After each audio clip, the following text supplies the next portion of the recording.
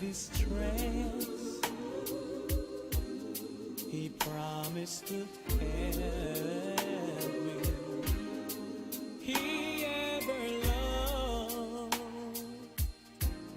and cared for His home, entered and tried, need a great Savior,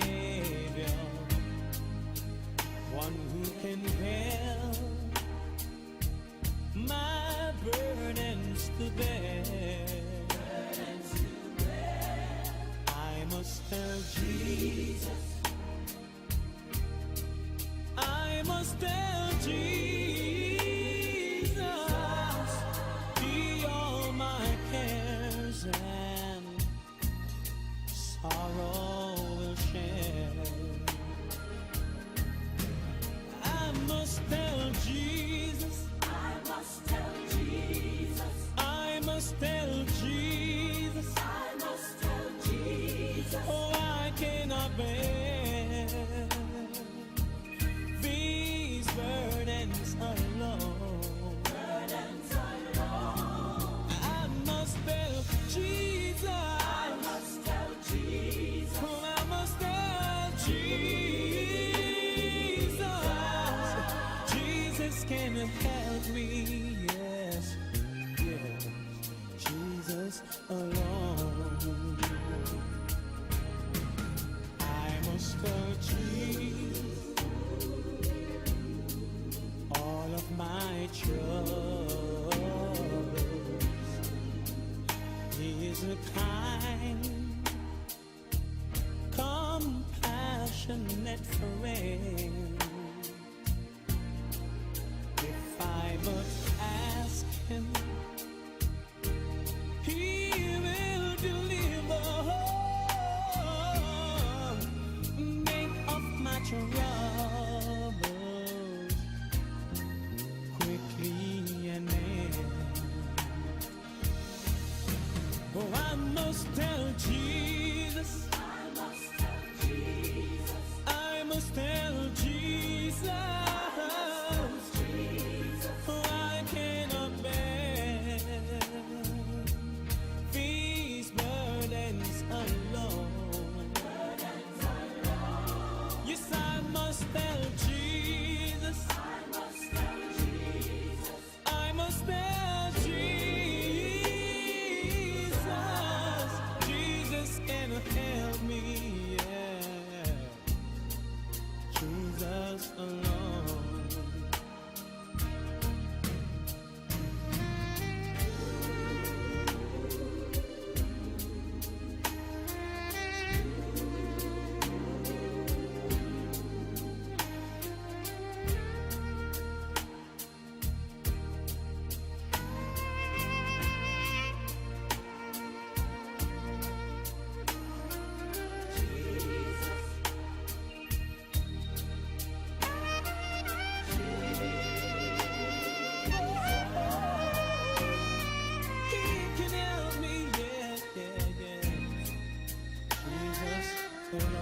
Just listen to this.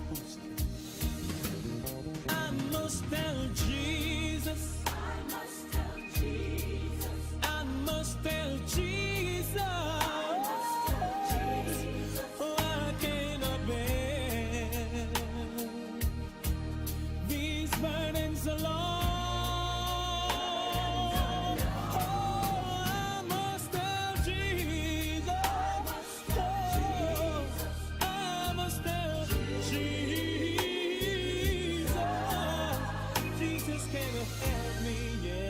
Yes, Jesus alone.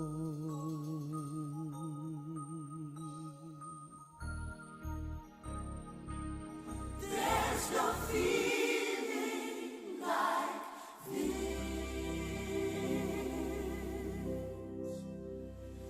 If that isn't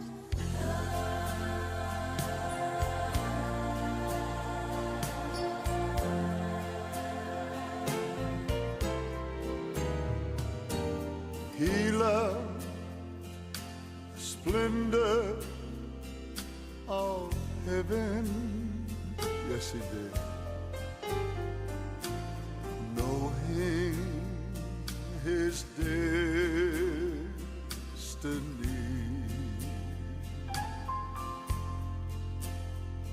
'Twas a lonely hill on Golgotha. Yes, it was. There to lay down his life for me.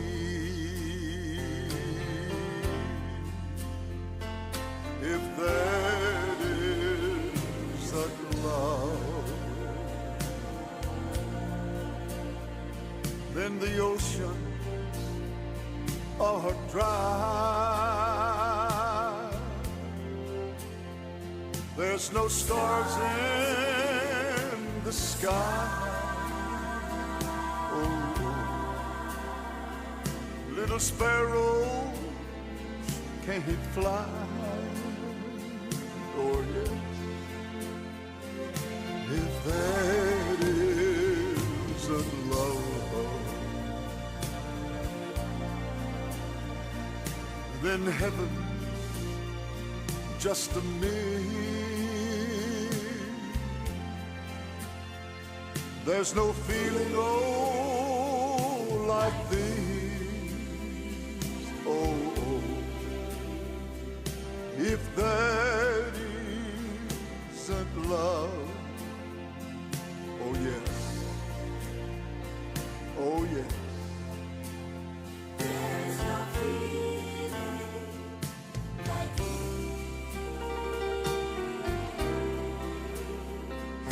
if that is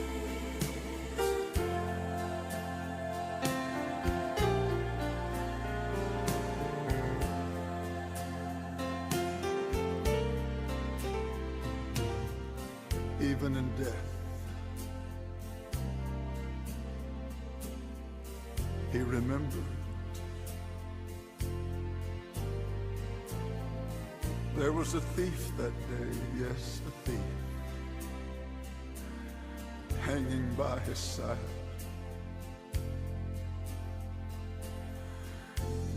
But he spoke to him with love and compassion. Then he took him to paradise. If that isn't love, then the oceans are dry. There's no stars in the sky. Little sparrows can't fly. Oh, but listen to me. If that is love, then heaven just a minute. There's no feeling, oh, like these. If that isn't love. Oh, but praise God, yes it is. If that isn't love, then the oceans are dry. There's no stars in the sky. Oh, little sparrows can't fly.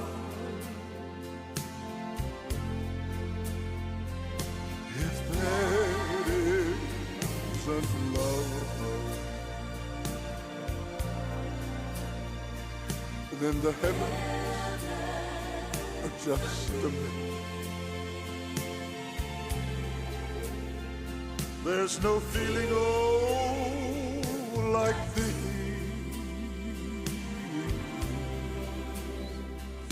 If there is a love,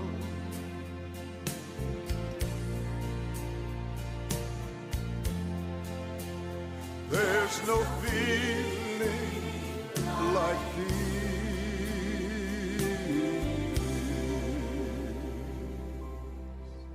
Oh, if that is not love.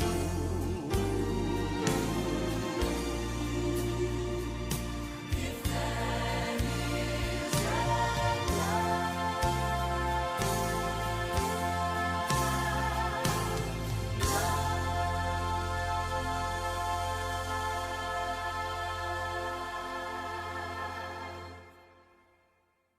The first book of Samuel, chapter 1. Now there was a certain man of Ramathaim Zophim of Mount Ephraim, and his name was Elkanah, the son of Jeroham, the son of Elihu, the son of Tohu, the son of Zoph, an Ephrathite. And he had 2 wives. The name of the one was Hannah, and the name of the other was Peninnah. And Peninnah had children, but Hannah had no children. And this man went up out of his city yearly to worship and to sacrifice unto the Lord of hosts in Shiloh. And the 2 sons of Eli, Hophni and Phinehas, the priests of the Lord, were there. And when the time was that Elkanah offered, he gave to Peninnah his wife and to all her sons and her daughters portions. But unto Hannah he gave a worthy portion, for he loved Hannah. But the Lord had shut up her womb. And her adversary also provoked her sore, for to make her fret, because the Lord had shut up her womb. And as he did so year by year, when she went up to the house of the Lord, so she provoked her. Therefore she wept, and did not eat. Then said Elkanah her husband to her, Hannah, why weepest thou? And why eatest thou not? And why is thy heart grieved? Am not I better to thee than 10 sons? So Hannah rose up after they had eaten in Shiloh, and after they had drunk. Now Eli the priest sat upon a seat by a post of the temple of the Lord. And she was in bitterness of soul, and prayed unto the Lord, and wept sore. And she vowed a vow, and said, O Lord of hosts, if thou wilt indeed look on the affliction of thine handmaid, and remember me, and not forget thine handmaid, but wilt give unto thine handmaid a man-child, then I will give him unto the Lord all the days of his life, and there shall no razor come upon his head. And it came to pass, as she continued praying before the Lord, that Eli marked her mouth. Now Hannah, she spake in her heart, only her lips moved, but her voice was not heard. Therefore Eli thought she had been drunken. And Eli said unto her, How long wilt thou be drunken? Put away thy wine from thee. And Hannah answered and said, No, my lord, I am a woman of a sorrowful spirit. I have drunk neither wine nor strong drink, but have poured out my soul before the Lord. Count not thine handmaid for a daughter of Belial, for out of the abundance of my complaint and grief have I spoken hitherto. Then Eli answered and said, Go in peace, and the God of Israel grant thee thy petition that thou hast asked of him. And she said, Let thine handmaid find grace in thy sight. So the woman went her way, and did eat, and her countenance was no more sad. And they rose up in the morning early, and worshipped before the Lord, and returned, and came to their house to Ramah. And Elkanah knew Hannah his wife, and the Lord remembered her. Wherefore it came to pass, when the time was come about after Hannah had conceived, that she bare a son, and called his name Samuel, saying, Because I have asked him of the Lord. And the man Elkanah and all his house went up to offer unto the Lord the yearly sacrifice and his vow. But Hannah went not up. For she said unto her husband, I will not go up until the child be weaned, and then I will bring him, that he may appear before the Lord, and there abide for ever. And Elkanah her husband said unto her, Do what seemeth thee good. Tarry until thou have weaned him. Only the Lord establish his word. So the woman abode, and gave her son suck, until she weaned him. And when she had weaned him, she took him up with her, with 3 bullocks, and 1 ephah of flour, and a bottle of wine, and brought him unto the house of the Lord in Shiloh. And the child was young. And they slew a bullock, and brought the child to Eli. And she said, O my Lord, as thy soul liveth, my Lord, I am the woman that stood by thee here, praying unto the Lord. For this child I prayed, and the Lord hath given me my petition, which I asked of him. Therefore also I have lent him to the Lord. As long as he liveth, he shall be lent to the Lord.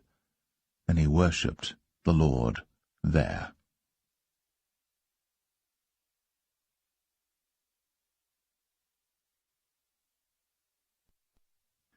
1 Samuel chapter 2.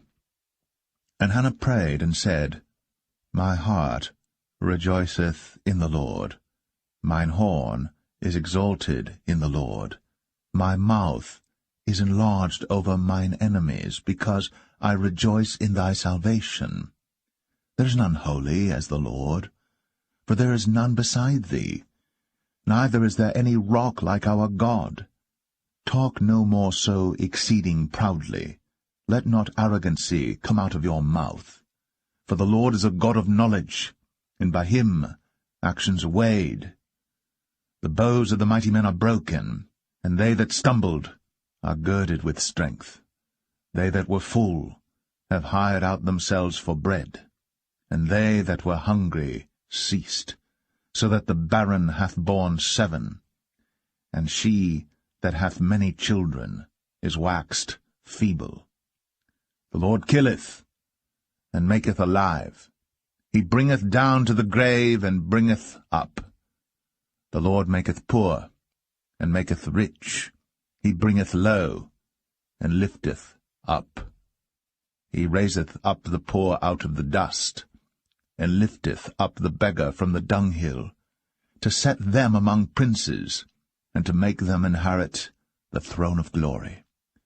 For the pillars of the earth are the Lord's, and he hath set the world upon them.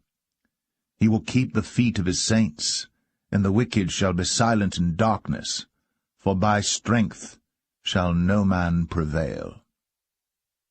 The adversaries of the Lord shall be broken to pieces. Out of heaven shall he thunder upon them. The Lord shall judge the ends of the earth, and he shall give strength unto his king, and exalt the horn of his anointed. And Elkanah went to Ramah to his house, and the child did minister unto the Lord before Eli the priest. Now the sons of Eli were sons of Belial.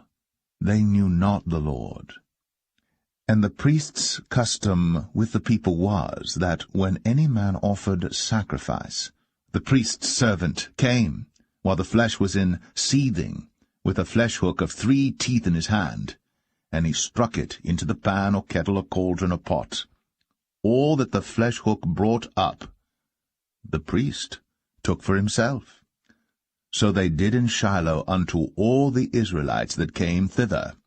Also before they burnt the fat, the priest's servant came and said to the man that sacrificed, Give flesh to roast for the priest, for he will not have sodden flesh of thee, but raw.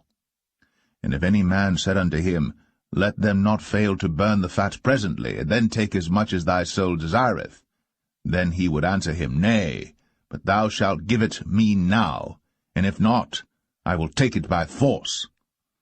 Wherefore the sin of the young men was very great before the Lord, for men abhorred the offering of the Lord. But Samuel ministered before the Lord, being a child, girded with a linen ephod. Moreover, his mother made him a little coat, and brought it to him from year to year, when she came up with her husband to offer the yearly sacrifice. And Eli blessed Elkanah and his wife, and said, The Lord give thee seed of this woman for the loan which is lent to the Lord. And they went unto their own home. And the Lord visited Hannah, so that she conceived, and bare 3 sons and 2 daughters. And the child Samuel grew before the Lord.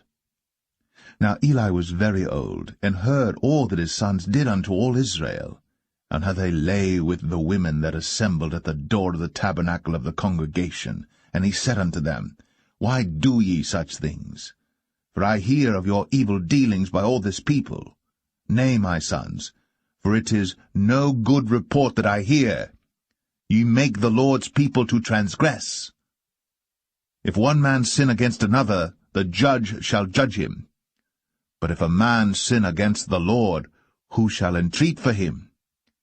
Notwithstanding, they hearkened not unto the voice of their father, because the Lord would slay them. And the child Samuel grew on, and was in favor both with the Lord and also with men. And there came a man of God unto Eli, and said unto him, Thus saith the Lord, Did I plainly appear unto the house of thy father, when they were in Egypt, in Pharaoh's house? And did I choose him out of all the tribes of Israel to be my priest, to offer upon mine altar, to burn incense, to wear an ephod before me? And did I give unto the house of thy father all the offerings made by fire of the children of Israel? Wherefore kick ye at my sacrifice and at mine offering, which I have commanded in my habitation, and honourest thy sons above me, to make yourselves fat with the chiefest of all the offerings of Israel my people? Wherefore the Lord God of Israel saith, I said indeed that thy house, and the house of thy father, should walk before me for ever. But now the Lord saith, Be it far from me, for them that honour me I will honour, and they that despise me shall be lightly esteemed. Behold, the days come, that I will cut off thine arm, and the arm of thy father's house, that there shall not be an old man in thine house. And thou shalt see an enemy in my habitation, in all the wealth which God shall give Israel. And there shall not be an old man in thine house for ever. And the man of thine whom I shall not cut off from mine altar shall be to consume thine eyes and to grieve thine heart, and all the increase of thine house shall die in the flower of their age. And this shall be a sign unto thee, that shall come upon thy 2 sons, on Hophni and Phinehas, in one day. They shall die, both of them. And I will raise me up a faithful priest, that shall do according to that which is in mine heart and in my mind. And I will build him a sure house, and he shall walk before mine anointed for ever.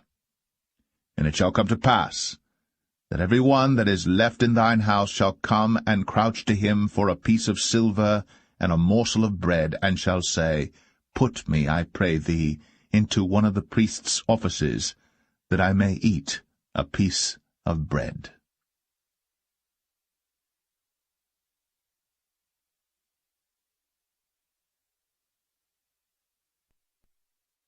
1 Samuel 3. And the child Samuel ministered unto the Lord before Eli. And the word of the Lord was precious in those days. There was no open vision. And it came to pass at that time, when Eli was laid down in his place, and his eyes began to wax dim, that he could not see, and ere the lamp of God went out in the temple of the Lord, where the ark of God was, and Samuel was laid down to sleep, that the Lord called Samuel, and he answered, Here am I. And he ran unto Eli, and said, Here am I, for thou calledst me. And he said, I called not, lie down again. And he went and lay down. And the Lord called yet again, Samuel. And Samuel arose and went to Eli, and said, Here am I, for thou didst call me. And he answered, I called not, my son, lie down again.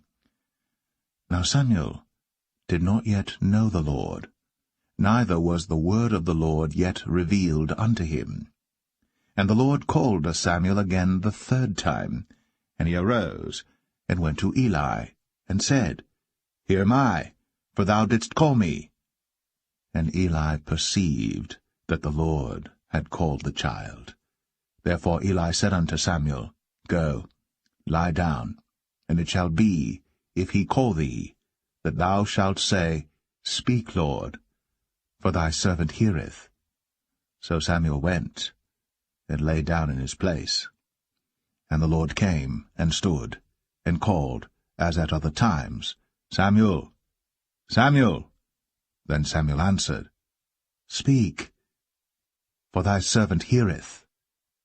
And the Lord said to Samuel, Behold, I will do a thing in Israel, at which both the ears of every one that heareth it shall tingle. In that day I will perform against Eli all things which I have spoken concerning his house. When I begin, I will also make an end. For I have told him that I will judge his house for ever for the iniquity which he knoweth, because his sons made themselves vile, and he restrained them not. And therefore I have sworn unto the house of Eli, that the iniquity of Eli's house shall not be purged with sacrifice nor offering for ever. And Samuel lay until the morning, and opened the doors of the house of the Lord. And Samuel feared to show Eli the vision. Then Eli called Samuel, and said, Samuel, my son. And he answered, Here am I. And he said, What is the thing that the Lord hath said unto thee? I pray thee, hide it not from me. God do so to thee, and more also, if thou hide anything from me of all the things that he said unto thee. And Samuel told him every whit, and hid nothing from him. And he said, It is the Lord. Let him do what seemeth him good. And Samuel grew, and the Lord was with him, and did let none of his words fall to the ground. And all Israel from Dan even to Beersheba knew that Samuel was established to be a prophet of the Lord. And the Lord appeared again in Shiloh. For the Lord revealed himself to Samuel in Shiloh by the word of the Lord.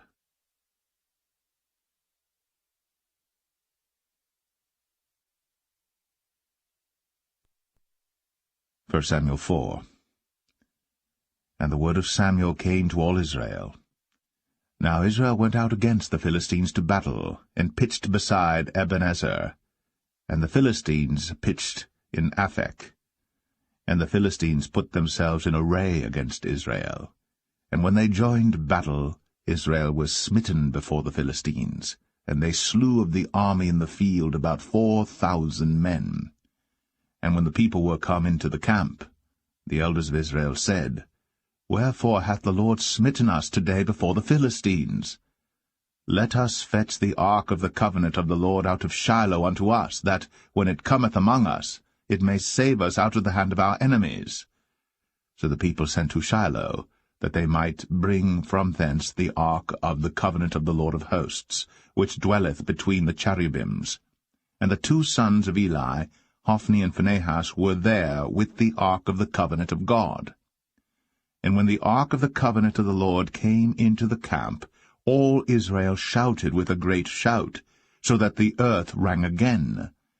And when the Philistines heard the noise of the shout, they said, What meaneth the noise of this great shout in the camp of the Hebrews?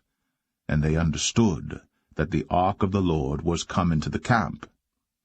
And the Philistines were afraid, for they said, God is come into the camp. And they said, Woe unto us! For there hath not been such a thing heretofore. Woe unto us! Who shall deliver us out of the hand of these mighty gods? These are the gods that smote the Egyptians with all the plagues in the wilderness. Be strong, and quit yourselves like men, O ye Philistines, that ye be not servants unto the Hebrews, as they have been to you. Quit yourselves like men, and fight. And the Philistines fought. And Israel was smitten, and they fled every man into his tent. And there was a very great slaughter, for there fell of Israel 30,000 footmen. And the ark of God was taken, and the two sons of Eli, Hophni and Phinehas, were slain.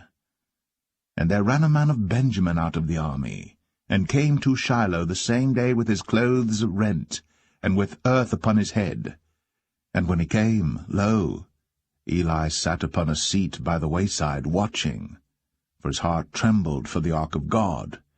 And when the man came into the city and told it, all the city cried out. And when Eli heard the noise of the crying, he said, What meaneth the noise of this tumult? And the man came in hastily, and told Eli. Now Eli was 98 years old, and his eyes were dim, that he could not see. And the man said unto Eli, I am he that came out of the army, and I fled today out of the army. And he said, What is that done, my son? And the messenger answered and said, Israel is fled before the Philistines, and there hath been also a great slaughter among the people. And thy 2 sons also, Hophni and Phinehas, are dead, and the ark of God is taken. And it came to pass, when he made mention of the ark of God, that he fell from off the seat backward by the side of the gate, and his neck brake, and he died. For he was an old man, and heavy, and he had judged Israel 40 years. And his daughter-in-law Phinehas' wife was with child, near to be delivered. And when she heard the tidings that the ark of God was taken, and that her father-in-law and her husband were dead, she bowed herself and travailed, for her pains came upon her. And about the time of her death the women that stood by her said unto her, Fear not, for thou hast borne a son. But she answered not, neither did she regard it. And she named the child Ichabod, saying, The glory is departed from Israel, because the ark of God was taken, and because of her father-in-law and her husband. And she said, The glory is departed from Israel, for the ark of God is taken.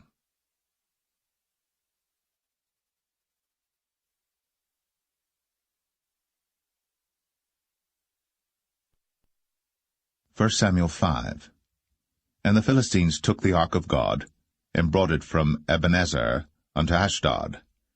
When the Philistines took the ark of God, they brought it into the house of Dagon, and set it by Dagon. And when they of Ashdod arose early on the morrow, behold, Dagon was fallen upon his face to the earth before the ark of the Lord. And they took Dagon, and set him in his place again.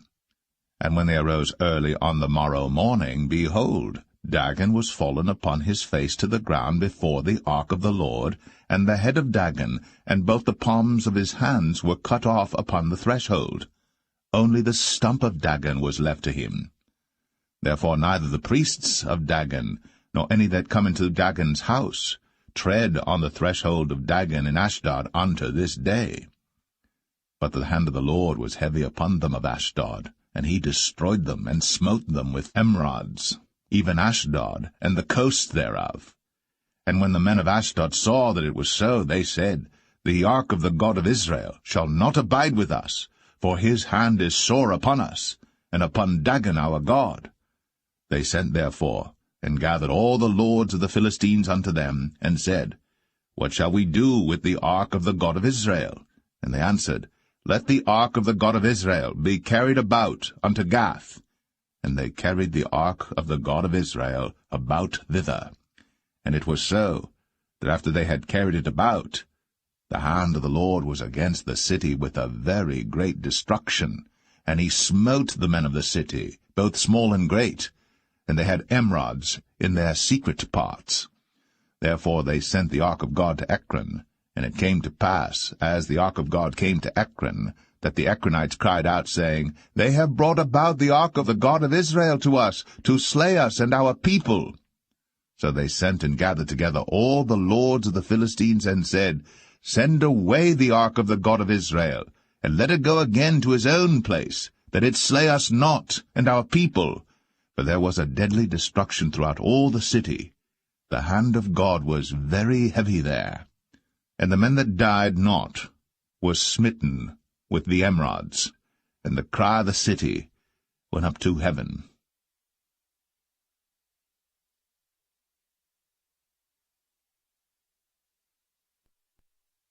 First Samuel 6.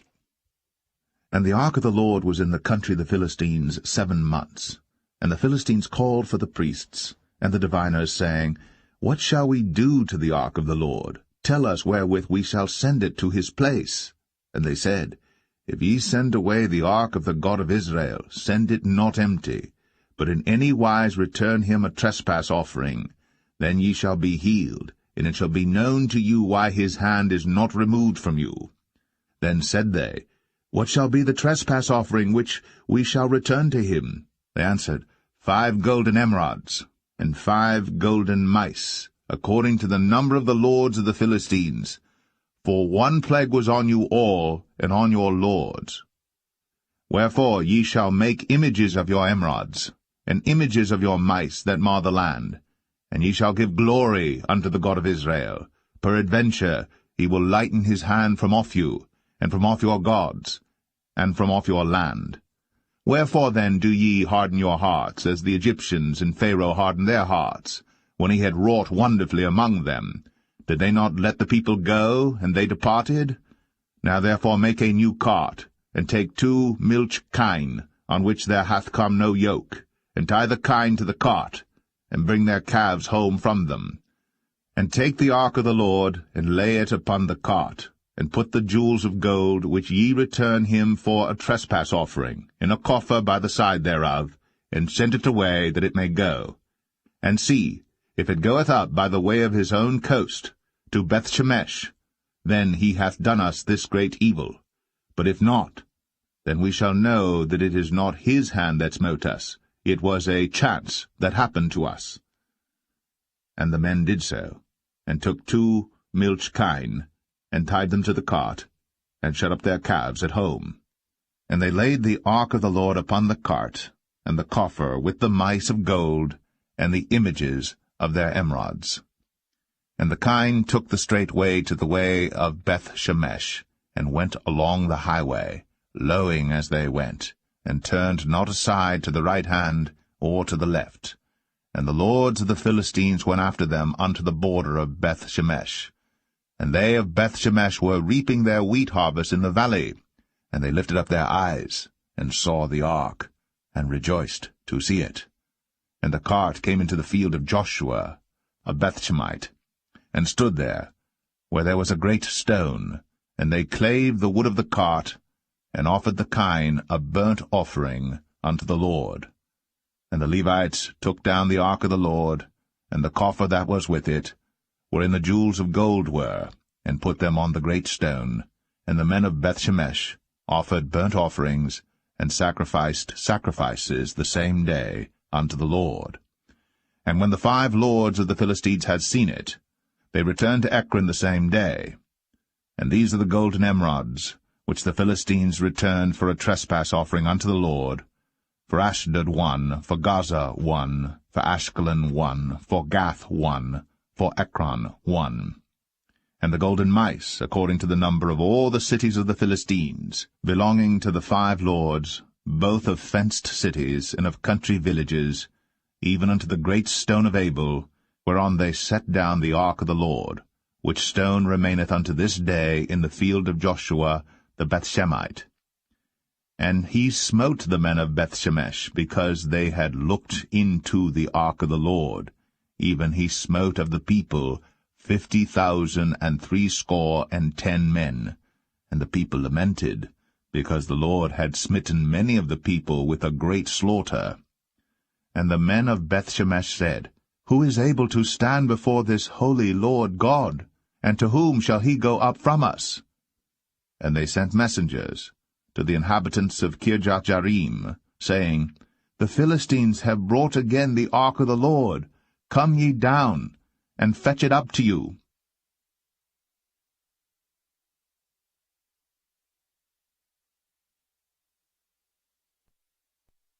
First Samuel 7.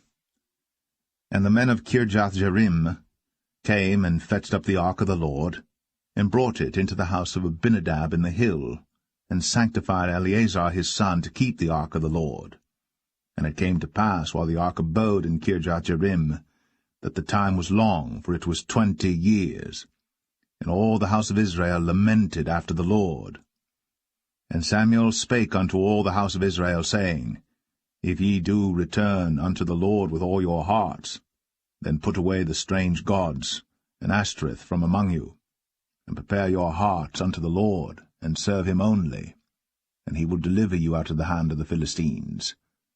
Then the children of Israel did put away Baalim and Ashtoreth, and served the Lord only. And Samuel said, Gather all Israel to Mizpeh, and I will pray for you unto the Lord. And they gathered together to Mizpeh, and drew water, and poured it out before the Lord, and fasted on that day, and said there, We have sinned against the Lord. And Samuel judged the children of Israel in Mizpeh. And when the Philistines heard that the children of Israel were gathered together to Mizpeh, the lords of the Philistines went up against Israel. And when the children of Israel heard it, they were afraid of the Philistines. And the children of Israel said to Samuel, Cease not to cry unto the Lord our God for us, that he will save us out of the hand of the Philistines. And Samuel took a sucking lamb, and offered it for a burnt offering holy unto the Lord. And Samuel cried unto the Lord for Israel. And the Lord heard him. And as Samuel was offering up the burnt offering, the Philistines drew near to battle against Israel. But the Lord thundered with a great thunder on that day upon the Philistines, and discomfited them, and they were smitten before Israel. And the men of Israel went out of Mizpeh, and pursued the Philistines, and smote them until they came under Bethkar. Then Samuel took a stone, and set it between Mizpeh and Shen, and called the name of it Ebenezer, saying, Hitherto hath the Lord helped us. So the Philistines were subdued, and they came no more into the coast of Israel. And the hand of the Lord was against the Philistines all the days of Samuel. And the cities which the Philistines had taken from Israel were restored to Israel, from Ekron even unto Gath. And the coasts thereof did Israel deliver out of the hands of the Philistines. And there was peace between Israel and the Amorites. And Samuel judged Israel all the days of his life. And he went from year to year in circuit to Bethel, and Gilgal, and Mizpeh, and judged Israel in all those places. And his return was to Ramah, for there was his house, and there he judged Israel, and there he built an altar unto the Lord.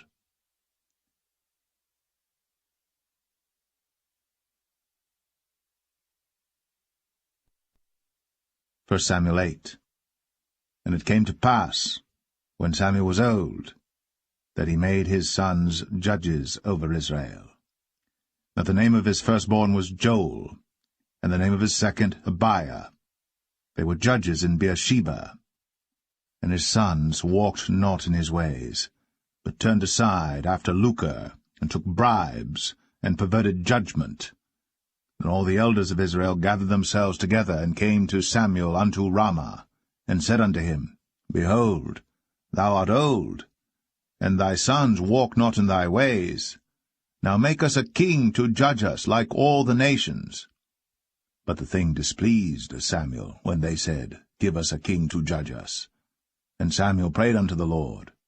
And the Lord said unto Samuel, Hearken unto the voice of the people, in all that they say unto thee. For they have not rejected thee, but they have rejected me, that I should not reign over them. According to all the works which they have done since the day that I brought them up out of Egypt, even unto this day, wherewith they have forsaken me, and served other gods, so do they also unto thee. Now therefore hearken unto their voice, howbeit yet protest solemnly unto them, and show them the manner of the king that shall reign over them. And Samuel told all the words of the Lord unto the people that asked of him a king. And he said, This will be the manner of the king that shall reign over you. He will take your sons, and appoint them for himself, for his chariots, and to be his horsemen, and some shall run before his chariots.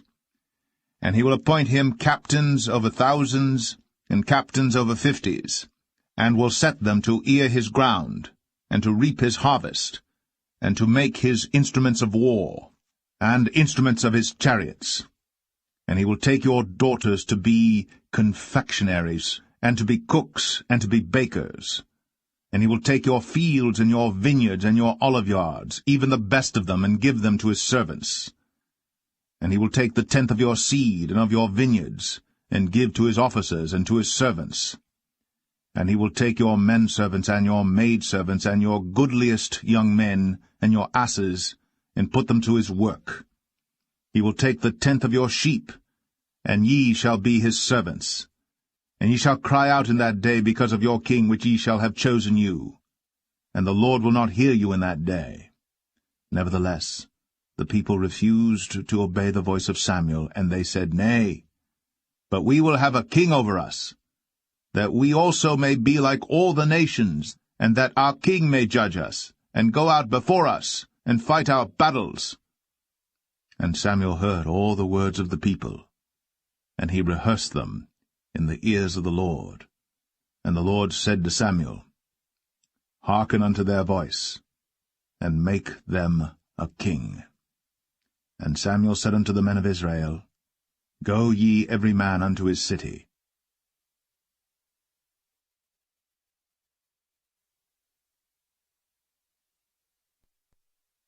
1 Samuel 9.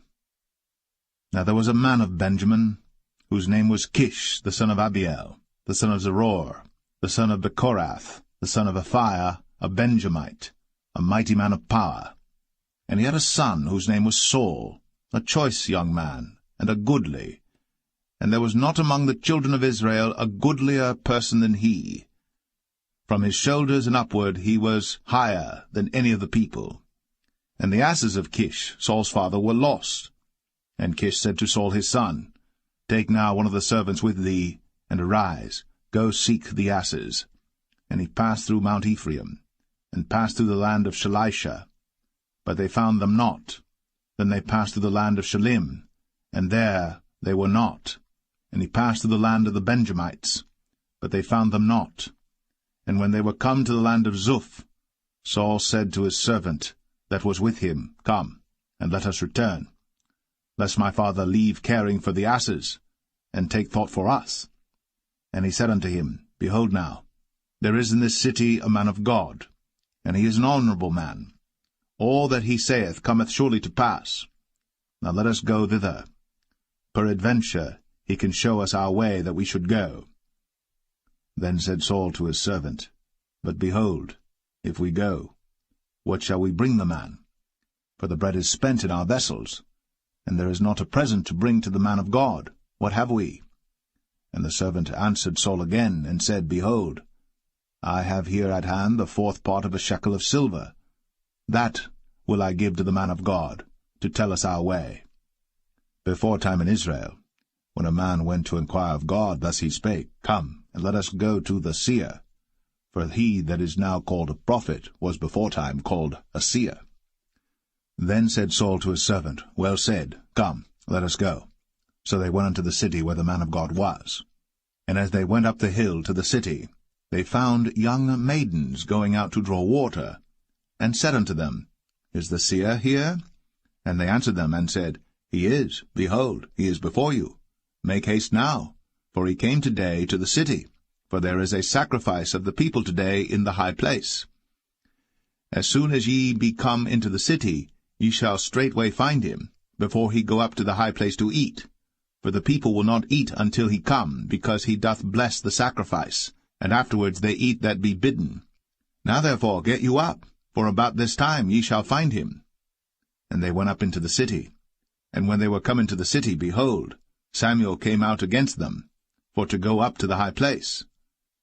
Now the Lord had told Samuel in his ear a day before Saul came, saying, Tomorrow, about this time, I will send thee a man out of the land of Benjamin, and thou shalt anoint him to be captain over my people Israel, that he may save my people out of the hand of the Philistines. For I have looked upon my people, because their cry is, Come unto me. And when Samuel saw Saul, the Lord said unto him, Behold the man whom I spake to thee of. This same shall reign over my people.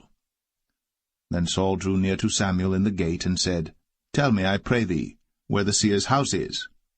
And Samuel answered Saul, and said, I am the seer. Go up before me unto the high place. For ye shall eat with me today, and tomorrow I will let thee go, and will tell thee all that is in thine heart. And as for thine asses that were lost 3 days ago, set not thy mind on them, for they are found. And on whom is all the desire of Israel? Is it not on thee, and on all thy father's house? And Saul answered and said, Am not I a Benjamite, of the smallest of the tribes of Israel, and my family the least of all the families of the tribe of Benjamin? Wherefore then speakest thou so to me? And Samuel took Saul and his servant, and brought them into the parlour, and made them sit in the chiefest place among them that were bidden, which were about 30 persons. And Samuel said unto the cook, Bring the portion which I gave thee, of which I said unto thee, Set it by thee. And the cook took up the shoulder, and that which was upon it, and set it before Saul. And Samuel said, Behold that which is left, set it before thee, and eat. For unto this time hath it been kept for thee, since I said, I have invited the people. So Saul did eat with Samuel that day. And when they were come down from the high place into the city, Samuel communed with Saul upon the top of the house. And they arose early. And it came to pass about the spring of the day that Samuel called Saul to the top of the house, saying, Up, that I may send thee away. And Saul arose. And they went out, both of them, he and Samuel, abroad. And as they were going down to the end of the city, Samuel said to Saul, Bid the servant pass on before us. And he passed on. But stand thou still a while, that I may show thee the word of God.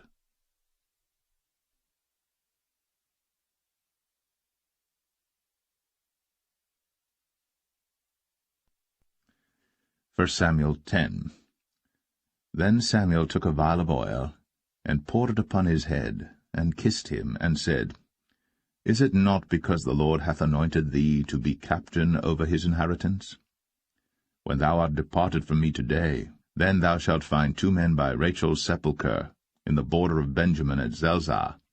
And they will say unto thee, The asses which thou wentest to seek are found.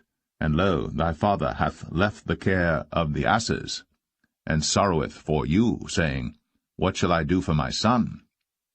Then shalt thou go on forward from thence, and thou shalt come to the plain of Tabor. And there shall meet thee 3 men going up to God to Bethel, one carrying 3 kids, and another carrying 3 loaves of bread, and another carrying a bottle of wine. And they will salute thee, and give thee 2 loaves of bread, which thou shalt receive of their hands. After that thou shalt come to the hill of God, where is the garrison of the Philistines. And it shall come to pass, when thou art come thither to the city, that thou shalt meet a company of prophets coming down from the high place, with a psaltery, and a tabret, and a pipe, and a harp before them. And they shall prophesy. And the Spirit of the Lord will come upon thee, and thou shalt prophesy with them, and shalt be turned into another man. And let it be, when these signs are come unto thee, that thou do as occasion serve thee, for God is with thee. And thou shalt go down before me to Gilgal, and behold, I will come down unto thee to offer burnt offerings, and to sacrifice sacrifices of peace offerings. 7 days shalt thou tarry, till I come to thee, and show thee what thou shalt do.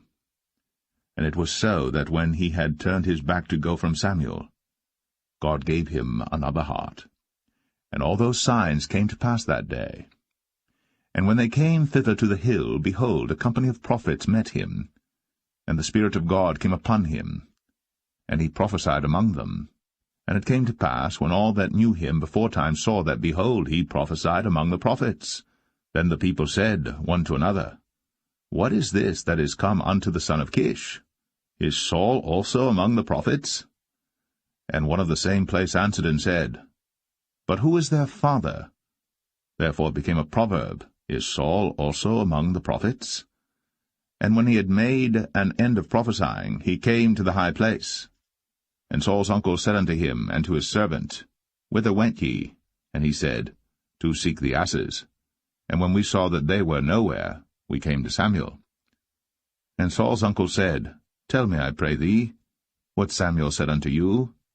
And Saul said unto his uncle, He told us plainly that the asses were found.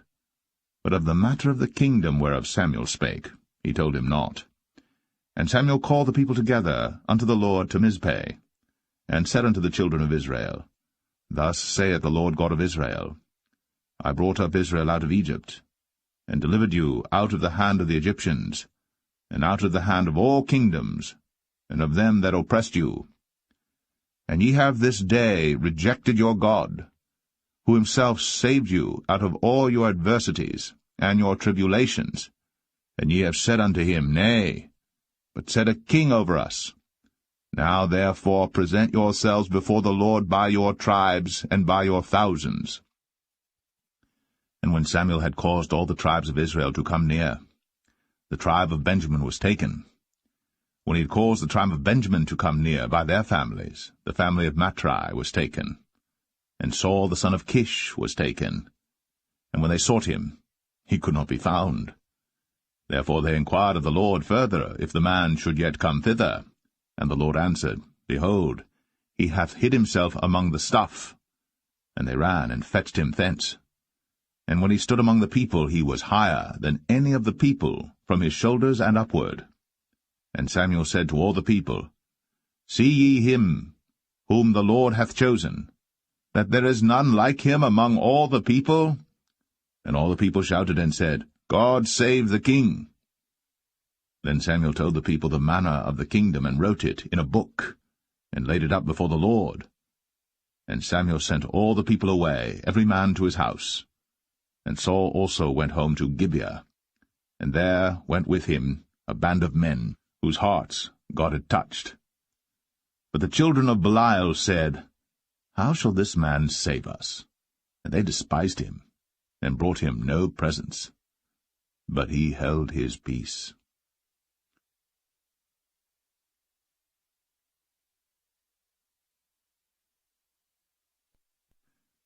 1 Samuel 11. Then Nahash the Ammonite came up, and encamped against Jabesh-Gilead. And all the men of Jabesh said unto Nahash, Make a covenant with us, and we will serve thee. And Nahash the Ammonite answered them, On this condition will I make a covenant with you, that I may thrust out all your right eyes, and lay it for a reproach upon all Israel. And the elders of Jabesh said unto him, Give us 7 days' respite, that we may send messengers unto all the coasts of Israel, and then, if there be no man to save us, we will come out to thee.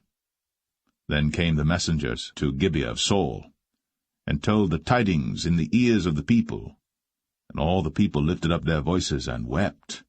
And behold, Saul came after the herd out of the field, and Saul said, What aileth the people, that they weep? And they told him the tidings of the men of Jabesh. And the Spirit of God came upon Saul when he heard those tidings, and his anger was kindled greatly. And he took a yoke of oxen, and hewed them in pieces, and sent them throughout all the coast of Israel by the hands of messengers, saying, Whosoever cometh not forth after Saul and after Samuel, so shall it be done unto his oxen. And the fear of the Lord fell on the people, and they came out with one consent. And when he numbered them in Bezek, the children of Israel were 300,000, and the men of Judah 30,000. And they said unto the messengers that came, Thus shall ye say unto the men of Jabesh-Gilead, Tomorrow by that time the sun be hot, ye shall have help. And the messengers came and showed it to the men of Jabesh, and they were glad. Therefore the men of Jabesh said, Tomorrow we will come out unto you, and ye shall do with us all that seemeth good unto you. And it was so in the morrow, that Saul put the people in 3 companies, And they came into the midst of the host in the morning watch, and slew the Ammonites until the heat of the day. And it came to pass, that they which remained were scattered, so that 2 of them were not left together. And the people said unto Samuel, Who is he that said, Shall Saul reign over us? Bring the men, that we may put them to death. And Saul said, There shall not a man be put to death this day, for today the Lord hath wrought salvation in Israel. Then said Samuel to the people, Come, and let us go to Gilgal, and renew the kingdom there. And all the people went to Gilgal, and there they made Saul king before the Lord in Gilgal, and there they sacrificed sacrifices of peace offerings before the Lord. And there Saul and all the men of Israel rejoiced greatly.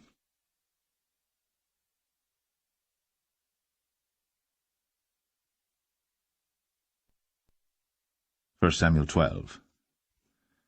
And Samuel said unto all Israel, Behold, I have hearkened unto your voice in all that ye said unto me, and have made a king over you. And now, behold, the king walketh before you. And I am old and grey-headed, and behold, my sons are with you. And I have walked before you from my childhood unto this day. Behold, here I am. Witness against me before the Lord and before his anointed, whose ox have I taken? Or whose ass have I taken? Or whom have I defrauded? Whom have I oppressed? Or of whose hand have I received any bribe to blind mine eyes therewith? And I will restore it you. And they said, Thou hast not defrauded us, nor oppressed us, neither hast thou taken aught of any man's hand. And he said unto them, The Lord is witness against you, and his anointed is witness this day, that ye have not found aught in my hand. And they answered, He is witness. And Samuel said unto the people, It is the Lord that advanced Moses and Aaron, and that brought your fathers up out of the land of Egypt. Now therefore stand still, that I may reason with you before the Lord of all the righteous acts of the Lord, which he did to you and to your fathers. When Jacob was come into Egypt, and your fathers cried unto the Lord, then the Lord sent Moses and Aaron, which brought forth your fathers out of Egypt, and made them dwell in this place. And when they forgat the Lord their God, he sold them into the hand of Sisera, captain of the host of Hazor, and into the hand of the Philistines, and into the hand of the king of Moab. And they fought against them. And they cried unto the Lord, and said, We have sinned, because we have forsaken the Lord, and have served Balaam and Ashtoreth. But now deliver us out of the hand of our enemies, and we will serve thee. And the Lord sent Jerubbaal, and Bedan, and Jephthah, and Samuel, and delivered you out of the hand of your enemies on every side, and ye dwelled safe. And when ye saw that Nahash the king of the children of Ammon came against you, ye said unto me, Nay, but a king shall reign over us, when the Lord your God was your king. Now therefore, behold, the king whom ye have chosen, and whom ye have desired, and behold, the Lord hath set a king over you. If ye will fear the Lord, and serve him, and obey his voice, and not rebel against the commandment of the Lord, then shall both ye and also the king that reigneth over you continue following the Lord your God. But if ye will not obey the voice of the Lord, but rebel against the commandment of the Lord, then shall the hand of the Lord be against you, as it was against your fathers. Now therefore stand and see this great thing which the Lord will do before your eyes. Is it not wheat harvest today? I will call unto the Lord, and he shall send thunder and rain, that ye may perceive and see that your wickedness is great, which ye have done in the sight of the Lord in asking you a king. So Samuel called unto the Lord, and the Lord sent thunder and rain that day. And all the people greatly feared the Lord and Samuel. And all the people said unto Samuel, Pray for thy servants unto the Lord thy God, that we die not. For we have added unto all our sins this evil, to ask us a king. And Samuel said unto the people, Fear not. Ye have done all this wickedness. Yet turn not aside from following the Lord, but serve the Lord with all your heart. And turn ye not aside, For then should ye go after vain things which cannot profit nor deliver, for they are vain. For the Lord will not forsake his people for his great name's sake, because it hath pleased the Lord to make you his people. Moreover, as for me, God forbid that I should sin against the Lord in ceasing to pray for you. But I will teach you the good and the right way. Only fear the Lord, and serve him in truth with all your heart. For consider how great things he hath done for you. But if ye shall still do wickedly, ye shall be consumed, both ye and your king.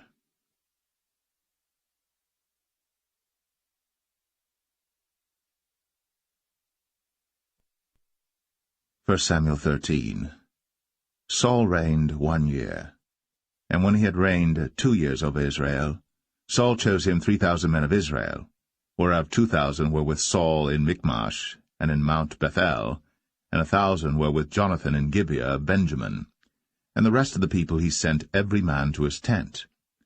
And Jonathan smote the garrison of the Philistines that was in Geba, and the Philistines heard of it. And Saul blew the trumpet throughout all the land, saying, Let the Hebrews hear. And all Israel heard say that Saul had smitten a garrison of the Philistines, and that Israel also was had in abomination with the Philistines. And the people were called together after Saul to Gilgal.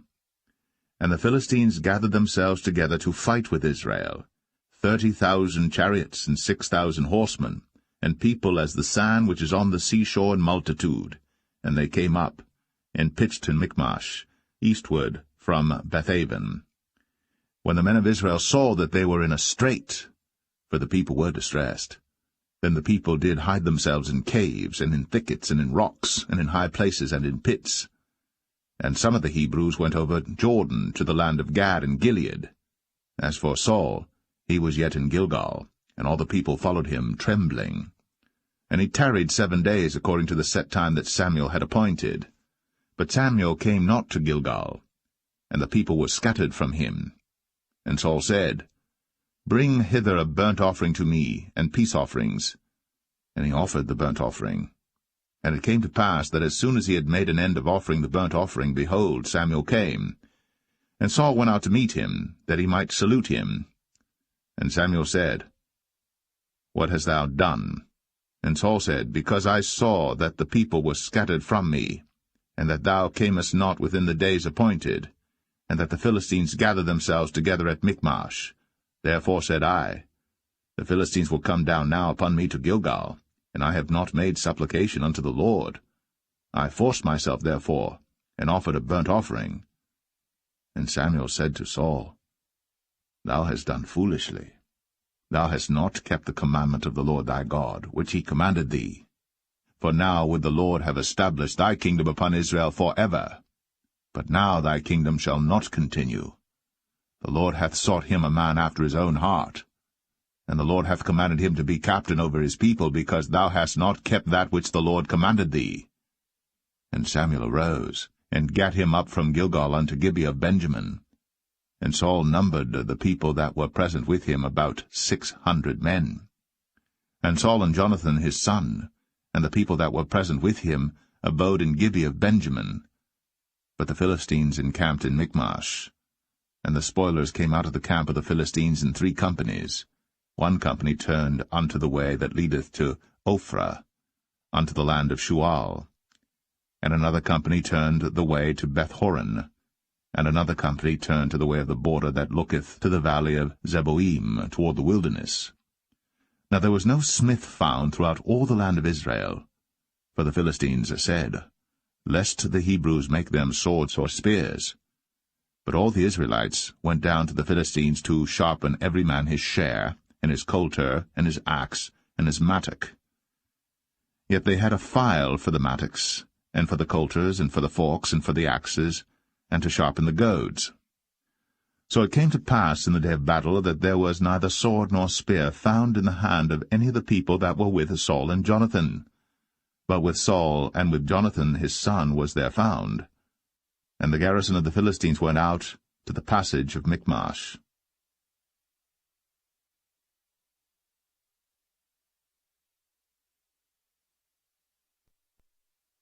1 Samuel 14.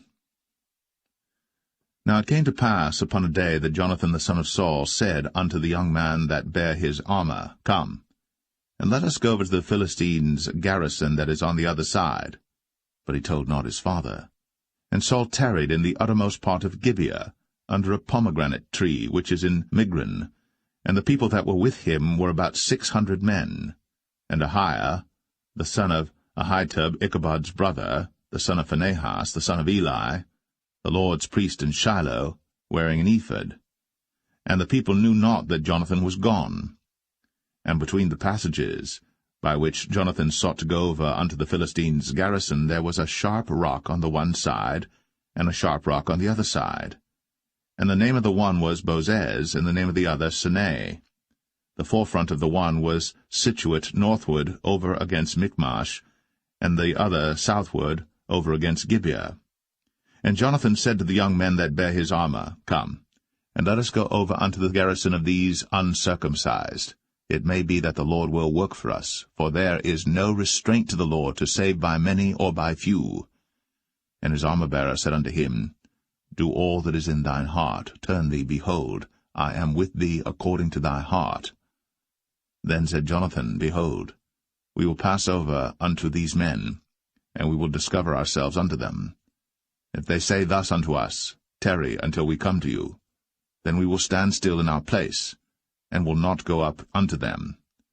But if they say thus, Come up unto us, then we will go up, for the Lord hath delivered them into our hand, and this shall be a sign unto us. And both of them discovered themselves unto the garrison of the Philistines. And the Philistines said, Behold, the Hebrews come forth out of the holes where they had hid themselves. And the men of the garrison answered Jonathan and his armor-bearer, and said, Come up to us, and we will show you a thing. And Jonathan said unto his armor-bearer, Come up after me, for the Lord hath delivered them into the hand of Israel. And Jonathan climbed up upon his hands and upon his feet, and his armor-bearer after him, and they fell before Jonathan, and his armor-bearer slew after him. And that first slaughter which Jonathan and his armor-bearer made was about 20 men, within as it were an half acre of land, which a yoke of oxen might plough. And there was trembling in the host, in the field, and among all the people. The garrison and the spoilers, they also trembled, and the earth quaked. So it was a very great trembling. And the watchmen of Saul and Gibeah of Benjamin looked, and behold, the multitude melted away, and they went on beating down one another. Then said Saul unto the people that were with him, Number now, and see who is gone from us. And when they had numbered, behold, Jonathan and his armor-bearer were not there. And Saul said unto Ahiah, Bring hither the ark of God. For the ark of God was at that time with the children of Israel. And it came to pass, while Saul talked unto the priest, that the noise that was in the host of the Philistines went on and increased. And Saul said unto the priest, Withdraw thine hand. And Saul and all the people that were with him assembled themselves. And they came to the battle. And behold, every man's sword was against his fellow, and there was a very great discomfiture. Moreover, the Hebrews that were with the Philistines before that time, which went up with them into the camp from the country round about, even they also turned to be with the Israelites that were with Saul and Jonathan. Likewise all the men of Israel, which had hid themselves in Mount Ephraim, when they heard that the Philistines fled, even they also followed hard after them in the battle. So the Lord saved Israel that day. And the battle passed over unto Bethaven. And the men of Israel were distressed that day.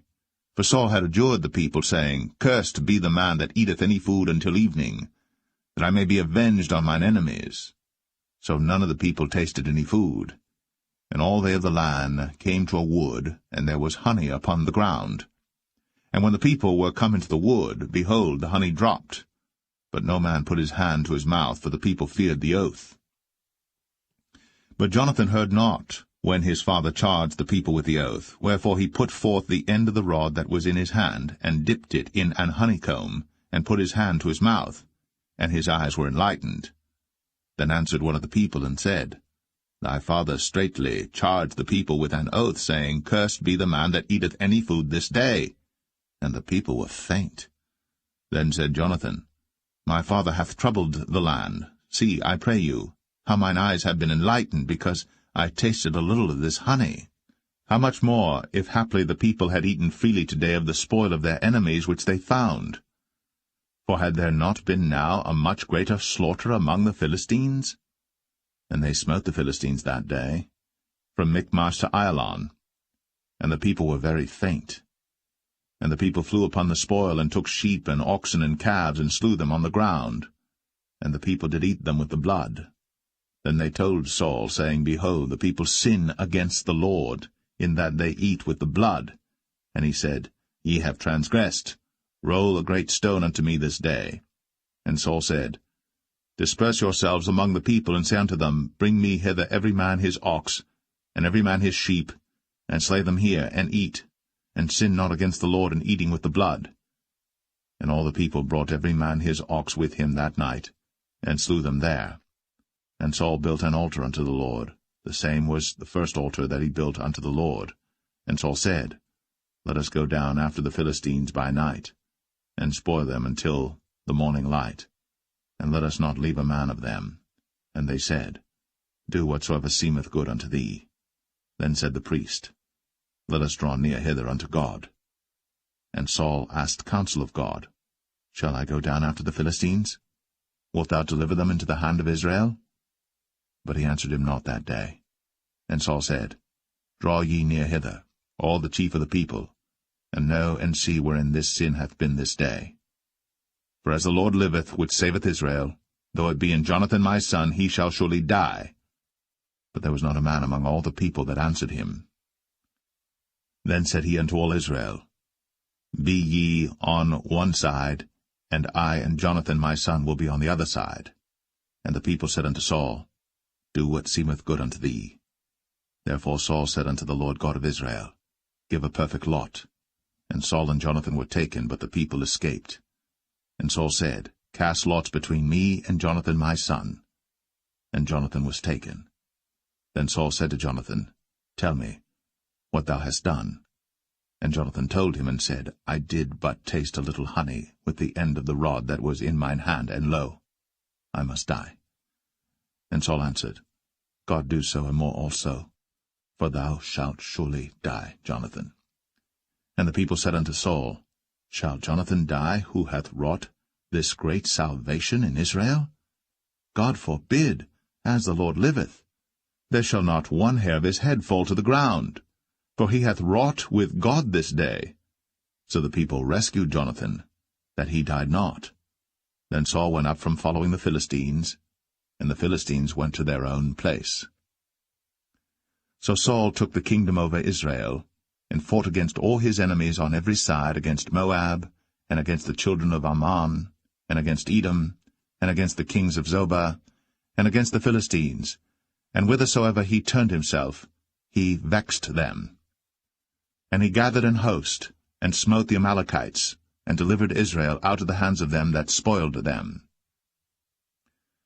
Now the sons of Saul were Jonathan and Ishui, and Melch-Ishui. And the names of his two daughters were these, the name of the firstborn Merab, and the name of the younger Michal.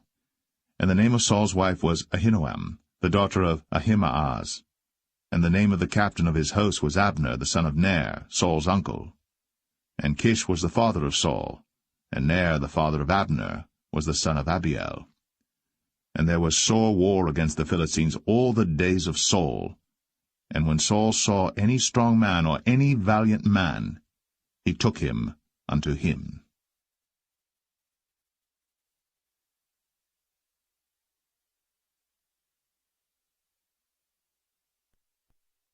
First Samuel 15. Samuel also said unto Saul, The Lord sent me to anoint thee to be king over his people, over Israel. Now therefore hearken thou unto the voice of the words of the Lord. Thus saith the Lord of hosts, I remember that which Amalek did to Israel, how he laid wait for him in the way when he came up from Egypt. Now go, and smite Amalek, and utterly destroy all that they have, and spare them not, but slay both man and woman, infant and suckling, ox and sheep, camel and ass. And Saul gathered the people together, and numbered them in Telaim 200,000 footmen, and 10,000 men of Judah. And Saul came to a city of Amalek, and laid wait in the valley. And Saul said unto the Kenites, Go, depart, get you down from among the Amalekites, lest I destroy you with them. For ye showed kindness to all the children of Israel when they came up out of Egypt. So the Kenites departed from among the Amalekites. And Saul smote the Amalekites from Havilah until thou comest to Shur, that is over against Egypt. And he took Agag, the king of the Amalekites, alive, and utterly destroyed all the people with the edge of the sword. But Saul and the people spared Agag, and the best of the sheep, and of the oxen, and of the fatlings, and the lambs, and all that was good, and would not utterly destroy them. But everything that was vile and refuse, that they destroyed utterly. Then came the word of the Lord unto Samuel, saying, It repenteth me that I have set up Saul to be king, for he is turned back from following me, and hath not performed my commandments. And it grieved Samuel, and he cried unto the Lord all night. And when Samuel rose early to meet Saul in the morning, it was told Samuel, saying, Saul came to Carmel, and behold, he set him up a place, and is gone about, and passed on, and gone down to Gilgal. And Samuel came to Saul, and Saul said unto him, Blessed be thou of the Lord, I have performed the commandment of the Lord. And Samuel said, What meaneth then this bleating of the sheep in mine ears, and the lowing of the oxen which I hear? And Saul said, They have brought them from the Amalekites, for the people spared the best of the sheep and of the oxen to sacrifice unto the Lord thy God, and the rest we have utterly destroyed. Then Samuel said unto Saul, Stay, and I will tell thee what the Lord hath said to me this night. And he said unto him, Say on. And Samuel said, When thou wast little in thine own sight, wast thou not made the head of the tribes of Israel? And the Lord anointed thee king over Israel? And the Lord sent thee on a journey, and said, Go, and utterly destroy the sinners, the Amalekites, and fight against them until they be consumed. Wherefore then didst thou not obey the voice of the Lord, but didst fly upon the spoil, and didst evil in the sight of the Lord? And Saul said unto Samuel, Yea, I have obeyed the voice of the Lord, and have gone the way which the Lord sent me, and have brought Agag, the king of Amalek, and have utterly destroyed the Amalekites. But the people took of the spoil sheep and oxen, the chief of the things which should have been utterly destroyed, to sacrifice unto the Lord thy God in Gilgal. And Samuel said, Hath the Lord as great delight in burnt offerings and sacrifices as in obeying the voice of the Lord? Behold, to obey is better than sacrifice, and to hearken than the fat of rams. For rebellion is as the sin of witchcraft, and stubbornness is as iniquity and idolatry. Because thou hast rejected the word of the Lord, he hath also rejected thee from being king. And Saul said unto Samuel, I have sinned, for I have transgressed the commandment of the Lord, and thy words, because I feared the people, and obeyed their voice. Now therefore, I pray thee, pardon my sin, and turn again with me, that I may worship the Lord. And Samuel said unto Saul, I will not return with thee, for thou hast rejected the word of the Lord, and the Lord hath rejected thee from being king over Israel. And as Samuel turned about to go away, he laid hold upon the skirt of his mantle, and it rent. And Samuel said unto him, The Lord hath rent the kingdom of Israel from thee this day, and hath given it to a neighbor of thine, that is better than thou. And also the strength of Israel will not lie nor repent, for he is not a man that he should repent. Then he said, I have sinned. Yet honor me now, I pray thee, before the elders of my people, and before Israel, and turn again with me, that I may worship the Lord thy God. So Samuel turned again after Saul, and Saul worshipped the Lord. Then said Samuel, Bring ye hither to me Agag the king of the Amalekites. And Agag came unto him delicately, and Agag said, Surely the bitterness of death is past. And Samuel said, As thy sword hath made women childless, so shall thy mother be childless among women. And Samuel hewed Agag in pieces before the Lord in Gilgal. Then Samuel went to Ramah, and Saul went up to his house to Gibeah of Saul. And Samuel came no more to see Saul until the day of his death. Nevertheless Samuel mourned for Saul, and the Lord repented that he had made Saul king over Israel.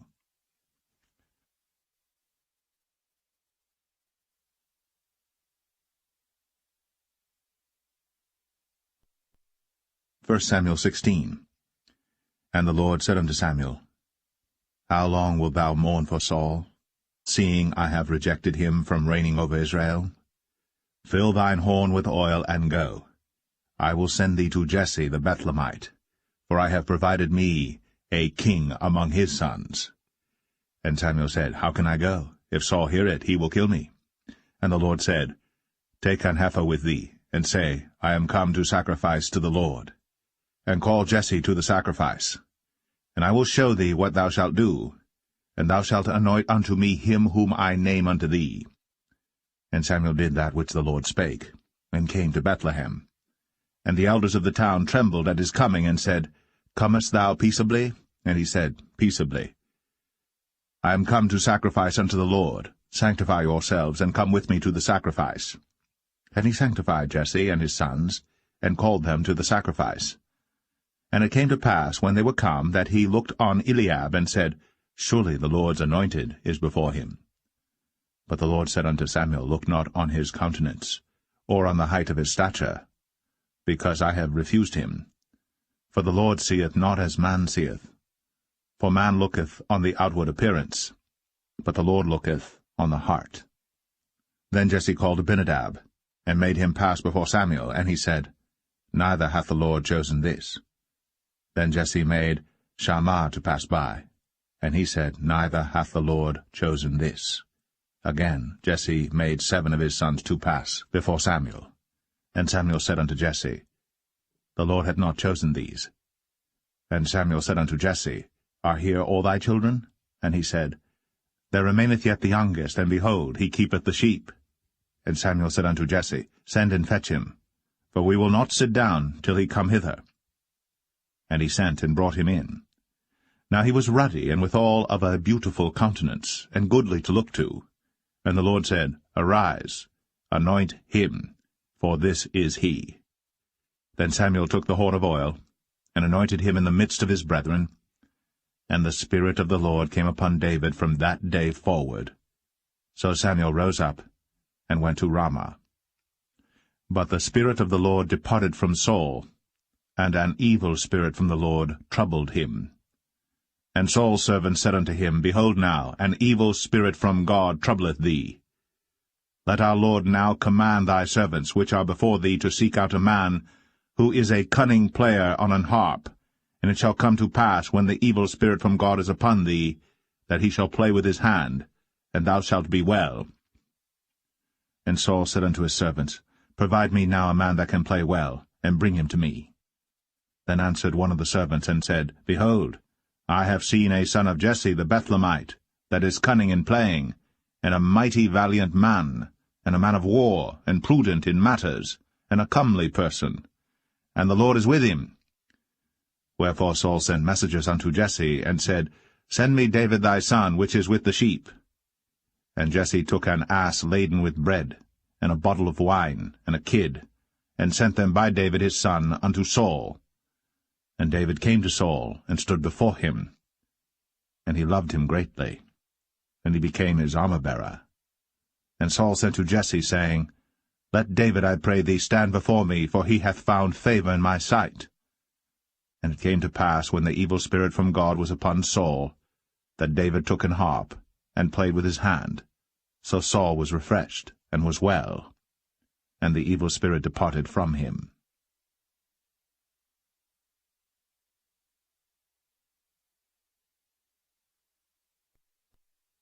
1 Samuel 17. Now the Philistines gathered together their armies to battle, and were gathered together at Shochoh, which belongeth to Judah, and pitched between Shochoh and Azekah in Ephes-dammim. And Saul and the men of Israel were gathered together, and pitched by the valley of Elah.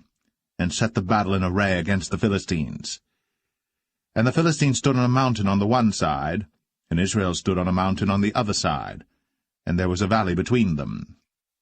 And there went out a champion out of the camp of the Philistines, named Goliath of Gath, whose height was 6 cubits and a span. And he had an helmet of brass upon his head, and he was armed with a coat of mail, and the weight of the coat was 5,000 shekels of brass. And he had greaves of brass upon his legs, and a target of brass between his shoulders. And the staff of his spear was like a weaver's beam, and his spear's head weighed 600 shekels of iron, and one bearing a shield went before him. And he stood and cried unto the armies of Israel, and said unto them, Why are ye come out to set your battle in array? Am not I a Philistine, and ye servants to Saul? Choose you a man for you, and let him come down to me. If he be able to fight with me and to kill me, then will we be your servants.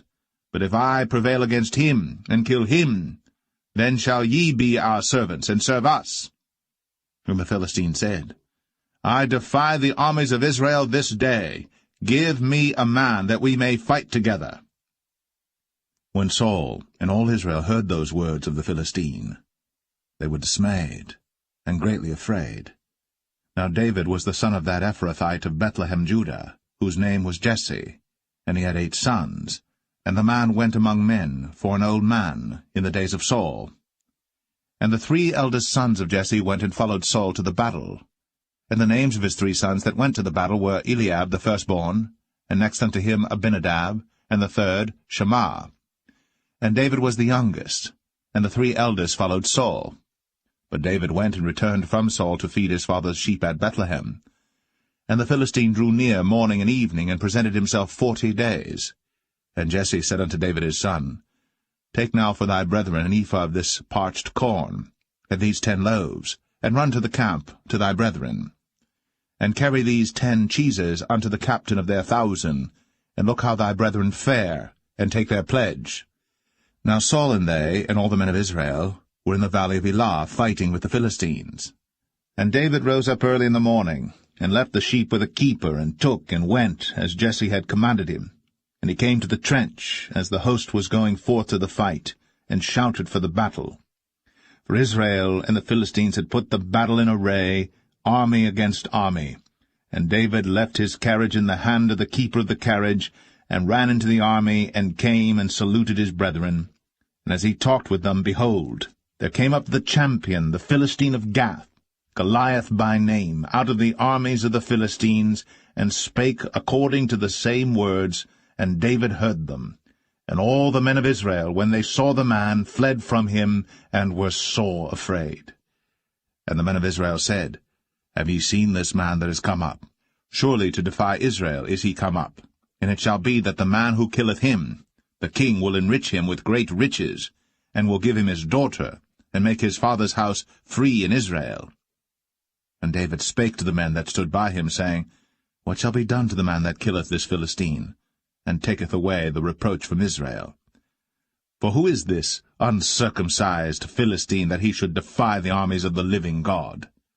And the people answered him after this manner, saying, So shall it be done to the man that killeth him. And Eliab, his eldest brother, heard when he spake unto the men. And Eliab's anger was kindled against David, and he said, Why camest thou down hither? And with whom hast thou left those few sheep in the wilderness? I know thy pride, and the naughtiness of thine heart, for thou art come down that thou mightest see the battle. And David said, What have I now done? Is there not a cause? And he turned from him toward another, and spake after the same manner. And the people answered him again after the former manner. And when the words were heard which David spake, they rehearsed them before Saul, and he sent for him. And David said to Saul, Let no man's heart fail because of him. Thy servant will go and fight with this Philistine. And Saul said to David, Thou art not able to go against this Philistine to fight with him, for thou art but a youth, and he a man of war from his youth. And David said unto Saul, Thy servant kept his father's sheep, and there came a lion and a bear, and took a lamb out of the flock. And I went out after him, and smote him, and delivered it out of his mouth. And when he arose against me, I caught him by his beard, and smote him, and slew him. Thy servant slew both the lion and the bear, and this uncircumcised Philistine shall be as one of them, seeing he hath defied the armies of the living God. David said, moreover, The Lord that delivered me out of the paw of the lion, and out of the paw of the bear, he will deliver me out of the hand of this Philistine. And Saul said unto David, Go, and the Lord be with thee. And Saul armed David with his armor, and he put an helmet of brass upon his head. Also he armed him with a coat of mail.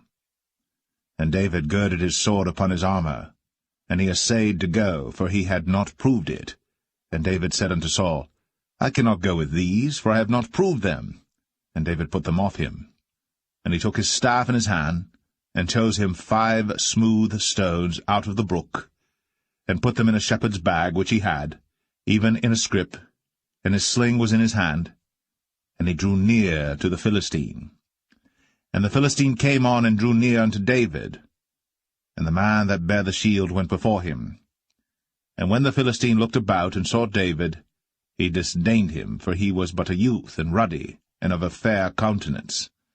And the Philistine said unto David, Am I a dog that thou comest to me with staves? And the Philistine cursed David by his gods.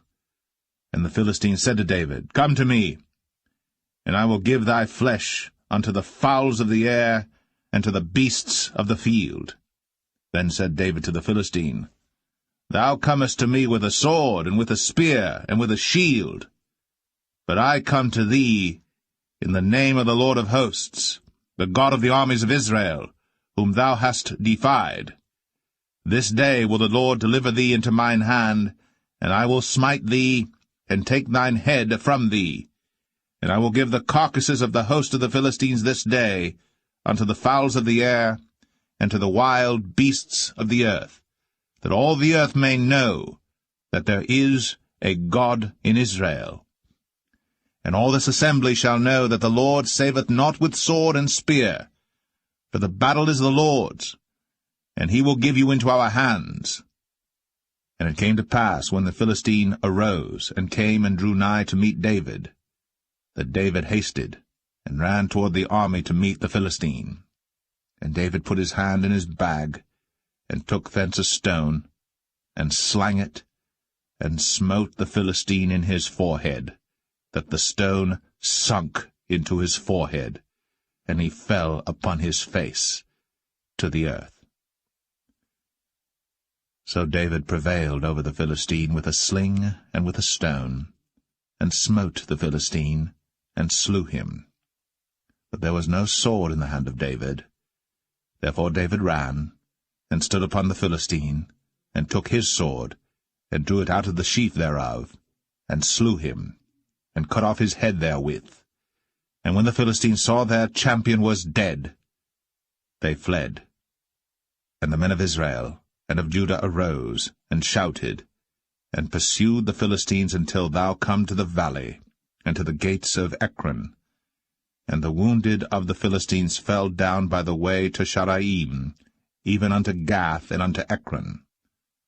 And the children of Israel returned from chasing after the Philistines, and they spoiled their tents. And David took the head of the Philistine, and brought it to Jerusalem, but he put his armor in his tent. And when Saul saw David go forth against the Philistines, he said unto Abner, the captain of the host, Abner, whose son is this youth? And Abner said, As thy soul liveth, O king, I cannot tell. And the king said, Inquire thou whose son the stripling is. And as David returned from the slaughter of the Philistine, Abner took him, and brought him before Saul with the head of the Philistine in his hand. And Saul said to him, Whose son art thou, thou young man? And David answered, I am the son of thy servant Jesse, the Bethlehemite.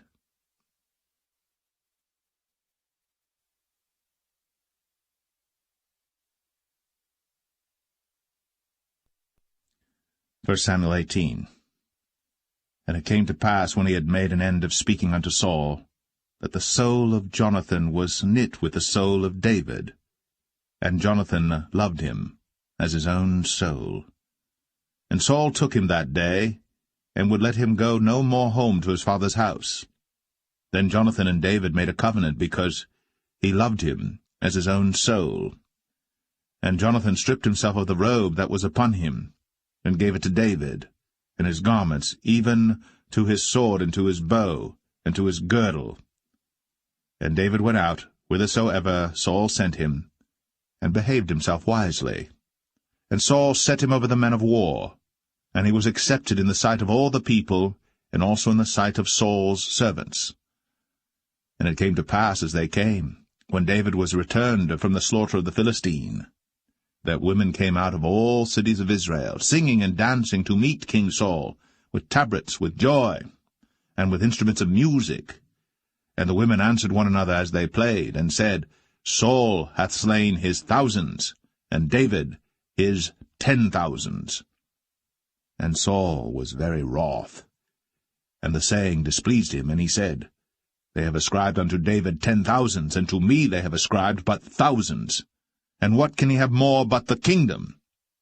And Saul eyed David from that day and forward. And it came to pass on the morrow that the evil spirit from God came upon Saul, and he prophesied in the midst of the house. And David played with his hand, as at other times. And there was a javelin in Saul's hand. And Saul cast the javelin, for he said, I will smite David even to the wall with it. And David avoided out of his presence twice. And Saul was afraid of David, because the Lord was with him, and was departed from Saul. Therefore Saul removed him from him, and made him his captain over 1,000, and he went out and came in before the people. And David behaved himself wisely in all his ways, and the Lord was with him. Wherefore when Saul saw that he behaved himself very wisely, he was afraid of him.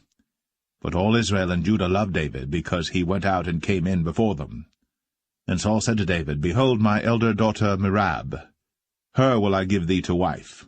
Only be thou valiant for me, and fight the Lord's battles.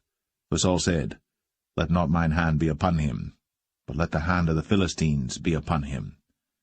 And David said unto Saul, Who am I, and what is my life, or my father's family in Israel, that I should be son-in-law to the king? But it came to pass at the time when Merab, Saul's daughter, should have been given to David, that she was given unto Adriel, the Maholathite, to wife.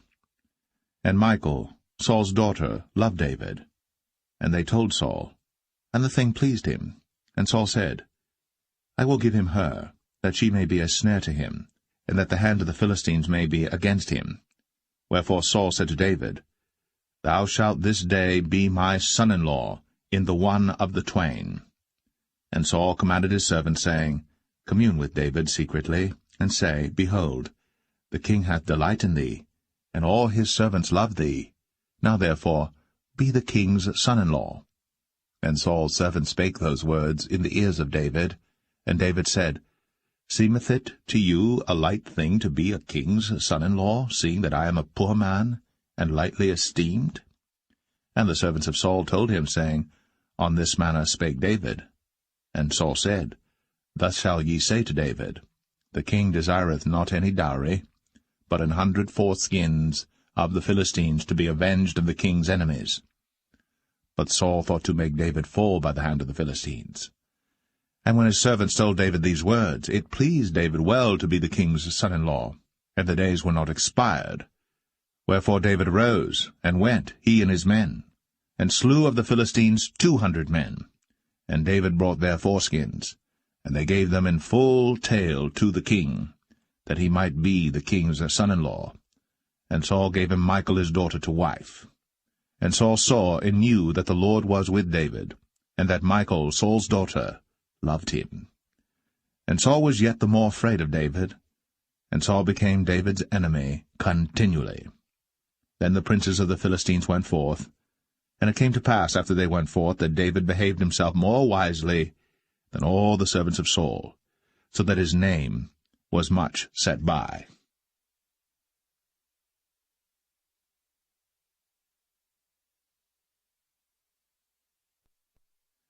1 Samuel 19. And Saul spake to Jonathan his son, and to all his servants, that they should kill David. But Jonathan Saul's son delighted much in David. And Jonathan told David, saying, Saul my father seeketh to kill thee. Now therefore, I pray thee, take heed to thyself until the morning, and abide in a secret place, and hide thyself.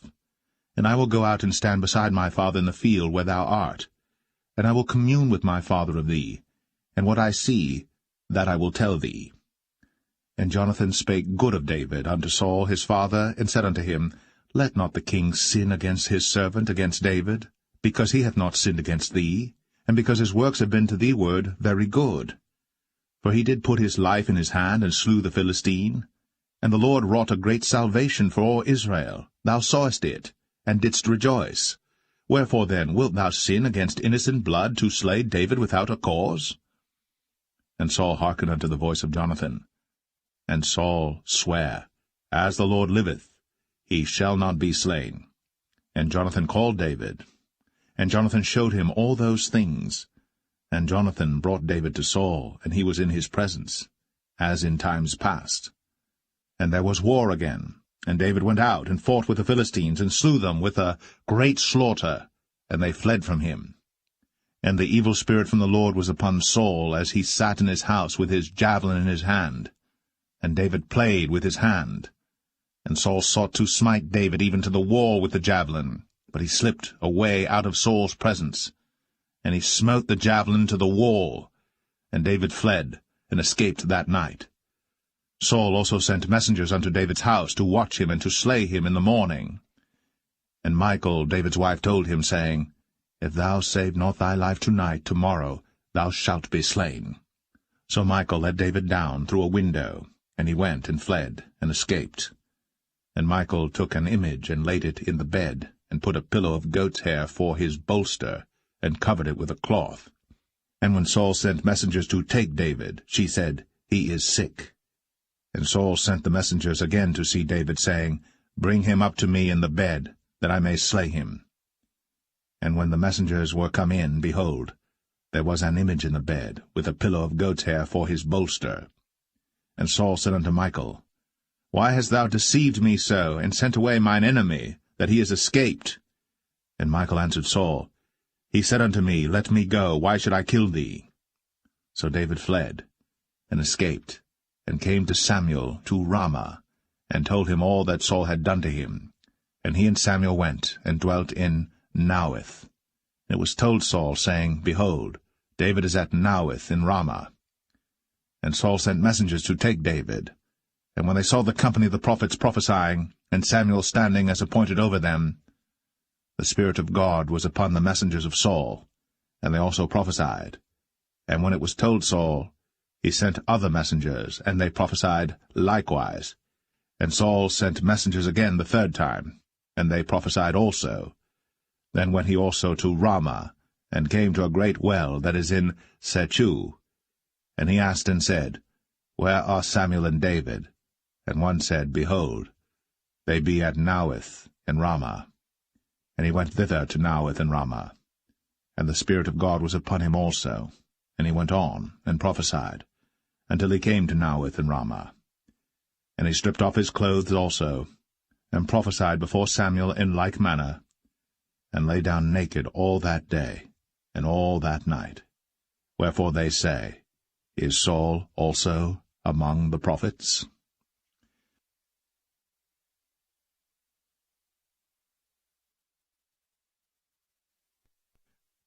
1 Samuel 20. And David fled from Naueth in Ramah, and came and said before Jonathan, What have I done? What is mine iniquity? And what is my sin before thy father, that he seeketh my life? And he said unto him, God forbid, thou shalt not die. Behold, my father will do nothing either great or small, but that he will show it me. And why should my father hide this thing from me? It is not so. And David sware moreover, and said, Thy father certainly knoweth that I have found grace in thine eyes. And he saith, Let not Jonathan know this, lest he be grieved. But truly as the Lord liveth, and as thy soul liveth, there is but a step between me and death. Then said Jonathan unto David, Whatsoever thy soul desireth, I will even do it for thee. And David said unto Jonathan, Behold, tomorrow is the new moon, and I should not fail to sit with the king at meat, but let me go, that I may hide myself in the field unto the third day at even. If thy father at all miss me, then say, David earnestly asked leave of me that he might run to Bethlehem his city, for there is a yearly sacrifice there for all the family. If he say thus, it is well, thy servant shall have peace. But if he be very wroth, then be sure that evil is determined by him. Therefore thou shalt deal kindly with thy servant, for thou hast brought thy servant into a covenant of the Lord with thee. Notwithstanding, if there be in me iniquity, slay me thyself. For why shouldest thou bring me to thy father? And Jonathan said, Far be it from thee, for if I knew certainly that evil were determined by my father to come upon thee, then would not I tell it thee? Then said David to Jonathan, Who shall tell me? Or what if thy father answer thee roughly? And Jonathan said unto David, Come, and let us go out into the field.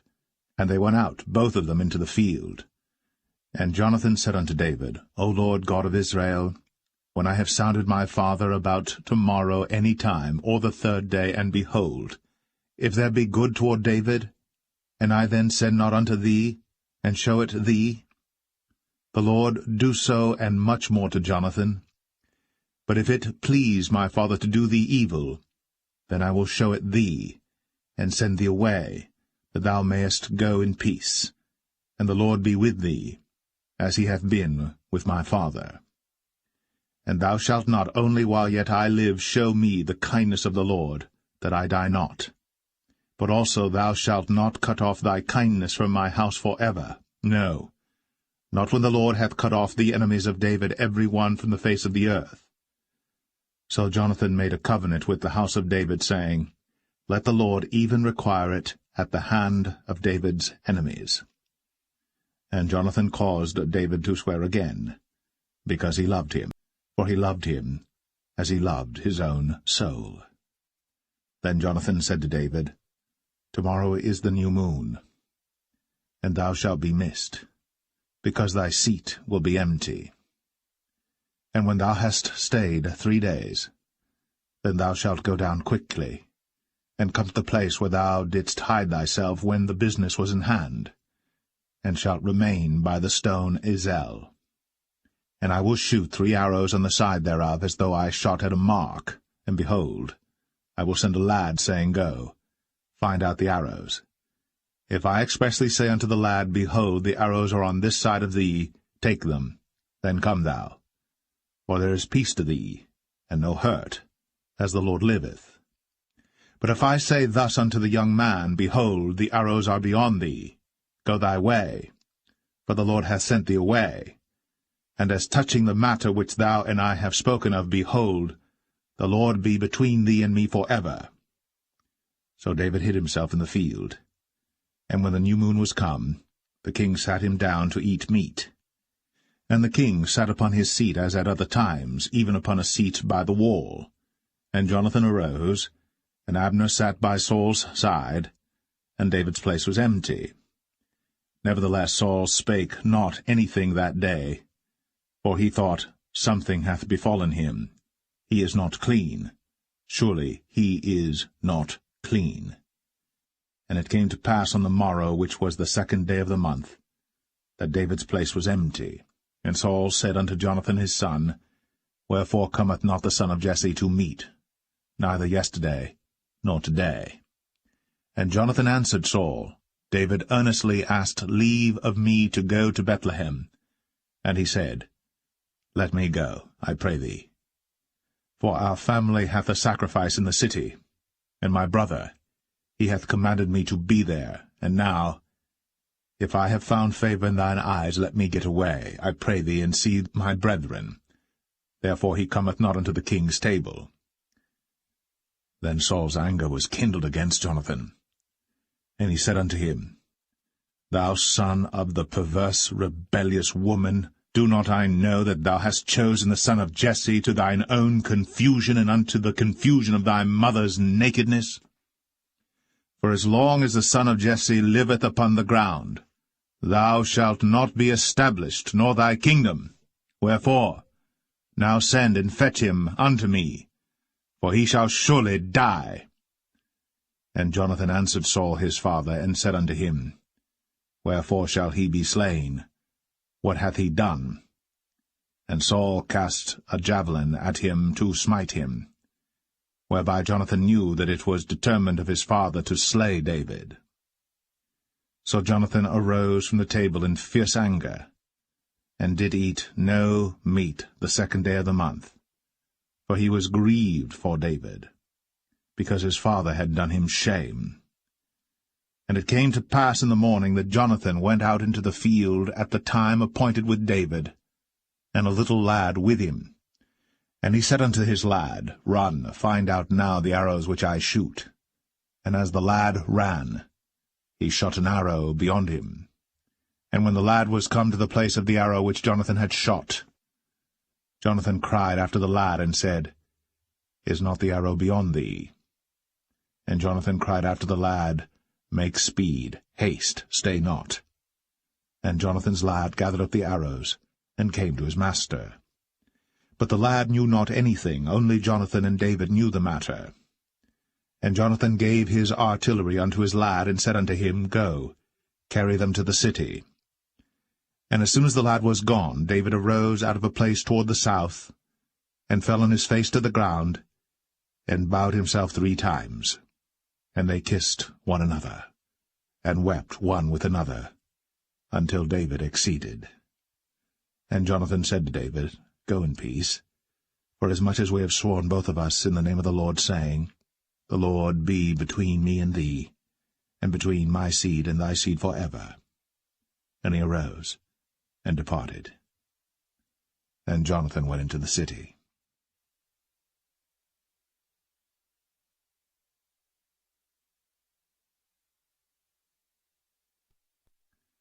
1 Samuel 21. Then came David to Nob, to Ahimelech the priest. And Ahimelech was afraid at the meeting of David, and said unto him, Why art thou alone, and no man with thee? And David said unto Ahimelech the priest, The king hath commanded me a business, and hath said unto me, Let no man know anything of the business whereabout I send thee, and what I have commanded thee. And I have appointed my servants to such and such a place. Now therefore, what is under thine hand? Give me 5 loaves of bread in mine hand, or what there is present. And the priest answered David, and said, There is no common bread under mine hand, but there is hallowed bread, if the young men have kept themselves at least from women. And David answered the priest, and said unto him, Of a truth, women have been kept from us, about these 3 days, since I came out. And the vessels of the young men are holy, and the bread is in a manner common, yea, though it was sanctified this day in the vessel. So the priests gave him hallowed bread, for there was no bread there but the showbread, that was taken from before the Lord, to put hot bread in the day when it was taken away. Now a certain man of the servants of Saul was there that day, detained before the Lord, and his name was Doeg, an Edomite, the chiefest of the herdmen that belonged to Saul. And David said unto Ahimelech, And is there not here under thine hand spear or sword? For I have neither brought my sword nor my weapons with me, because the king's business required haste. And the priest said, The sword of Goliath the Philistine, whom thou slewest in the valley of Elah, behold, it is here, wrapped in a cloth behind the ephod. If thou wilt take that, take it, for there is no other save that here. And David said, There is none like that, give it me. And David arose, and fled that day for fear of Saul, and went to Achish, the king of Gath. And the servants of Achish said unto him, Is not this David the king of the land?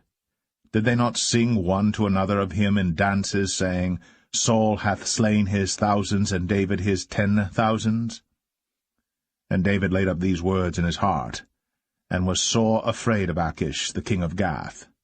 And he changed his behavior before them, and feigned himself mad in their hands, and scrabbled on the doors of the gate, and let his spittle fall down upon his beard. Then said Achish unto his servants, Lo, ye see the man is mad.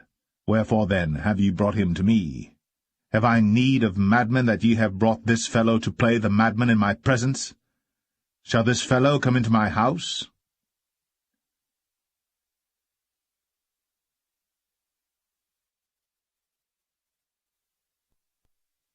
1 Samuel 22. David therefore departed thence, and escaped to the cave Adullam. And when his brethren and all his father's house heard it, they went down thither to him. And every one that was in distress, and every one that was in debt, and every one that was discontented gathered themselves unto him. And he became a captain over them. And there were with him about 400 men. And David went thence to Mizpeh of Moab. And he said unto the king of Moab, Let my father and my mother, I pray thee, come forth, and be with you, till I know what God will do for me. And he brought them before the king of Moab, and they dwelt with him all the while that David was in the hold. And the prophet Gad said unto David, Abide not in the hold, depart, and get thee into the land of Judah. Then David departed, and came into the forest of Hareth.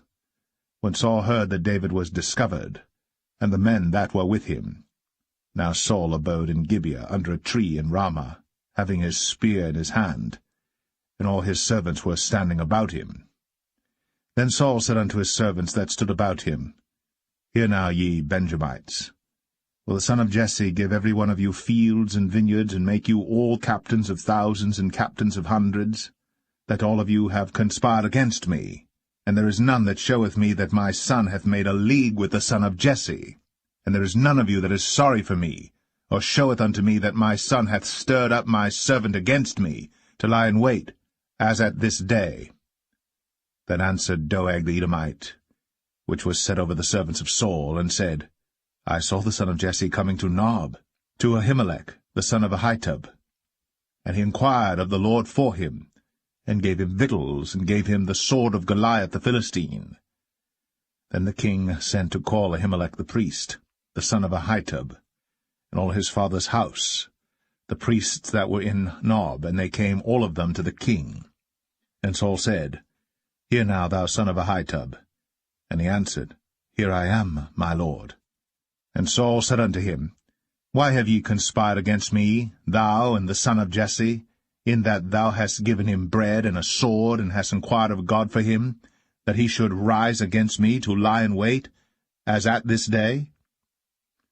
Then Ahimelech answered the king, and said, And who is so faithful among all thy servants as David, which is the king's son-in-law, and goeth at thy bidding, and is honorable in thine house?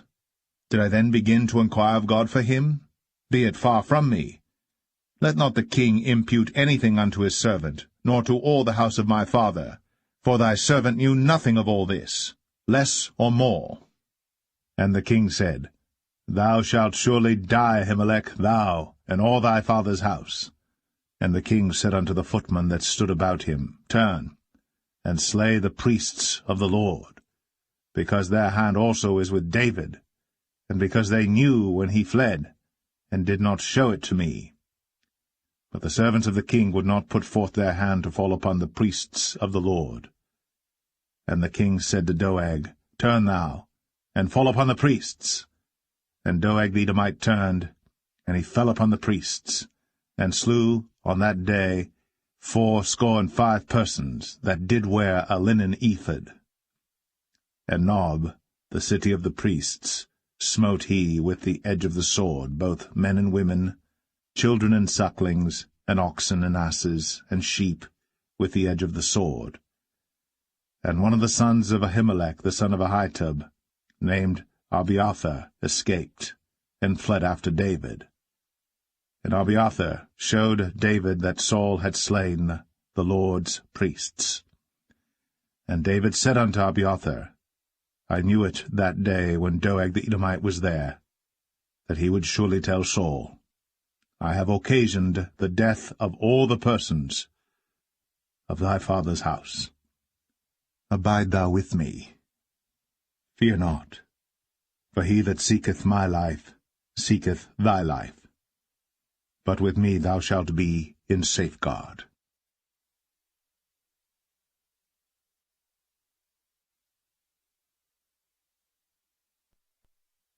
1 Samuel 23.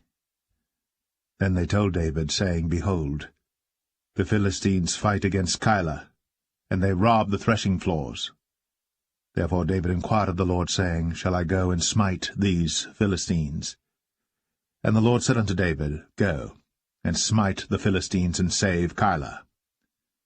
And David's men said unto him, Behold, we be afraid here in Judah. How much more then if we come to Keilah against the armies of the Philistines?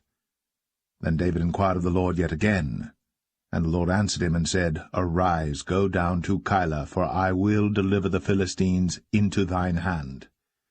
So David and his men went to Keilah, and fought with the Philistines, and brought away their cattle, and smote them with a great slaughter. So David saved the inhabitants of Keilah. And it came to pass, when Abiathar, the son of Ahimelech, fled to David to Keilah, that he came down with an ephod in his hand. And it was told Saul that David was come to Keilah, and Saul said, God hath delivered him into mine hand, for he is shut in, by entering into a town that hath gates and bars. And Saul called all the people together to war, to go down to Keilah, to besiege David and his men. And David knew that Saul secretly practised mischief against him. And he said to Abiathar the priest, Bring hither the ephod. Then said David, O Lord God of Israel, Thy servant hath certainly heard that Saul seeketh to come to Keilah, to destroy the city for my sake. Will the men of Keilah deliver me up into his hand? Will Saul come down as thy servant hath heard? O Lord God of Israel, I beseech thee, tell thy servant. And the Lord said, He will come down. Then said David, Will the men of Keilah deliver me and my men into the hand of Saul? And the Lord said, They will deliver thee up.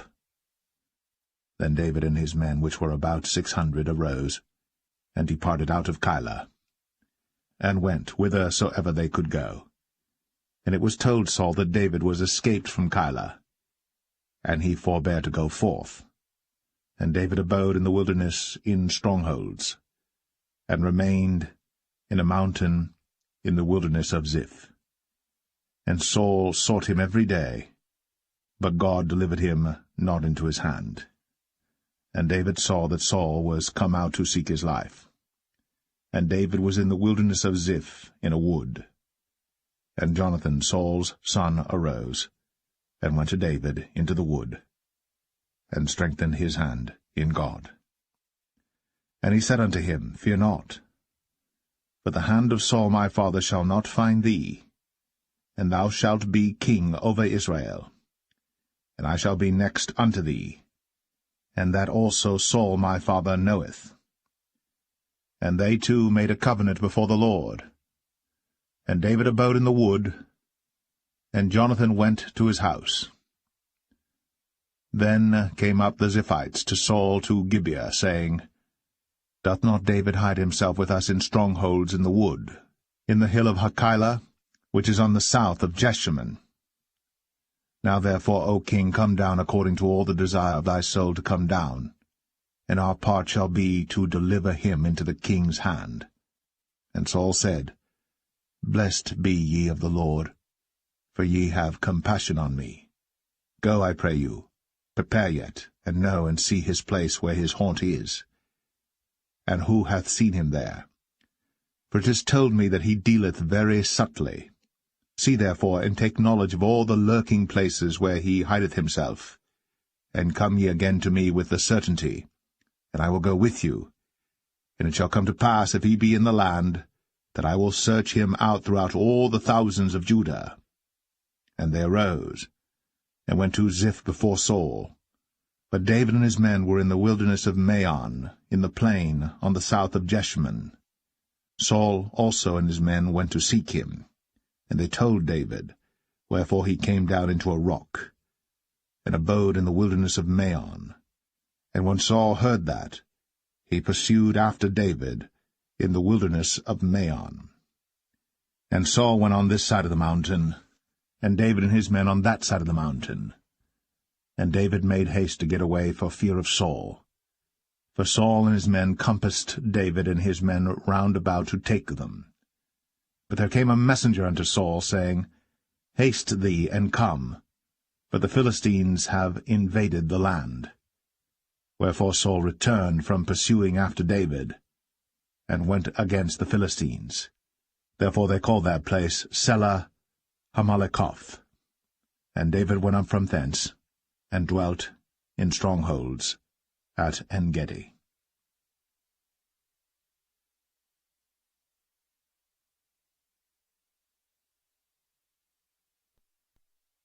1 Samuel 24. And it came to pass, when Saul was returned from following the Philistines, that it was told him, saying, Behold, David is in the wilderness of En-gedi. Then Saul took 3,000 chosen men out of all Israel, and went to seek David and his men upon the rocks of the wild goats. And he came to the sheepcotes by the way, where was a cave, and Saul went in to cover his feet, and David and his men remained in the sides of the cave. And the men of David said unto him, Behold the day of which the Lord said unto thee, Behold, I will deliver thine enemy into thine hand, that thou mayest do to him as it shall seem good unto thee. Then David arose, and cut off the skirt of Saul's robe privily. And it came to pass afterward that David's heart smote him, because he had cut off Saul's skirt. And he said unto his men, The Lord forbid that I should do this thing unto my master, the Lord's anointed, to stretch forth mine hand against him, seeing he is the anointed of the Lord. So David stayed his servants with these words, and suffered them not to rise against Saul. But Saul rose up out of the cave, and went on his way. David also rose afterward, and went out of the cave, and cried after Saul, saying, My lord the king. And when Saul looked behind him, David stooped with his face to the earth, and bowed himself. And David said to Saul, Wherefore hearest thou men's words, saying, Behold, David seeketh thy hurt? Behold, this day thine eyes have seen how that the Lord had delivered thee today into mine hand in the cave, and some bade me kill thee. But mine eye spared thee, and I said, I will not put forth mine hand against my Lord, for he is the Lord's anointed. Moreover, my father, see the skirt of thy robe in my hand. For in that I cut off the skirt of thy robe, and killed thee not. Know thou, and see that there is neither evil nor transgression in mine hand, and I have not sinned against thee. Yet thou huntest my soul to take it.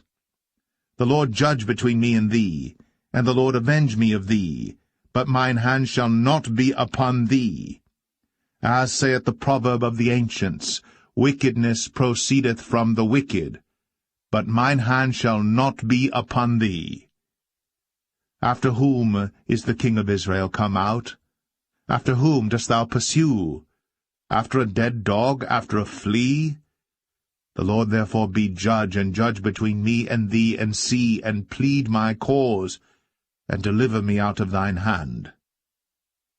And it came to pass, when David had made an end of speaking these words unto Saul, that Saul said, Is this thy voice, my son David? And Saul lifted up his voice, and wept. And he said to David, Thou art more righteous than I, for thou hast rewarded me good, whereas I have rewarded thee evil. And thou hast shown this day how that thou hast dealt well with me, forasmuch as when the Lord had delivered me into thine hand, thou killedst me not. For if a man find his enemy, will he let him go well away? Wherefore the Lord reward thee good for that thou hast done unto me this day. And now behold, I know well that thou shalt surely be king, and that the kingdom of Israel shall be established in thine hand. Swear now therefore unto me by the Lord, that thou wilt not cut off my seed after me, and that thou wilt not destroy my name out of my father's house. And David sware unto Saul. And Saul went home, but David and his men gat them up unto the hold.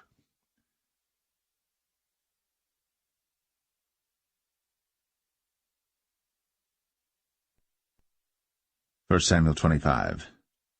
And Samuel died, And all the Israelites were gathered together, and lamented him, and buried him in his house at Ramah. And David arose and went down to the wilderness of Paran. And there was a man in Maon whose possessions were in Carmel. And the man was very great. And he had 3,000 sheep and 1,000 goats. And he was shearing his sheep in Carmel. Now the name of the man was Nabal, and the name of his wife Abigail. And she was a woman of good understanding, and of a beautiful countenance.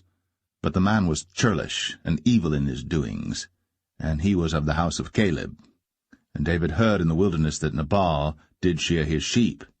And David sent out 10 young men, and David said unto the young men, Get you up to Carmel, and go to Nabal, and greet him in my name. And thus shall ye say to him that liveth in prosperity, Peace be both to thee, and peace be to thine house, and peace be unto all that thou hast. And now I have heard that thou hast shearers. Now thy shepherds which were with us, we hurt them not, neither was there aught missing unto them all the while they were in Carmel. Ask thy young men, and they will show thee. Wherefore let the young men find favour in thine eyes. For we come in a good day. Give, I pray thee, whatsoever cometh to thine hand unto thy servants, and to thy son David. And when David's young men came, they spake to Nabal according to all those words in the name of David, and ceased. And Nabal answered David's servants, and said, Who is David? And who is the son of Jesse? There be many servants nowadays that break away every man from his master. Shall I then take my bread and my water and my flesh that I have killed for my shearers, and give it unto men whom I know not whence they be? So David's young men turned their way, and went again, and came and told him all those sayings. And David said unto his men, Gird ye on every man his sword. And they girded on every man his sword. And David also girded on his sword. And there went up after David about 400 men, and 200 abode by the stuff. But one of the young men told Abigail, Nabal's wife, saying, Behold, David sent messengers out of the wilderness to salute our master, and he railed on them. But the men were very good unto us, and we were not hurt, neither missed we any thing as long as we were conversant with them when we were in the fields. They were a wall unto us both by night and day. All the while we were with them keeping the sheep. Now therefore know and consider what thou wilt do, for evil is determined against our master, and against all his household. For he is such a son of Belial, that a man cannot speak to him. Then Abigail made haste, and took 200 loaves and 2 bottles of wine, and 5 sheep ready dressed, and 5 measures of parched corn, and 100 clusters of raisins, and 200 cakes of figs, and laid them on asses. And she said unto her servants, Go on before me, behold, I come after you. But she told not her husband Nabal. And it was so, as she rode on the ass, that she came down by the covert of the hill, and behold, David and his men came down against her, and she met them. Now David had said, Surely in vain have I kept all that this fellow hath in the wilderness, so that nothing was missed of all that pertained unto him. And he hath requited me evil for good. So, and more also do God unto the enemies of David, if I leave of all that pertain to him by the morning light any that pisseth against the wall. And when Abigail saw David, she hasted, and lighted off the ass, and fell before David on her face, and bowed herself to the ground, and fell at his feet, and said, Upon me, my lord, upon me let this iniquity be, and let thine handmaid, I pray thee, speak in thine audience, and hear the words of thine handmaid. Let not, my lord, I pray thee, regard this man of Belial, even Nabal. For as his name is, so is he. Nabal is his name, and folly is with him. But I, thine handmaid, saw not the young men of my lord, whom thou didst send. Now therefore, my lord, as the Lord liveth, and as thy soul liveth, seeing the Lord hath withholden thee from coming to shed blood, and from avenging thyself with thine own hand, now let thine enemies, and they that seek evil to my lord, be as Nabal. And now this blessing which thine handmaid hath brought unto my lord, let it even be given unto the young men that follow my lord. I pray thee, forgive the trespass of thine handmaid, for the Lord will certainly make my lord a sure house, because my lord fighteth the battles of the Lord, and evil hath not been found in thee all thy days. Yet a man is risen to pursue thee, and to seek thy soul.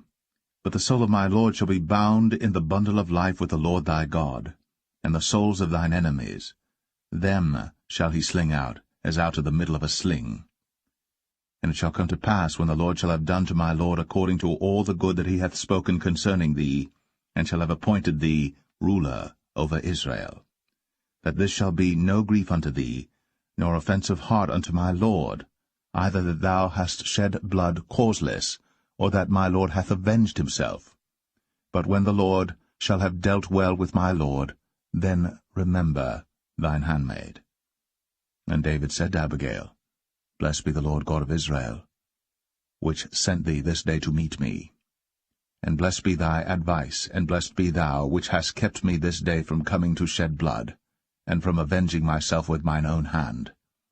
For in very deed, as the Lord God of Israel liveth, which hath kept me back from hurting thee, except thou hadst hasted and come to meet me, surely there had not been left unto Nabal by the morning light any that pisseth against the wall. So David received of her hand that which she had brought him, and said unto her, Go up in peace to thine house. See, I have hearkened to thy voice, and have accepted thy person. And Abigail came to Nabal, and behold, he held a feast in his house, like the feast of a king. And Nabal's heart was merry within him, for he was very drunken. Wherefore she told him nothing, less or more, until the morning light. But it came to pass in the morning, when the wine was gone out of Nabal, and his wife had told him these things, that his heart died within him, and he became as a stone. And it came to pass about 10 days after, that the Lord smote Nabal, that he died. And when David heard that Nabal was dead, he said, Blessed be the Lord, that hath pleaded the cause of my reproach from the hand of Nabal, and hath kept his servant from evil. For the Lord hath returned the wickedness of Nabal upon his own head. And David sent and communed with Abigail, to take her to him to wife. And when the servants of David were come to Abigail to Carmel, they spake unto her, saying, David sent us unto thee, to take thee to him to wife. And she arose, and bowed herself on her face to the earth, and said, Behold, let thine handmaid be a servant to wash the feet of the servants of my Lord. And Abigail hasted, and arose, and rode upon an ass, with 5 damsels of hers that went after her. And she went after the messengers of David, and became his wife. David also took Ahinoam of Jezreel, and they were also both of them his wives. But Saul had given Michal his daughter, David's wife, to Phalti, the son of Laish, which was of Galim.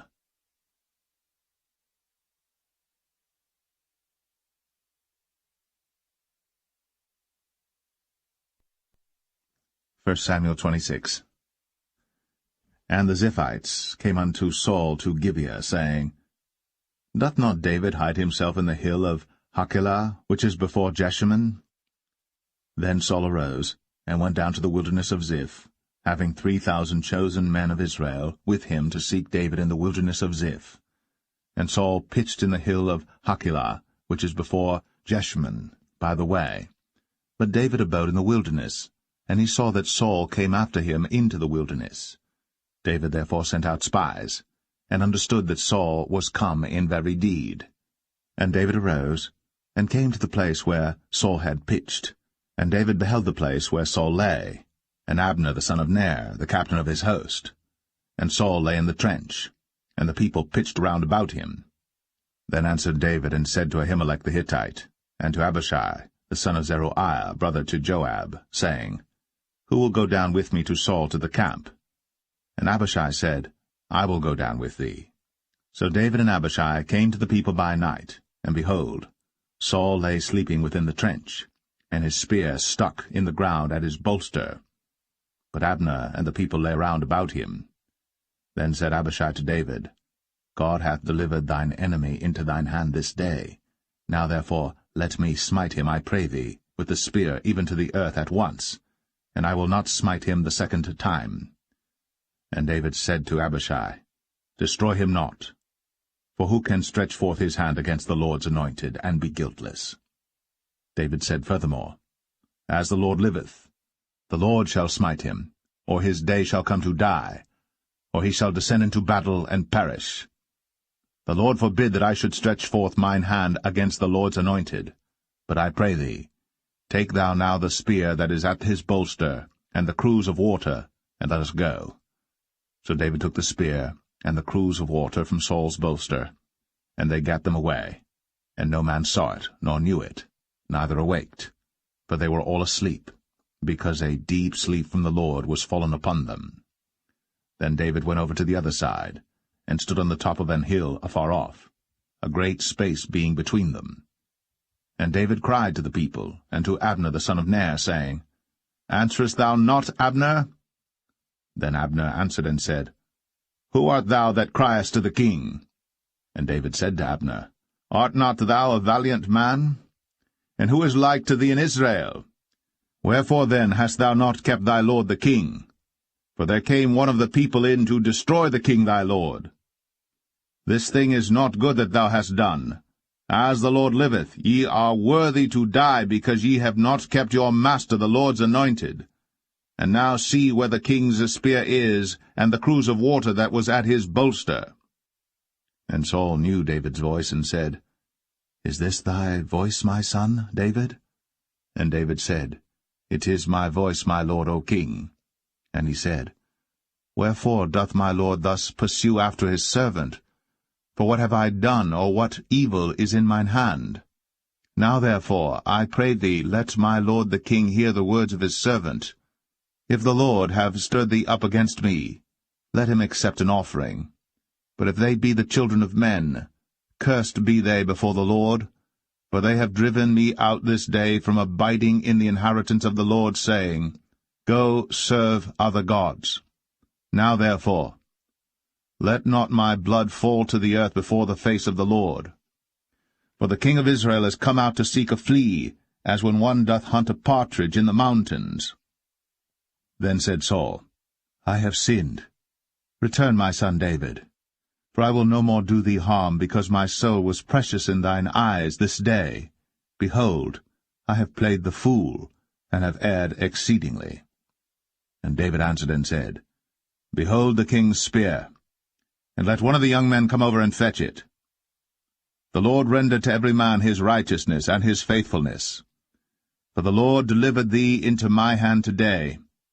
But I would not stretch forth mine hand against the Lord's anointed. And behold, as thy life was much set by this day in mine eyes, so let my life be much set by in the eyes of the Lord, and let him deliver me out of all tribulation. Then Saul said to David, Blessed be thou, my son David. Thou shalt both do great things, and also shalt still prevail. So David went on his way, and Saul returned to his place.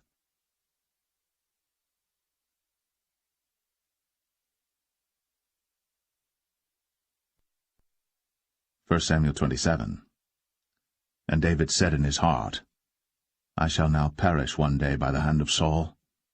There is nothing better for me than that I should speedily escape into the land of the Philistines, and Saul shall despair of me, to seek me any more in any coast of Israel. So shall I escape out of his hand.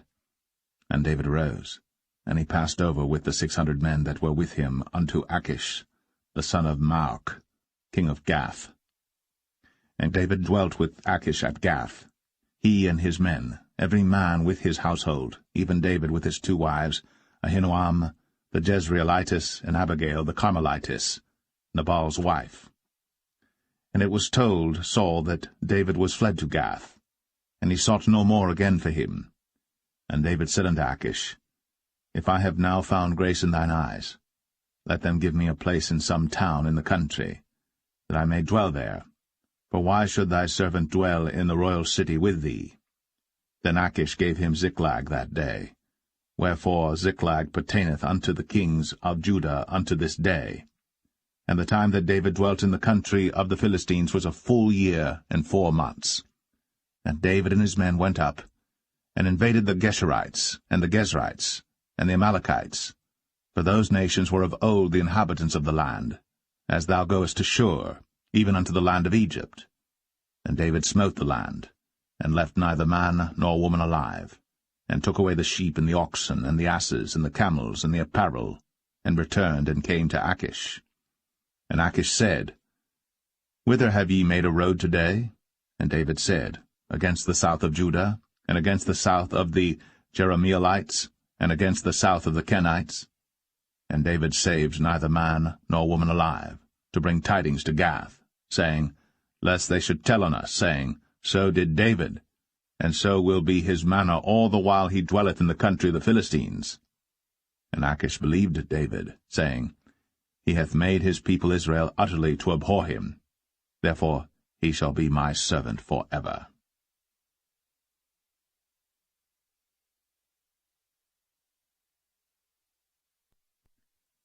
1 Samuel 28. And it came to pass in those days that the Philistines gathered their armies together for warfare, to fight with Israel. And Achish said unto David, Know thou assuredly that thou shalt go out with me to battle, thou and thy men. And David said to Achish, Surely thou shalt know what thy servant can do? And Achish said to David, Therefore will I make thee keeper of mine head for ever. Now Samuel was dead, and all Israel had lamented him and buried him in Ramah, even in his own city. And Saul had put away those that had familiar spirits, and the wizards out of the land. And the Philistines gathered themselves together, and came and pitched in Shunem. And Saul gathered all Israel together, and they pitched in Gilboa. And when Saul saw the host of the Philistines, he was afraid, and his heart greatly trembled. And when Saul inquired of the Lord answered him not, neither by dreams, nor by Urim, nor by prophets. Then said Saul unto his servants, Seek me a woman that hath a familiar spirit, that I may go to her, and inquire of her. And his servants said to him, Behold, there is a woman that hath a familiar spirit at Endor. And Saul disguised himself, and put on other raiment, and he went, and 2 men with him. And they came to the woman by night. And he said, I pray thee, divine unto me by the familiar spirit, and bring me him up, whom I shall name unto thee.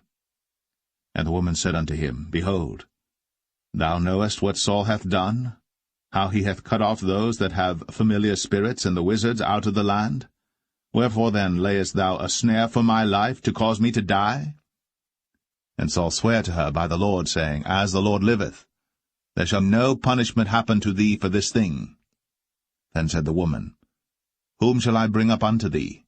And he said, Bring me up Samuel. And when the woman saw Samuel, she cried with a loud voice, and the woman spake to Saul, saying, Why hast thou deceived me, for thou art Saul? And the king said unto her, Be not afraid. For what sawest thou? And the woman said unto Saul, I saw gods ascending out of the earth. And he said unto her, What form is he of? And she said, An old man cometh up, and he is covered with a mantle. And Saul perceived that it was Samuel, and he stooped with his face to the ground, and bowed himself. And Samuel said to Saul, Why hast thou disquieted me to bring me up? And Saul answered, I am sore distressed, for the Philistines make war against me, and God is departed from me, and answereth me no more, neither by prophets nor by dreams. Therefore I have called thee, that thou mayest make known unto me what I shall do. Then said Samuel, Wherefore then dost thou ask of me, seeing the Lord is departed from thee, and is become thine enemy? And the Lord hath done to him as he spake by me. For the Lord hath rent the kingdom out of thine hand, and given it to thy neighbor, even to David, because thou obeyest not the voice of the Lord, nor executest his fierce wrath upon Amalek. Therefore hath the Lord done this thing unto thee this day. Moreover the Lord will also deliver Israel with thee into the hand of the Philistines, and tomorrow shalt thou and thy sons be with me. The Lord also shall deliver the host of Israel into the hand of the Philistines. Then Saul fell straightway all along on the earth, and was sore afraid because of the words of Samuel. And there was no strength in him, for he had eaten no bread all the day, nor all the night.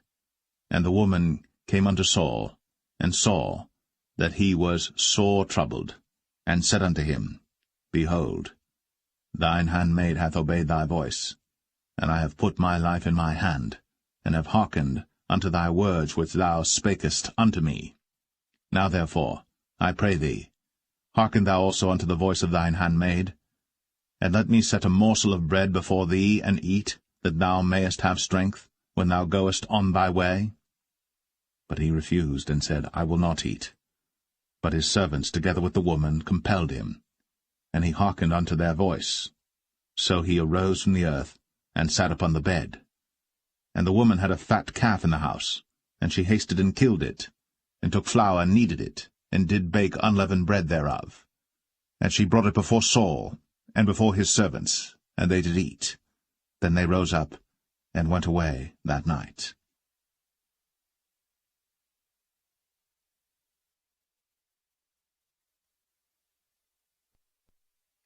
1 Samuel 29. Now the Philistines gathered together all their armies to Aphek, and the Israelites pitched by a fountain which is in Jezreel. And the lords of the Philistines passed on by hundreds and by thousands, but David and his men passed on in the rearward with Achish. Then said the princes of the Philistines, What do these Hebrews here? And Achish said unto the princes of the Philistines, Is not this David the servant of Saul the king of Israel, which hath been with me these days, or these years? And I have found no fault in him since he fell unto me unto this day. And the princes of the Philistines were wroth with him. And the princes of the Philistines said unto him, Make this fellow return, that he may go again to his place, which thou hast appointed him. And let him not go down with us to battle, lest in the battle he be an adversary to us. For wherewith should he reconcile himself unto his master? Should it not be with the heads of these men? Is not this David, of whom they sang one to another in dances, saying, Saul slew his thousands, and David his 10,000s? Then Achish called David and said unto him, Surely as the Lord liveth, thou hast been upright, and thy going out and thy coming in with me in the host is good in my sight. For I have not found evil in thee, since the day of thy coming unto me, unto this day. Nevertheless the Lord's favour thee not. Wherefore now return and go in peace, that thou displease not the lords of the Philistines. And David said unto Achish, But what have I done? And what hast thou found in thy servant so long as I have been with thee unto this day, that I may not go fight against the enemies of my lord the king? And Achish answered and said to David, I know that thou art good in my sight, as an angel of God. Notwithstanding the princes of the Philistines have said, He shall not go up with us to the battle. Wherefore now rise up early in the morning with thy master's servants that are come with thee, and as soon as ye be up early in the morning and have light, depart. So David and his men rose up early to depart in the morning, to return into the land of the Philistines. And the Philistines went up to Jezreel.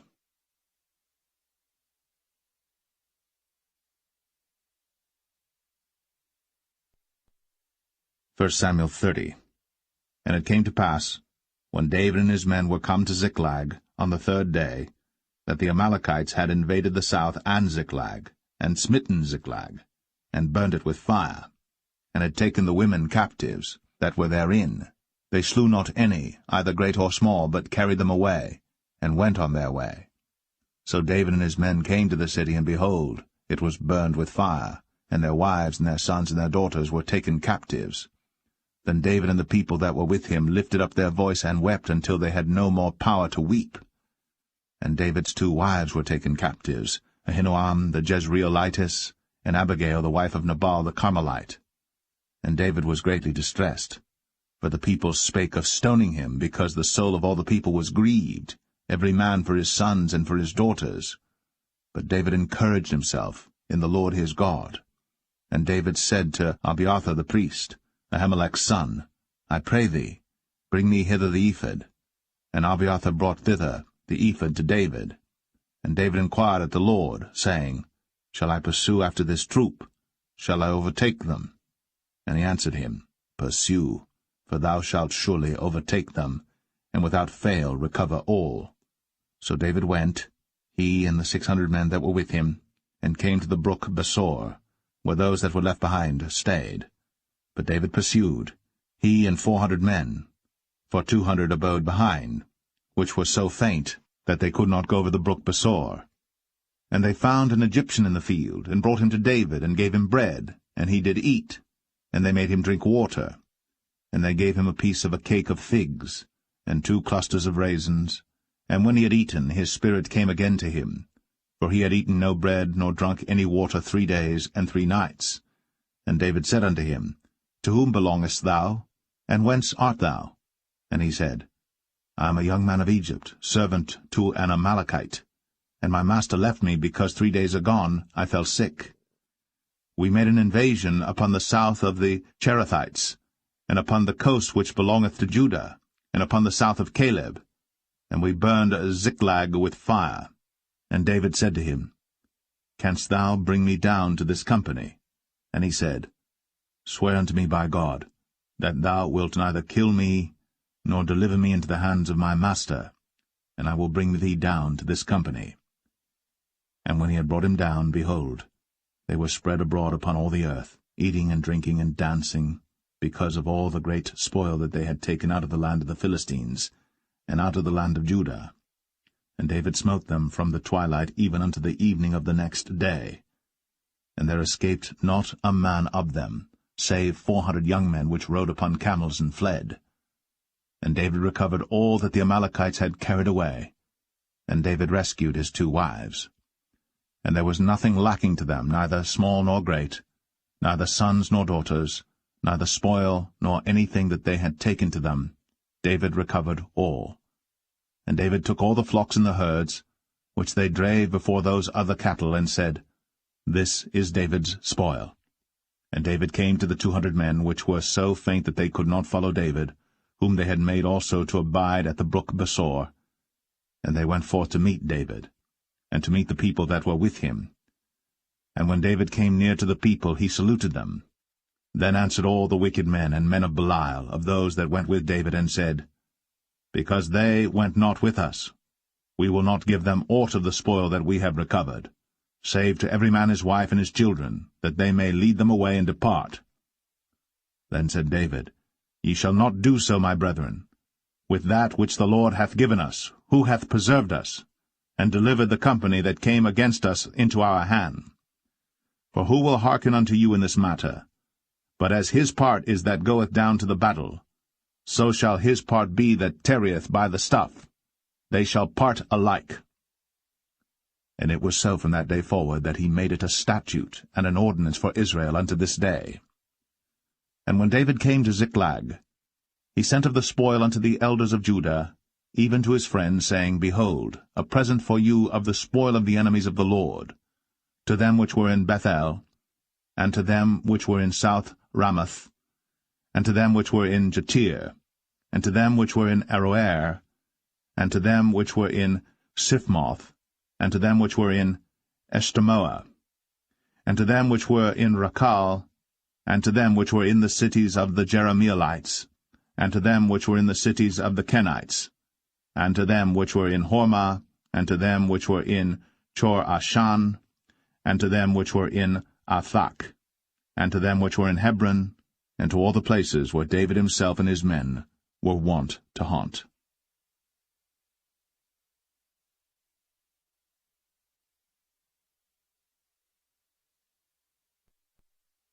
1 Samuel 31.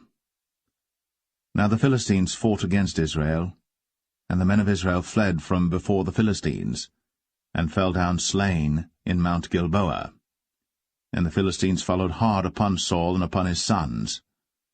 And the Philistines slew Jonathan, and Abinadab, and Malchishua, Saul's sons. And the battle went sore against Saul, and the archers hit him, and he was sore wounded of the archers. Then said Saul unto his armor-bearer, Draw thy sword, and thrust me through therewith, lest these uncircumcised come and thrust me through and abuse me. But his armor-bearer would not, for he was sore afraid. Therefore Saul took a sword, and fell upon it. And when his armor-bearer saw that Saul was dead, he fell likewise upon his sword, and died with him. So Saul died, and his 3 sons, and his armor-bearer, and all his men, that same day together. And when the men of Israel that were on the other side of the valley, And they that were on the other side Jordan saw that the men of Israel fled, and that Saul and his sons were dead. They forsook the cities and fled. And the Philistines came and dwelt in them. And it came to pass on the morrow, when the Philistines came to strip the slain, that they found Saul and his 3 sons fallen in Mount Gilboa. And they cut off his head, and stripped off his armor, and sent into the land of the Philistines round about to publish it in the house of their idols, and among the people. And they put his armor in the house of Ashtoreth, and they fastened his body to the wall of Bethshan. And when the inhabitants of Jabesh-Gilead heard of that which the Philistines had done to Saul, all the valiant men arose, and went all night, and took the body of Saul, and the bodies of his sons from the wall of Bethshan, and came to Jabesh, and burnt them there. And they took their bones, and buried them under a tree at Jabesh, and fasted 7 days.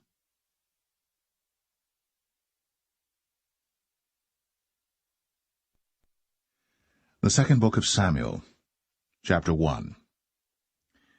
Now it came to pass after the death of Saul, when David was returned from the slaughter of the Amalekites, and David had abode 2 days in Ziklag, it came even to pass on the 3rd day that, behold, a man came out of the camp from Saul with his clothes rent, and earth upon his head. And so it was when he came to David, that he fell to the earth, and did obeisance. And David said unto him, From whence comest thou? And he said unto him, Out of the camp of Israel am I escaped. And David said unto him, How went the matter? I pray thee, tell me. And he answered, That the people are fled from the battle, and many of the people also are fallen and dead. And Saul and Jonathan his son are dead also. And David said unto the young man that told him, How knowest thou that Saul and Jonathan his son be dead? And the young man that told him said, As I happened by chance upon Mount Gilboa, behold, Saul leaned upon his spear, and lo, the chariots and horsemen followed hard after him. And when he looked behind him, he saw me, and called unto me, and I answered, Here am I. And he said unto me, Who art thou? And I answered him, I am an Amalekite. He said unto me again, Stand, I pray thee, upon me, and slay me. For anguish is come upon me, because my life is yet whole in me. So I stood upon him, and slew him, because I was sure that he could not live after that he was fallen. And I took the crown that was upon his head, and the bracelet that was on his arm, and have brought them hither unto my lord. Then David took hold on his clothes, and rent them, and likewise all the men that were with him. And they mourned, and wept, and fasted until even, for Saul and for Jonathan his son, and for the people of the Lord, and for the house of Israel, because they were fallen by the sword. And David said unto the young man that told him, Whence art thou? And he answered, I am the son of a stranger, an Amalekite. And David said unto him, How wast thou not afraid to stretch forth thine hand to destroy the Lord's anointed? And David called one of the young men and said, Go near, and fall upon him. And he smote him that he died. And David said unto him, Thy blood be upon thy head. For thy mouth hath testified against thee, saying, I have slain the Lord's anointed. And David lamented with this lamentation over Saul and over Jonathan his son. Also he bade them teach the children of Judah the use of the bow. Behold, it is written in the book of Jasher, The beauty of Israel is slain upon thy high places. How are the mighty fallen! Tell it not in Gath. Publish it not in the streets of Ashkelon, lest the daughters of the Philistines rejoice, lest the daughters of the uncircumcised triumph. Ye mountains of Gilboa, let there be no dew, neither let there be rain upon you, nor fields of offerings. For there the shield of the mighty is vilely cast away, the shield of Saul, as though he had not been anointed with oil. From the blood of the slain, from the fat of the mighty, the bow of Jonathan turned not back, and the sword of Saul returned not empty. Saul and Jonathan were lovely and pleasant in their lives, and in their death they were not divided. They were swifter than eagles. they were stronger than lions. Ye daughters of Israel, weep over Saul, who clothed you in scarlet, with other delights, who put on ornaments of gold upon your apparel. How are the mighty fallen in the midst of the battle, O Jonathan! Thou wast slain in thine high places. I am distressed for thee, my brother Jonathan. Very pleasant hast thou been unto me. Thy love to me was wonderful, passing the love of women. How are the mighty fallen, and the weapons of war perished.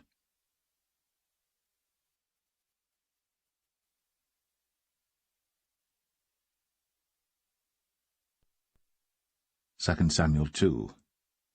And it came to pass after this that David inquired of the Lord, saying, Shall I go up into any of the cities of Judah? And the Lord said unto him, Go up. And David said, Whither shall I go up? And he said, Unto Hebron. So David went up thither, and his 2 wives also, Ahinoam the Jezreelitess, and Abigail Nabal's wife, the Carmelite. And his men that were with him did David bring up, every man with his household, and they dwelt in the cities of Hebron. And the men of Judah came, and there they anointed David king over the house of Judah. And they told David, saying, that the men of Jabesh-Gilead were they that buried Saul. And David sent messengers unto the men of Jabesh-Gilead, and said unto them, Blessed be ye of the Lord, that ye have shown this kindness unto your Lord, even unto Saul, and have buried him. And now the Lord show kindness and truth unto you, and I also will requite you this kindness, because ye have done this thing. Therefore now let your hands be strengthened, and be ye valiant. For your master Saul is dead, and also the house of Judah have anointed me king over them. But Abner, the son of Ner, captain of Saul's host, took Ish-bosheth, the son of Saul, and brought him over to Mahanaim, and made him king over Gilead, and over the Asherites, and over Jezreel, and over Ephraim, and over Benjamin, and over all Israel. Ish-bosheth, Saul's son, was 40 years old when he began to reign over Israel, and reigned 2 years. But the house of Judah followed David. And the time that David was king in Hebron over the house of Judah was 7 years and 6 months. And Abner the son of Ner, and the servants of Ish-bosheth the son of Saul, went out from Mahanaim to Gibeon. And Joab the son of Zeruiah, and the servants of David went out, and met together by the pool of Gibeon. And they sat down, the one on the one side of the pool, and the other on the other side of the pool. And Abner said to Joab, Let the young men now arise, and play before us. And Joab said, Let them arise. Then there arose and went over by number 12 of Benjamin, which pertained to Ish-bosheth the son of Saul, and 12 of the servants of David. And they caught every one his fellow by the head, and thrust his sword in his fellow's side, so they fell down together. Wherefore that place was called Helkath-Hazurim, which is in Gibeon. And there was a very sore battle that day, and Abner was beaten, and the men of Israel, before the servants of David. And there were 3 sons of Zeruiah there, Joab, and Abishai, and Asahel.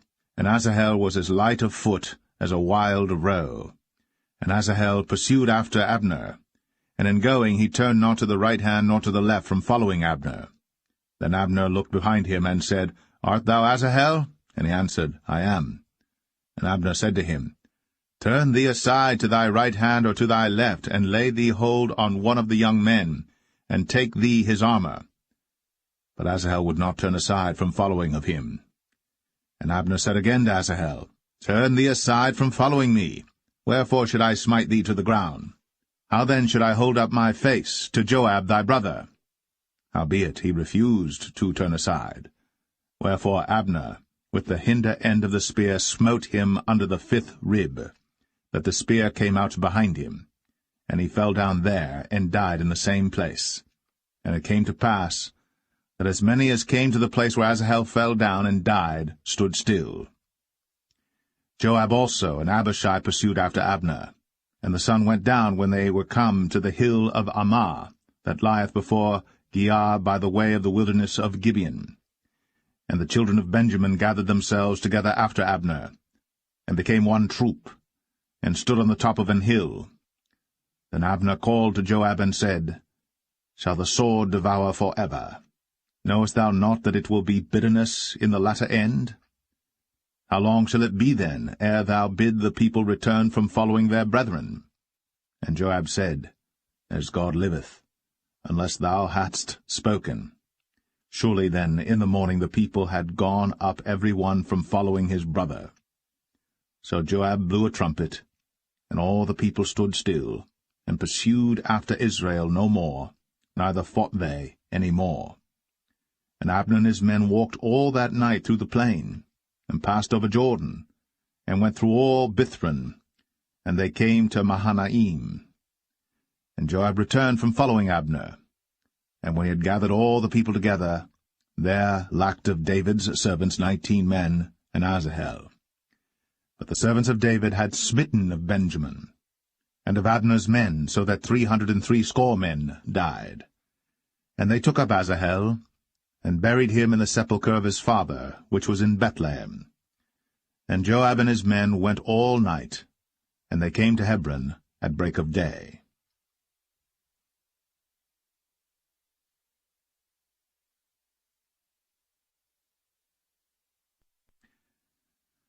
2 Samuel 3.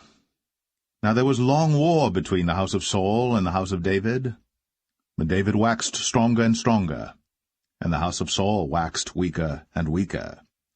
And unto David were sons born in Hebron, and his firstborn was Amnon, of Ahinoam the Jezreelitess, and his second Chileab, of Abigail the wife of Nabal the Carmelite, and the third Absalom, the son of Maacah, the daughter of Talmai, king of Geshur, and the fourth Adonijah, the son of Haggith, and the fifth Shephatiah, the son of Abital, and the sixth Ithream, by Eglah, David's wife. These were born to David in Hebron.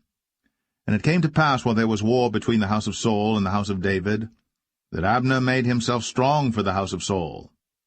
And Saul had a concubine, whose name was Rizpah, the daughter of Ai. And Ish-bosheth said to Abner, Wherefore hast thou gone in unto my father's concubine? Then was Abner very wroth for the words of Ish-bosheth, and said, Am I a dog's head, which against Judah do show kindness this day unto the house of Saul thy father, to his brethren, and to his friends, and have not delivered thee into the hand of David, that thou chargest me today with a fault concerning this woman? So do God to Abner, and more also, except as the Lord hath sworn to David, even so I do to him, to translate the kingdom from the house of Saul, and to set up the throne of David over Israel and over Judah, from Dan even to Beersheba. And he could not answer Abner a word again, because he feared him. And Abner sent messengers to David on his behalf, saying, Whose is the land? Saying also, Make thy league with me, and behold, my hand shall be with thee, to bring about all Israel unto thee. And he said, Well, I will make a league with thee. But one thing I require of thee, that is, thou shalt not see my face, except thou first bring Michal, Saul's daughter, when thou comest to see my face. And David sent messengers to Ish-bosheth, Saul's son, saying, Deliver me my wife Michal, which I espoused to me, for 100 foreskins of the Philistines. And Ish-bosheth sent and took her from her husband, even from Phaltiel, the son of Laish. And her husband went with her, along weeping, behind her to Bahurim. Then said Abner unto him, Go, return. And he returned. And Abner had communication with the elders of Israel, saying, Ye sought for David in times past to be king over you. Now then do it. For the Lord hath spoken of David, saying, By the hand of my servant David I will save my people Israel out of the hand of the Philistines, and out of the hand of all their enemies. And Abner also spake in the ears of Benjamin. And Abner went also to speak in the ears of David in Hebron all that seemed good to Israel, and that seemed good to the whole house of Benjamin. So Abner came to David to Hebron, and 20 men with him. And David made Abner and the men that were with him a feast. And Abner said unto David, I will arise and go, and will gather all Israel unto my lord the king, that they may make a league with thee, and that thou mayest reign over all that thine heart desireth. And David sent Abner away, and he went in peace. And behold, the servants of David and Joab came from pursuing a troop, and brought in a great spoil with them. But Abner was not with David in Hebron, for he had sent him away, and he was gone in peace. When Joab and all the host that was with him were come, they told Joab, saying, Abner the son of Ner came to the king, and he hath sent him away, and he is gone in peace. Then Joab came to the king and said, What hast thou done? Behold, Abner came unto thee. Why is it that thou hast sent him away, and he is quite gone? Thou knowest Abner the son of Ner, that he came to deceive thee, and to know thy going out and thy coming in, and to know all that thou doest. And when Joab was come out from David, he sent messengers after Abner, which brought him again from the well of Sirah. But David knew it not. And when Abner was returned to Hebron, Joab took him aside in the gate to speak with him quietly, and smote him there, under the 5th rib, that he died, for the blood of Asahel his brother. And afterward, when David heard it, he said, I and my kingdom are guiltless before the Lord, for ever, from the blood of Abner the son of Ner. Let it rest on the head of Joab, and on all his father's house. And let there not fail from the house of Joab one that hath an issue, or that is a leper, or that leaneth on a staff, or that falleth on the sword, or that lacketh bread. So Joab and Abishai his brother slew Abner, because he had slain their brother Asahel at Gibeon in the battle. And David said to Joab and to all the people that were with him, Rend your clothes, and gird you with sackcloth, and mourn before Abner. And King David himself followed the bier. And they buried Abner in Hebron. And the king lifted up his voice, and wept at the grave of Abner. And all the people wept. And the king lamented over Abner, and said, Died Abner as a fool dieth. Thy hands were not bound, nor thy feet put into fetters. As a man falleth before wicked men, so fellest thou. And all the people wept again over him.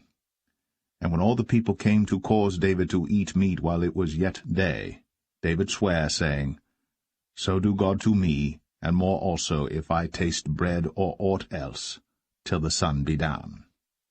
And all the people took notice of it, and it pleased them, as whatsoever the king did pleased all the people. For all the people and all Israel understood that day that it was not of the king to slay Abner the son of Ner. And the king said unto his servants, Know ye not that there is a prince and a great man fallen this day in Israel? And I am this day weak, though anointed king. And these men, the sons of Zeruiah, be too hard for me. The Lord shall reward the doer of evil according to his wickedness.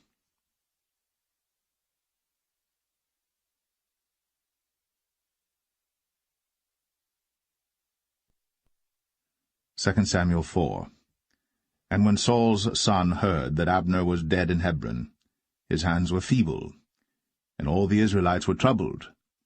And Saul's son had 2 men that were captains of bands. The name of the one was Baanah, and the name of the other Rechab, the sons of Rimmon, a Beerothite, of the children of Benjamin. For Beeroth also was reckoned to Benjamin. And the Beerothites fled to Gittaim, and were sojourners there until this day. And Jonathan, Saul's son, had a son that was lame of his feet. He was 5 years old when the tidings came of Saul and Jonathan out of Jezreel. And his nurse took him up, and fled. And it came to pass, as she made haste to flee, that he fell and became lame. And his name was Mephibosheth. And the sons of Rimmon the Beerothite, Rechab and Baanah, went, and came about the heat of the day to the house of Ish-bosheth, who lay on a bed at noon.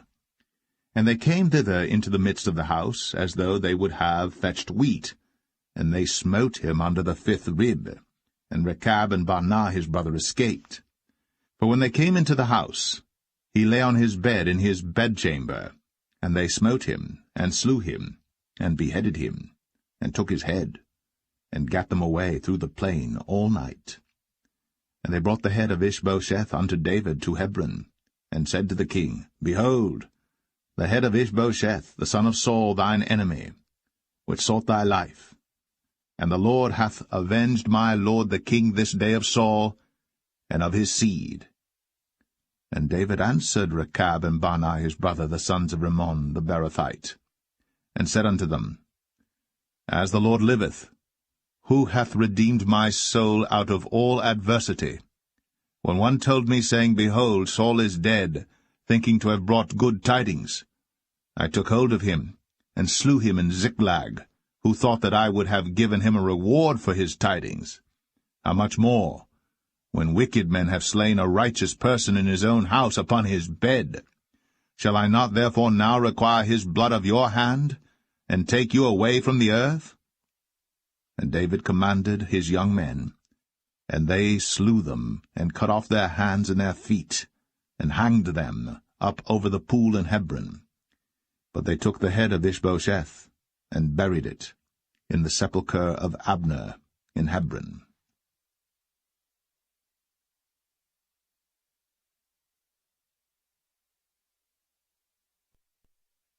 2 Samuel 5. Then came all the tribes of Israel to David unto Hebron, and spake, saying, Behold, we are thy bone and thy flesh. Also in time past, when Saul was king over us, thou wast he that leddest out and broughtest in Israel. And the Lord said to thee, Thou shalt feed my people Israel, and thou shalt be a captain over Israel. So all the elders of Israel came to the king to Hebron, and King David made a league with them in Hebron before the Lord, and they anointed David king over Israel. David was 30 years old when he began to reign, and he reigned 40 years. In Hebron he reigned over Judah 7 years and 6 months, and in Jerusalem he reigned 33 years over all Israel and Judah.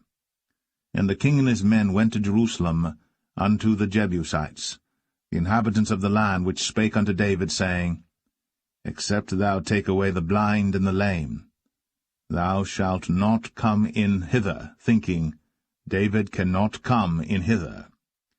Nevertheless, David took the stronghold of Zion, the same is the city of David. And David said on that day, Whosoever getteth up to the gutter, and smiteth the Jebusites, and the lame and the blind, that are hated of David's soul, he shall be chief and captain.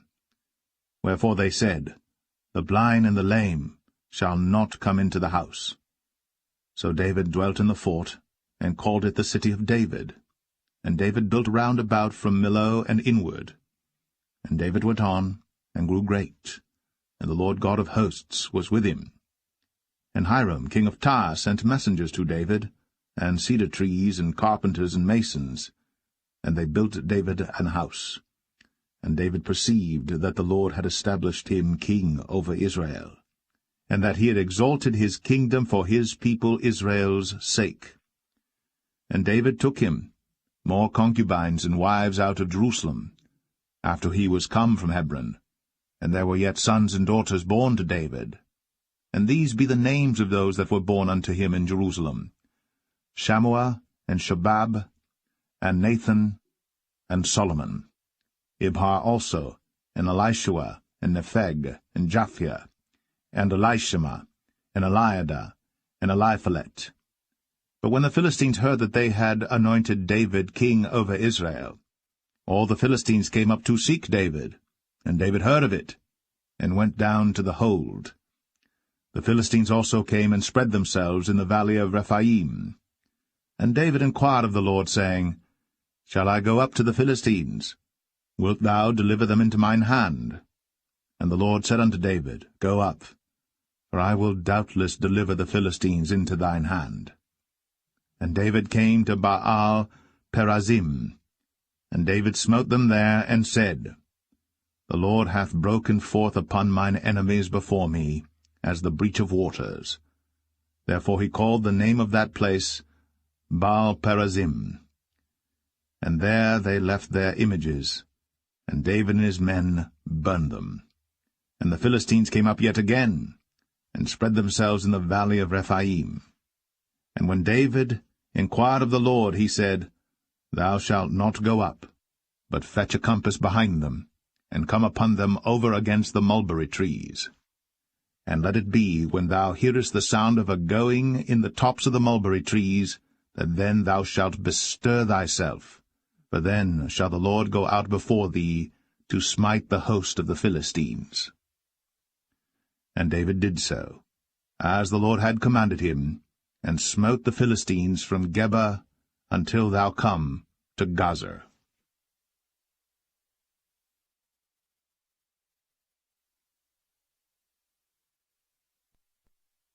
2 Samuel 6. Again David gathered together all the chosen men of Israel, 30,000. And David arose and went with all the people that were with him from Baalah of Judah, to bring up from thence the ark of God, whose name is called by the name of the Lord of hosts, that dwelleth between the cherubims.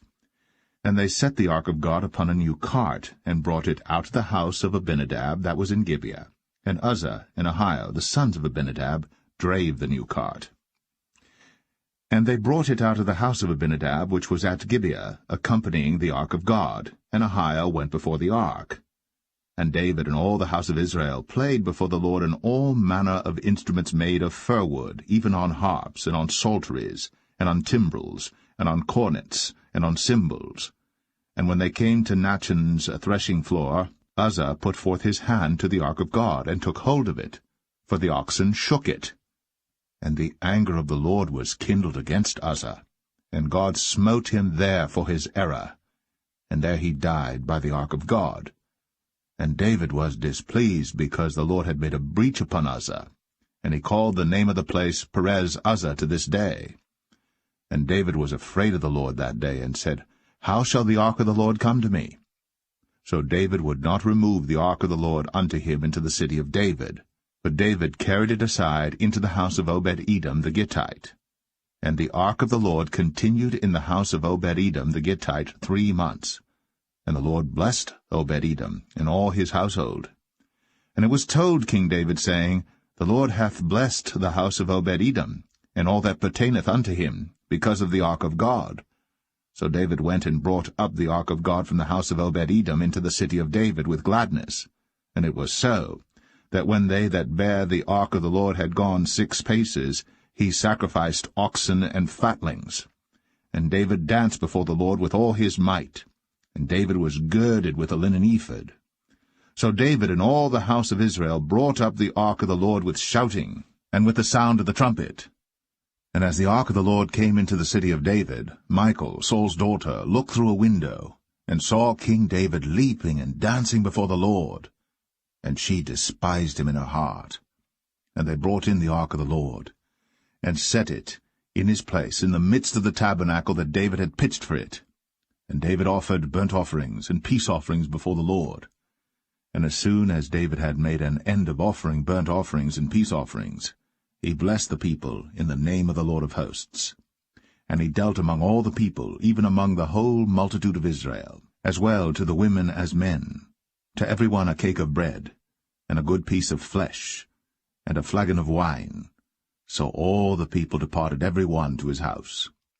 Then David returned to bless his household, and Michal the daughter of Saul came out to meet David, and said, How glorious was the king of Israel today, who uncovered himself today in the eyes of the handmaids of his servants, as one of the vain fellows shamelessly uncovereth himself. And David said unto Michal, It was before the Lord which chose me before thy father and before all his house, to appoint me ruler over the people of the Lord, over Israel. Therefore will I play before the Lord. And I will yet be more vile than thus, and will be base in mine own sight. And of the maidservants which thou hast spoken of them shall I be had in honor. Therefore Michal, the daughter of Saul, had no child unto the day of her death.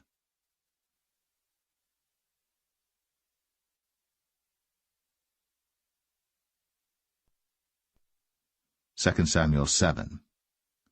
And it came to pass, when the king sat in his house, and the Lord had given him rest round about from all his enemies, that the king said unto Nathan the prophet, See now, I dwell in an house of cedar, but the ark of God dwelleth within curtains.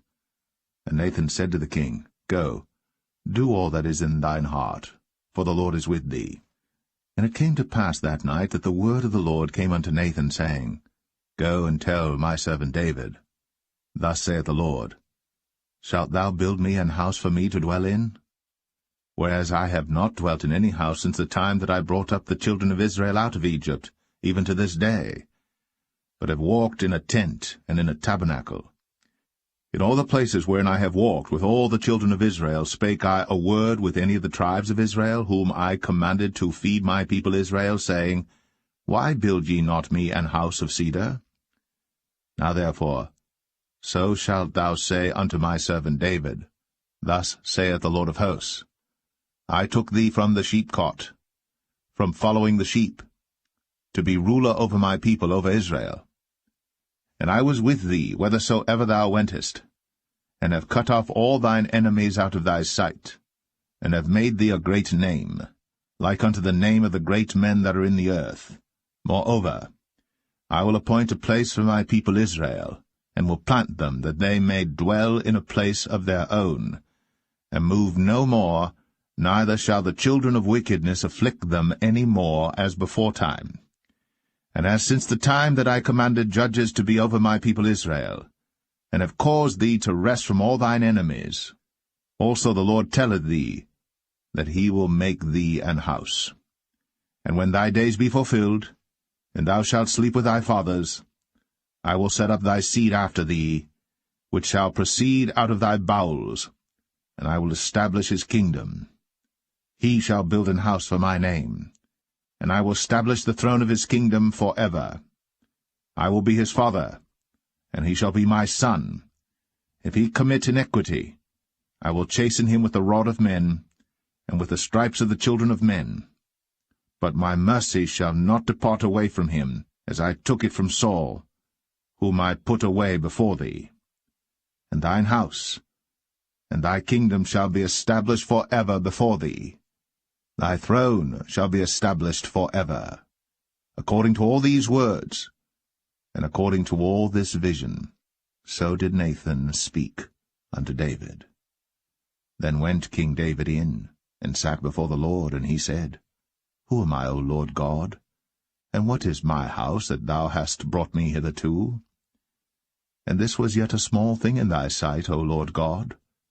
But thou hast spoken also of thy servant's house for a great while to come. And is this the manner of man, O Lord God? And what can David say more unto thee? For thou, Lord God, knowest thy servant. For thy word's sake, and according to thine own heart, hast thou done all these great things, to make thy servant know them. Wherefore thou art great, O Lord God. For there is none like thee, neither is there any God beside thee, according to all that we have heard with our ears. And what one nation in the earth is like thy people, even like Israel, whom God went to redeem for a people to himself, and to make him a name, and to do for you great things and terrible for thy land, before thy people, which thou redeemedst to thee from Egypt, from the nations and their gods. For thou hast confirmed to thyself thy people Israel to be a people unto thee for ever, and thou, Lord, art become their God. And now, O Lord God, the word that thou hast spoken concerning thy servant, and concerning his house, establish it for ever, and do as thou hast said. And let thy name be magnified for ever, saying, The Lord of hosts is the God of Israel. And let the house of thy servant David be established before thee. For thou, O Lord of hosts, God of Israel, hast revealed to thy servant, saying, I will build thee an house. Therefore hath thy servant found in his heart to pray this prayer unto thee. And now, O Lord God, thou art that God, and thy words be true, and thou hast promised this goodness unto thy servant. Therefore now, let it please thee to bless the house of thy servant, that it may continue for ever before thee. For thou, O Lord God, hast spoken it, and with thy blessing let the house of thy servant be blessed for ever.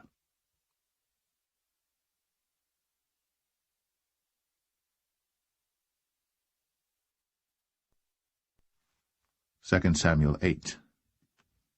And after this, it came to pass that David smote the Philistines, and subdued them. And David took Metheg-Ammah out of the hand of the Philistines. And he smote Moab, and measured them with a line, casting them down to the ground. Even with 2 lines measured he, to put to death, and with 1 full line to keep alive. And so the Moabites became David's servants, and brought gifts. David smote also Hadadezer, the son of Rehob, king of Zobah, as he went to recover his border at the river Euphrates. And David took from him 1,000 chariots, and 700 horsemen, and 20,000 footmen. And David houghed all the chariot horses, but reserved of them 400 chariots. And when the Syrians of Damascus came to succor Hadadezer, king of Zobah, David slew of the Syrians 22,000 men. Then David put garrisons in Syria of Damascus, and the Syrians became servants to David and brought gifts. And the Lord preserved David whithersoever he went. And David took the shields of gold that were on the servants of Hadadezer, and brought them to Jerusalem. And from Betah and from Berothai, cities of Hadadezer, King David took exceeding much brass. When Toi, king of Hamath, heard that David had smitten all the host of Hadadezer, then Toi sent Joram his son unto King David to salute him and to bless him, because he had fought against Hadadezer, and smitten him. For Hadadezer had wars with Toi. And Joram brought with him vessels of silver, and vessels of gold, and vessels of brass, which also King David did dedicate unto the Lord, with the silver and gold that he had dedicated of all nations which he subdued, of Syria, and of Moab, and of the children of Ammon, and of the Philistines, and of Amalek, and of the spoil of Hadadezer, son of Rehob, king of Zobah. And David gat him a name when he returned from smiting of the Syrians in the valley of Salt, being 18,000 men. And he put garrisons in Edom. Throughout all Edom put he garrisons, and all they of Edom became David's servants. And the Lord preserved David whithersoever he went. And David reigned over all Israel. And David executed judgment and justice unto all his people. And Joab the son of Zeruiah was over the host, and Jehoshaphat the son of Ahilud was recorder, and Zadok the son of Ahitub, and Ahimelech the son of Abiathar were the priests, and Seraiah was the scribe, and Benaniah the son of Jehoiada was over both the Cherethites and the Pelethites, and David's sons were chief rulers.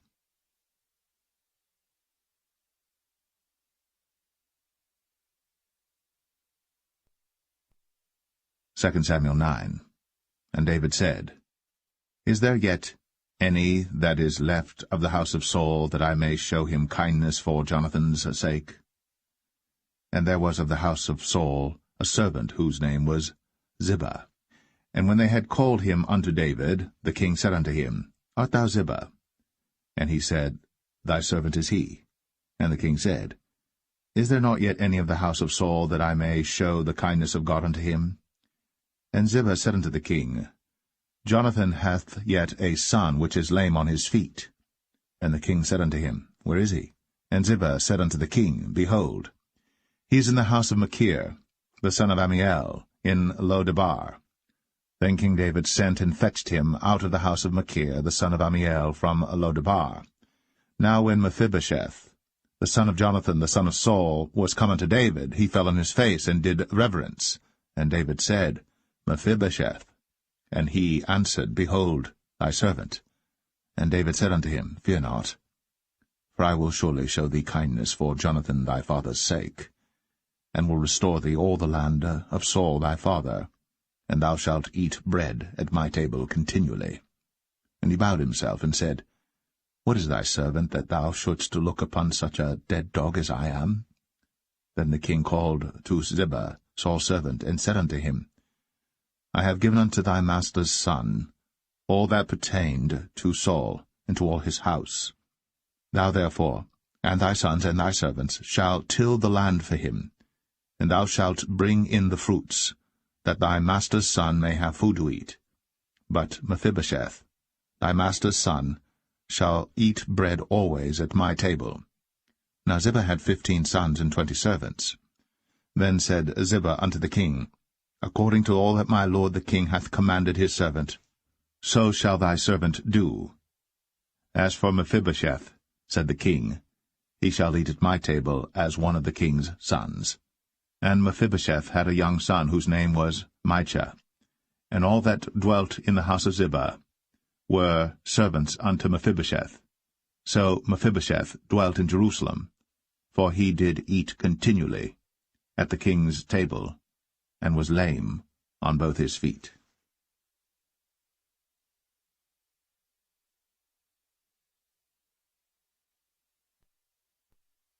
Second Samuel 10. And it came to pass after this, that the king of the children of Ammon died, and Hanun his son reigned in his stead. Then said David, I will show kindness unto Hanun the son of Nahash, as his father showed kindness unto me. And David sent to comfort him by the hand of his servants for his father. And David's servants came into the land of the children of Ammon. And the princes of the children of Ammon said unto Hanun their lord, Thinkest thou that David doth honour thy father, that he hath sent comforters unto thee? Hath not David rather sent his servants unto thee to search the city, and to spy it out, and to overthrow it? Wherefore Hanun took David's servants, and shaved off the 1/2 of their beards, and cut off their garments in the middle, even to their buttocks, and sent them away. When they told it unto David, he sent to meet them, because the men were greatly ashamed. And the king said, Tarry at Jericho until your beards be grown, and then return. And when the children of Ammon saw that they stank before David, the children of Ammon sent and hired the Syrians of Beth-rehob, and the Syrians of Zobah, 20,000 footmen, and of King Maacah 1,000 men, and of Ishtab 12,000 men. And when David heard of it, he sent Joab and all the host of the mighty men. And the children of Ammon came out and put the battle in array at the entering in of the gate. And the Syrians of Zobah, and of Rehob, and Ishtab, and Maacah were by themselves in the field.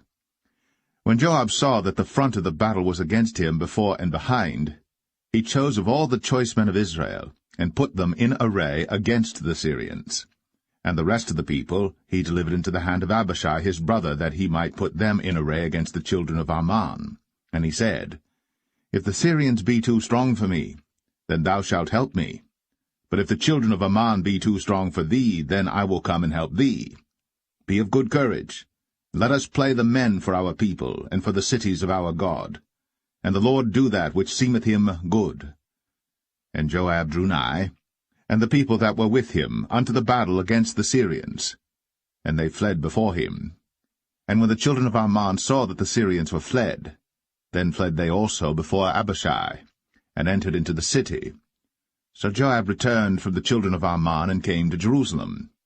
And when the Syrians saw that they were smitten before Israel, they gathered themselves together. And Hadarezer sent, and brought out the Syrians that were beyond the river, and they came to Helam. And Shobach, the captain of the host of Hadarezer, went before them. And when it was told David, he gathered all Israel together, and passed over Jordan, and came to Helam. And the Syrians set themselves in array against David, and fought with him. And the Syrians fled before Israel. And David slew the men of 700 chariots of the Syrians, and 40,000 horsemen, and smote Shobach, the captain of their host, who died there.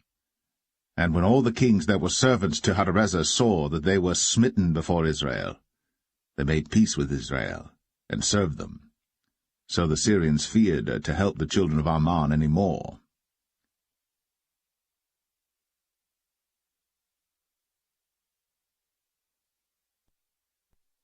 Second Samuel 11. And it came to pass, after the year was expired, at the time when kings go forth to battle, that David sent Joab and his servants with him, and all Israel. And they destroyed the children of Ammon, and besieged Rabbah. But David tarried still at Jerusalem.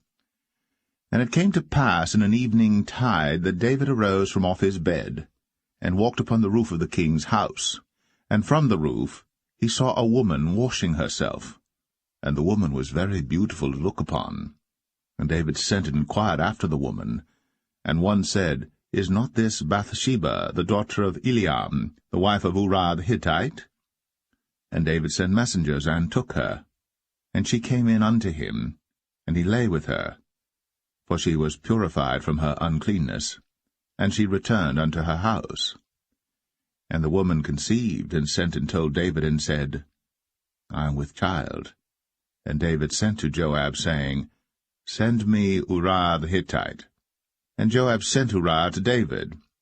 And when Uriah was come unto him, David demanded of him how Joab did, and how the people did, and how the war prospered. And David said to Uriah, Go down to thy house, and wash thy feet.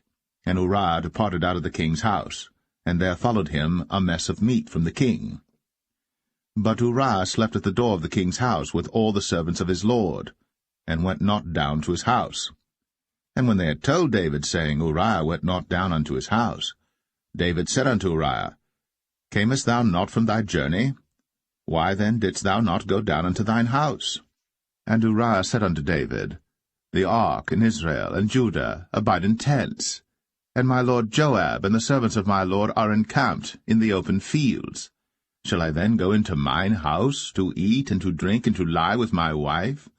As thou livest, and as thy soul liveth, I will not do this thing. And David said to Uriah, Tarry here today also, and tomorrow I will let thee depart.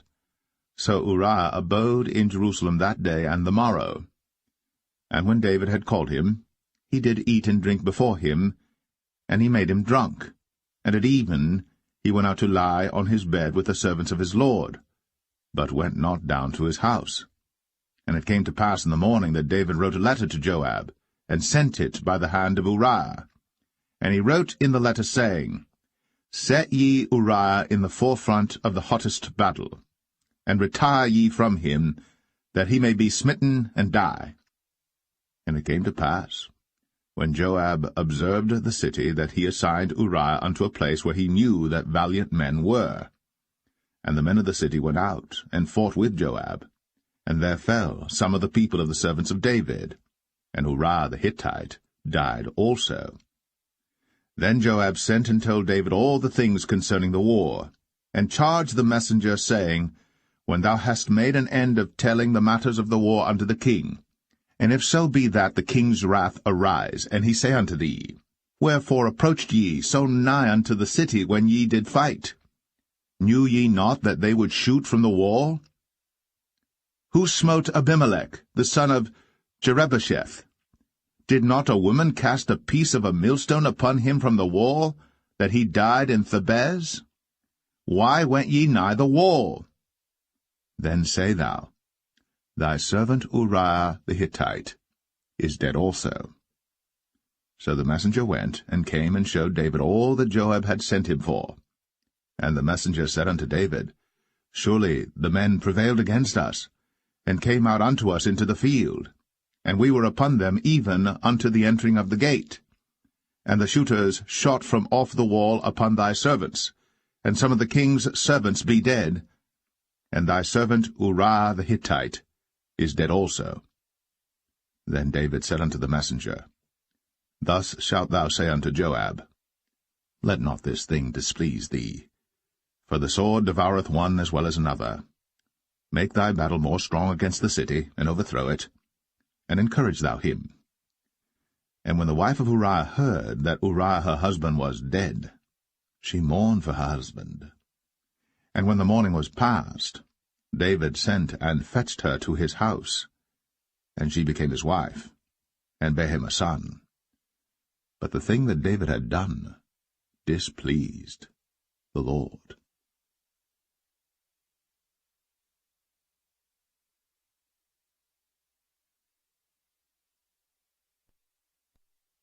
2 Samuel 12. And the Lord sent Nathan unto David. And he came unto him, and said unto him, There were 2 men in one city, the one rich and the other poor. The rich man had exceeding many flocks and herds, But the poor man had nothing save one little ewe lamb, which he had bought and nourished up. And it grew up together with him, and with his children. It did eat of his own meat, and drank of his own cup, and lay in his bosom, and was unto him as a daughter. And there came a traveller unto the rich man, and he spared to take of his own flock and of his own herd to dress for the wayfaring man that was come unto him, but took the poor man's lamb, and dressed it for the man that was come to him. And David's anger was greatly kindled against the man, and he said to Nathan, As the Lord liveth, the man that hath done this thing shall surely die, and he shall restore the lamb fourfold, because he did this thing, and because he had no pity. And Nathan said to David, Thou art the man. Thus saith the Lord God of Israel, I anointed thee king over Israel, and I delivered thee out of the hand of Saul.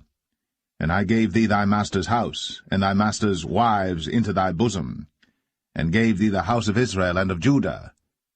And if that had been too little, I would moreover have given unto thee such and such things.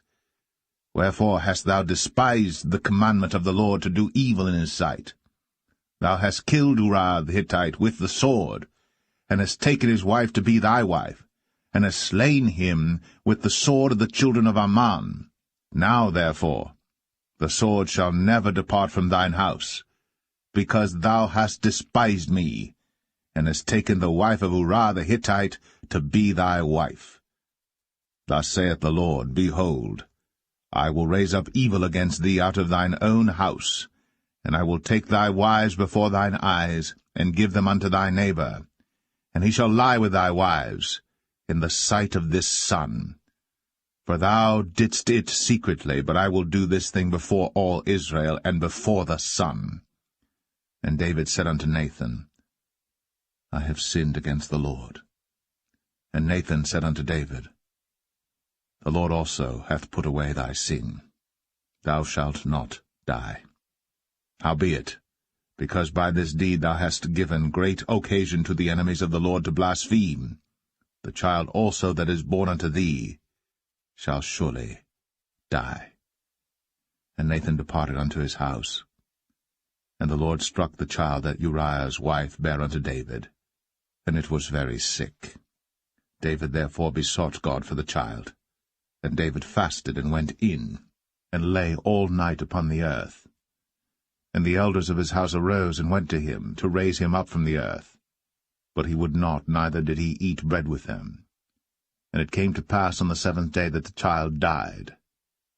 And the servants of David feared to tell him that the child was dead, for they said, Behold, while the child was yet alive, we spake unto him, and he would not hearken unto our voice. How will he then vex himself, if we tell him that the child is dead? But when David saw that his servants whispered, David perceived that the child was dead. Therefore David said unto his servants, Is the child dead? And they said, He is dead. Then David arose from the earth, and washed, and anointed himself, and changed his apparel, and came into the house of the Lord, and worshipped. Then he came to his own house, and when he required, they set bread before him, and he did eat. Then said his servants unto him, What thing is this that thou hast done? Thou didst fast and weep for the child while it was alive, but when the child was dead thou didst rise and eat bread. And he said, While the child was yet alive, I fasted and wept, for I said, Who can tell whether God will be gracious to me, that the child may live? But now he is dead. Wherefore should I fast? Can I bring him back again? I shall go to him, but he shall not return to me. And David comforted Bathsheba his wife, and went in unto her, and lay with her. And she bare a son, and he called his name Solomon. And the Lord loved him. And he sent by the hand of Nathan the prophet, and he called his name Jedediah, because of the Lord. And Joab fought against Rabbah of the children of Ammon, and took the royal city. And Joab sent messengers to David, and said, I have fought against Rabbah, and have taken the city of waters. Now therefore, gather the rest of the people together, and encamp against the city, and take it, lest I take the city, and it be called after my name. And David gathered all the people together, and went to Rabbah, and fought against it, and took it. And he took their king's crown from off his head, the weight whereof was a talent of gold, with the precious stones, and it was set on David's head. And he brought forth the spoil of the city in great abundance. And he brought forth the people that were therein, and put them under saws, and under harrows of iron, and under axes of iron, and made them pass through the brick kiln. And thus did he unto all the cities of the children of Ammon. So David and all the people returned unto Jerusalem.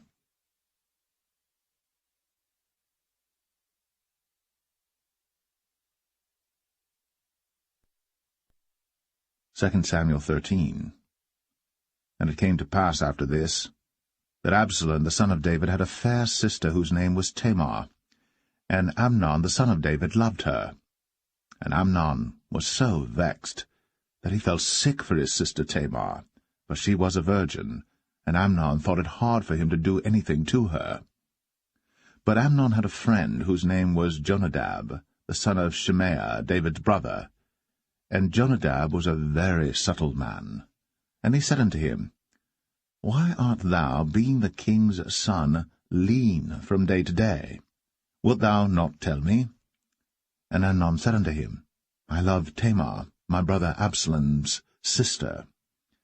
And Jonadab said unto him, Lay thee down on thy bed, and make thyself sick. And when thy father cometh to see thee, say unto him, I pray thee, let my sister Tamar come and give me meat, and dress the meat in my sight, that I may see it, and eat it at her hand. So Amnon lay down, and made himself sick.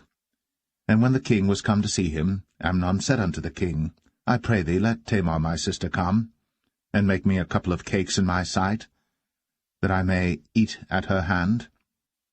Then David sent home to Tamar, saying, Go now to thy brother Amnon's house, and dress him meat. So Tamar went to her brother Amnon's house, and he was laid down. And she took flour, and kneaded it, and made cakes in his sight, and did bake the cakes. And she took a pan, and poured them out before him. But he refused to eat. And Amnon said, Have out all men from me. And they went out every man from him. And Amnon said unto Tamar, Bring the meat into the chamber, that I may eat of thine hand. And Tamar took the cakes which she had made, and brought them into the chamber to Amnon her brother. And when she had brought them unto him to eat, he took hold of her, and said unto her, Come, lie with me, my sister. And she answered him, Nay, my brother, do not force me. For no such thing ought to be done in Israel. Do not thou this folly. And I, whither shall I cause my shame to go? And as for thee, thou shalt be as one of the fools in Israel. Now therefore I pray thee, speak unto the king, for he will not withhold me from thee. Howbeit, he would not hearken unto her voice, but being stronger than she, forced her, and lay with her. Then Amnon hated her exceedingly, so that the hatred wherewith he hated her was greater than the love wherewith he had loved her. And Amnon said unto her, Arise, be gone. And she said unto him, There is no cause. This evil in sending me away is greater than the other that thou didst unto me.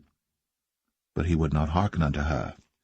Then he called his servant that ministered unto him, and said, Put now this woman out from me, and bolt the door after her. And she had a garment of divers colours upon her, for with such robes were the king's daughters that were virgins apparelled. Then his servant brought her out, and bolted the door after her. And Tamar put ashes on her head, and rent her garment of divers colours that was on her, and laid her hand on her head, and went on crying. And Absalom, her brother, said unto her, Hath Amnon thy brother been with thee? But hold now thy peace, my sister. He is thy brother. Regard not this thing. So Tamar remained desolate in her brother Absalom's house. But when King David heard of all these things, he was very wroth. And Absalom spake unto his brother Amnon, neither good nor bad, for Absalom hated Amnon, because he had forced his sister Tamar. And it came to pass after 2 full years that Absalom had sheep-shearers in Baal-Hazor, which is beside Ephraim. And Absalom invited all the king's sons. And Absalom came to the king and said, Behold now, thy servant hath sheep-shearers. Let the king, I beseech thee, and his servants go with thy servant. And the king said to Absalom, Nay, my son, let us not all now go, lest we be chargeable unto thee. And he pressed him, howbeit he would not go, but blessed him. Then said Absalom, If not, I pray thee, let my brother Amnon go with us. And the king said unto him, Why should he go with thee? But Absalom pressed him that he let Amnon and all the king's sons go with him. Now Absalom had commanded his servant, saying, Mark ye now, when Amnon's heart is merry with wine, and when I say unto you, Smite Amnon, then kill him. Fear not. Have not I commanded you? Be courageous, and be valiant. And the servants of Absalom did unto Amnon, as Absalom had commanded. Then all the king's sons arose, and every man gat him up upon his mule, and fled. And it came to pass, while they were in the way, that tidings came to David, saying, Absalom hath slain all the king's sons, and there is not one of them left. Then the king arose, and tare his garments, and lay on the earth, and all his servants stood by with their clothes rent. And Jonadab, the son of Shemaiah, David's brother, answered and said, Let not my lord suppose that they have slain all the young men, the king's sons, for Amnon only is dead. For by the appointment of Absalom this hath been determined from the day that he forced his sister Tamar. Now therefore, let not my lord the king take the thing to his heart, to think that all the king's sons are dead, for Amnon only is dead. But Absalom fled. And the young man that kept the watch lifted up his eyes, and looked, and behold, there came much people by the way of the hillside behind him. And Jonadab said unto the king, Behold, the king's sons come, as thy servant said, so it is. And it came to pass, as soon as he had made an end of speaking, that, behold, the king's sons came, and lifted up their voice, and wept. And the king also and all his servants wept very sore. But Absalom fled and went to Talmai, the son of Ammihud, king of Geshur. And David mourned for his son every day. So Absalom fled, and went to Geshur, and was there 3 years. And the soul of King David longed to go forth unto Absalom, for he was comforted concerning Amnon, seeing he was dead.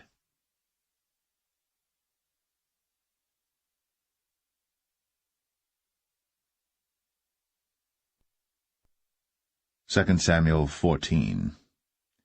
Now Joab the son of Zeruiah perceived that the king's heart was toward Absalom. And Joab sent to Tekoa, and fetched thence a wise woman, and said unto her, I pray thee, feign thyself to be a mourner, and put on now mourning apparel, and anoint not thyself with oil, but be as a woman that had a long time mourned for the dead. And come to the king, and speak on this manner unto him. So Joab put the words in her mouth.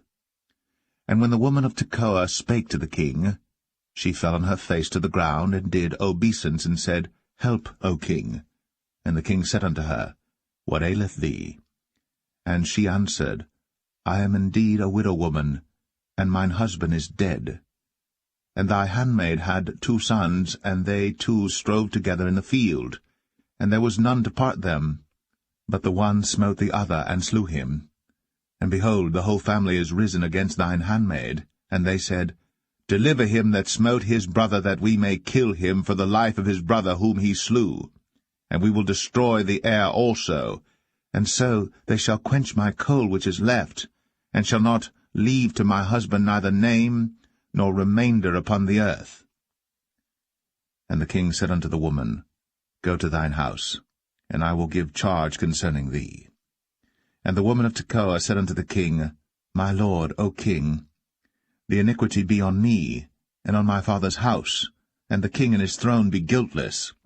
And the king said, Whosoever saith aught unto thee, bring him to me, and he shall not touch thee any more. Then said she, I pray thee, let the king remember the Lord thy God, that thou wouldst not suffer the revengers of blood to destroy any more, lest they destroy my son. And he said, As the Lord liveth, there shall not one hair of thy son fall to the earth. Then the woman said, Let thine handmaid, I pray thee, speak one word unto my lord the king. And he said, Say on. And the woman said, Wherefore then hast thou thought such a thing against the people of God? For the king doth speak this thing as one which is faulty, in that the king doth not fetch home again his banished. For we must needs die, and are as water spilt on the ground, which cannot be gathered up again. Neither doth God respect any person, yet doth he devise means that his banished be not expelled from him. Now therefore that I am come to speak of this thing unto my lord the king, it is because the people have made me afraid. And thy handmaid said, I will now speak unto the king. It may be that the king will perform the request of his handmaid. For the king will hear to deliver his handmaid out of the hand of the man that would destroy me and my son together out of the inheritance of God. Then thine handmaid said, The word of my lord the king shall now be comfortable. For as an angel of God, so is my lord the king to discern good and bad. Therefore the Lord thy God will be with thee. Then the king answered and said unto the woman, Hide not from me, I pray thee, the thing that I shall ask thee. And the woman said, Let my lord the king now speak. And the king said, Is not the hand of Joab with thee in all this? And the woman answered and said, As thy soul liveth, my lord the king, none can turn to the right hand or to the left from aught that my lord the king hath spoken. For thy servant Joab, he bade me, and he put all these words in the mouth of thine handmaid. To fetch about this form of speech hath thy servant Joab done this thing. And my lord is wise, according to the wisdom of an angel of God, to know all things that are in the earth. And the king said unto Joab, Behold now, I have done this thing. Go therefore, bring the young man Absalom again. And Joab fell to the ground on his face, and bowed himself, and thanked the king. And Joab said, Today thy servant knoweth that I have found grace in thy sight, my lord, O king, in that the king hath fulfilled the request of his servant. So Joab arose and went to Geshur, and brought Absalom to Jerusalem. And the king said, Let him turn to his own house, and let him not see my face. So Absalom returned to his own house, and saw not the king's face. But in all Israel there was none to be so much praised as Absalom for his beauty. From the sole of his foot even to the crown of his head, there was no blemish in him. And when he polled his head, for it was at every year's end that he polled it, because the hair was heavy on him, therefore he polled it, he weighed the hair of his head at 200 shekels after the king's weight.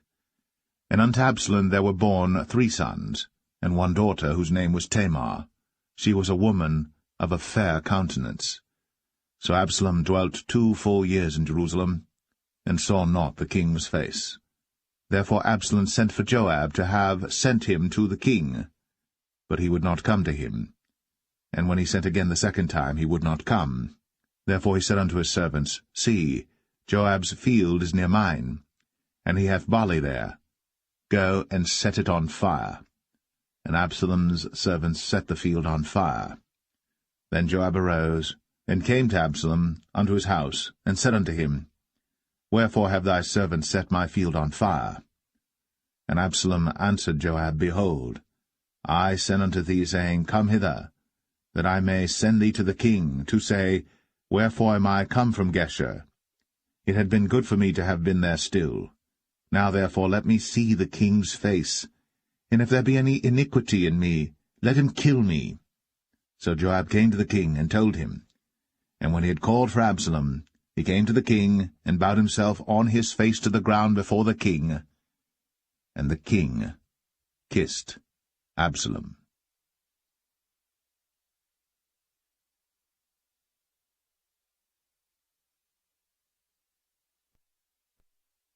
2 Samuel 15. And it came to pass after this, that Absalom prepared him chariots and horses, and 50 men to run before him. And Absalom rose up early, and stood beside the way of the gate. And it was so, that when any man that had a controversy came to the king for judgment, then Absalom called unto him, and said, Of what city art thou? And he said, Thy servant is of one of the tribes of Israel. And Absalom said unto him, See, thy matters are good and right, but there is no man deputed of the king to hear thee. Absalom said moreover, O that I were made judge in the land, that every man which hath any suit or cause might come unto me, and I would do him justice. And it was so, that when any man came nigh to him to do him obeisance, he put forth his hand, and took him, and kissed him. And on this manner did Absalom to all Israel that came to the king for judgment. So Absalom stole the hearts of the men of Israel. And it came to pass after 40 years, that Absalom said unto the king, I pray thee, let me go and pay my vow, which I have vowed unto the Lord in Hebron. For thy servant vowed a vow while I abode at Geshur in Syria, saying, If the Lord shall bring me again indeed to Jerusalem, then I will serve the Lord. And the king said unto him, Go in peace. So he arose, and went to Hebron. But Absalom sent spies throughout all the tribes of Israel, saying, As soon as ye hear the sound of the trumpet, then ye shall say, Absalom reigneth in Hebron. And with Absalom went 200 men out of Jerusalem, that were called, and they went in their simplicity, and they knew not anything. And Absalom sent for Ahithophel the Gilonite, David's counselor, from his city, even from Keilah, while he offered sacrifices. And the conspiracy was strong, for the people increased continually with Absalom. And there came a messenger to David, saying, The hearts of the men of Israel are after Absalom. And David said unto all his servants that were with him at Jerusalem, Arise, and let us flee. For we shall not else escape from Absalom. Make speed to depart, lest he overtake us suddenly, and bring evil upon us, and smite the city with the edge of the sword.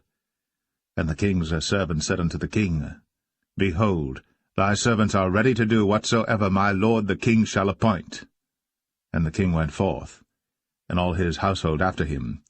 And the king left 10 women which were concubines to keep the house. And the king went forth, and all the people after him, and tarried in a place that was far off. And all his servants passed on beside him, and all the Cherethites, and all the Pelethites, and all the Gittites, 600 men which came after him from Gath, passed on before the king. Then said the king to Ittai the Gittite, Wherefore goest thou also with us? Return to thy place, and abide with the king, for thou art a stranger, and also an exile. Whereas thou camest but yesterday, should I this day make thee go up and down with us? Seeing I go whither I may, return thou, and take back thy brethren. Mercy and truth be with thee. And Ittai answered the king, and said, As the Lord liveth, and as my lord the king liveth, surely in what place my lord the king shall be, whether in death or life, even there also will thy servant be. And David said to Ittai, Go and pass over. And Ittai the Gittite passed over, and all his men, and all the little ones that were with him. And all the country wept with a loud voice. And all the people passed over. The king also himself passed over the brook Kidron. And all the people passed over toward the way of the wilderness. And lo, Zadok also, and all the Levites were with him, bearing the ark of the covenant of God. And they set down the ark of God, and Abiathar went up, until all the people had done passing out of the city. And the king said unto Zadok, Carry back the ark of God into the city. If I shall find favor in the eyes of the Lord, he will bring me again, and show me both it and his habitation. But if he thus say, I have no delight in thee, behold, here am I. Let him do to me as seemeth good unto him. The king said also unto Zadok the priest, Art not thou a seer? Return into the city in peace, and your 2 sons with you, Ahimaaz thy son, and Jonathan the son of Abiathar. See, I will tarry in the plain of the wilderness until there come word from you to certify me. Zadok therefore and Abiathar carried the ark of God again to Jerusalem, and they tarried there. And David went up by the ascent of Mount Olivet, and wept as he went up, and had his head covered, and he went barefoot, and all the people that was with him covered every man his head, and they went up, weeping as they went up. And one told David, saying, Ahithophel is among the conspirators with Absalom. And David said, O Lord, I pray thee, turn the counsel of Ahithophel into foolishness. And it came to pass that when David was come to the top of the mount, where he worshipped God, behold, Hushai the Archite came to meet him with his coat rent, and earth upon his head. Unto whom David said, If thou passest on with me, then thou shalt be a burden unto me. But if thou return to the city, and say unto Absalom, I will be thy servant, O king, as I have been thy father's servant hitherto, so will I now also be thy servant. Then mayest thou for me defeat the counsel of Ahithophel. And hast thou not there with thee Zadok and Abiathar the priests? Therefore it shall be that what thing soever thou shalt hear out of the king's house, thou shalt tell it to Zadok and Abiathar the priests. Behold, they have there with them their 2 sons, Ahimaaz Zadok's son, and Jonathan Abiathar's son. And by them ye shall send unto me everything that ye can hear. So Hushai, David's friend, came into the city, and Absalom came into Jerusalem.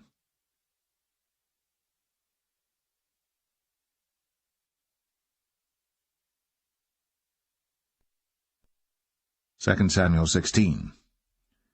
And when David was a little past the top of the hill, behold, Ziba, the servant of Mephibosheth, met him with a couple of asses saddled, and upon them 200 loaves of bread, and 100 bunches of raisins, and 100 of summer fruits, and a bottle of wine.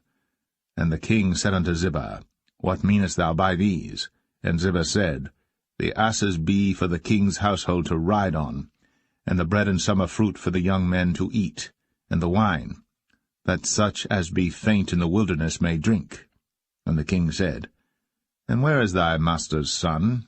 And Ziba said unto the king, Behold, he abideth at Jerusalem, for he said, Today shall the house of Israel restore me the kingdom of my father. Then said the king to Ziba, Behold, thine are all that pertained unto Mephibosheth. And Ziba said, I humbly beseech thee that I may find grace in thy sight, my lord, O king. And when King David came to Bahurim, behold, thence came out a man of the family of the house of Saul, whose name was Shimei, the son of Gera. He came forth, and cursed still as he came. And he cast stones at David, and at all the servants of King David. And all the people and all the mighty men were on his right hand and on his left. And thus said Shimei, when he cursed, Come out, thou bloody man, and thou man of Belial. The Lord hath returned upon thee all the blood of the house of Saul, in whose stead thou hast reigned. And the Lord hath delivered the kingdom into the hand of Absalom thy son, and behold, thou art taken in thy mischief, because thou art a bloody man.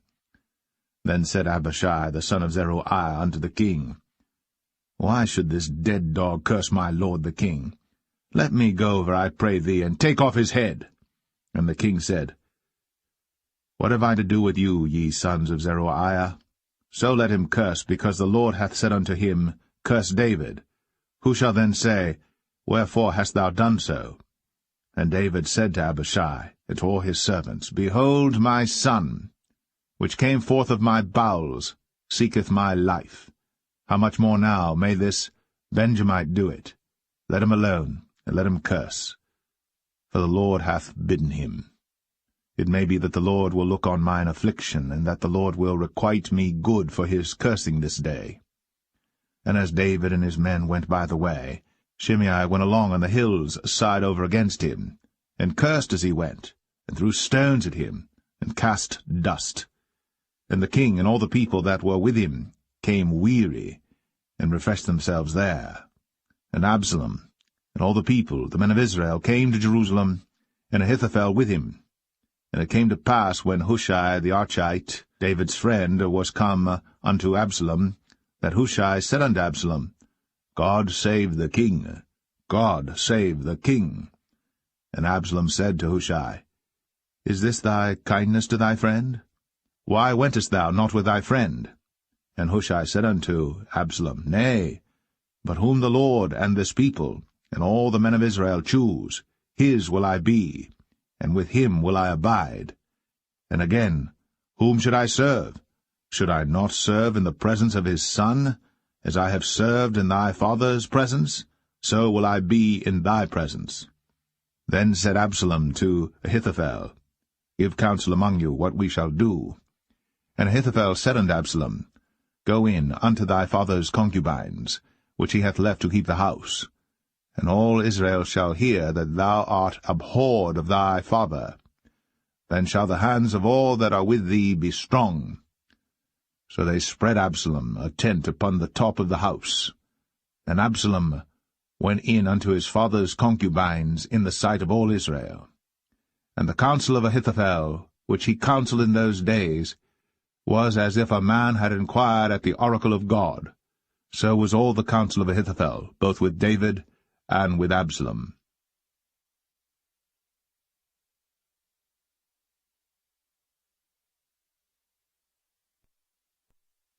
2 Samuel 17. Moreover Ahithophel said unto Absalom, Let me now choose out 12,000 men, and I will arise and pursue after David this night. And I will come upon him while he is weary and weak-handed, and will make him afraid, and all the people that are with him shall flee, and I will smite the king only. And I will bring back all the people unto thee.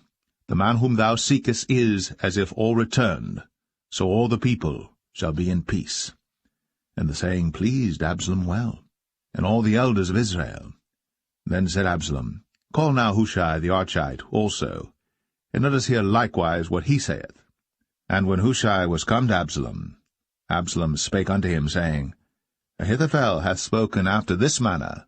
Shall we do after his saying? If not, speak thou. And Hushai said unto Absalom, The counsel that Ahithophel hath given is not good at this time. For, said Hushai, Thou knowest thy father and his men, that they be mighty men, and they be chafed in their minds, as a bear robbed of her whelps in the field. And thy father is a man of war, and will not lodge with the people. Behold, he is hid now in some pit, or in some other place, and it will come to pass, when some of them be overthrown at the first, that whosoever heareth it will say, There is a slaughter among the people that follow Absalom. And he also that is valiant, whose heart is as the heart of a lion, shall utterly melt. For all Israel knoweth that thy father is a mighty man, and they which be with him are valiant men. Therefore I counsel that all Israel be generally gathered unto thee, from Dan even to Beersheba, as the sand that is by the sea for multitude, and that thou go to battle in thine own person. So shall we come upon him in some place where he shall be found, and we will light upon him, as the dew falleth on the ground, and of him, and of all the men that are with him, there shall not be left so much as one.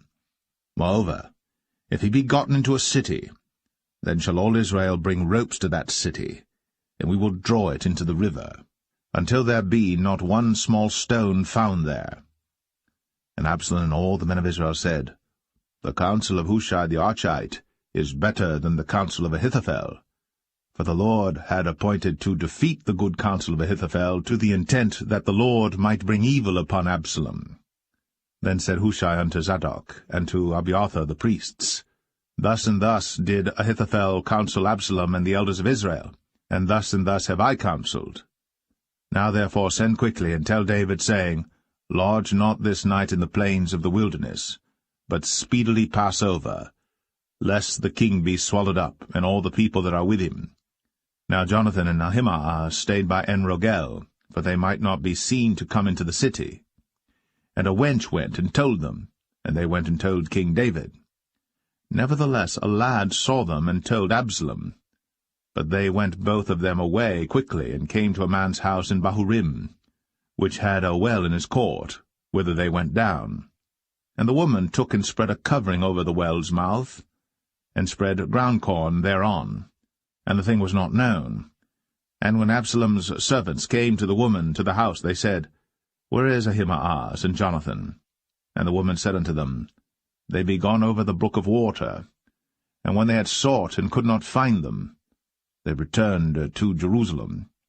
And it came to pass, after they were departed, that they came up out of the well, and went and told to King David, and said unto David, Arise, and pass quickly over the water, for thus hath Ahithophel counselled against you. Then David arose, and all the people that were with him, and they passed over Jordan. By the morning light there lacked not one of them that was not gone over Jordan. And when Ahithophel saw that his counsel was not followed, he saddled his ass and arose, and gat him home to his house, to his city, and put his household in order, and hanged himself, and died, and was buried in the sepulchre of his father. Then David came to Mahanaim, and Absalom passed over Jordan, he and all the men of Israel with him. And Absalom made Amasa captain of the host instead of Joab, which Amasa was a man's son, whose name was Ithra, an Israelite, that went in to Abigail, the daughter of Nahash, sister to Zeruiah, Joab's mother. So Israel and Absalom pitched in the land of Gilead. And it came to pass, when David was come to Mahanaim, that Shobai the son of Nahash of Rabbah, of the children of Ammon, and Machir, the son of Amiel of Lo-debar, and Barzillai the Gileadite of Rogelim, brought beds, and basins, and earthen vessels, and wheat, and barley, and flour, and parched corn, and beans, and lentils, and parched pulse, and honey, and butter, and sheep, and cheese of kine for David and for the people that were with him to eat. For they said, The people is hungry and weary and thirsty in the wilderness.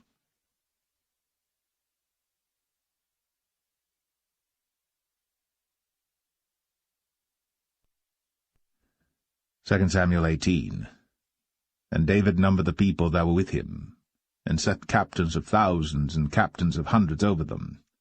And David sent forth a third part of the people under the hand of Joab, and a third part under the hand of Abishai the son of Zeruiah, Joab's brother, and a third part under the hand of Ittai the Gittite. And the king said unto the people, I will surely go forth with you myself also. But the people answered, Thou shalt not go forth, for if we flee away, they will not care for us, neither, if half of us die, will they care for us. But now thou art worth 10,000 of us. Therefore now it is better that thou succour us out of the city. And the king said unto them, What seemeth you best, I will do. And the king stood by the gate side, and all the people came out by hundreds and by thousands. And the king commanded Joab and Abishai and Ittai, saying, Deal gently for my sake with the young man, even with Absalom. And all the people heard when the king gave all the captains charge concerning Absalom. So the people went out into the field against Israel, and the battle was in the wood of Ephraim, where the people of Israel were slain before the servants of David, and there was there a great slaughter that day of 20,000 men. For the battle was there scattered over the face of all the country, and the wood devoured more people that day than the sword devoured. And Absalom met the servants of David, and Absalom rode upon a mule, and the mule went under the thick boughs of a great oak, and his head caught hold of the oak, and he was taken up between the heaven and the earth, and the mule that was under him went away. And a certain man saw it, and told Joab, and said, Behold, I saw Absalom hanged in an oak. And Joab said unto the man that told him, And behold, thou sawest him, and why didst thou not smite him there to the ground? And I would have given thee 10 shekels of silver and a girdle.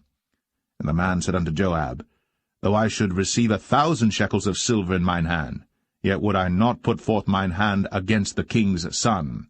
For in our hearing the king charged thee and Abishai and Ittai, saying, Beware that none touch the young man Absalom.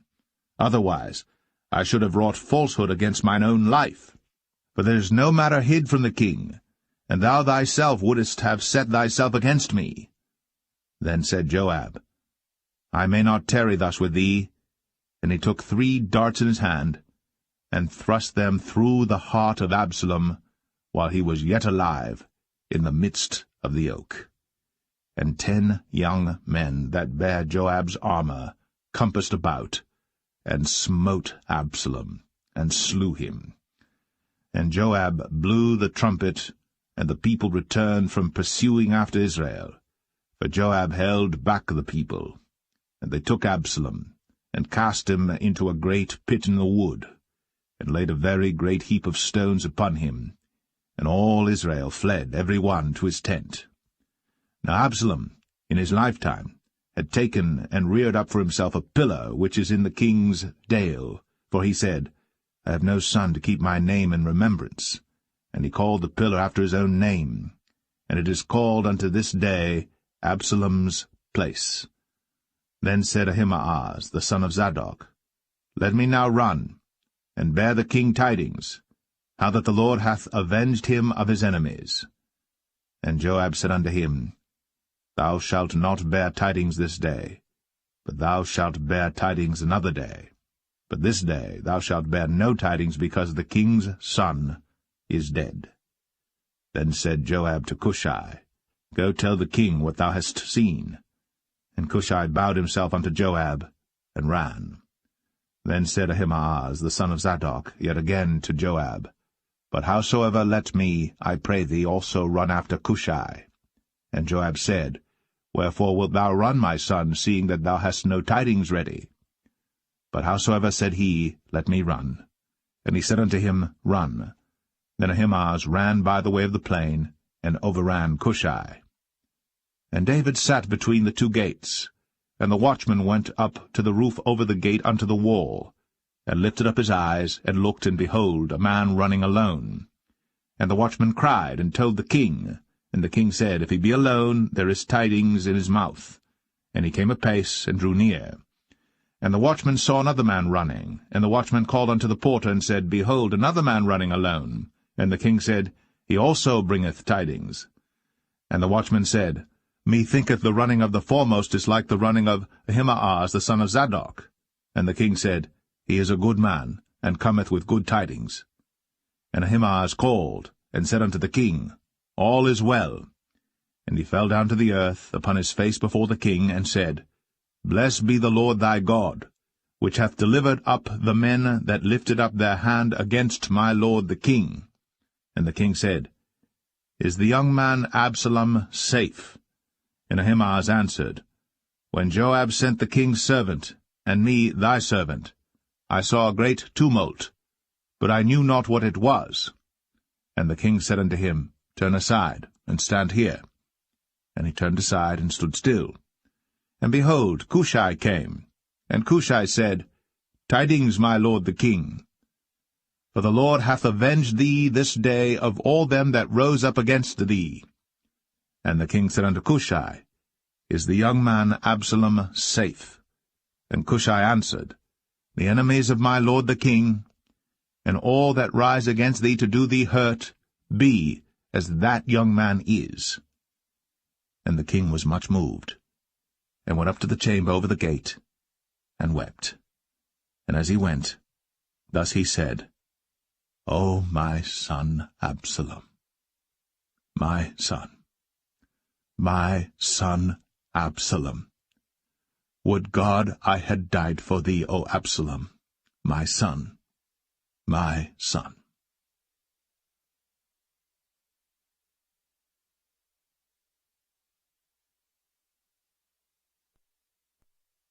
2 Samuel 19. And it was told Joab, Behold, the king weepeth and mourneth for Absalom. And the victory that day was turned into mourning unto all the people, for the people heard say that day how the king was grieved for his son. And the people gat them by stealth that day into the city, as people being ashamed steal away when they flee in battle. But the king covered his face. And the king cried with a loud voice, O my son Absalom, O Absalom, my son, my son!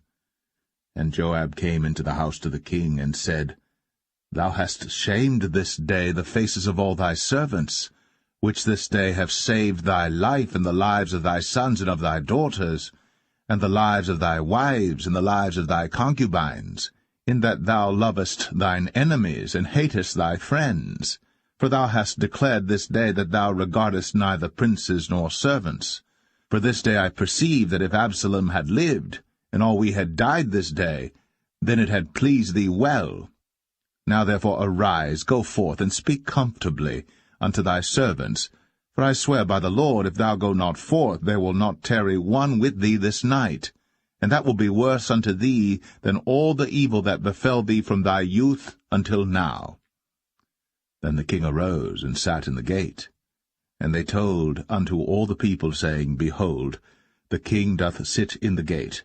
And all the people came before the king, for Israel had fled every man to his tent. And all the people were at strife throughout all the tribes of Israel, saying, The king saved us out of the hand of our enemies, and he delivered us out of the hand of the Philistines, and now he is fled out of the land for Absalom. And Absalom, whom we anointed over us, is dead in battle. Now therefore why speak ye not a word of bringing the king back? And King David sent to Zadok and to Abiathar the priests, saying, Speak unto the elders of Judah, saying, Why are ye the last to bring the king back to his house, seeing the speech of all Israel is come to the king, even to his house? Ye are my brethren, ye are my bones and my flesh, wherefore then are ye the last to bring back the king? And say ye to Amasa, Art thou not of my bone and of my flesh? God do so to me, and more also, if thou be not captain of the host before me continually in the room of Joab. And he bowed the heart of all the men of Judah, even as the heart of one man, so that they sent this word unto the king, Return thou, and all thy servants. So the king returned, and came to Jordan, and Judah came to Gilgal, to go to meet the king, to conduct the king over Jordan. And Shimei the son of Gera, a Benjamite, which was of Bahurim, hasted and came down with the men of Judah to meet King David. And there were 1,000 men of Benjamin with him, and Ziba the servant of the house of Saul, and his 15 sons and his 20 servants with him. And they went over Jordan before the king. And there went over a ferry boat to carry over the king's household, and to do what he thought good.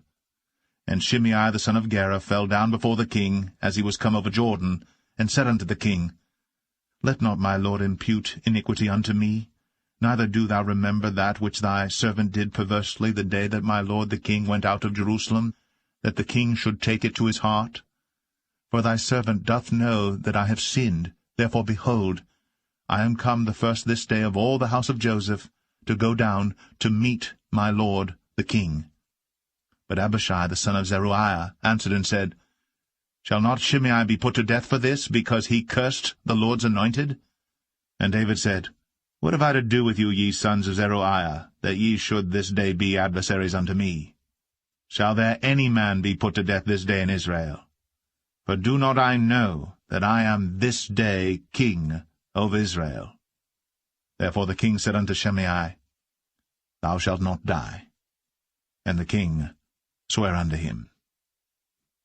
And Mephibosheth, the son of Saul, came down to meet the king, and had neither dressed his feet, nor trimmed his beard, nor washed his clothes, from the day the king departed until the day he came again in peace. And it came to pass, when he was come to Jerusalem to meet the king, that the king said unto him, Wherefore wentest not thou with me, Mephibosheth? And he answered, My lord, O king, my servant deceived me. For thy servant said, I will saddle me an ass, that I may ride thereon, and go to the king, because thy servant is lame. And he hath slandered thy servant unto my lord the king. But my lord the king is as an angel of God. Do therefore what is good in thine eyes. For all of my father's house were but dead men before my lord the king. Yet didst thou set thy servant among them that did eat at thine own table? What right therefore have I yet to cry any more unto the king? And the king said unto him, Why speakest thou any more of thy matters? I have said, Thou and Ziba divide the land.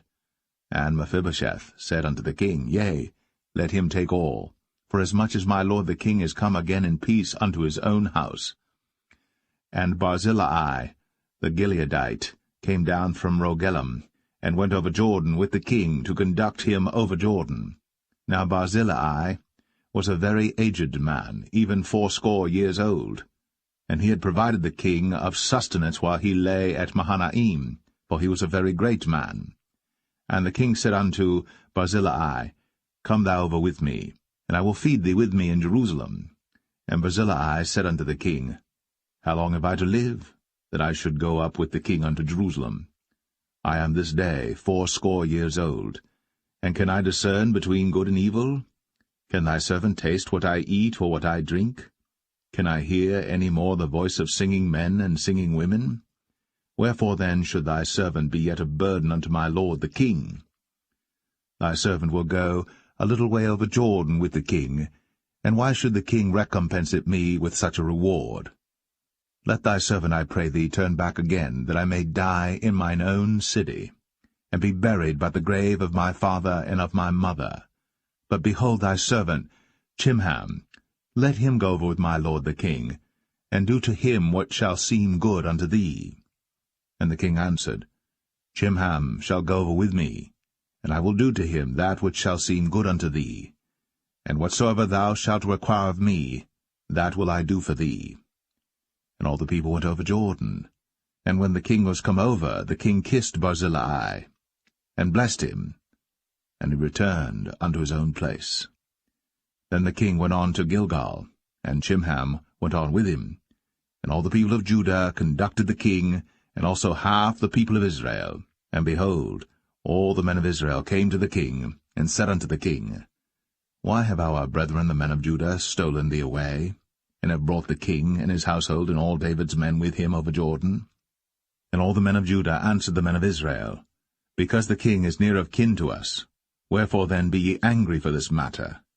Have we eaten at all of the king's cost, or hath he given us any gift? And the men of Israel answered the men of Judah, and said, We have 10 parts in the king, and we have also more right in David than ye. Why then did ye despise us, that our advice should not be first had in bringing back our king? And the words of the men of Judah were fiercer than the words of the men of Israel.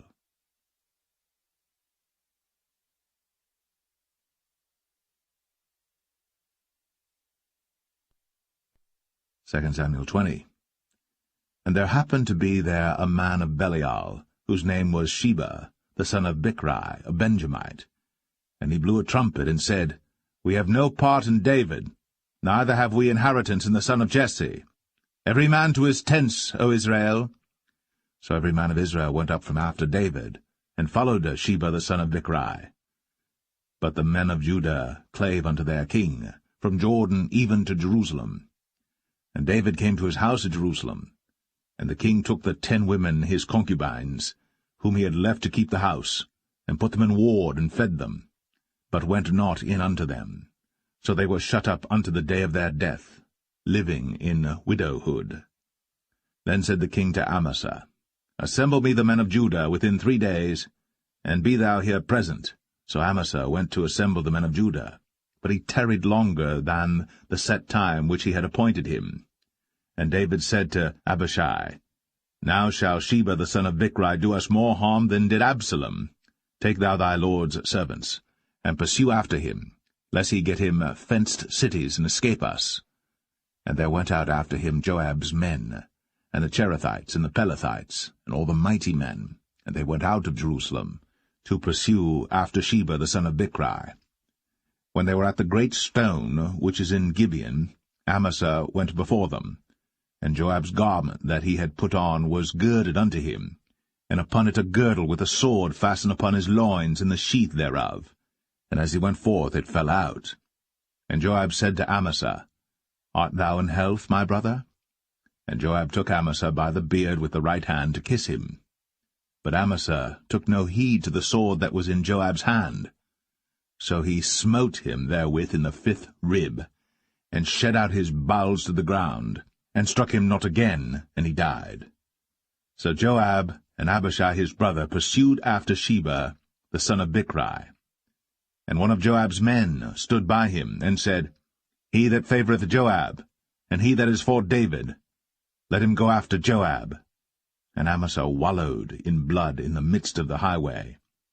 And when the man saw that all the people stood still, he removed Amasa out of the highway into the field, and cast a cloth upon him when he saw that every one that came by him stood still.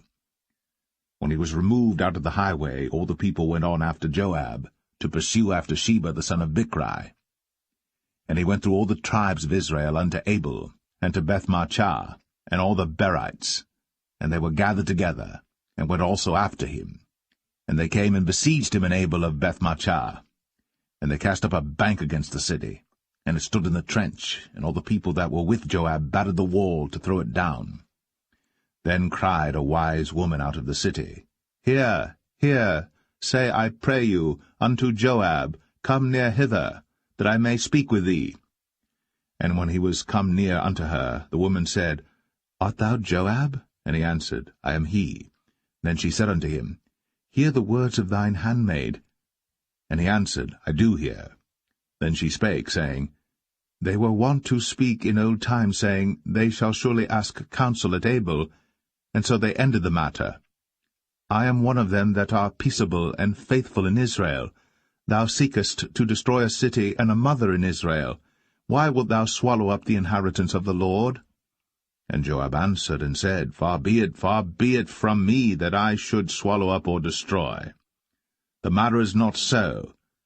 But a man of Mount Ephraim, Sheba, the son of Bichri by name, hath lifted up his hand against the king, even against David. Deliver him only, and I will depart from the city. And the woman said unto Joab, Behold, his head shall be thrown to thee over the wall. Then the woman went unto all the people in her wisdom, and they cut off the head of Sheba the son of Bichri, and cast it out to Joab. And he blew a trumpet, and they retired from the city, every man to his tent. And Joab returned to Jerusalem unto the king. Now Joab was over all the host of Israel, and Benaiah the son of Jehoiada was over the Cherethites and over the Pelethites, and Adoram was over the tribute, and Jehoshaphat the son of Ahilud was recorder, and Sheva was scribe, and Zadok and Abiathar were priests, and Ira also the Jerite was a chief ruler about David.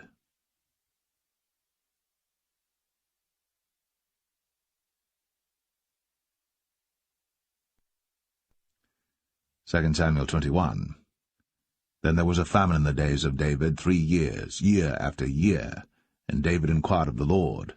And the Lord answered, It is for Saul and for his bloody house, because he slew the Gibeonites.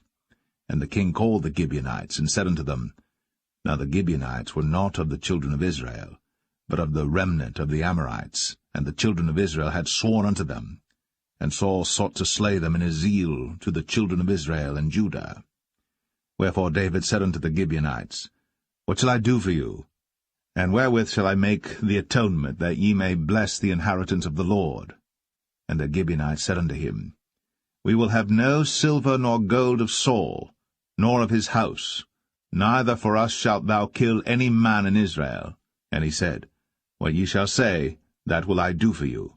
And they answered the king, The man that consumed us, and that devised against us, that we should be destroyed from remaining in any of the coasts of Israel, let 7 men of his sons be delivered unto us, and we will hang them up unto the Lord in Gibeah of Saul, whom the Lord did choose. And the king said, I will give them. But the king spared Mephibosheth, the son of Jonathan the son of Saul, because of the Lord's oath that was between them, between David and Jonathan the son of Saul. But the king took the 2 sons of Rizpah, the daughter of Aiah, whom she bare unto Saul, Armoni and Mephibosheth, and the 5 sons of Michal the daughter of Saul, whom she brought up for Adriel the son of Barzillai the Maholathite. And he delivered them into the hands of the Gibeonites, and they hanged them in the hill before the Lord. And they fell all 7 together, and were put to death in the days of harvest, in the first days, in the beginning of barley harvest. And Rizpah the daughter of Aiah took sackcloth, and spread it for her upon the rock, from the beginning of harvest until water dropped upon them out of heaven, and suffered neither the birds of the air to rest on them by day, nor the beast of the field by night. And it was told David what Rizpah the daughter of Aiah, the concubine of Saul, had done. And David went and took the bones of Saul, and the bones of Jonathan his son, from the men of Jabesh-Gilead, which had stolen them from the street of Bethshan, where the Philistines had hanged them, when the Philistines had slain Saul in Gilboa. And he brought up from thence the bones of Saul, and the bones of Jonathan his son, and they gathered the bones of them that were hanged.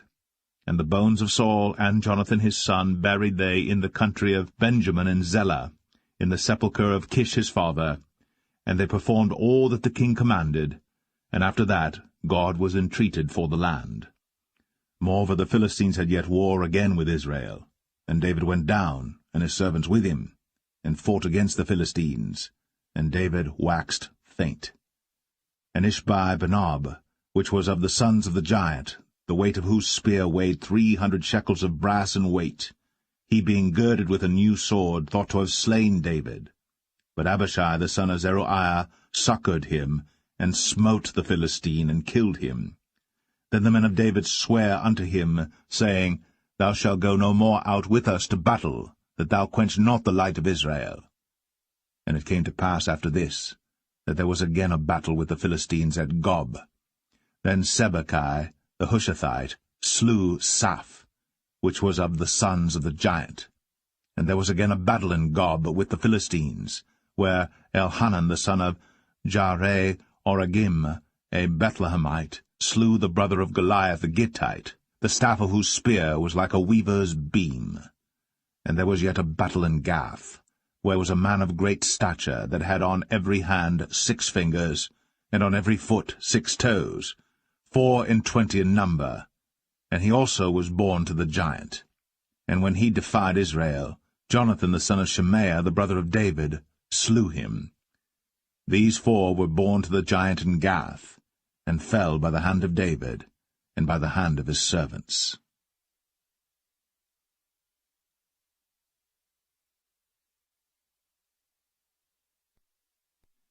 2 Samuel 22.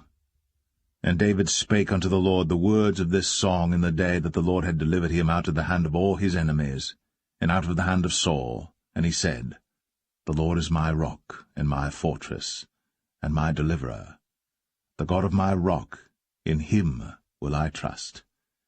He is my shield, and the horn of my salvation, my high tower, and my refuge, my Saviour. Thou savest me from violence. I will call on the Lord, who is worthy to be praised. So shall I be saved from mine enemies.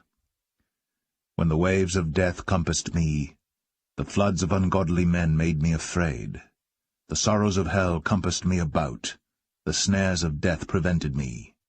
In my distress I called upon the Lord, and cried to my God, and he did hear my voice out of his temple, and my cry did enter into his ears. Then the earth shook and trembled, the foundations of heaven moved and shook, because he was wroth. There went up a smoke out of his nostrils, and fire out of his mouth devoured. Coals were kindled by it. He bowed the heavens also, and came down, and darkness was under his feet. And he rode upon a cherub, and did fly, and he was seen upon the wings of the wind. And he made darkness pavilions round about him, dark waters, and thick clouds of the skies. Through the brightness before him were coals of fire kindled. The Lord thundered from heaven, and the Most High uttered his voice. And he sent out arrows, and scattered them, lightning, and discomfited them. And the channels of the sea appeared. The foundations of the world were discovered, at the rebuking of the Lord, at the blast of the breath of his nostrils. He sent from above, he took me, he drew me out of many waters. He delivered me from my strong enemy, and from them that hated me, for they were too strong for me. They prevented me in the day of my calamity. But the Lord was my stay. He brought me forth also into a large place. He delivered me because he delighted in me. The Lord rewarded me according to my righteousness, according to the cleanness of my hands hath he recompensed me. For I have kept the ways of the Lord, and have not wickedly departed from my God. For all his judgments were before me, and as for his statutes, I did not depart from them. I was also upright before him, and have kept myself from mine iniquity. Therefore the Lord hath recompensed me according to my righteousness, according to my cleanness in his eyesight. With the merciful thou wilt show thyself merciful, and with the upright man thou wilt show thyself upright. With the pure thou wilt show thyself pure, and with the froward thou wilt show thyself unsavoury. And the afflicted people thou wilt save, but thine eyes are upon the haughty, that thou mayest bring them down. For thou art my lamp, O Lord, and the Lord will lighten my darkness. For by thee I have run through a troop, by my God have I leaped over a wall. As for God, his way is perfect. The word of the Lord is tried. He is a buckler to all them that trust in him. For who is God save the Lord? And who is a rock save our God? God is my strength and power, and he maketh my way perfect. He maketh my feet like hinds' feet, and setteth me upon my high places. He teacheth my hands to war, so that a bow of steel is broken by mine arms. Thou hast also given me the shield of thy salvation, and thy gentleness hath made me great. Thou hast enlarged my steps under me, so that my feet did not slip. I have pursued mine enemies, and destroyed them, and turned not again until I had consumed them. And I have consumed them and wounded them, that they could not arise, yea, they are fallen under my feet. For thou hast girded me with strength to battle. Them that rose up against me hast thou subdued under me. Thou hast also given me the necks of mine enemies, that I might destroy them that hate me. They looked, but there was none to save, even unto the Lord. But he answered them not. Then did I beat them as small as the dust of the earth. I did stamp them as the mire of the street, and did spread them abroad. Thou also hast delivered me from the strivings of my people. Thou hast kept me to be head of the heathen. A people which I knew not shall serve me. Strangers shall submit themselves unto me. As soon as they hear, they shall be obedient unto me. Strangers shall fade away, and they shall be afraid out of their close places. The Lord liveth, and blessed be my rock, and exalted be the God of the rock of my salvation. It is God that avengeth me, and that bringeth down the people unto me, and that bringeth me forth from mine enemies. Thou also hast lifted me up on high above them that rose up against me. Thou hast delivered me from the violent man. Therefore I will give thanks unto thee, O Lord, among the heathen, and I will sing praises unto thy name. He is the tower of salvation for his king, and showeth mercy to his anointed, unto David, and to his seed for evermore.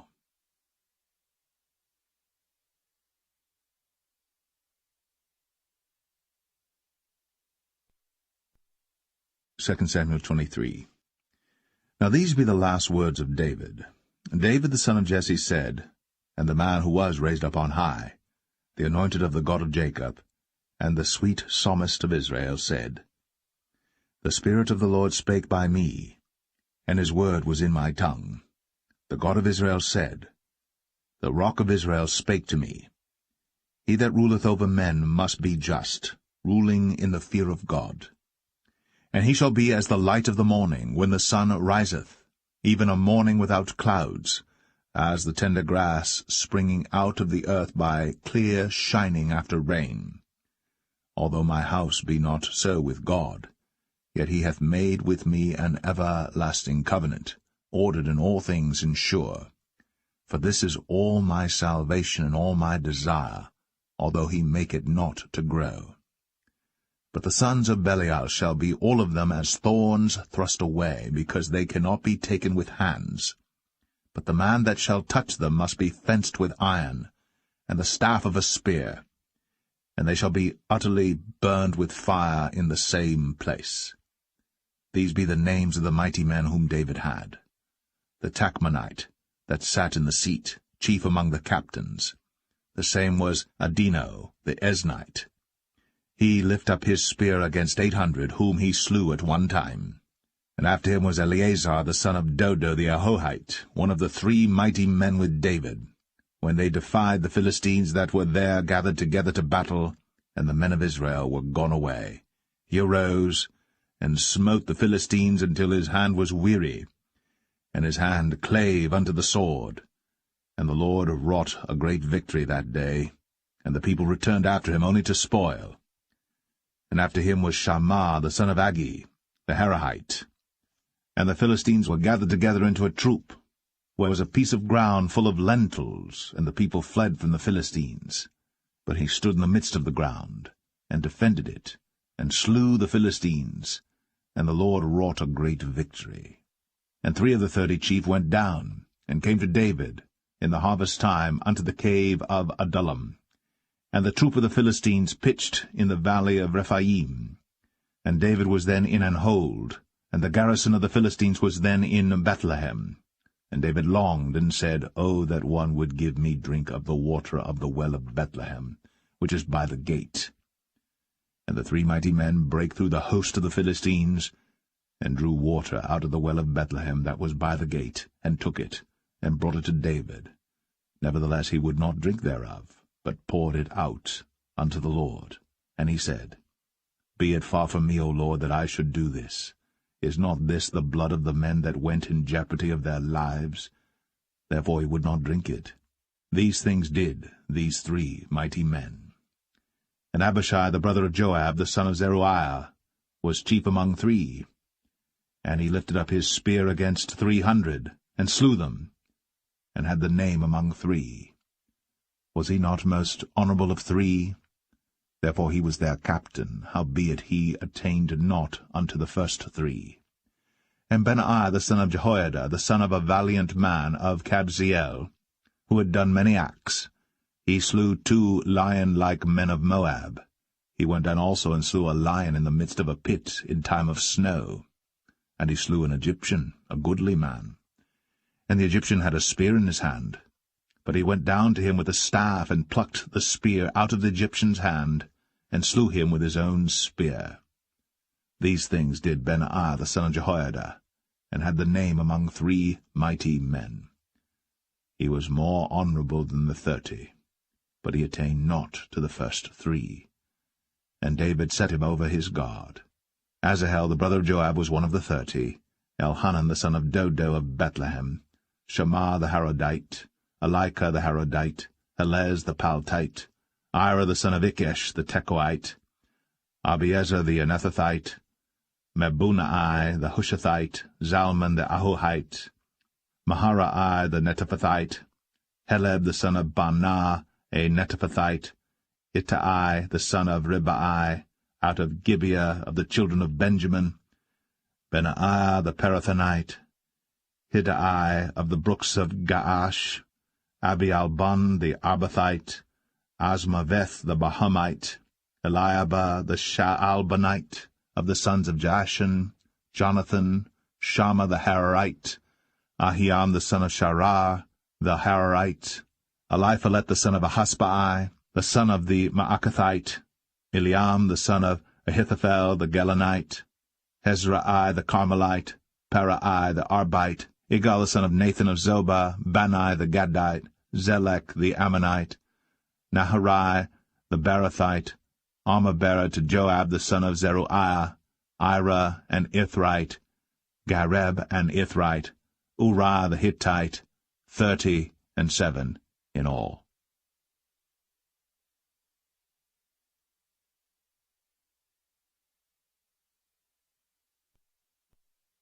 Second Samuel 24. And again the anger of the Lord was kindled against Israel. And he moved David against them to say, Go, number Israel and Judah. For the king said to Joab, the captain of the host, which was with him, Go now through all the tribes of Israel, from Dan even to Beersheba, and number ye the people, that I may know the number of the people. And Joab said unto the king, Now the Lord thy God add unto the people, how many soever they be, 100-fold, and that the eyes of my lord the king may see it. But why doth my lord the king delight in this thing? Notwithstanding the king's word prevailed against Joab and against the captains of the host. And Joab and the captains of the host went out from the presence of the king, to number the people of Israel. And they passed over Jordan, and pitched in Aroer, on the right side of the city that lieth in the midst of the river of Gad, and toward Jazer.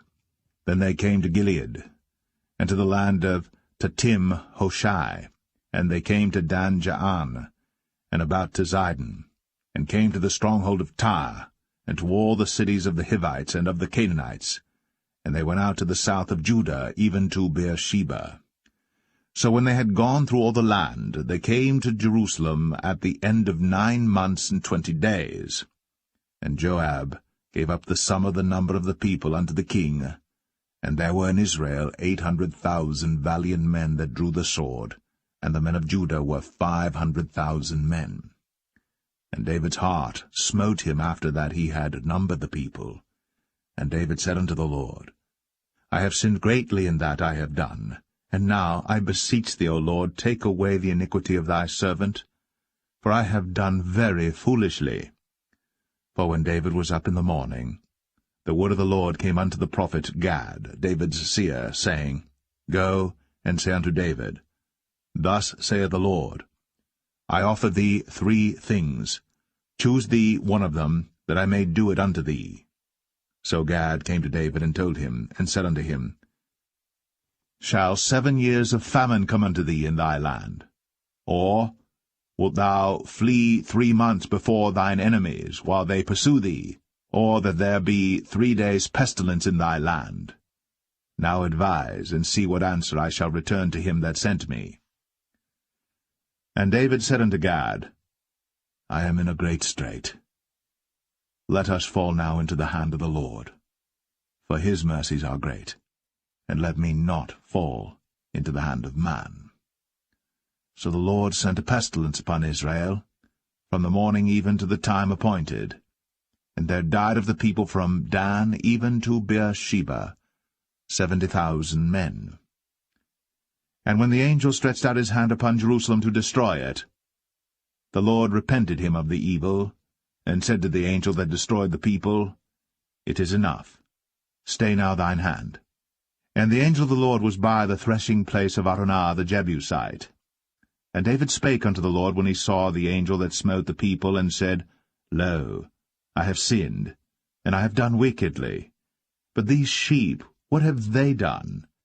Let thine hand, I pray thee, be against me, and against my father's house.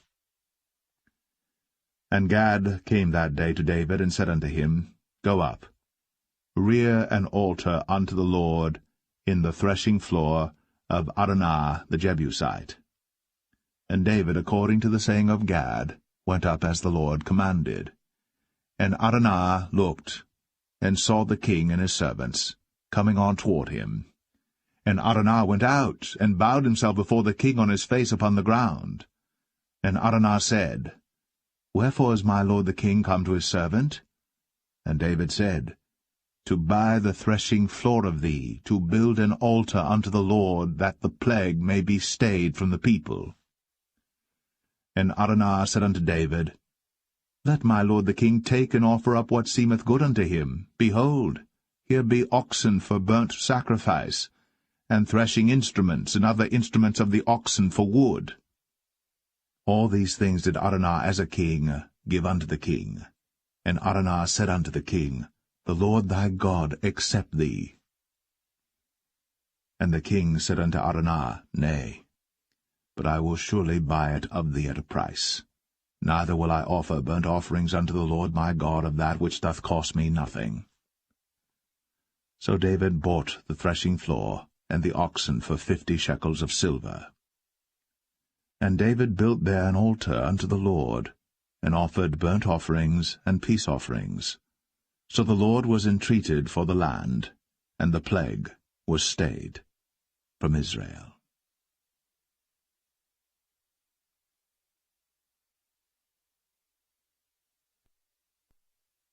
The first book of Kings, chapter 1.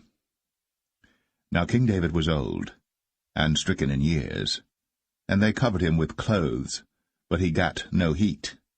Wherefore his servants said unto him, Let there be sought for my lord the king a young virgin, and let her stand before the king, and let her cherish him, and let her lie in thy bosom, that my lord the king may get heat. So they sought for a fair damsel throughout all the coasts of Israel, and found Abishag, a Shunammite, and brought her to the king. And the damsel was very fair, and cherished the king, and ministered to him. But the king knew her not. Then Adonijah the son of Haggith exalted himself, saying, I will be king. And he prepared him chariots and horsemen, and 50 men to run before him. And his father had not displeased him at any time in saying, Why hast thou done so? And he also was a very goodly man. And his mother bare him after Absalom. And he conferred with Joab the son of Zeruiah, and with Abiathar the priest, and they, following Adonijah, helped him. But Zadok the priest, and Benaiah the son of Jehoiada, and Nathan the prophet, and Shimei, and Rei, and the mighty men which belonged to David, were not with Adonijah. And Adonijah slew sheep and oxen and fat cattle by the stone of Zoheleth, which is by En-rogel, and called all his brethren the king's sons, and all the men of Judah the king's servants. But Nathan the prophet, and Benaiah, and the mighty men, and Solomon his brother, he called not. Wherefore Nathan spake unto Bathsheba, the mother of Solomon, saying, Hast thou not heard that Adonijah the son of Haggith doth reign, and David our Lord knoweth it not?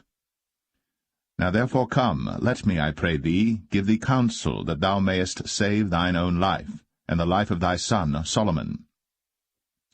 Go and get thee in unto King David, and say unto him, Didst not thou, my lord, O king, swear unto thine handmaid, saying, Assuredly Solomon thy son shall reign after me, and he shall sit upon my throne. Why then doth Adonijah reign? Behold, while thou yet talkest there with the king, I also will come in after thee, and confirm thy words. And Bathsheba went in unto the king into the chamber.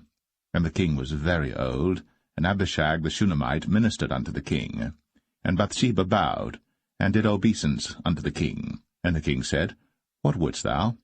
And she said unto him, My lord, thou swearest by the Lord thy God unto thine handmaid, saying, Assuredly Solomon thy son shall reign after me, and he shall sit upon my throne. And now, behold, Adonijah reigneth, and now, my lord the king, thou knowest it not. And he hath slain oxen and fat cattle, and sheep in abundance, and hath called all the sons of the king, and Abiathar the priest, and Joab the captain of the host. But Solomon thy servant hath he not called. And thou, my lord, O king, the eyes of all Israel are upon thee, that thou shouldst tell them who shall sit on the throne of my lord the king after him. Otherwise it shall come to pass, when my lord the king shall sleep with his fathers, that I and my son Solomon shall be counted offenders. And lo, while she yet talked with the king, Nathan the prophet also came in. And they told the king, saying, Behold, Nathan the prophet.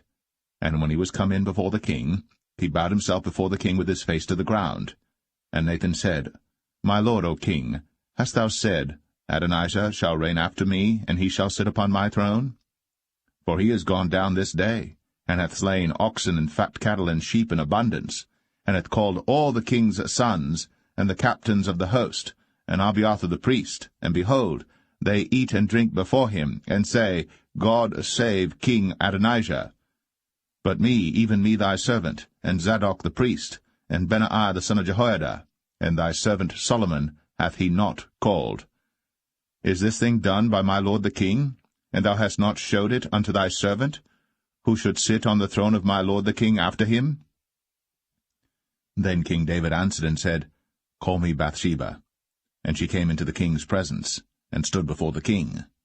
And the king sware, and said, As the Lord liveth, that hath redeemed my soul out of all distress, even as I swear unto thee by the Lord God of Israel, saying, Assuredly Solomon thy son shall reign after me, and he shall sit upon my throne in my stead, even so will I certainly do this day. Then Bathsheba bowed with her face to the earth, and did reverence to the king, and said, Let my lord King David live forever. And King David said, Call me Zadok the priest, and Nathan the prophet, and Benaiah the son of Jehoiada. And they came before the king. The king also said unto them, Take with you the servants of your lord, and cause Solomon my son to ride upon mine own mule, and bring him down to Gihon. And let Zadok the priest, and Nathan the prophet, anoint him there king over Israel. And blow ye with the trumpet, and say, God save King Solomon. Then ye shall come up after him, that he may come and sit upon my throne, for he shall be king in my stead. And I have appointed him to be ruler over Israel and over Judah. And Benaiah the son of Jehoiada answered the king, and said, Amen. The Lord God of my lord the king say so too. As the Lord hath been with my lord the king, even so be he with Solomon, and make his throne greater than the throne of my lord, King David. So Zadok the priest, and Nathan the prophet, and Benaiah the son of Jehoiada, and the Cherethites, and the Pelethites, went down, and caused Solomon to ride upon King David's mule, and brought him to Gihon. And Zadok the priest took an horn of oil out of the tabernacle, and anointed Solomon. And they blew the trumpet. And all the people said, God save King Solomon. And all the people came up after him, and the people piped with pipes, and rejoiced with great joy, so that the earth rent with the sound of them. And Adonijah and all the guests that were with him heard it as they had made an end of eating. And when Joab heard the sound of the trumpet, he said, Wherefore is this noise of the city being in an uproar? And while he yet spake, behold, Jonathan the son of Abiathar the priest came. And Adonijah said unto him, Come in, for thou art a valiant man, and bringest good tidings. And Jonathan answered and said to Adonijah, Verily, our lord King David hath made Solomon king. And the king hath sent with him Zadok the priest, and Nathan the prophet, and Benaiah the son of Jehoiada, and the Cherethites and the Pelethites, and they have caused him to ride upon the king's mule.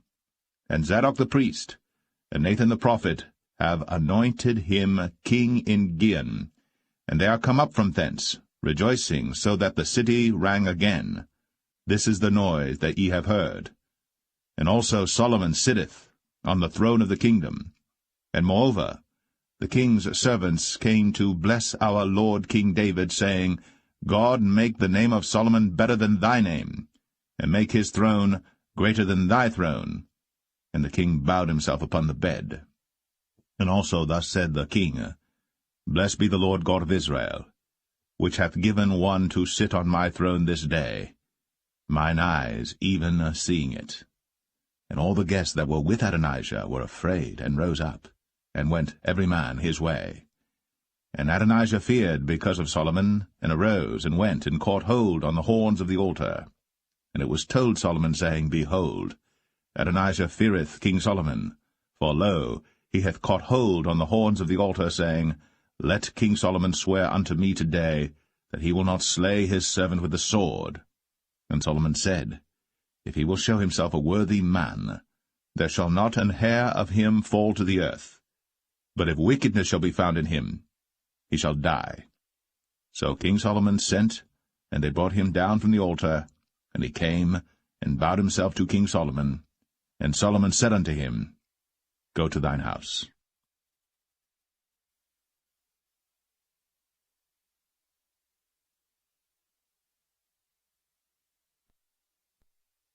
1 Kings 2. Now the days of David drew nigh, that he should die. And he charged Solomon his son, saying, I go the way of all the earth.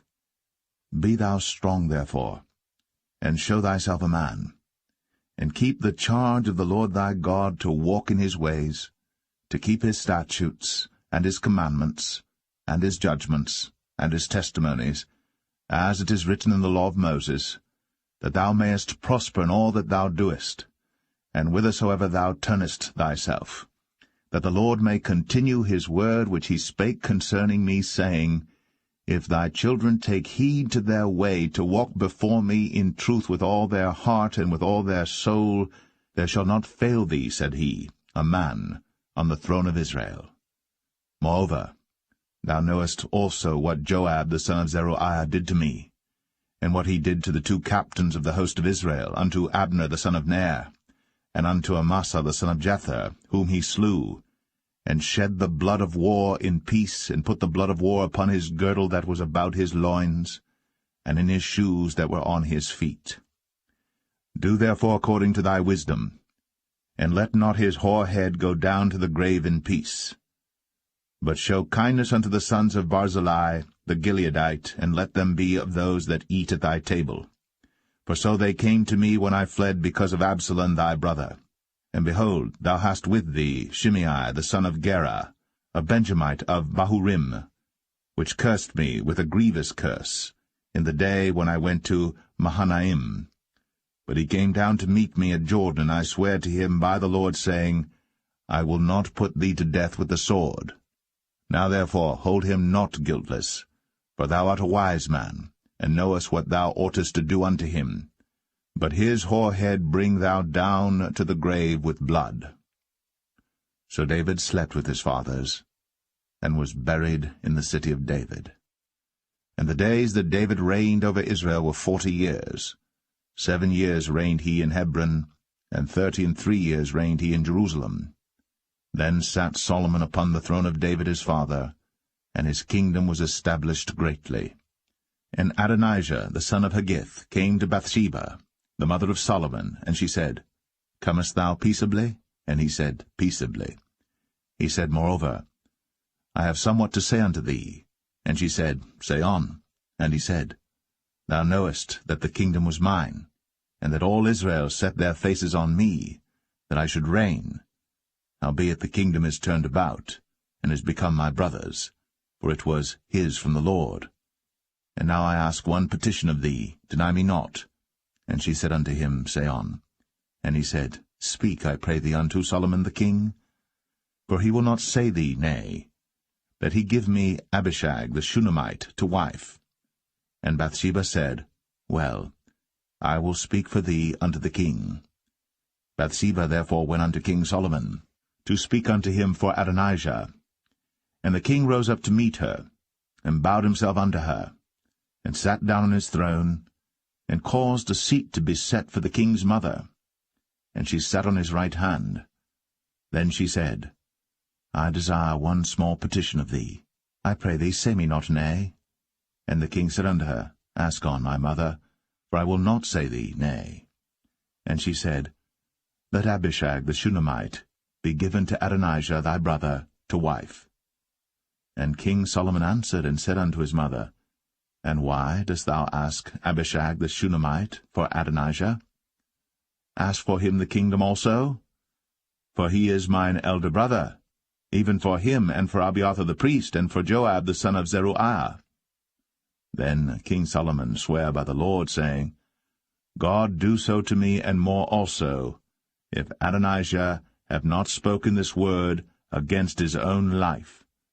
Now therefore, as the Lord liveth, which hath established me, and set me on the throne of David my father, and who hath made me an house, as he promised, Adonijah shall be put to death this day. And King Solomon sent by the hand of Benaiah the son of Jehoiada, and he fell upon him, that he died. And unto Abiathar the priest said the king, Get thee to Anathoth, unto thine own fields, for thou art worthy of death.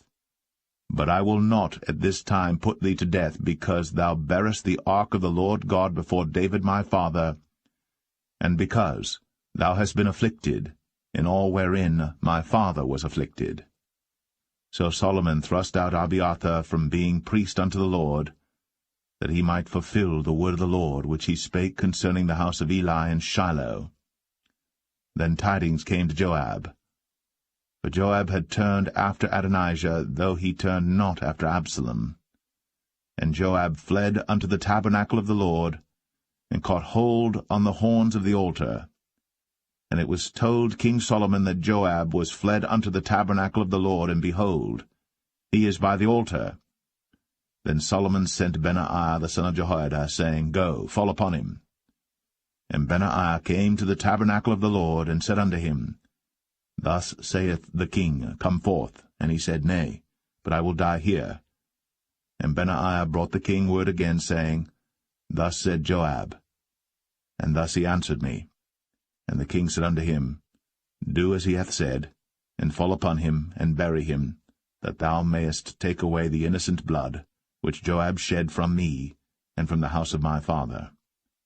And the Lord shall return his blood upon his own head, who fell upon 2 men more righteous and better than he, and slew them with the sword. My father David, not knowing thereof, to wit, Abner the son of Ner, captain of the host of Israel, and Amasa the son of Jether, captain of the host of Judah. Their blood shall therefore return upon the head of Joab, and upon the head of his seed for ever. But upon David, and upon his seed, and upon his house, and upon his throne, shall there be peace for ever from the Lord. So Benaiah the son of Jehoiada went up, and fell upon him, and slew him. And he was buried in his own house, in the wilderness. And the king put Benaiah the son of Jehoiada in his room over the host, and Zadok the priest did the king put in the room of Abiathar. And the king sent and called for Shimei, and said unto him, Build thee an house in Jerusalem, and dwell there, and go not forth thence any whither. For it shall be, that on the day thou goest out, and passest over the brook Kidron, thou shalt know for certain that thou shalt surely die. Thy blood shall be upon thine own head. And Shimei said unto the king, The saying is good. As my lord the king hath said, so will thy servant do. And Shimei dwelt in Jerusalem many days. And it came to pass at the end of 3 years, that 2 of the servants of Shimei ran away unto Achish, son of Maachah, king of Gath. And they told Shimei, saying, Behold, thy servants be in Gath. And Shimei arose, and saddled his ass, and went to Gath to Achish to seek his servants. And Shimei went, and brought his servants from Gath. And it was told Solomon that Shimei had gone from Jerusalem to Gath, and was come again. And the king sent and called for Shimei, and said unto him, Did I not make thee to swear by the Lord, and protested unto thee, saying, Know for a certain, on the day thou goest out, and walkest abroad any whither, that thou shalt surely die? And thou saidst unto me, The word that I have heard is good. Why then hast thou not kept the oath of the Lord, and the commandment that I have charged thee with? The king said moreover to Shimei, Thou knowest all the wickedness which thine heart is privy to, that thou didst to David my father. Therefore the Lord shall return thy wickedness upon thine own head. And King Solomon shall be blessed, and the throne of David shall be established before the Lord for ever. So the king commanded Benaiah the son of Jehoiada, which went out, and fell upon him that he died.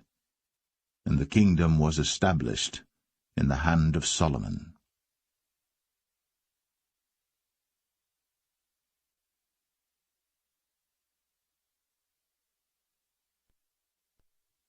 First Kings 3. And Solomon made affinity with Pharaoh king of Egypt, and took Pharaoh's daughter, and brought her into the city of David, until he had made an end of building his own house, and the house of the Lord, and the wall of Jerusalem round about. Only the people sacrificed in high places, because there was no house built unto the name of the Lord, until those days. And Solomon loved the Lord, walking in the statutes of David his father. Only he sacrificed and burnt incense in high places. And the king went to Gibeon to sacrifice there, for that was the great high place. 1,000 burnt offerings did Solomon offer upon that altar. In Gibeon the Lord appeared to Solomon in a dream by night, and God said, Ask what I shall give thee.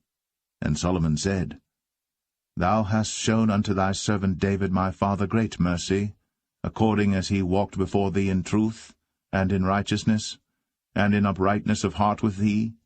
And thou hast kept for him this great kindness, that thou hast given him a son, to sit on his throne, as it is this day.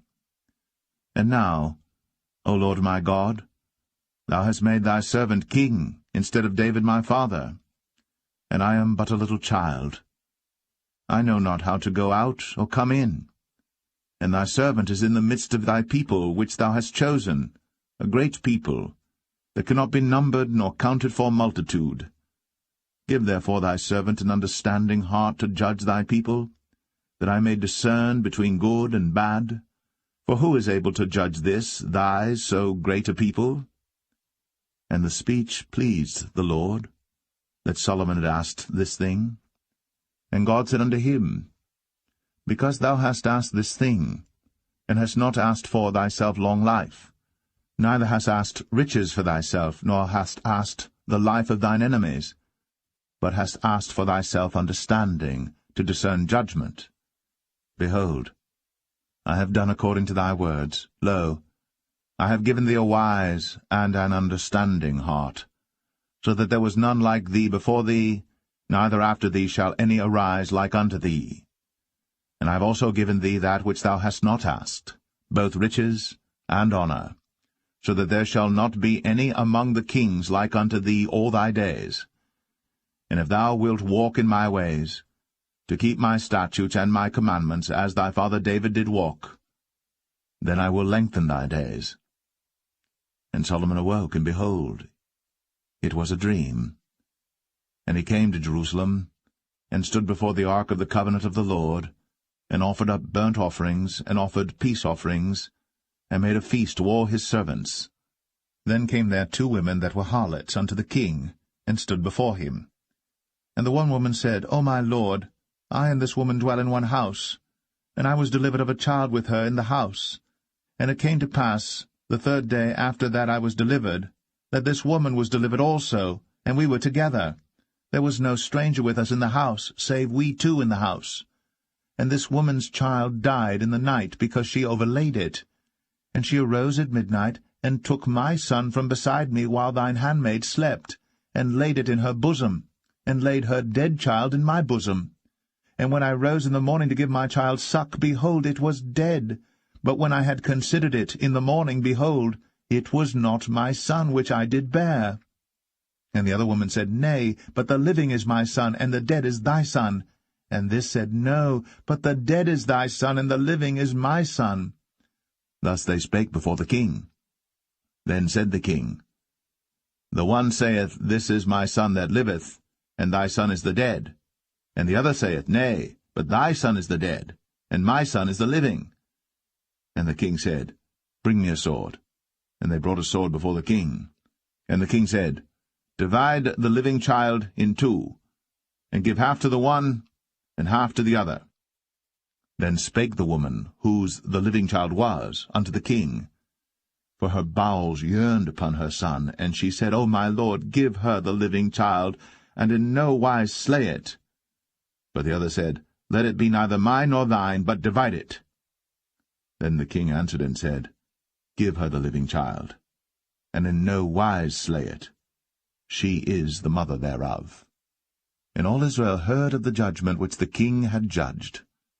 And they feared the king, for they saw that the wisdom of God was in him, to do judgment.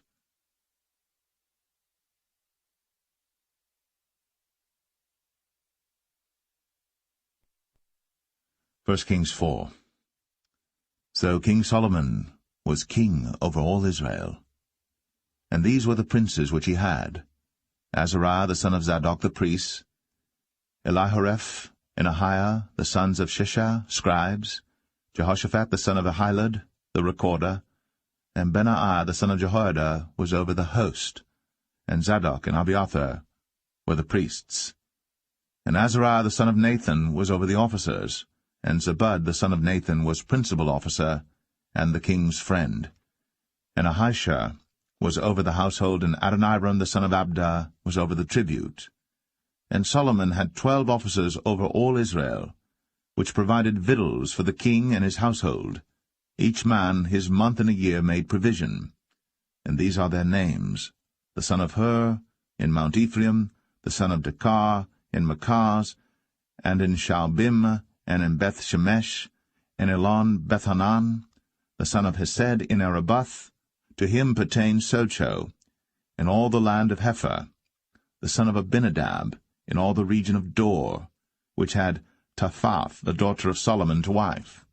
Baanah the son of Ahilud, to him pertained Tanakh and Megiddo, and all Bethshan, which is by Zartanah beneath Jezreel, from Bethshan to Abel-Meholah, even unto the place that is beyond Jokneam. The son of Geber, in Ramoth-Gilead, to him pertain the towns of Jair the son of Manasseh, which are in Gilead. To him also pertain the region of Argob, which is in Bashan, 80 great cities with walls and brazen bars. Ahinadab the son of Edo had Mahanaim. Ahimaaz was in Naphtali. He also took Basmath, the daughter of Solomon, to wife. Baanah the son of Hushai was in Asher and in Aloth.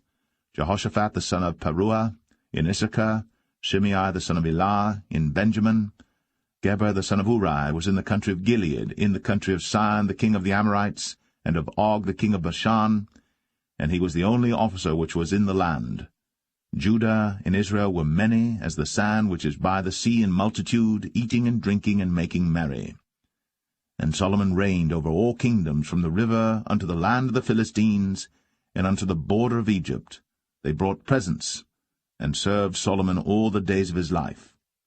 And Solomon's provisions for one day was 30 measures of fine flour, and 80 measures of meal, 10 fat oxen, and 20 oxen out of the pastures, and 100 sheep beside harts and roebucks, and fallow deer and fatted fowl, for he had dominion over all the region on this side the river, from Tiphsah even to Azar, over all the kings on this side the river, and he had peace on all sides round about him.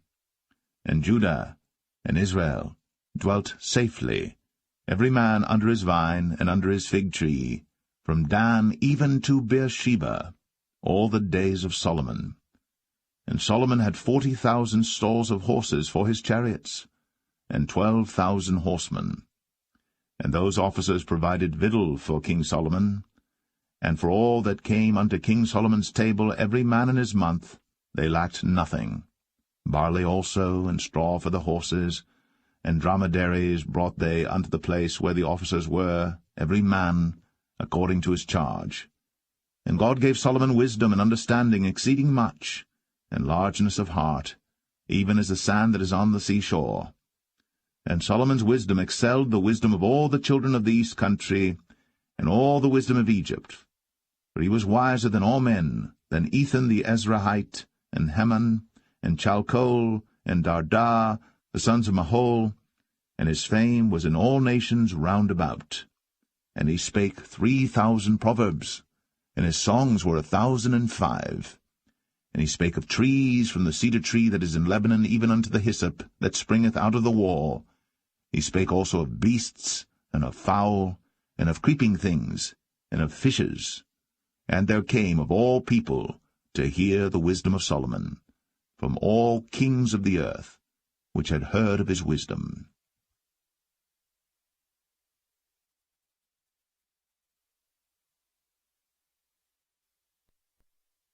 1 Kings 5. And Hiram king of Tyre sent his servants unto Solomon, for he had heard that they had anointed him king in the room of his father, for Hiram was ever a lover of David. And Solomon sent to Hiram, saying, Thou knowest how that David my father could not build an house unto the name of the Lord his God for the wars which were about him on every side, until the Lord put them under the soles of his feet. But now the Lord my God hath given me rest on every side, so that there is neither adversary nor evil occurrent. And behold, I purpose to build an house unto the name of the Lord my God, as the Lord spake unto David my father, saying, Thy son, whom I will set upon thy throne in thy room, he shall build an house unto my name. Now therefore command thou that they hew me cedar trees out of Lebanon, and my servants shall be with thy servants, and unto thee will I give hire for thy servants according to all that thou shalt appoint. For thou knowest that there is not among us any that can skill to hew timber like unto the Sidonians. And it came to pass, when Hiram heard the words of Solomon, that he rejoiced greatly, and said, Blessed be the Lord this day, which hath given unto David a wise son over this great people. And Hiram sent to Solomon, saying, I have considered the things which thou sentest to me for, and I will do all thy desire concerning timber of cedar, and concerning timber of fir. My servants shall bring them down from Lebanon unto the sea, and I will convey them by sea in floats unto the place that thou shalt appoint me, and will cause them to be discharged there. And thou shalt receive them, and thou shalt accomplish my desire in giving food for my household. So Hiram gave Solomon cedar trees and fir trees, according to all his desire. And Solomon gave Hiram 20,000 measures of wheat for food to his household, and 20 measures of pure oil. Thus gave Solomon to Hiram year by year. And the Lord gave Solomon wisdom, as he promised him. And there was peace between Hiram and Solomon, and they two made a league together. And King Solomon raised a levy out of all Israel, and the levy was 30,000 men. And he sent them to Lebanon, 10,000 a month by courses. A month they were in Lebanon, and 2 months at home, and Adoniram was over the levy. And Solomon had 70,000 that bare burdens, and 80,000 hewers in the mountains, beside the chief of Solomon's officers which were over the work, 3,300 which ruled over the people that wrought in the work. And the king commanded, and they brought great stones, costly stones, and hewed stones, to lay the foundation of the house. And Solomon's builders and Hiram's builders did hew them, and the stone squarers, so they prepared timber and stones to build the house.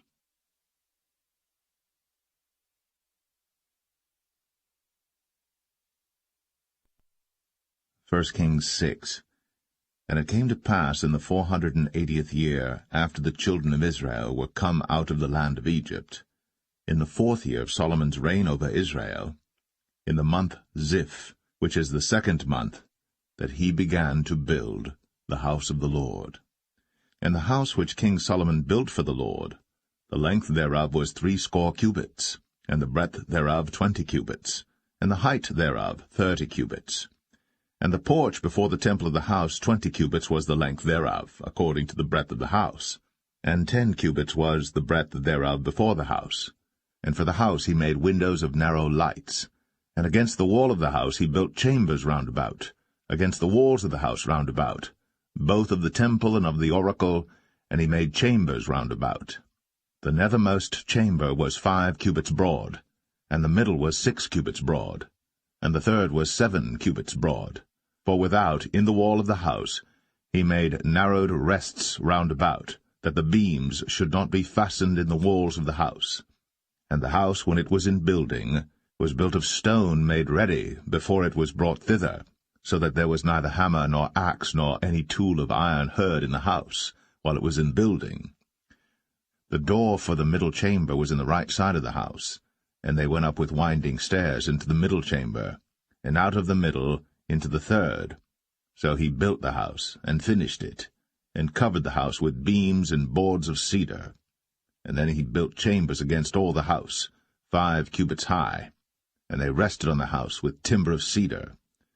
And the word of the Lord came to Solomon, saying, Concerning this house, which thou art in building, if thou wilt walk in my statutes, and execute my judgments, and keep all my commandments to walk in them, then will I perform my word with thee, which I spake unto David thy father, and I will dwell among the children of Israel, and will not forsake my people Israel. So Solomon built the house, and finished it. And he built the walls of the house within with boards of cedar, both the floor of the house and the walls of the ceiling, and he covered them on the inside with wood, and covered the floor of the house with planks of fir.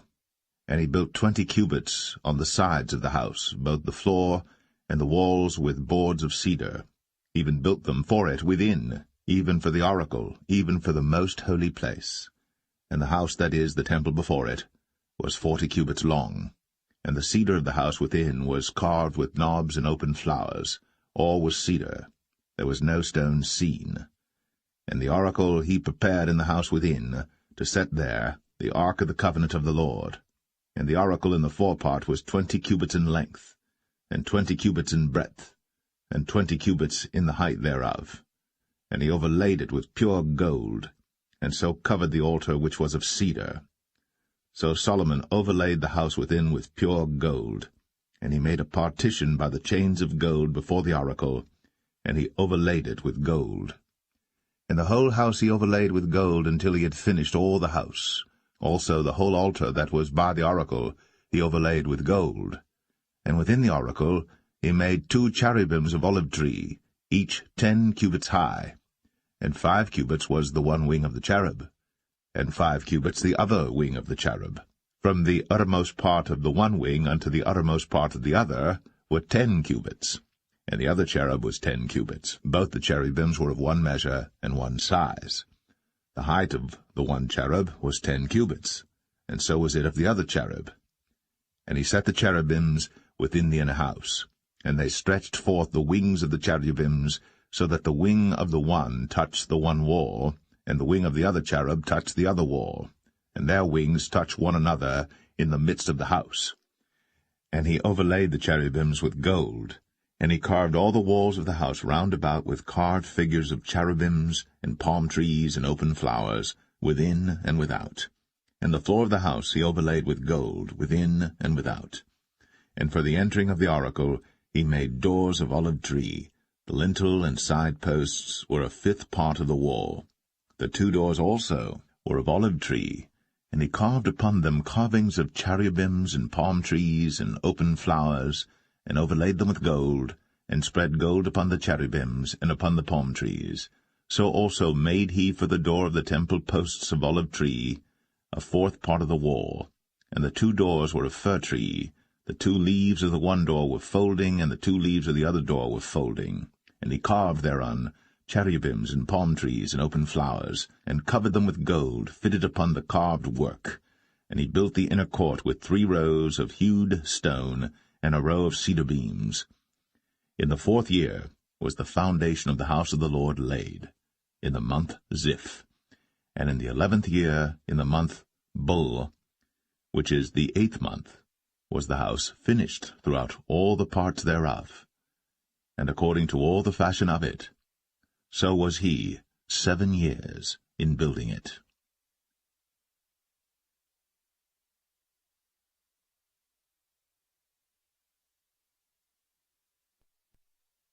1 Kings 7. But Solomon was building his own house 13 years, and he finished all his house. He built also the house of the forest of Lebanon. The length thereof was 100 cubits, and the breadth thereof 50 cubits, and the height thereof 30 cubits, upon 4 rows of cedar pillars, with cedar beams upon the pillars. And it was covered with cedar above, upon the beams, that lay on 45 pillars, 15 in a row. And there were windows in 3 rows, and light was against light in 3 ranks. And all the doors and posts were square, with the windows, and light was against light in 3 ranks. And he made a porch of pillars. The length thereof was 50 cubits, and the breadth thereof 30 cubits, and the porch was before them. And the other pillars and the thick beam were before them. Then he made a porch for the throne where he might judge, even the porch of judgment, and it was covered with cedar from one side of the floor to the other. And his house where he dwelt had another court within the porch, which was of the like work. Solomon made also an house for Pharaoh's daughter, whom he had taken to wife, like unto this porch. All these were of costly stones, according to the measures of hewed stones, sawed with saws, within and without, even from the foundation unto the coping, and so on the outside toward the great court. And the foundation was of costly stones, even great stones, stones of 10 cubits, and stones of 8 cubits. And above were costly stones after the measures of hewed stones and cedars. And the great court round about was with 3 rows of hewed stones, and a row of cedar beams, both for the inner court of the house of the Lord, and for the porch of the house. And King Solomon sent and fetched Hiram out of Tyre. He was a widow's son of the tribe of Naphtali, and his father was a man of Tyre, a worker in brass, and he was filled with wisdom and understanding and cunning, to work all works in brass. And he came to King Solomon, and wrought all his work. For he cast 2 pillars of brass of 18 cubits high apiece, and a line of 12 cubits did compass either of them about. And he made 2 chapiters, of molten brass, to set upon the tops of the pillars. The height of the one chapiter was 5 cubits, and the height of the other chapiter was 5 cubits, and nets of checker-work, and wreaths of chain-work, for the chapiters which were upon the top of the pillars, 7 for the one chapiter, and 7 for the other chapiter. And he made the pillars, and 2 rows round about upon the one network, to cover the chapiters that were upon the top, with pomegranates. And so did he for the other chapiter. And the chapiters that were upon the top of the pillars were of lily-work in the porch, 4 cubits. And the chapiters upon the 2 pillars had pomegranates also above, over against the belly which was by the network. And the pomegranates were 200 in rows round about upon the other chapiter. And he set up the pillars in the porch of the temple. And he set up the right pillar, and called the name thereof Jachin. And he set up the left pillar, and called the name thereof Boaz. And upon the top of the pillars was lily-work. So was the work of the pillars finished. And he made a molten sea, 10 cubits from the one brim to the other. It was round all about, and his height was 5 cubits. And a line of 30 cubits did compass it round about. And under the brim of it round about there were knobs compassing it, 10 in a cubit, compassing the sea round about. The knobs were cast in 2 rows when it was cast. It stood upon 12 oxen, 3 looking toward the north, and 3 looking toward the west, and 3 looking toward the south, and 3 looking toward the east. And the sea was set above upon them, and all their hinder parts were inward. And it was an handbreadth thick, and the brim thereof was wrought like the brim of a cup, with flowers of lilies. It contained 2,000 baths. And he made 10 bases of brass. 4 cubits was the length of one base, and 4 cubits the breadth thereof, and 3 cubits the height of it. And the work of the bases was on this manner. They had borders, and the borders were between the ledges. And on the borders that were between the ledges were lions, oxen, and cherubims. And upon the ledges there was a base above, and beneath the lions and oxen were certain additions made of thin work. And every base had 4 brazen wheels, and plates of brass, and the 4 corners thereof had undersetters. Under the laver were undersetters molten, at the side of every addition. And the mouth of it within the chapiter, and above was a cubit, but the mouth thereof was round after the work of the base, a cubit and an half. And also upon the mouth of it were gravings with their borders, 4 square, not round. And under the borders were 4 wheels, and the axle trees of the wheels were joined to the base. And the height of a wheel was a cubit and a half a cubit. And the work of the wheels was like the work of a chariot wheel. Their axle trees and their naves and their felloes and their spokes were all molten. And there were 4 undersetters to the 4 corners of one base, and the undersetters were of the very base itself. And in the top of the base was there a round compass of half a cubit high, and on the top of the base the ledges thereof, and the borders thereof were of the same. For on the plates of the ledges thereof, and on the borders thereof, he graved cherubims, lions, and palm trees, according to the proportion of every one, and additions round about. After this manner he made the 10 bases. All of them had 1 casting, 1 measure, and 1 size. Then made he 10 lavers of brass. 1 laver contained 40 baths, and every laver was 4 cubits. And upon every one of the 10 bases 1 laver. And he put 5 bases on the right side of the house, and 5 on the left side of the house, and he set the sea on the right side of the house eastward over against the south. And Hiram made the lavers, and the shovels, and the basins. So Hiram made an end of doing all the work that he made King Solomon for the house of the Lord. The 2 pillars and the 2 bowls of the chapiters that were on the top of the 2 pillars, and the 2 networks to cover the 2 bowls of the chapiters, which were upon the top of the pillars, and 400 pomegranates for the 2 networks, even 2 rows of pomegranates for 1 network, to cover the 2 bowls of the chapiters that were upon the pillars, and the 10 bases, and 10 lavers on the bases, and 1 sea, and 12 oxen under the sea, and the pots, and the shovels, and the basins, and all these vessels which Hiram made to King Solomon for the house of the Lord, were of bright brass. In the plain of Jordan did the king cast them, in the clay ground between Succoth and Zarthan. And Solomon left all the vessels unweighed, because they were exceeding many, neither was the weight of the brass found out. And Solomon made all the vessels that pertained unto the house of the Lord, the altar of gold, and the table of gold whereupon the showbread was, and the candlesticks of pure gold, 5 on the right side and 5 on the left, before the oracle, with the flowers and the lamps and the tongs of gold, and the bowls and the snuffers and the basins and the spoons and the censers of pure gold, and the hinges of gold, both for the doors of the inner house, the most holy place, and for the doors of the house, to wit, of the temple. So was ended all the work that King Solomon made for the house of the Lord. And Solomon brought in the things which David his father had dedicated, even the silver, and the gold, and the vessels, did he put among the treasures of the house of the Lord.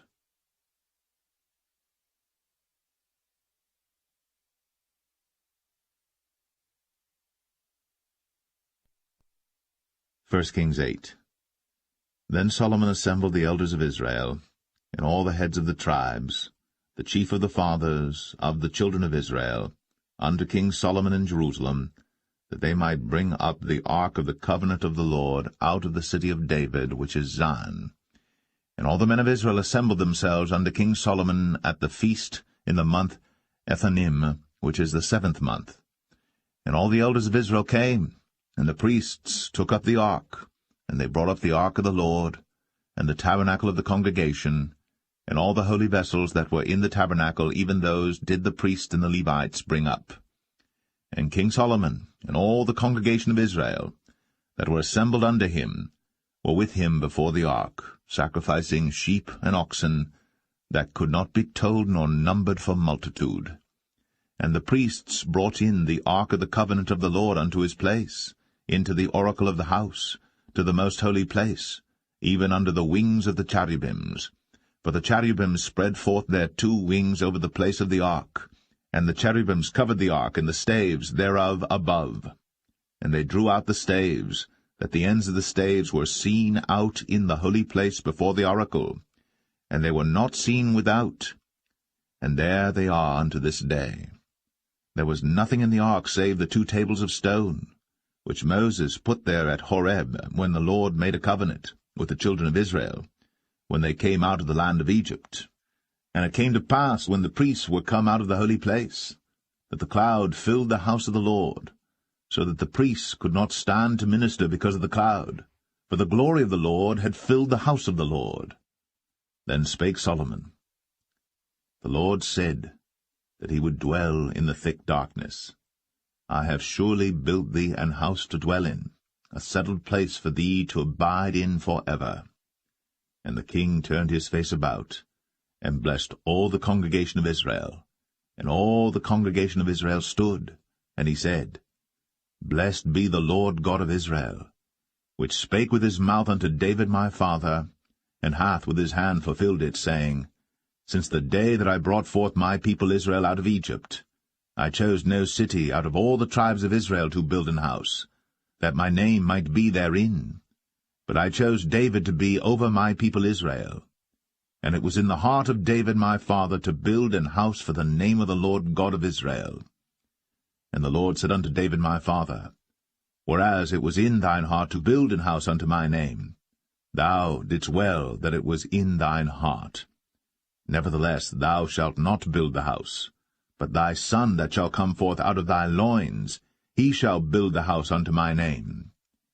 And the Lord hath performed his word that he spake, and I am risen up in the room of David my father, and sit on the throne of Israel, as the Lord promised, and have built an house for the name of the Lord God of Israel. And I have set there a place for the ark, wherein is the covenant of the Lord, which he made with our fathers when he brought them out of the land of Egypt.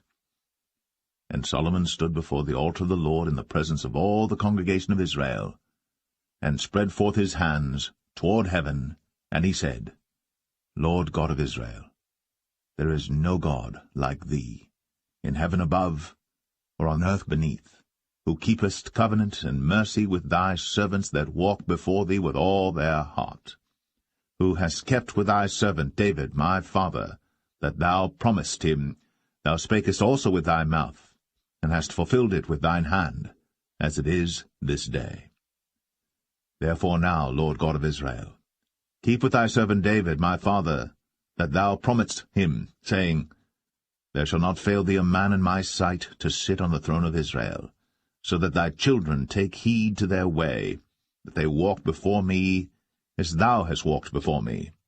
And now, O God of Israel, let thy word, I pray thee, be verified, which thou spakest unto thy servant David my father. But will God indeed dwell on the earth?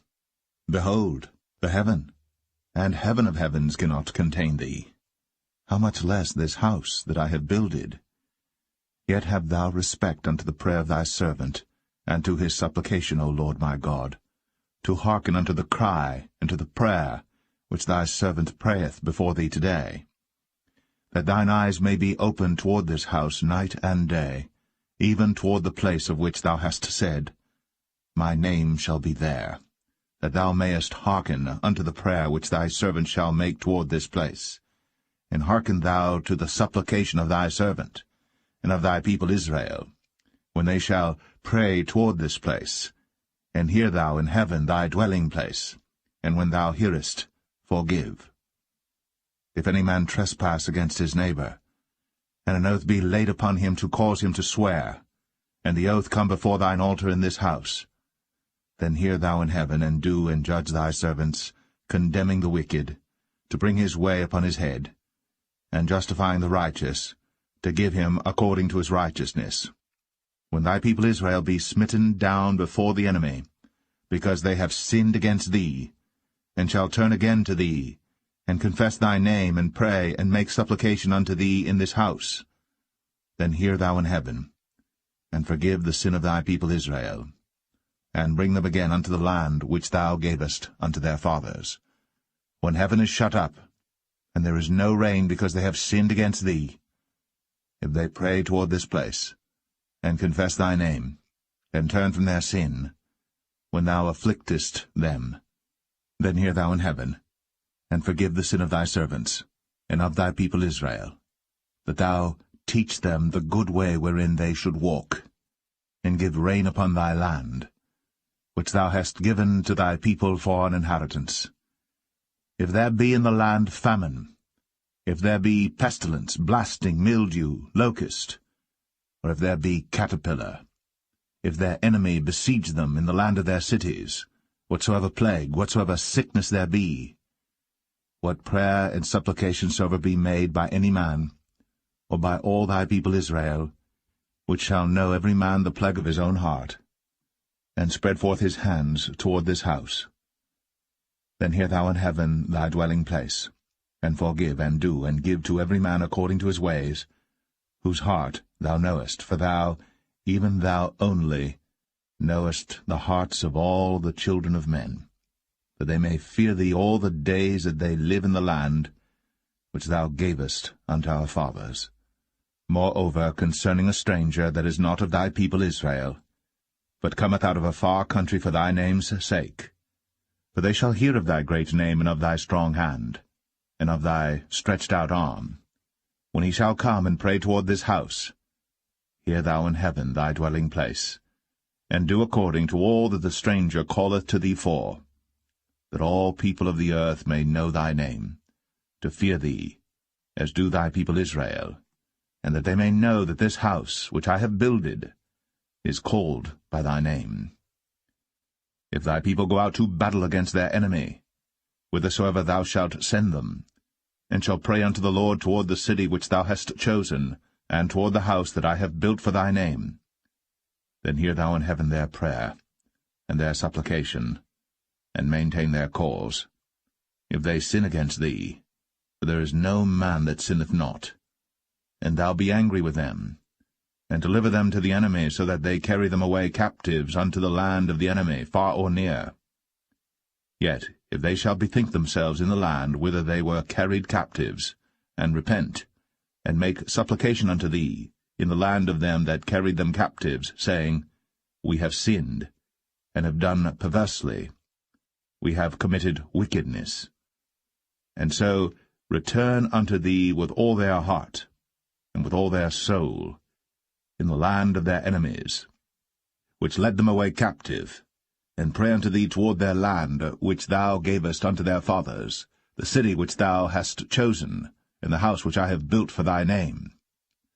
Then hear thou their prayer, and their supplication in heaven thy dwelling place, and maintain their cause, and forgive thy people that have sinned against thee, and all their transgressions wherein they have transgressed against thee, and give them compassion before them who carry them captive, that they may have compassion on them. For they be thy people, and thine inheritance, which thou broughtest forth out of Egypt, from the midst of the furnace of iron, that thine eyes may be open unto the supplication of thy servant, and unto the supplication of thy people Israel, to hearken unto them in all that they call for unto thee. For thou didst separate them from among all the people of the earth to be thine inheritance, as thou spakest by the hand of Moses thy servant, when thou broughtest our fathers out of Egypt, O Lord God. And it was so that when Solomon had made an end of praying all this prayer and supplication unto the Lord, he arose from before the altar of the Lord, from kneeling on his knees with his hands spread up to heaven. And he stood, and blessed all the congregation of Israel with a loud voice, saying, Blessed be the Lord, that hath given rest unto his people Israel, according to all that he promised. There hath not failed one word of all his good promise, which he promised by the hand of Moses his servant. The Lord our God be with us, as he was with our fathers. Let him not leave us, nor forsake us, that he may incline our hearts unto him, to walk in all his ways, and to keep his commandments and his statutes and his judgments, which he commanded our fathers. And let these my words wherewith I have made supplication before the Lord be nigh unto the Lord our God day and night, that he maintain the cause of his servant, and the cause of his people Israel at all times, as the matter shall require, that all the people of the earth may know that the Lord is God, and that there is none else. Let your heart therefore be perfect with the Lord our God, to walk in his statutes, and to keep his commandments, as at this day. And the king and all Israel with him offered sacrifice before the Lord. And Solomon offered a sacrifice of peace offerings, which he offered unto the Lord, 22,000 oxen, and 120,000 sheep. So the king and all the children of Israel dedicated the house of the Lord. The same day did the king hallow the middle of the court that was before the house of the Lord, for there he offered burnt offerings and meat offerings, and the fat of the peace offerings, because the brazen altar that was before the Lord was too little to receive the burnt offerings and meat offerings, and the fat of the peace offerings. And at that time Solomon held a feast, and all Israel with him, a great congregation from the entering in of Hamath unto the river of Egypt, before the Lord our God 7 days, and 7 days, even 14 days. On the 8th day he sent the people away, and they blessed the king, and went unto their tents joyful and glad of heart, for all the goodness that the Lord had done for David his servant, and for Israel his people.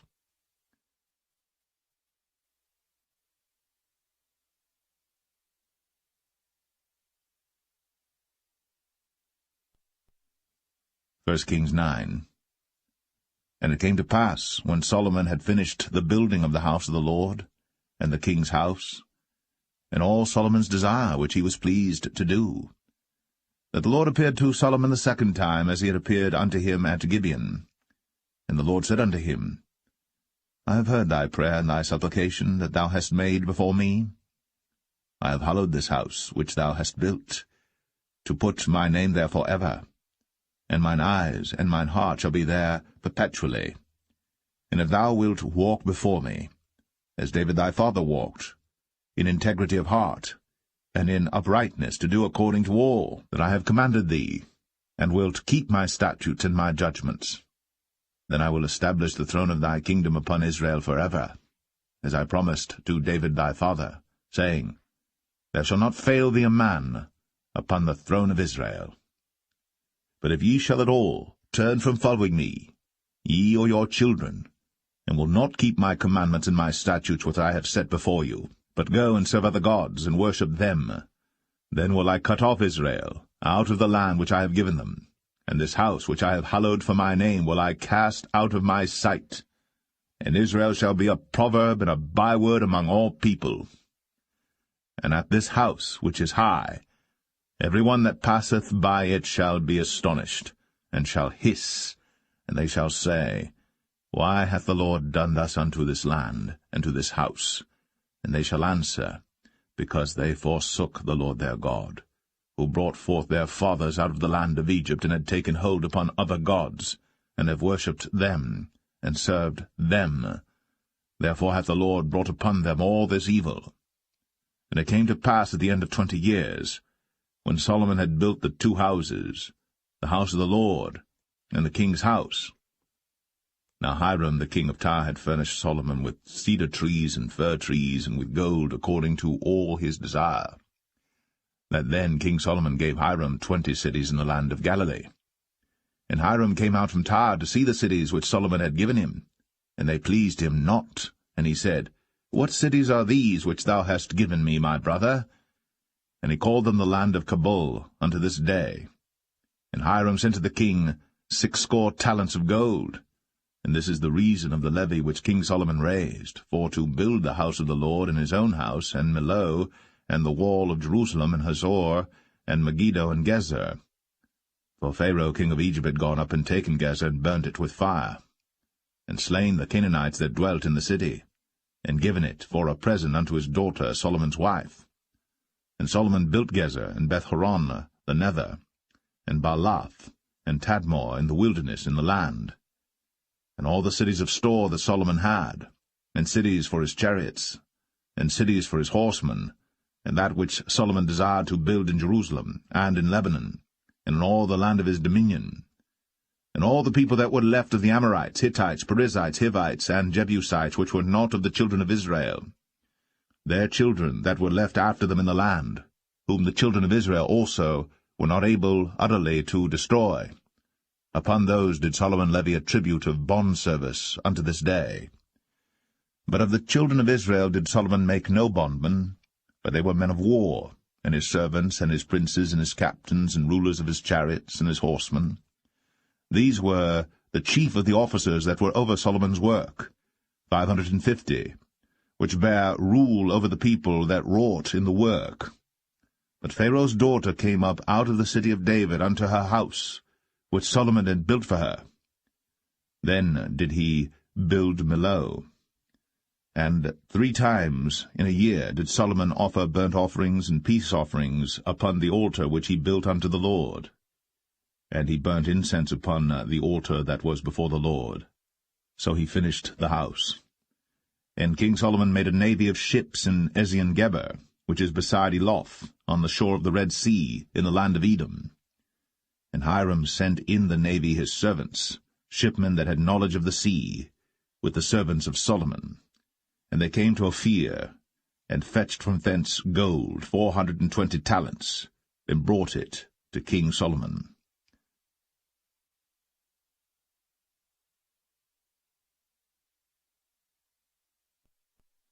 1 Kings 10.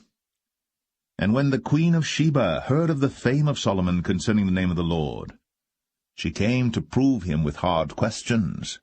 And she came to Jerusalem with a very great train, with camels that bare spices, and very much gold, and precious stones. And when she was come to Solomon, she communed with him of all that was in her heart. And Solomon told her all her questions. There was not anything hid from the king which he told her not. And when the queen of Sheba had seen all Solomon's wisdom, and the house that he had built, and the meat of his table, and the sitting of his servants, and the attendance of his ministers, and their apparel, and his cupbearers, and his ascent by which he went up unto the house of the Lord, there was no more spirit in her. And she said to the king, It was a true report that I heard in mine own land of thy acts and of thy wisdom. Howbeit, I believed not the word until I came. And mine eyes had seen it, and behold, the half was not told me. Thy wisdom and prosperity exceedeth the fame which I heard. Happy are thy men, Happy are these thy servants, which stand continually before thee, and that hear thy wisdom. Blessed be the Lord thy God, which delighteth in thee, to set thee on the throne of Israel, because the Lord loved Israel for ever. Therefore made he thee king, to do judgment and justice. And she gave the king 120 talents of gold and of spices, very great store, and precious stones. There came no more such abundance of spices as these which the queen of Sheba gave to King Solomon. And the navy also of Hiram that brought gold from Ophir, brought in from Ophir great plenty of almug trees and precious stones. And the king made of the almug trees pillars for the house of the Lord, and for the king's house, harps also, and psalteries for singers. There came no such almug trees, nor were seen unto this day. And King Solomon gave unto the queen of Sheba all her desire, whatsoever she asked, beside that which Solomon gave her of his royal bounty. So she turned, and went to her own country, she and her servants. Now the weight of gold that came to Solomon in 1 year was 666 talents of gold. Beside that he had of the merchantmen, and of the traffic of the spice merchants, and of all the kings of Arabia, and of the governors of the country. And King Solomon made 200 targets of beaten gold. 600 shekels of gold went to 1 target. And he made 300 shields of beaten gold. 3 pound of gold went to 1 shield, and the king put them in the house of the forest of Lebanon. Moreover, the king made a great throne of ivory, and overlaid it with the best gold. The throne had 6 steps, and the top of the throne was round behind, and there were stays on either side on the place of the seat, and 2 lions stood beside the stays, and 12 lions stood there on the one side, and on the other upon the 6 steps. There was not the like made in any kingdom. And all King Solomon's drinking vessels were of gold, and all the vessels of the house of the forest of Lebanon were of pure gold. None were of silver. It was nothing accounted of in the days of Solomon. For the king had at sea a navy of Tarshish, with the navy of Hiram. Once in 3 years came the navy of Tarshish, bringing gold and silver, ivory, and apes and peacocks. So King Solomon exceeded all the kings of the earth for riches and for wisdom. And all the earth sought to Solomon, to hear his wisdom, which God had put in his heart. And they brought every man his present, vessels of silver, and vessels of gold, and garments, and armor, and spices, horses, and mules, a rate year by year.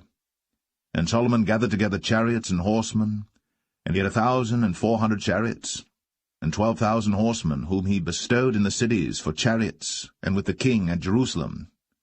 And the king made silver to be in Jerusalem as stones, and cedars made he to be as the sycamore trees that are in the vale for abundance.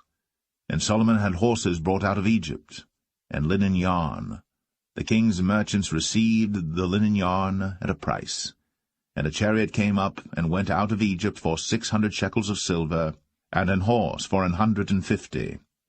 And so for all the kings of the Hittites, and for the kings of Syria, did they bring them out by their means.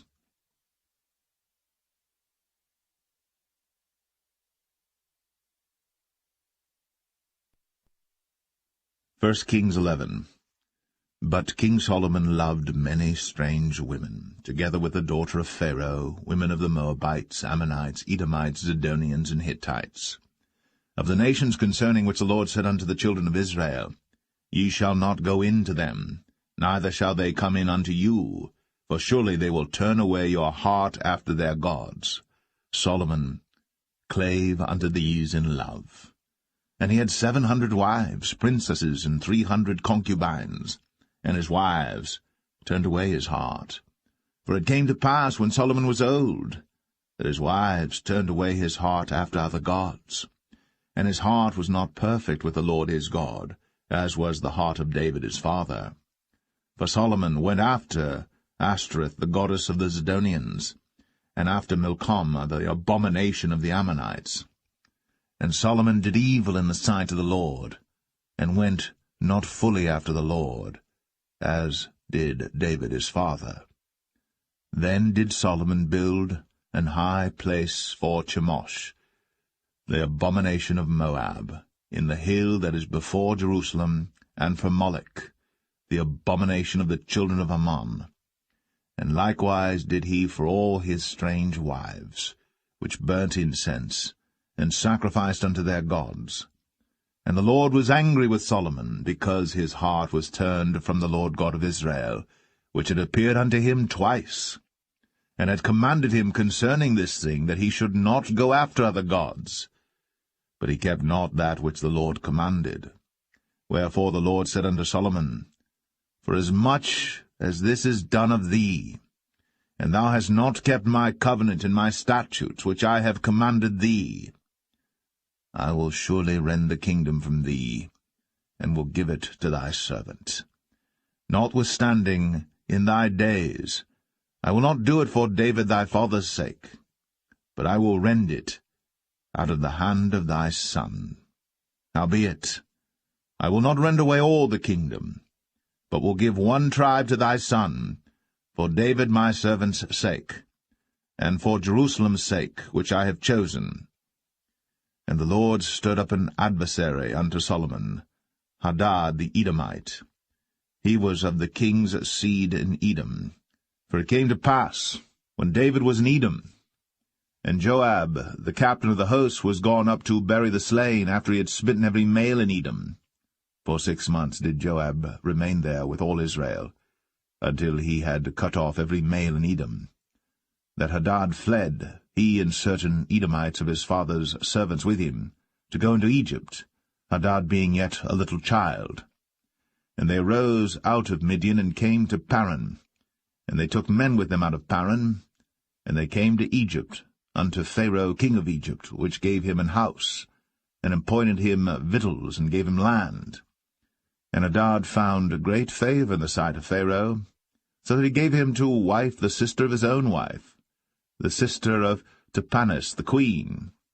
And the sister of Tahpenes bare him Genubath his son, whom Tahpenes weaned in Pharaoh's house.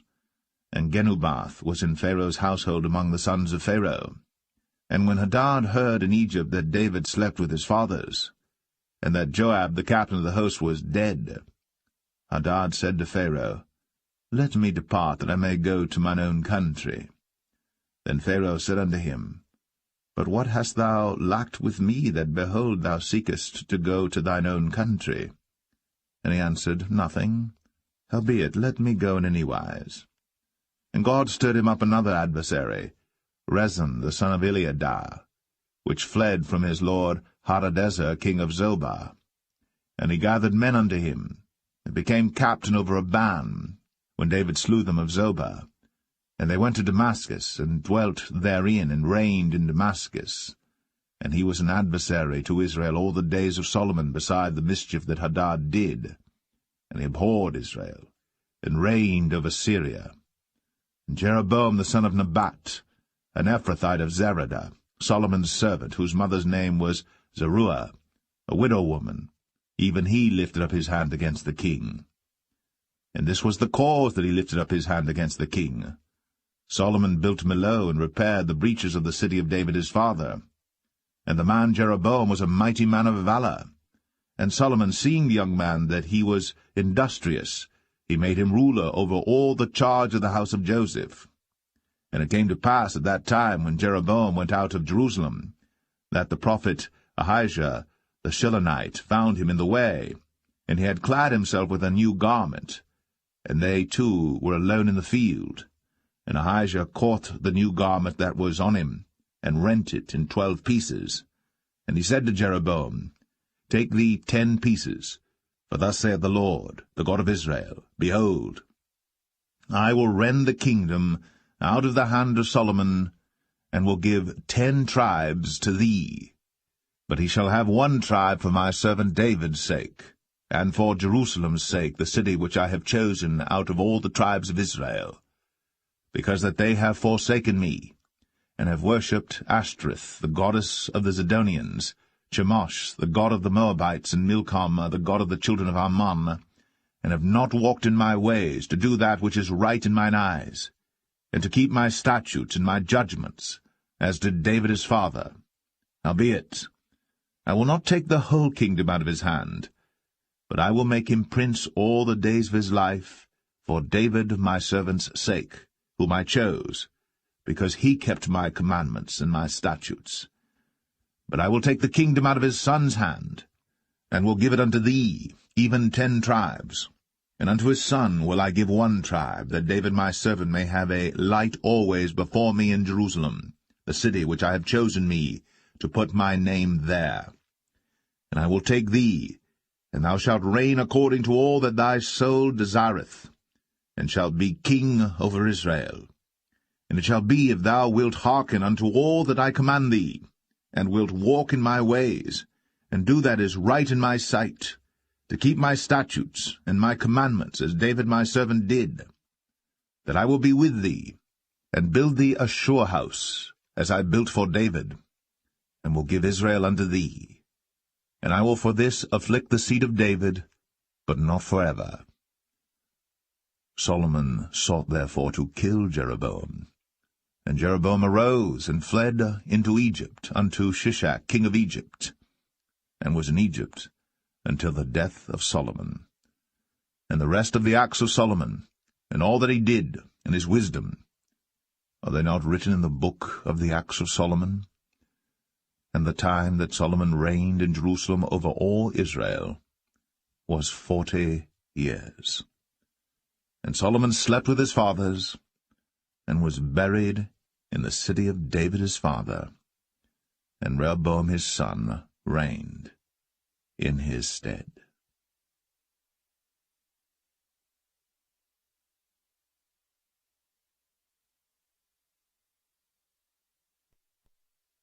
First Kings 12. And Rehoboam went to Shechem, for all Israel were come to Shechem to make him king. And it came to pass, when Jeroboam the son of Nebat, who was yet in Egypt, heard of it, for he was fled from the presence of King Solomon, and Jeroboam dwelt in Egypt, that they sent and called him. And Jeroboam and all the congregation of Israel came, and spake unto Rehoboam, saying, Thy father made our yoke grievous. Now therefore make thou the grievous service of thy father, and his heavy yoke which he put upon us lighter, and we will serve thee. And he said unto them, Depart yet for 3 days, then come again to me. And the people departed. And King Rehoboam consulted with the old men that stood before Solomon his father while he yet lived, and said, How do ye advise that I may answer this people? And they spake unto him, saying, If thou wilt be a servant unto this people this day, and wilt serve them, and answer them, and speak good words to them, then they will be thy servants forever. But he forsook the counsel of the old men which they had given him, and consulted with the young men that were grown up with him, and which stood before him. And he said unto them, What counsel give ye that we may answer this people who have spoken to me, saying, Make the yoke which thy father did put upon us lighter? And the young men that were grown up with him spake unto him, saying, Thus shalt thou speak unto this people that spake unto thee, saying, Thy father made our yoke heavy, but make thou it lighter unto us.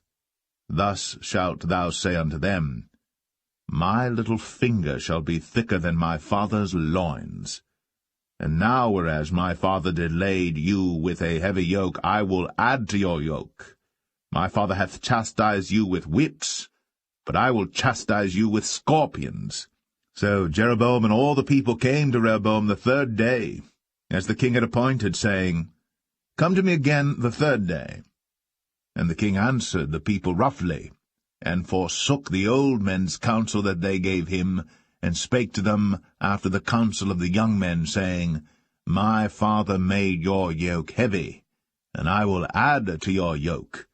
My father also chastised you with whips, but I will chastise you with scorpions.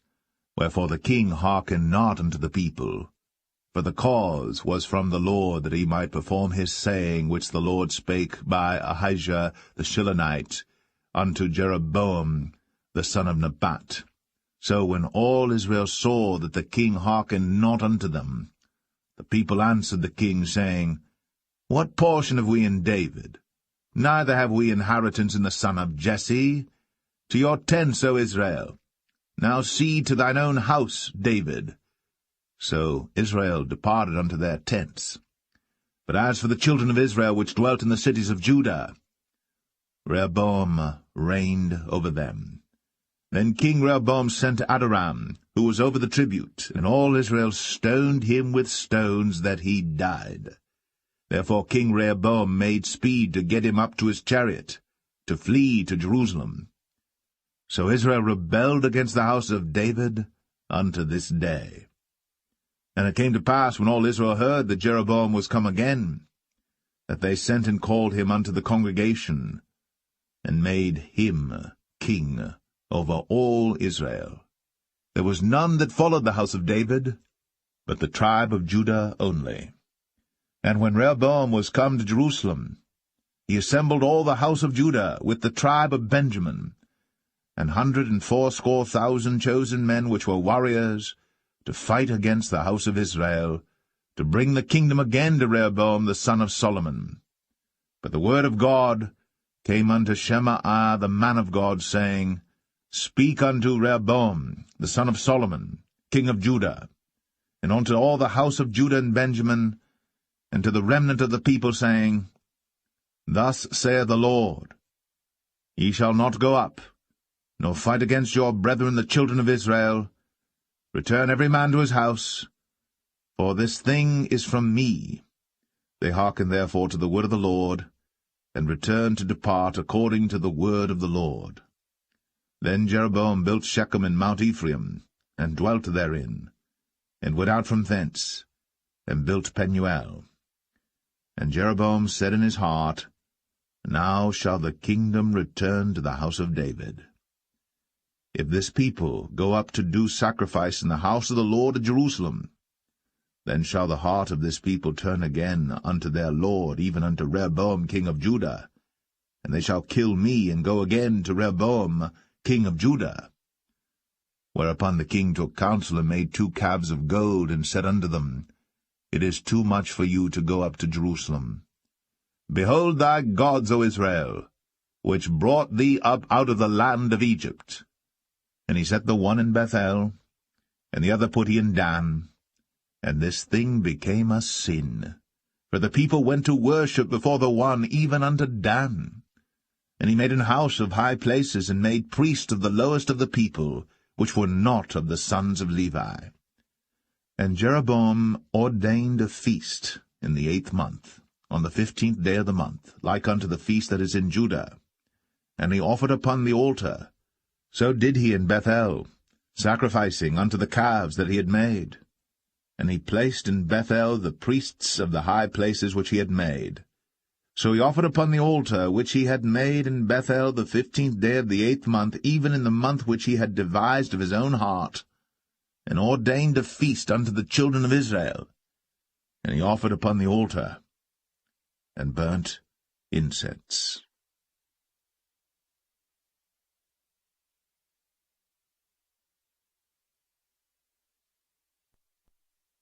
1 Kings 13. And behold, there came a man of God out of Judah by the word of the Lord unto Bethel.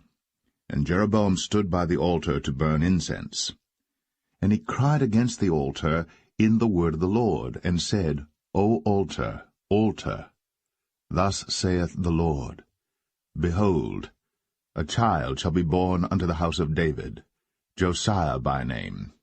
And upon thee shall he offer the priests of the high places that burn incense upon thee, and men's bones shall be burnt upon thee. And he gave a sign the same day, saying, This is the sign which the Lord hath spoken. Behold, the altar shall be rent, and the ashes that are upon it shall be poured out. And it came to pass, when King Jeroboam heard the saying of the man of God, which had cried against the altar in Bethel, that he put forth his hand from the altar, saying, Lay hold on him. And his hand, which he put forth against him, dried up, so that he could not pull it in again to him. The altar also was rent, and the ashes poured out from the altar, according to the sign which the man of God had given, by the word of the Lord. And the king answered and said unto the man of God, Entreat now the face of the Lord thy God, and pray for me, that my hand may be restored me again. And the man of God besought the Lord, and the king's hand was restored him again, and became as it was before. And the king said unto the man of God, Come home with me, and refresh thyself, and I will give thee a reward. And the man of God said unto the king, If thou wilt give me half thine house, I will not go in with thee, neither will I eat bread nor drink water in this place. For so was it charged me by the word of the Lord, saying, Eat no bread, nor drink water, nor turn again by the same way that thou camest. So he went another way, and returned not by the way that he came to Bethel. Now there dwelt an old prophet in Bethel, and his sons came and told him all the works that the man of God had done that day in Bethel, the words which he had spoken unto the king. Them they told also to their father. And their father said unto them, What way went he? For his sons had seen what way the man of God went, which came from Judah. And he said unto his sons, Saddle me the ass. So they saddled him the ass, and he rode thereon, and went after the man of God, and found him sitting under an oak. And he said unto him, Art thou the man of God that camest from Judah? And he said, I am. Then he said unto him, Come home with me, and eat bread.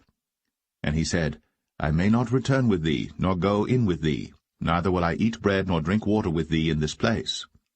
For it was said to me by the word of the Lord, Thou shalt eat no bread, nor drink water there, nor turn again to go by the way that thou camest. He said unto him, I am a prophet, also as thou art. And an angel spake unto me by the word of the Lord, saying, Bring him back with thee into thine house, that he may eat bread and drink water. But he lied unto him. So he went back with him, and did eat bread in his house, and drank water. And it came to pass, as they sat at the table, that the word of the Lord came unto the prophet that brought him back. And he cried unto the man of God that came from Judah, saying, Thus saith the Lord, For as much as thou hast disobeyed the mouth of the Lord, and hast not kept the commandment which the Lord thy God commanded thee, but camest back, and hast eaten bread, and drunk water in the place, of the which the Lord did say to thee, Eat no bread, and drink no water, thy carcass shall not come unto the sepulchre of thy fathers. And it came to pass, after he had eaten bread, and after he had drunk, that he saddled for him the ass, to wit, for the prophet whom he had brought back. And when he was gone, a lion met him by the way, and slew him. And his carcass was cast in the way, and the ass stood by it. The lion also stood by the carcass. And behold, men passed by, and saw the carcass cast in the way, and the lion standing by the carcass. And they came and told it in the city where the old prophet dwelt. And when the prophet that brought him back from the way heard thereof, he said, It is the man of God who was disobedient unto the word of the Lord. Therefore the Lord hath delivered him unto the lion, which hath torn him and slain him according to the word of the Lord, which he spake unto him. And he spake to his son, saying, Saddle me the ass. And they saddled him. And he went and found his carcass cast in the way, and the ass and the lion standing by the carcass. The lion had not eaten the carcass, nor torn the ass. And the prophet took up the carcass of the man of God, and laid it upon the ass, and brought it back. And the old prophet came to the city to mourn and to bury him. And he laid his carcass in his own grave. And they mourned over him, saying, Alas, my brother! And it came to pass, after he had buried him, that he spake to his son, saying, When I am dead, then bury me in the sepulchre wherein the man of God is buried. Lay my bones beside his bones. For the saying which he cried by the word of the Lord against the altar in Bethel, and against all the houses of the high places which are in the cities of Samaria, shall surely come to pass. After this thing Jeroboam returned not from his evil way, but made again of the lowest of the people priests of the high places. Whosoever would, he consecrated him, and he became one of the priests of the high places. And this thing became sin unto the house of Jeroboam, even to cut it off, and to destroy it from off the face of the earth.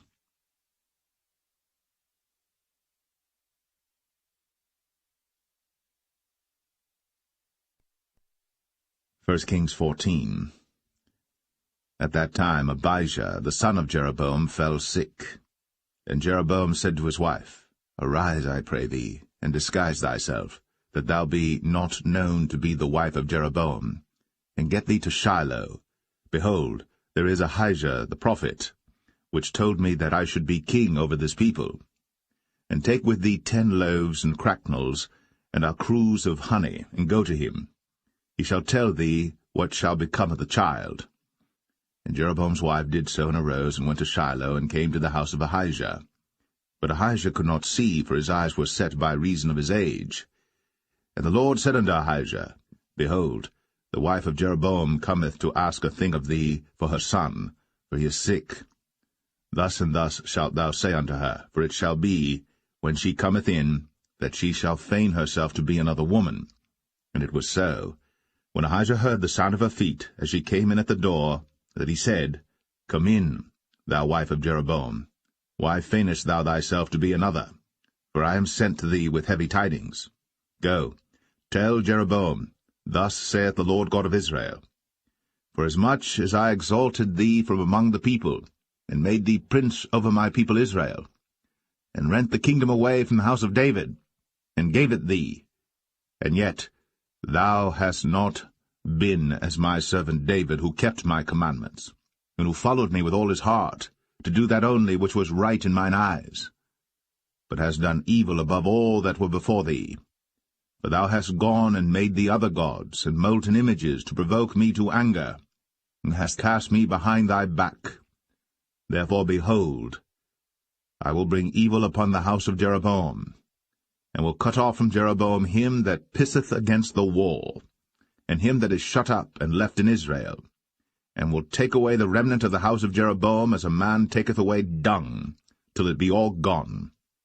Him that dieth of Jeroboam in the city shall the dogs eat, and him that dieth in the field shall the fowls of the air eat. For the Lord hath spoken it. Arise thou therefore, get thee to thine own house, and when thy feet enter into the city, the child shall die. And all Israel shall mourn for him, and bury him. For he only of Jeroboam shall come to the grave, because in him there is found some good thing toward the Lord God of Israel in the house of Jeroboam. Moreover, the Lord shall raise him up a king over Israel, who shall cut off the house of Jeroboam that day. But what? Even now.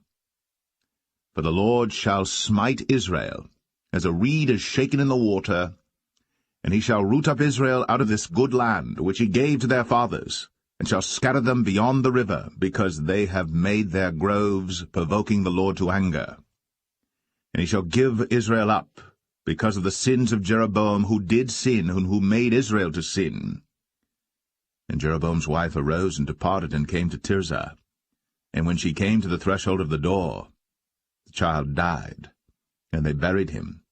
And all Israel mourned for him according to the word of the Lord, which he spake by the hand of his servant Ahijah the prophet. And the rest of the acts of Jeroboam, how he warred and how he reigned, behold, they are written in the book of the Chronicles of the kings of Israel. And the days which Jeroboam reigned were 22 years, and he slept with his fathers, and Nadab his son reigned in his stead. And Rehoboam, the son of Solomon, reigned in Judah.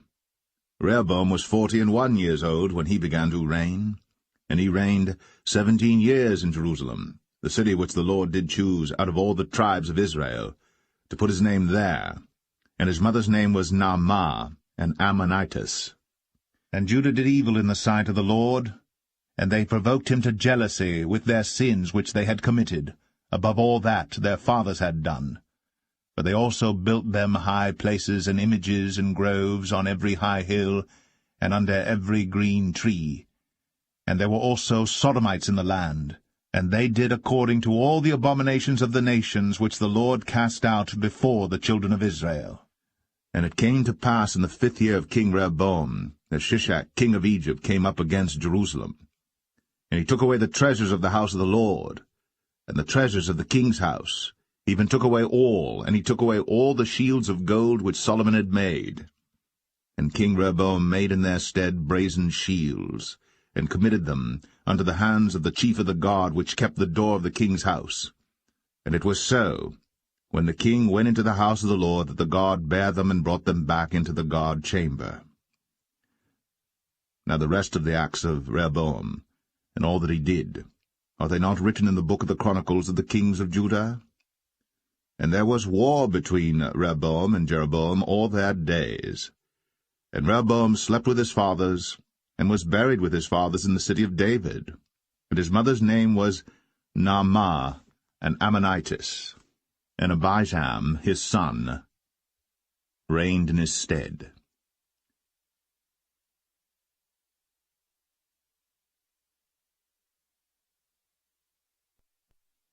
1 Kings 15. Now in the 18th year of King Jeroboam, the son of Nebat, reigned Abijam over Judah. 3 years reigned he in Jerusalem, and his mother's name was Maachah, the daughter of Abishalom.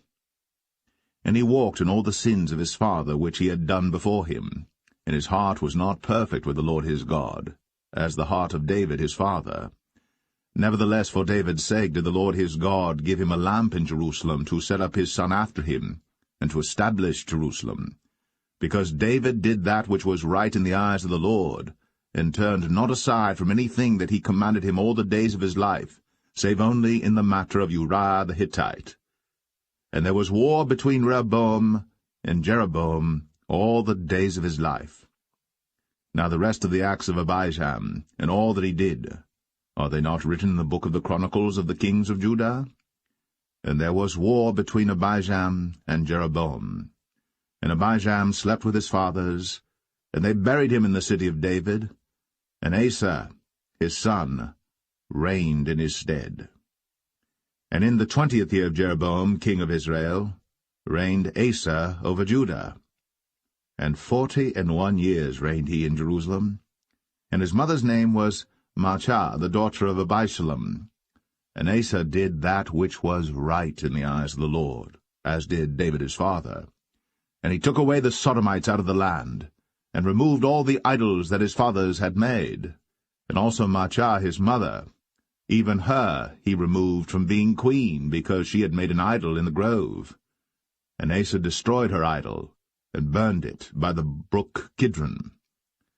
But the high places were not removed. Nevertheless Asa's heart was perfect with the Lord all his days. And he brought in the things which his father had dedicated, and the things which himself had dedicated, into the house of the Lord, silver and gold and vessels. And there was war between Asa and Baasha, king of Israel, all their days. And Baasha, king of Israel, went up against Judah, and built Ramah, that he might not suffer any to go out or come in to Asa, king of Judah. Then Asa took all the silver and the gold that were left in the treasures of the house of the Lord, and the treasures of the king's house, and delivered them into the hand of his servants. And King Asa sent them to Ben-hadad, the son of Tabrimon, the son of Hezion, king of Syria, that dwelt at Damascus, saying, There is a league between me and thee, and between my father and thy father. Behold, I have sent unto thee a present of silver and gold. Come, and break thy league with Baasha king of Israel, that he may depart from me. So Ben-hadad hearkened unto King Asa, and sent the captains of the hosts which he had against the cities of Israel, and smote Ijon, and Dan, and Abel-Beth-maachah, and all Cinneroth, with all the land of Naphtali. And it came to pass, when Baasha heard thereof, that he left off building of Ramah, and dwelt in Tirzah. Then King Asa made a proclamation throughout all Judah, none was exempted. And they took away the stones of Ramah, and the timber thereof, wherewith Baasha had builded. And King Asa built with them Geba of Benjamin, and Mizpah.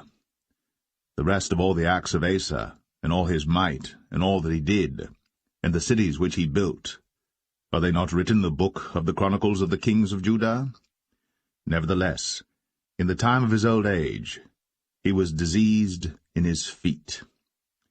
And Asa slept with his fathers, and was buried with his fathers in the city of David his father, and Jehoshaphat his son reigned in his stead.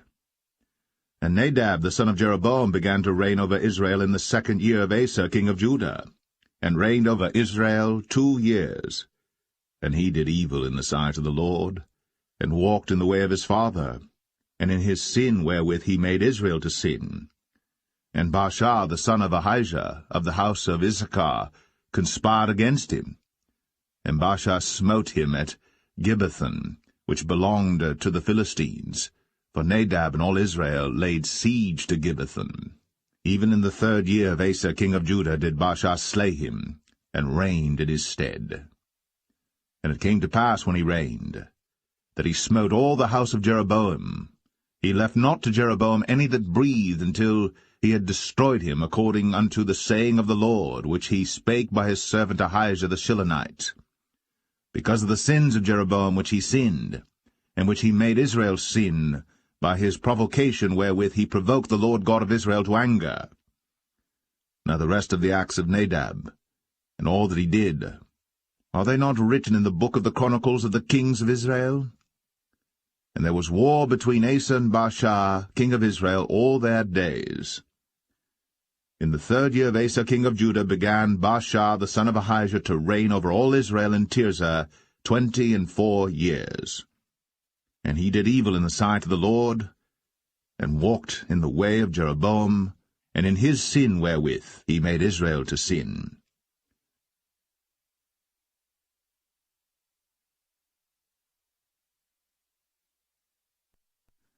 First Kings 16.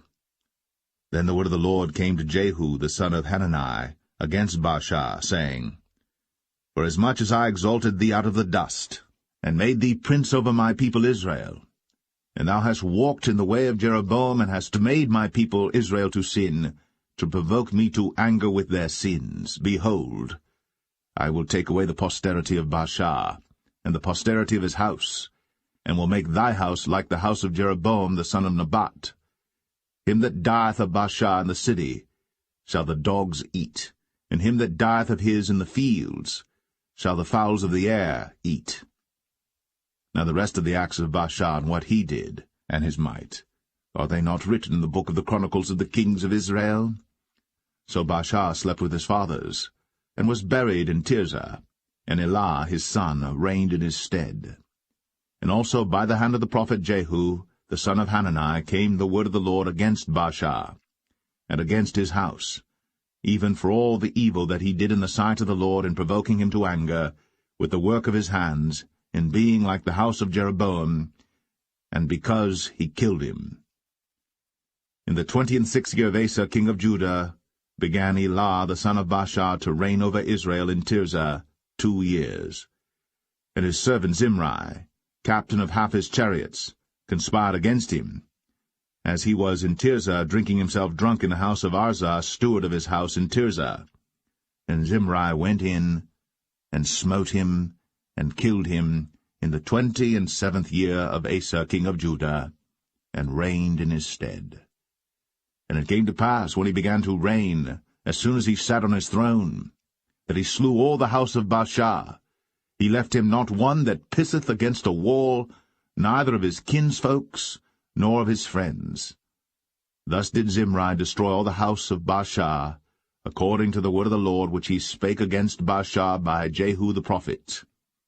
For all the sins of Baasha, and the sins of Elah his son, by which they sinned, and by which they made Israel to sin, in provoking the Lord God of Israel to anger with their vanities. Now the rest of the acts of Elah, and all that he did, are they not written in the book of the chronicles of the kings of Israel? In the 27th year of Asa king of Judah did Zimri reign 7 days in Tirzah. And the people were encamped against Gibbethon, which belonged to the Philistines.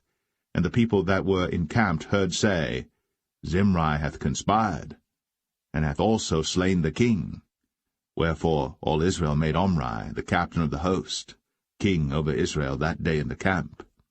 And Omri went up from Gibbethon, and all Israel with him, and they besieged Tirzah. And it came to pass, when Zimri saw that the city was taken, that he went into the palace of the king's house, and burnt the king's house over him with fire, and died.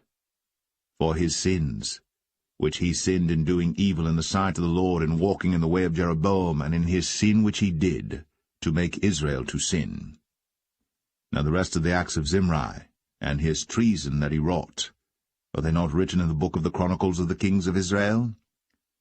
Then were the people of Israel divided into two parts, after the people followed Tibni the son of Ginath, to make him king, and half followed Omri. But the people that followed Omri prevailed against the people that followed Tibni the son of Ginath. So Tibni died, and Omri reigned. In the 31st year of Asa king of Judah began Omri to reign over Israel 12 years.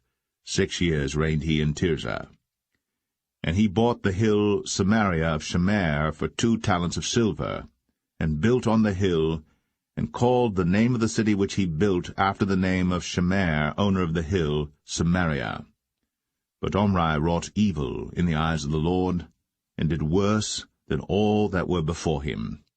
For he walked in all the way of Jeroboam the son of Nebat, and in his sin wherewith he made Israel to sin, to provoke the Lord God of Israel to anger with their vanities. Now the rest of the acts of Omri which he did, and his might that he showed, are they not written in the book of the Chronicles of the kings of Israel? So Omri slept with his fathers, and was buried in Samaria, and Ahab his son reigned in his stead. And in the 38th year of Asa king of Judah began Ahab the son of Omri to reign over Israel. And Ahab the son of Omri reigned over Israel in Samaria 22 years. And Ahab the son of Omri did evil in the sight of the Lord above all that were before him. And it came to pass, as if it had been a light thing for him to walk in the sins of Jeroboam the son of Nebat, that he took to wife Jezebel, the daughter of Ethbaal, king of the Zidonians, and went and served Baal, and worshipped him. And he reared up an altar for Baal in the house of Baal, which he had built in Samaria. And Ahab made a grove, and Ahab did more to provoke the Lord God of Israel to anger than all the kings of Israel that were before him. In his days did Hiel the Bethelite build Jericho. He laid the foundation thereof in Abiram his firstborn, and set up the gates thereof in his youngest son Segub, according to the word of the Lord, which he spake by Joshua the son of Nun.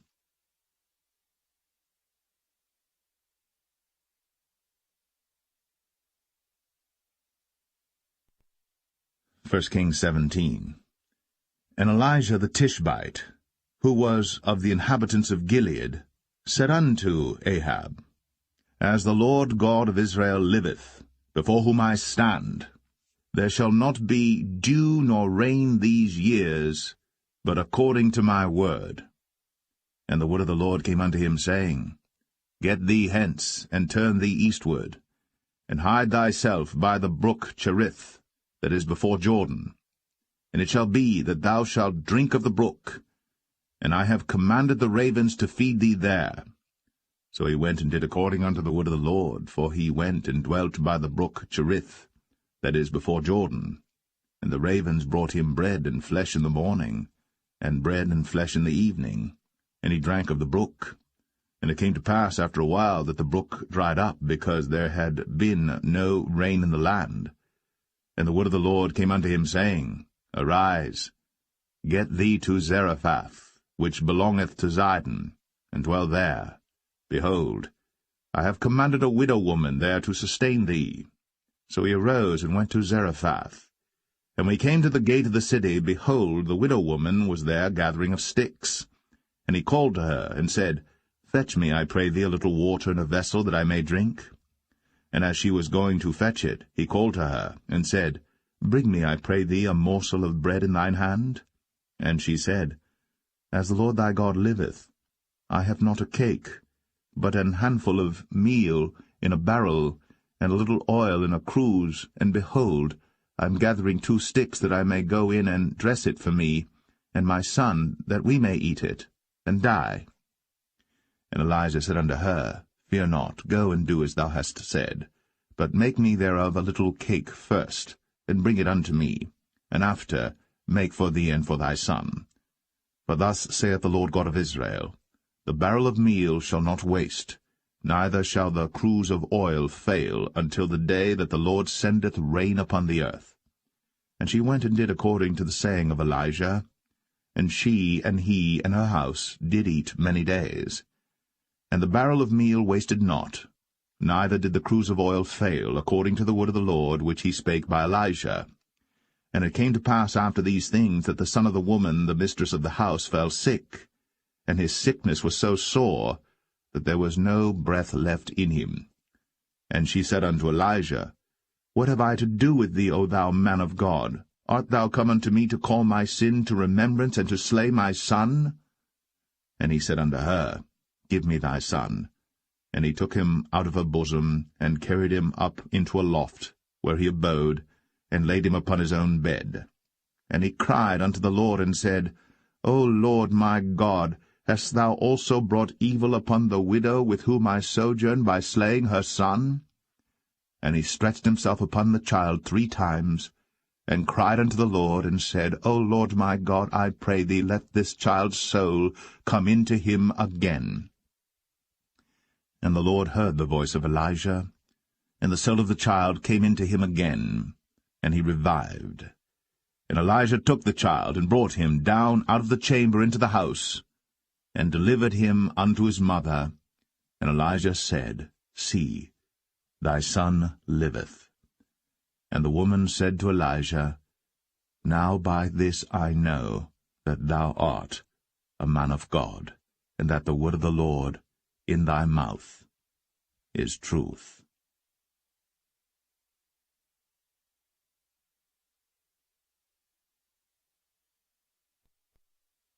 1 Kings 18. And it came to pass after many days, that the word of the Lord came to Elijah in the 3rd year, saying, Go, show thyself unto Ahab, and I will send rain upon the earth. And Elijah went to show himself unto Ahab. And there was a sore famine in Samaria. And Ahab called Obadiah, which was the governor of his house. Now Obadiah feared the Lord greatly. For it was so, when Jezebel cut off the prophets of the Lord, that Obadiah took 100 prophets, and hid them by 50 in a cave, and fed them with bread and water. And Ahab said unto Obadiah, Go into the land, unto all fountains of water, and unto all brooks. Peradventure we may find grass to save the horses and mules alive, that we lose not all the beasts. So they divided the land between them to pass throughout it. Ahab went one way by himself, and Obadiah went another way by himself. And as Obadiah was in the way, behold, Elijah met him, and he knew him, and fell on his face, and said, Art thou that my lord Elijah? And he answered him, I am. Go tell thy lord, Behold, Elijah is here. And he said, What have I sinned that thou wouldst deliver thy servant into the hand of Ahab, to slay me? As the Lord thy God liveth, there is no nation or kingdom whither my lord hath not sent to seek thee. And when they said, He is not there, he took an oath of the kingdom and nation that they found thee not. And now thou sayest, Go, tell thy lord, Behold, Elijah is here. And it shall come to pass, as soon as I am gone from thee, that the Spirit of the Lord shall carry thee whither I know not. And so when I come and tell Ahab, and he cannot find thee, he shall slay me. But I thy servant fear the Lord from my youth. Was it not told my lord what I did when Jezebel slew the prophets of the Lord, how I hid 100 men of the Lord's prophets by 50 in a cave, and fed them with bread and water? And now thou sayest, Go tell thy lord, Behold, Elijah is here, and he shall slay me? And Elijah said, As the Lord of hosts liveth, before whom I stand, I will surely show myself unto him today. So Obadiah went to meet Ahab, and told him. And Ahab went to meet Elijah. And it came to pass, when Ahab saw Elijah, that Ahab said unto him, Art thou he that troubleth Israel? And he answered, I have not troubled Israel. But thou, and thy father's house, in that ye have forsaken the commandments of the Lord, and thou hast followed Baalim. Now therefore send and gather to me all Israel unto Mount Carmel, and the prophets of Baal 450, and the prophets of the groves 400, which eat at Jezebel's table. So Ahab sent unto all the children of Israel, and gathered the prophets together unto Mount Carmel. And Elijah came unto all the people, and said, How long halt ye between two opinions? If the Lord be God, follow him. But if Baal, then follow him. And the people answered him not a word. Then said Elijah unto the people, I, even I only, remain a prophet of the Lord. But Baal's prophets are 450 men. Let them therefore give us 2 bullocks. And let them choose 1 bullock from themselves, and cut it in pieces, and lay it on wood, and put no fire under. And I will dress the other bullock, and lay it on wood, and put no fire under. And call ye on the name of your gods, and I will call on the name of the Lord. And the God that answereth by fire, let him be God. And all the people answered and said, It is well spoken. And Elijah said unto the prophets of Baal, Choose you 1 bullock for yourselves, and dress it first, for ye are many, and call on the name of your gods, but put no fire under. And they took the bullock which was given them, and they dressed it, and called on the name of Baal from morning even until noon, saying, O Baal, hear us! But there was no voice, nor any that answered, and they leaped upon the altar which was made. And it came to pass at noon that Elijah mocked them, and said, Cry aloud, for he is a god. Either he is talking, or he is pursuing, or he is in a journey, or peradventure he sleepeth, and must be awaked. And they cried aloud, and cut themselves after their manner with knives and lancets, till the blood gushed out upon them. And it came to pass, when midday was past, and they prophesied until the time of the offering of the evening sacrifice, that there was neither voice, nor any to answer, nor any that regarded. And Elijah said unto all the people, Come near unto me. And all the people came near unto him, and he repaired the altar of the Lord that was broken down. And Elijah took 12 stones, according to the number of the tribes of the sons of Jacob, unto whom the word of the Lord came, saying, Israel shall be thy name. And with the stones he built an altar in the name of the Lord, and he made a trench about the altar, as great as would contain 2 measures of seed. And he put the wood in order, and cut the bullock in pieces, and laid him on the wood, and said, Fill 4 barrels with water, and pour it on the burnt sacrifice, and on the wood. And he said, Do it the 2nd time. And they did it the 2nd time. And he said, Do it the 3rd time. And they did it the 3rd time. And the water ran round about the altar, and he filled the trench also with water. And it came to pass, at the time of the offering of the evening sacrifice, that Elijah the prophet came near and said, Lord God of Abraham, Isaac, and of Israel, let it be known this day that thou art God in Israel, and that I am thy servant, and that I have done all these things at thy word. Hear me, O Lord, hear me, that this people may know that thou art the Lord God, and that thou hast turned their heart back again. Then the fire of the Lord fell, and consumed the burnt sacrifice, and the wood, and the stones, and the dust, and licked up the water that was in the trench. And when all the people saw it, they fell on their faces, and they said, The Lord, he is the God, the Lord, he is the God. And Elijah said unto them, Take the prophets of Baal, let not one of them escape. And they took them. And Elijah brought them down to the brook Kishon, and slew them there. And Elijah said unto Ahab, Get thee up, eat and drink, for there is a sound of abundance of rain. So Ahab went up to eat and to drink. And Elijah went up to the top of Carmel, and he cast himself down upon the earth, and put his face between his knees, and said to his servant, Go up now, look toward the sea. And he went up and looked, and said, There is nothing. And he said, Go again 7 times. And it came to pass at the 7th time that he said, Behold, there ariseth a little cloud out of the sea like a man's hand. And he said, Go up, say unto Ahab, Prepare thy chariot, and get thee down, that the rain stop thee not. And it came to pass in the meanwhile that the heaven was black with clouds and wind, and there was a great rain. And Ahab rode, and went to Jezreel. And the hand of the Lord was on Elijah, and he girded up his loins, and ran before Ahab to the entrance of Jezreel.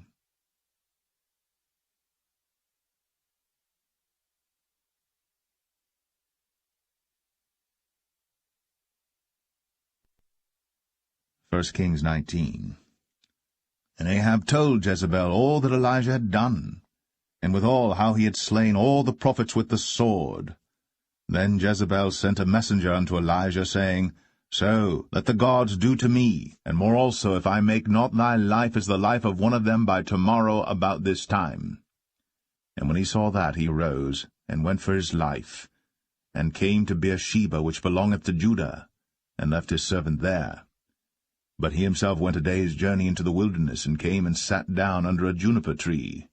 And he requested for himself that he might die, and said, It is enough. Now, O Lord, take away my life, for I am not better than my fathers. And as he lay and slept under a juniper tree, behold, then an angel touched him, and said unto him, Arise and eat. And he looked, and behold, there was a cake baked on the coals, and a cruse of water at his head. And he did eat and drink, and laid him down again. And the angel of the Lord came again the 2nd time, and touched him, and said, Arise and eat, because the journey is too great for thee. And he arose, and did eat and drink, and went in the strength of that meat 40 days, and 40 nights, unto Horeb the mount of God. And he came thither unto a cave, and lodged there. And behold, the word of the Lord came to him, and he said unto him, What doest thou here, Elijah? And he said, I have been very jealous for the Lord God of hosts, for the children of Israel have forsaken thy covenant, thrown down thine altars, and slain thy prophets with the sword, and I, even I only am left, and they seek my life to take it away. And he said, Go forth, and stand upon the mount before the Lord. And behold, the Lord passed by, and a great and strong wind rent the mountains, and brake in pieces the rocks before the Lord. But the Lord was not in the wind. And after the wind an earthquake. But the Lord was not in the earthquake. And after the earthquake a fire. But the Lord was not in the fire. And after the fire a still small voice. And it was so, when Elijah heard it, that he wrapped his face in his mantle, and went out, and stood in the entering in of the cave. And behold, there came a voice unto him, and said, What doest thou here, Elijah? And he said, I have been very jealous for the Lord God of hosts, because the children of Israel have forsaken thy covenant, thrown down thine altars, and slain thy prophets with the sword, and I, even I only, am left. And they seek my life, to take it away. And the Lord said unto him, Go, return on thy way to the wilderness of Damascus, and when thou comest, anoint Hazael to be king over Syria. And Jehu, the son of Nimshi, shalt thou anoint to be king over Israel. And Elisha, the son of Shaphat, of Abel-Meholah, shalt thou anoint to be prophet in thy room. And it shall come to pass that him that escapeth the sword of Hazael shall Jehu slay, and him that escapeth from the sword of Jehu shall Elisha slay. Yet I have left me 7,000 in Israel, all the knees which have not bowed unto Baal, and every mouth which hath not kissed him. So he departed thence, and found Elisha the son of Shaphat, who was plowing with 12 yoke of oxen before him, and he with the 12th. And Elijah passed by him, and cast his mantle upon him. And he left the oxen, and ran after Elijah, and said, Let me, I pray thee, kiss my father and my mother, and then I will follow thee. And he said unto him, Go back again, for what have I done to thee? And he returned back from him, and took a yoke of oxen, and slew them, and boiled their flesh with the instruments of the oxen, and gave unto the people, and they did eat. Then he arose, and went after Elijah, and ministered unto him.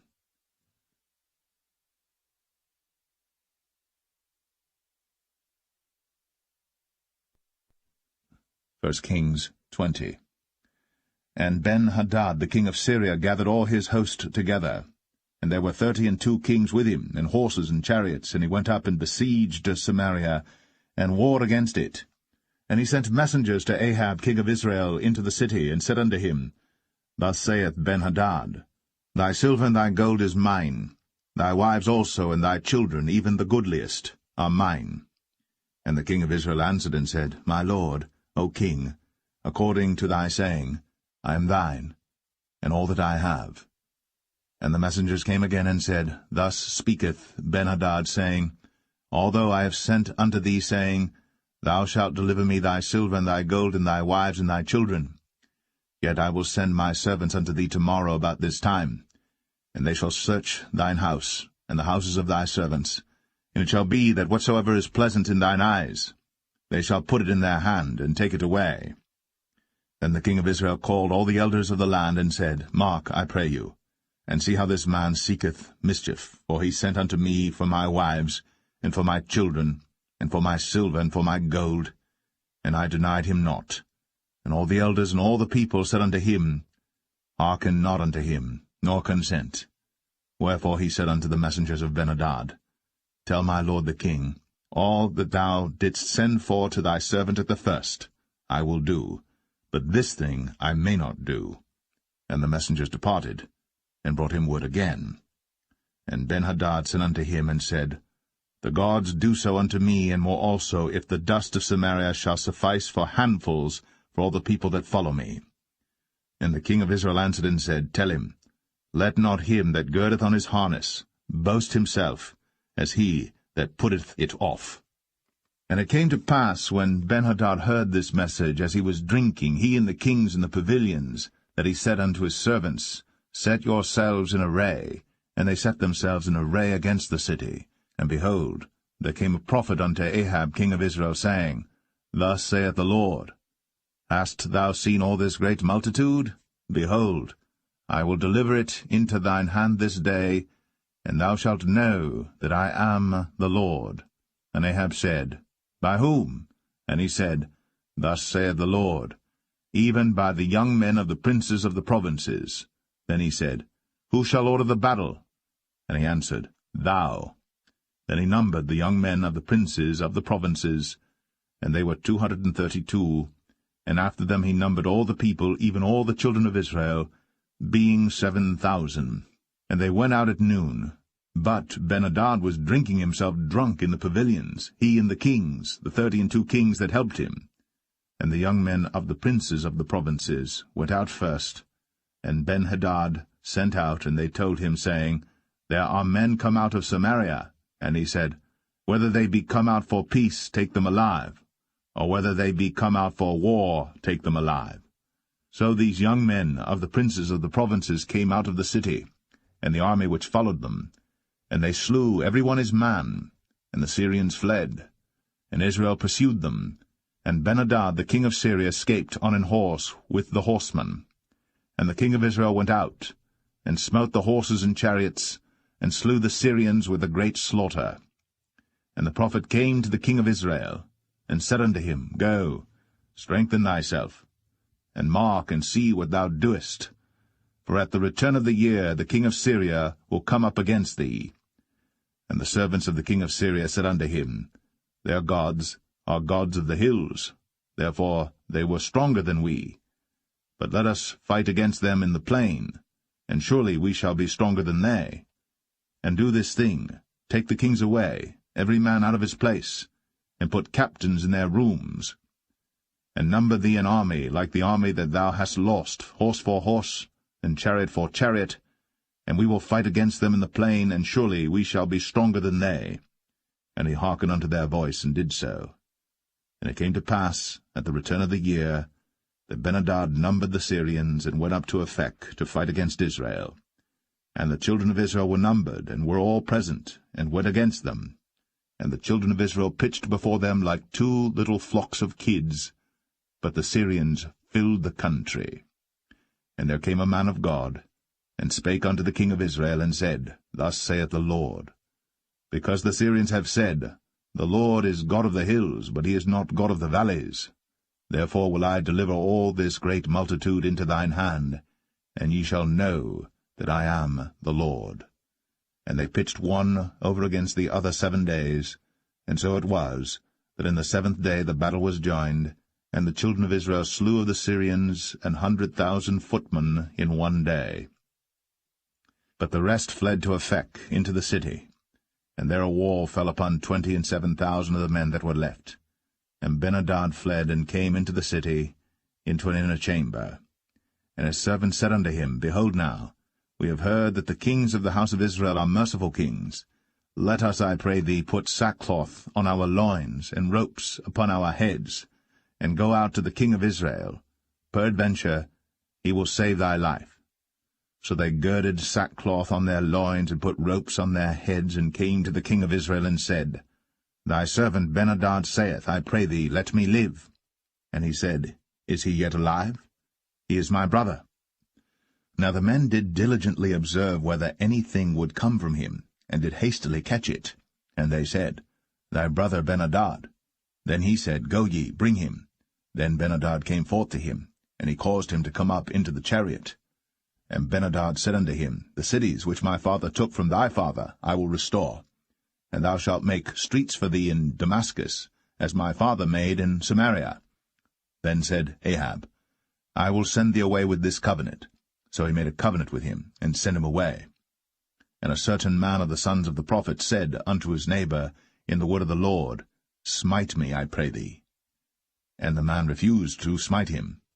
Then said he unto him, Because thou hast not obeyed the voice of the Lord, behold, as soon as thou art departed from me, a lion shall slay thee. And as soon as he was departed from him, a lion found him, and slew him. Then he found another man, and said, Smite me, I pray thee. And the man smote him, so that in smiting he wounded him. So the prophet departed, and waited for the king by the way, and disguised himself with ashes upon his face.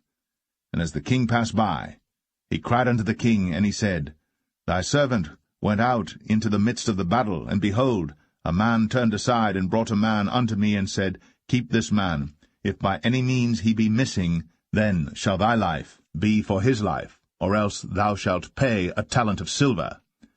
And as thy servant was busy here and there, he was gone. And the king of Israel said unto him, So shall thy judgment be. Thyself hast decided it. And he hasted, and took the ashes away from his face. And the king of Israel discerned him that he was of the prophets. And he said unto him, Thus saith the Lord, Because thou hast let go out of thy hand a man whom I appointed to utter destruction, therefore thy life shall go for his life, and thy people for his people. And the king of Israel went to his house, heavy and displeased, and came to Samaria.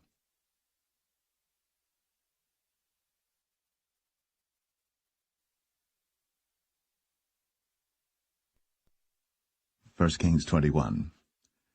And it came to pass, after these things, that Naboth the Jezreelite had a vineyard, which was in Jezreel, hard by the palace of Ahab king of Samaria. And Ahab spake unto Naboth, saying, Give me thy vineyard, that I may have it for a garden of herbs, because it is near unto my house. And I will give thee for it a better vineyard than it. Or, if it seem good to thee, I will give thee the worth of it in money. And Naboth said to Ahab, The Lord forbid it me, that I should give the inheritance of my fathers unto thee. And Ahab came into his house heavy and displeased, because of the word which Naboth the Jezreelite had spoken to him. For he had said, I will not give thee the inheritance of my fathers.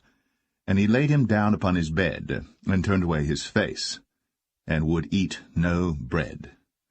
But Jezebel his wife came to him, and said unto him, Why is thy spirit so sad that thou eatest no bread?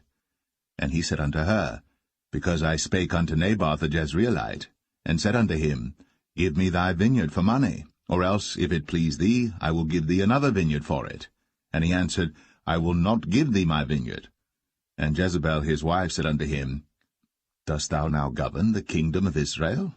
Arise, and eat bread, and let thine heart be merry. I will give thee the vineyard of Naboth the Jezreelite. So she wrote letters in Ahab's name, and sealed them with his seal, and sent the letters unto the elders, and to the nobles that were in his city, dwelling with Naboth. And she wrote in the letters, saying, Proclaim a fast, and set Naboth on high among the people. And set 2 men, sons of Belial, before him, to bear witness against him, saying, Thou didst blaspheme God and the king. And then carry him out, and stone him, that he may die.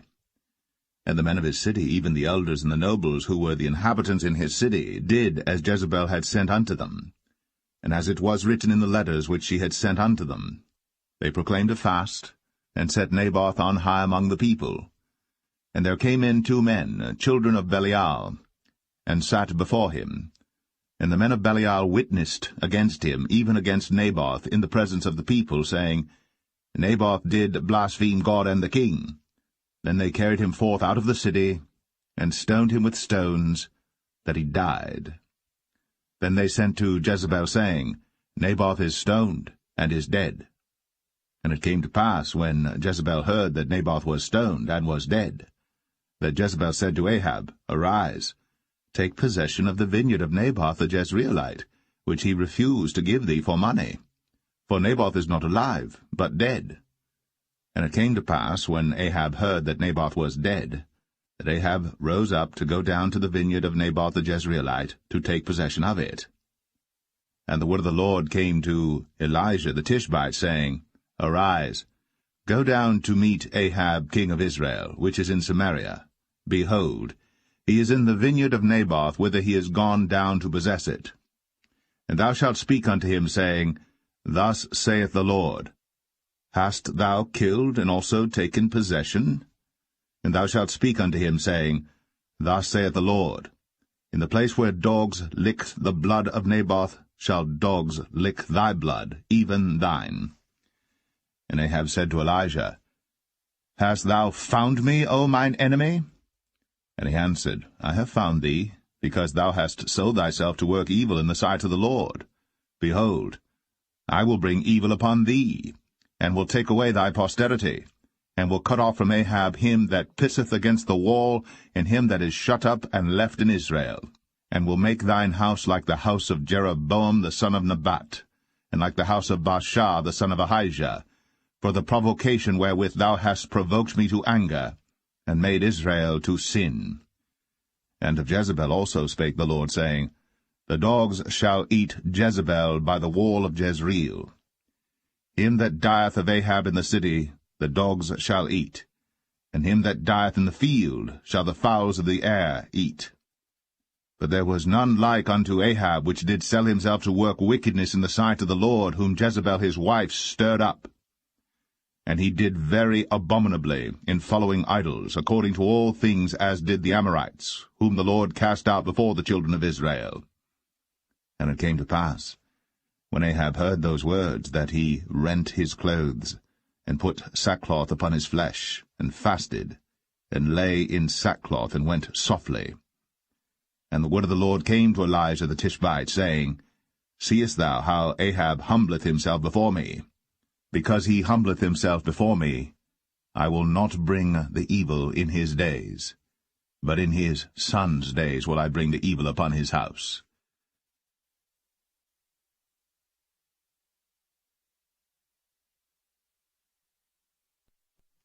1 Kings 22. And they continued 3 years without war between Syria and Israel.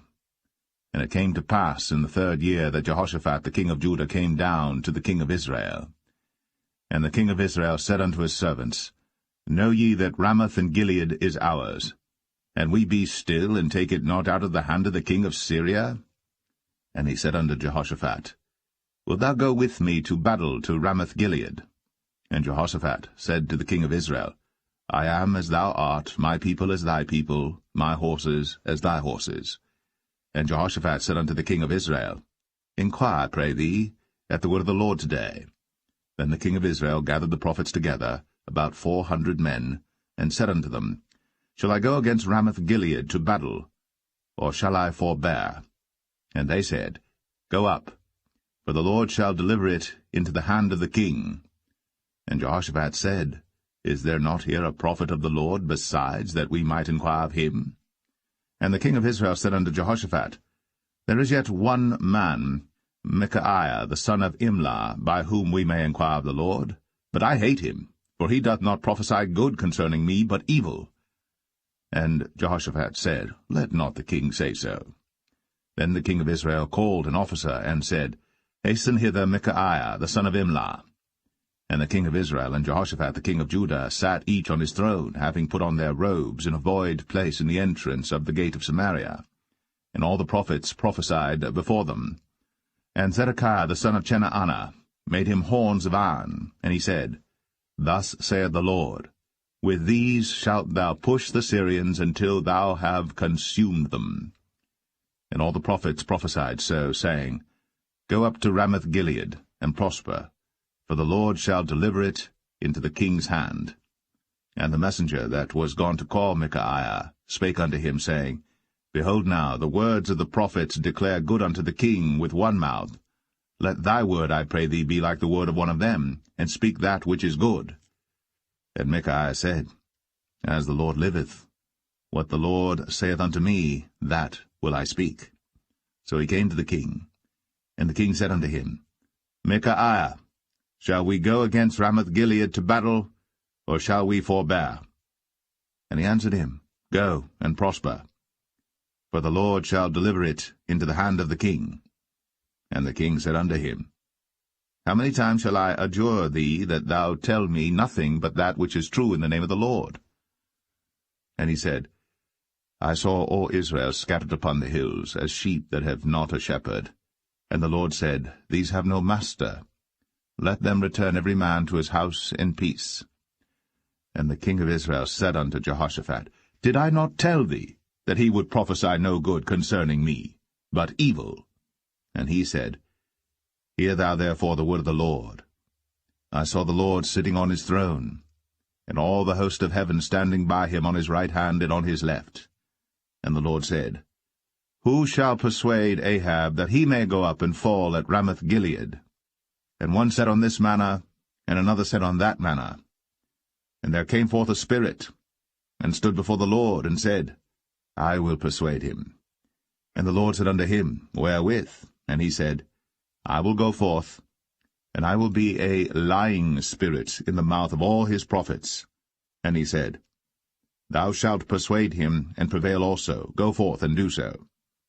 Now therefore, behold, the Lord hath put a lying spirit in the mouth of all these thy prophets, and the Lord hath spoken evil concerning thee.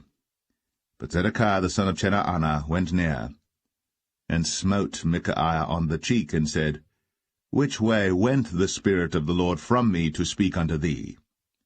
And Micaiah said, Behold, thou shalt see in that day, when thou shalt go into an inner chamber to hide thyself. And the king of Israel said, Take Micaiah, and carry him back unto Amon the governor of the city, and to Joash the king's son, and say, Thus saith the king, Put this fellow in the prison, and feed him with bread of affliction and with water of affliction, until I come in peace. And Micaiah said, If thou return at all in peace, the Lord hath not spoken by me. And he said, Hearken, O people, every one of you. So the king of Israel and Jehoshaphat the king of Judah went up to Ramoth-Gilead.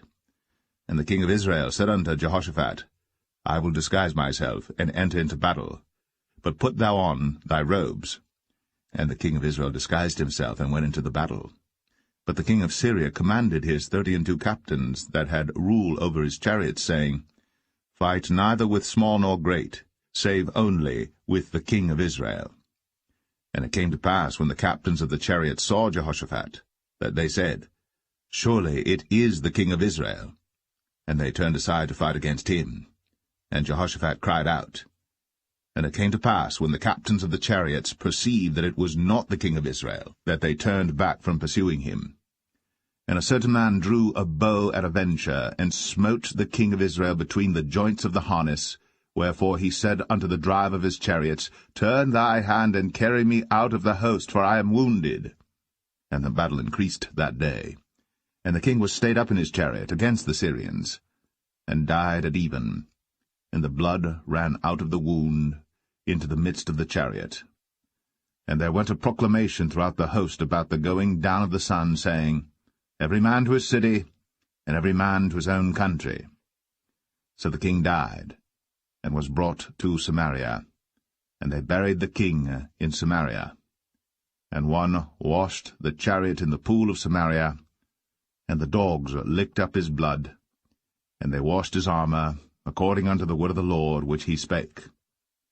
Now the rest of the acts of Ahab, and all that he did, and the ivory house which he made, and all the cities that he built, are they not written in the book of the Chronicles of the kings of Israel? So Ahab slept with his fathers, and Ahaziah his son reigned in his stead. And Jehoshaphat the son of Asa began to reign over Judah in the 4th year of Ahab king of Israel. Jehoshaphat was 35 years old when he began to reign, and he reigned 25 years in Jerusalem. And his mother's name was Azubah, the daughter of Shilhi. And he walked in all the ways of Asa his father. He turned not aside from it, doing that which was right in the eyes of the Lord.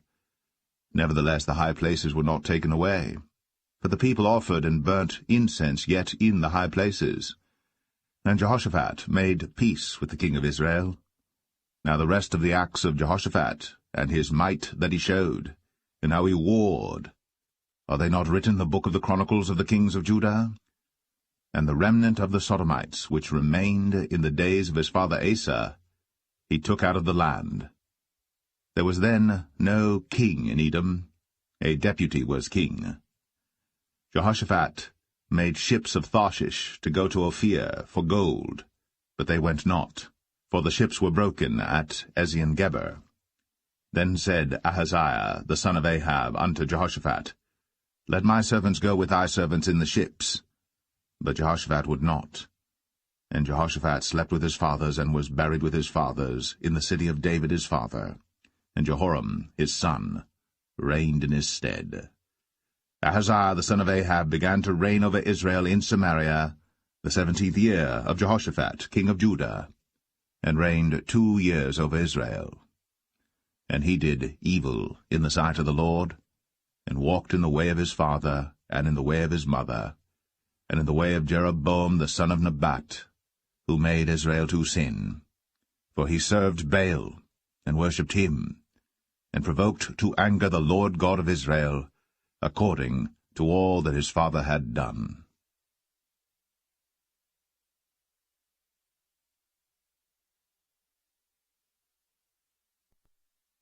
The second book of Kings, chapter 1. Then Moab rebelled against Israel after the death of Ahab.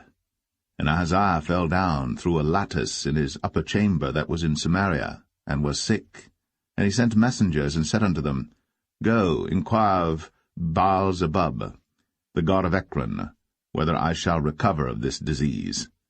But the angel of the Lord said to Elijah the Tishbite, Arise, go up to meet the messengers of the king of Samaria, and say unto them, Is it not because there is not a God in Israel that ye go to inquire of Baal-zebub, the god of Ekron? Now therefore thus saith the Lord, Thou shalt not come down from that bed on which thou art gone up, but shalt surely die. And Elijah departed. And when the messengers turned back unto him, he said unto them, Why are ye now turned back? And they said unto him, There came a man up to meet us, and said unto us, Go, turn again unto the king that sent you, and say unto him, Thus saith the Lord, Is it not because there is not a God in Israel that thou sendest to inquire of Baal-zebub, the god of Ekron? Therefore thou shalt not come down from that bed on which thou art gone up, but shalt surely die. And he said unto them, What manner of man was he which came up to meet you, and told you these words? And they answered him, He was an hairy man, and girt with a girdle of leather about his loins. And he said, It is Elijah the Tishbite. Then the king sent unto him a captain of 50 with his 50. And he went up to him, and behold, he sat on the top of an hill. And he spake unto him, Thou man of God, the king hath said, Come down.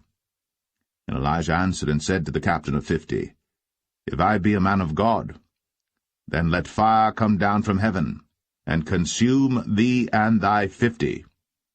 And there came down fire from heaven, and consumed him and his 50. Again also he sent unto him another captain of 50 with his 50. And he answered and said unto him, O man of God, thus hath the king said, Come down quickly. And Elijah answered and said unto them, If I be a man of God, let fire come down from heaven, and consume thee and thy 50. And the fire of God came down from heaven, and consumed him and his 50. And he sent again a captain of the third 50 with his 50. And the third captain of the 50 went up, and came and fell on his knees before Elijah, and besought him, and said unto him, O man of God, I pray thee, let my life and the life of these 50 thy servants be precious in thy sight. Behold, there came fire down from heaven, and burnt up the 2 captains of the former 50s with their 50s. Therefore let my life now be precious in thy sight. And the angel of the Lord said unto Elijah, Go down with him, be not afraid of him. And he arose, and went down with him unto the king. And he said unto him, Thus saith the Lord, Forasmuch as thou hast sent messengers to inquire of Baal-zebub the god of Ekron, is it not because there is no God in Israel to inquire of his word? Therefore thou shalt not come down off that bed on which thou art gone up, but shalt surely die. So he died according to the word of the Lord which Elijah had spoken. And Jehoram reigned in his stead in the 2nd year of Jehoram the son of Jehoshaphat king of Judah, because he had no son. Now the rest of the acts of Ahaziah which he did, are they not written in the book of the Chronicles of the kings of Israel?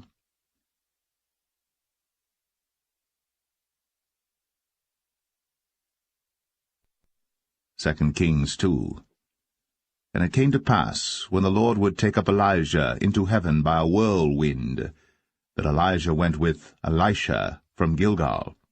And Elijah said unto Elisha, Tarry here, I pray thee, for the Lord hath sent me to Bethel. And Elisha said unto him, As the Lord liveth, and as thy soul liveth, I will not leave thee. So they went down to Bethel. And the sons of the prophets that were at Bethel came forth to Elisha, and said unto him, Knowest thou that the Lord will take away thy master from thy head today? And he said, Yea, I know it. Hold ye your peace. And Elijah said unto him, Elisha, tarry here, I pray thee, for the Lord hath sent me to Jericho. And he said, As the Lord liveth, and as thy soul liveth, I will not leave thee. So they came to Jericho. And the sons of the prophets that were at Jericho came to Elisha, and said unto him, Knowest thou that the Lord will take away thy master from thy head today? And he answered, Yea, I know it. Hold ye your peace. And Elijah said unto him, Tarry, I pray thee here, for the Lord hath sent me to Jordan. And he said, As the Lord liveth, and as thy soul liveth, I will not leave thee. And they two went on. And 50 men of the sons of the prophets went, and stood to view afar off. And they too stood by Jordan. And Elijah took his mantle, and wrapped it together, and smote the waters, and they were divided hither and thither, so that they too went over on dry ground. And it came to pass, when they were gone over, that Elijah said unto Elisha, Ask what I shall do for thee, before I be taken away from thee. And Elisha said, I pray thee, let a double portion of thy spirit be upon me. And he said, Thou hast asked a hard thing. Nevertheless, if thou see me when I am taken from thee, it shall be so unto thee. But if not, it shall not be so. And it came to pass, as they still went on and talked, that, behold, there appeared a chariot of fire, and horses of fire, and parted them both asunder. And Elijah went up by a whirlwind into heaven. And Elisha saw it, and he cried, my father, the chariot of Israel, and the horsemen thereof. And he saw him no more. And he took hold of his own clothes, and rent them in 2 pieces. He took up also the mantle of Elijah that fell from him, and went back and stood by the bank of Jordan. And he took the mantle of Elijah that fell from him, and smote the waters, and said, Where is the Lord God of Elijah? And when he also had smitten the waters, they parted hither and thither, and Elisha went over. And when the sons of the prophets, which were to view at Jericho, saw him, they said, The spirit of Elijah doth rest on Elisha.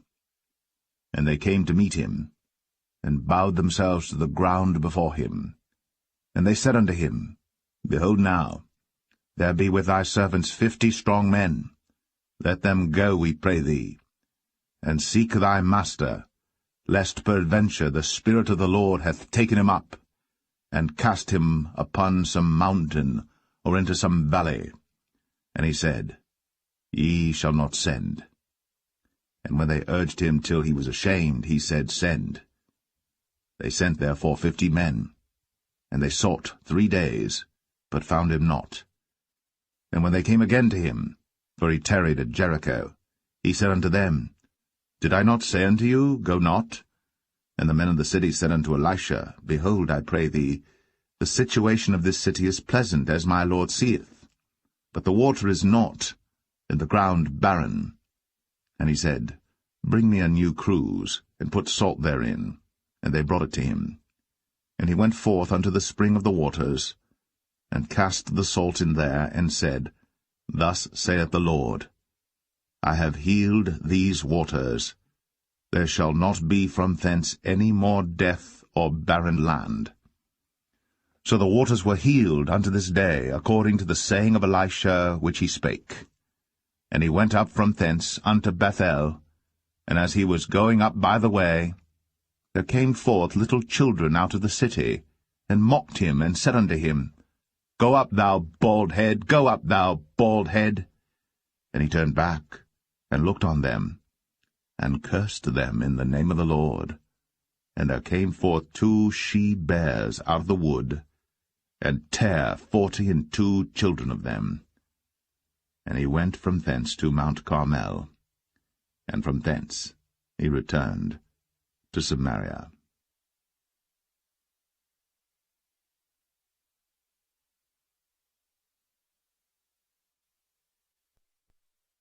2 Kings 3. Now Jehoram the son of Ahab began to reign over Israel in Samaria the 18th year of Jehoshaphat king of Judah, and reigned 12 years. And he wrought evil in the sight of the Lord, but not like his father and like his mother. For he put away the image of Baal that his father had made. Nevertheless he cleaved unto the sins of Jeroboam the son of Nebat, which made Israel to sin. He departed not therefrom. And Mesha king of Moab was a sheepmaster, and rendered unto the king of Israel 100,000 lambs and 100,000 rams with the wool. But it came to pass, when Ahab was dead, that the king of Moab rebelled against the king of Israel. And King Jehoram went out of Samaria the same time, and numbered all Israel. And he went and sent to Jehoshaphat the king of Judah, saying, The king of Moab hath rebelled against me. Wilt thou go with me against Moab to battle? And he said, I will go up. I am as thou art, my people as thy people, and my horses as thy horses. And he said, Which way shall we go up? And he answered, The way through the wilderness of Edom. So the king of Israel went, and the king of Judah, and the king of Edom, and they fetched a compass of 7 days' journey, and there was no water for the host, and for the cattle that followed them. And the king of Israel said, Alas, that the Lord hath called these 3 kings together to deliver them into the hand of Moab. But Jehoshaphat said, Is there not here a prophet of the Lord, that we may inquire of the Lord by him? And one of the king of Israel's servants answered and said, Here is Elisha the son of Shaphat, which poured water on the hands of Elijah. And Jehoshaphat said, The word of the Lord is with him. So the king of Israel and Jehoshaphat and the king of Edom went down to him. And Elisha said unto the king of Israel, What have I to do with thee? Get thee to the prophets of thy father, and to the prophets of thy mother. And the king of Israel said unto him, Nay, for the Lord hath called these 3 kings together to deliver them into the hand of Moab. And Elisha said, As the Lord of hosts liveth, before whom I stand, surely, were it not that I regard the presence of Jehoshaphat the king of Judah, I would not look toward thee, nor see thee. But now bring me a minstrel. And it came to pass, when the minstrel played, that the hand of the Lord came upon him. And he said, Thus saith the Lord, Make this valley full of ditches. For thus saith the Lord, Ye shall not see wind, neither shall ye see rain, yet that valley shall be filled with water, that ye may drink, both ye, and your cattle, and your beasts. And this is but a light thing in the sight of the Lord. He will deliver the Moabites also into your hand. And ye shall smite every fenced city and every choice city, and shall fell every good tree, and stop all wells of water, and mar every good piece of land with stones. And it came to pass in the morning, when the meat offering was offered, that, behold, there came water by the way of Edom, and the country was filled with water. And when all the Moabites heard that the kings were come up to fight against them, they gathered all that were able to put on armor, and upward and stood in the border. And they rose up early in the morning, and the sun shone upon the water, and the Moabites saw the water on the other side as red as blood. And they said, This is blood, the kings are surely slain, and they have smitten one another. Now therefore, Moab to the spoil. And when they came to the camp of Israel, the Israelites rose up and smote the Moabites, so that they fled before them. But they went forward, smiting the Moabites, even in their country. And they beat down the cities, and on every good piece of land cast every man his stone, and filled it. And they stopped all the wells of water, and felled all the good trees. Only in Kir-Hareseth left they the stones thereof. Howbeit the slingers went about it, and smote it. And when the king of Moab saw that the battle was too sore for him, he took with him 700 men that drew swords, to break through even unto the kings of Edom. But they could not. Then he took his eldest son that should have reigned in his stead, and offered him for a burnt offering upon the wall. And there was great indignation against Israel, and they departed from him, and returned to their own land.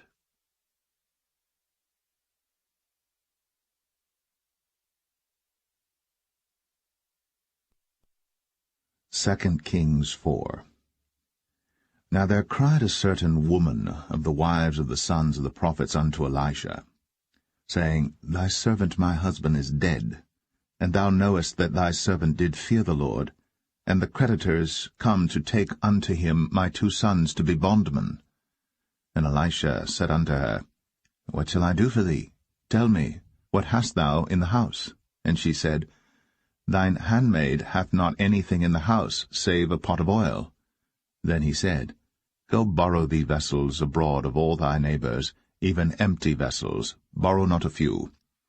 And when thou art come in, thou shalt shut the door upon thee and upon thy sons, and shalt pour out into all those vessels, and thou shalt set aside that which is full. So she went from him, and shut the door upon her and upon her sons, who brought the vessels to her, and she poured out.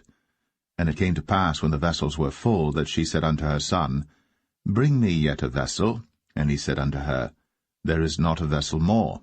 And the oil stayed. Then she came and told the man of God, and he said, Go sell the oil, and pay thy debt, and live thou and thy children of the rest. And it fell on a day that Elisha passed to Shunem, where was a great woman, and she constrained him to eat bread. And so it was, that as oft as he passed by, he turned in thither to eat bread. And she said unto her husband, Behold now, I perceive that this is an holy man of God, which passeth by us continually. Let us make a little chamber, I pray thee, on the wall, and let us set for him there a bed, and a table, and a stool, and a candlestick. And it shall be, when he cometh to us, that he shall turn in thither. And it fell on a day that he came thither. and he turned into the chamber, and lay there. And he said to Gehazi his servant, Call this Shunammite.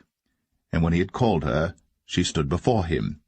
And he said unto him, Say now unto her, Behold, thou hast been careful for us with all this care. What is to be done for thee? Wouldest thou be spoken for to the king or to the captain of the host? And she answered, I dwell among mine own people. And he said, What then is to be done for her?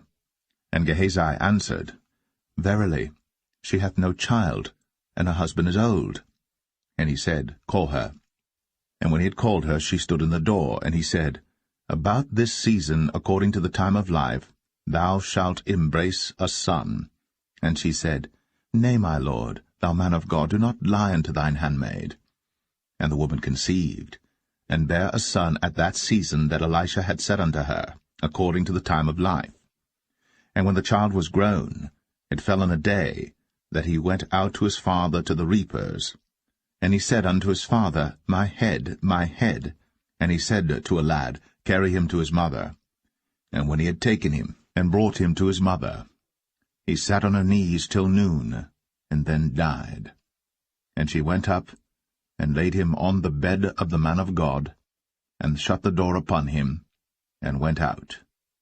And she called unto her husband, and said, Send me, I pray thee, one of the young men, and one of the asses, that I may run to the man of God, and come again. And he said, Wherefore wilt thou go to him today? It is neither new moon nor Sabbath. And she said, It shall be well. Then she saddled an ass, and said to her servant, Drive, and go forward. Slack not thy riding for me, except I bid thee. So she went, and came unto the man of God to Mount Carmel. And it came to pass, when the man of God saw her afar off, that he said to Gehazi his servant, Behold, yonder is that Shunammite. Run now, I pray thee, to meet her, and say unto her, Is it well with thee? Is it well with thy husband? Is it well with the child? And she answered, It is well. And when she came to the man of God to the hill, she caught him by the feet. But Gehazi came near to thrust her away.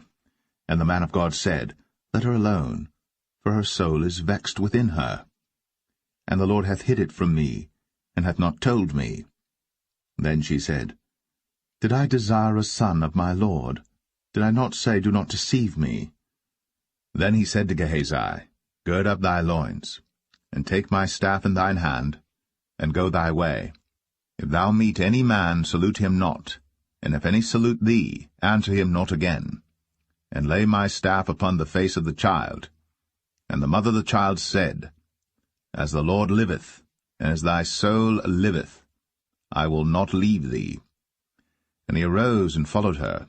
And Gehazi passed on before them, and laid the staff upon the face of the child. But there was neither voice nor hearing. Wherefore he went again to meet him, and told him, saying, The child is not awaked. And when Elisha was come into the house, behold, the child was dead, and laid upon his bed. He went in therefore, and shut the door upon them twain, and prayed unto the Lord. And he went up and lay upon the child, and put his mouth upon his mouth, and his eyes upon his eyes, and his hands upon his hands. And he stretched himself upon the child, and the flesh of the child waxed warm. Then he returned, and walked in the house to and fro, and went up and stretched himself upon him. And the child sneezed 7 times. And the child opened his eyes. And he called Gehazi, and said, Call this Shunammite. So he called her. And when she was come in unto him, he said, Take up thy son. Then she went in, and fell at his feet, and bowed herself to the ground, and took up her son, and went out. And Elisha came again to Gilgal, and there was a dearth in the land. And the sons of the prophets were sitting before him. And he said unto his servant, Set on the great pot, and seethe pottage for the sons of the prophets. And one went out into the field to gather herbs, and found a wild vine, and gathered thereof wild gourds his lapful, and came and shred them into the pot of pottage, for they knew them not. So they poured out for the men to eat. And it came to pass, as they were eating of the pottage, that they cried out and said, O thou man of God, there is death in the pot, and they could not eat thereof. But he said, Then bring meal. And he cast it into the pot, and he said, Pour out for the people, that they may eat. And there was no harm in the pot. And there came a man from Baal-Shalisha, and brought the man of God bread of the first fruits, 20 loaves of barley, and full ears of corn in the husk thereof. And he said, Give unto the people, that they may eat. And his servitor said, What, should I set this before 100 men? He said again, Give the people, that they may eat. For thus saith the Lord, They shall eat, and shall leave thereof. So he set it before them, and they did eat, and left thereof, according to the word of the Lord.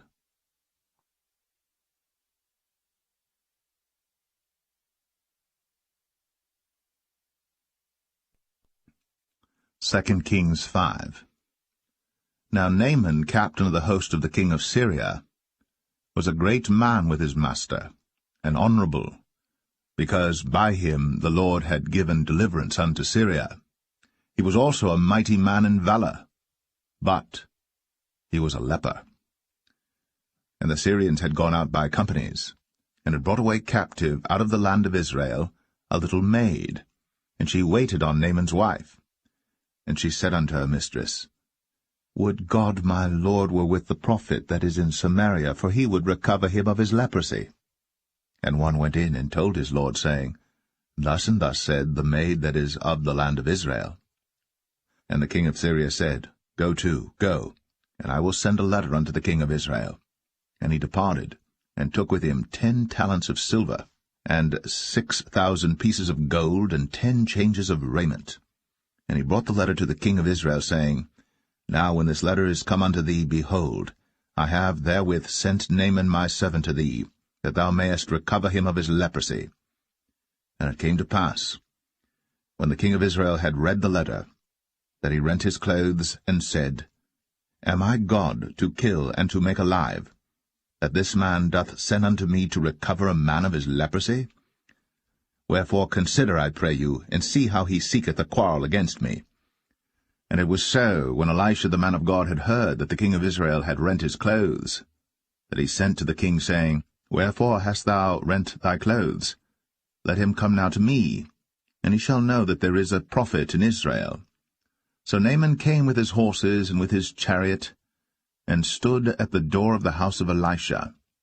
And Elisha sent a messenger unto him, saying, Go, and wash in Jordan 7 times, and thy flesh shall come again to thee, and thou shalt be clean.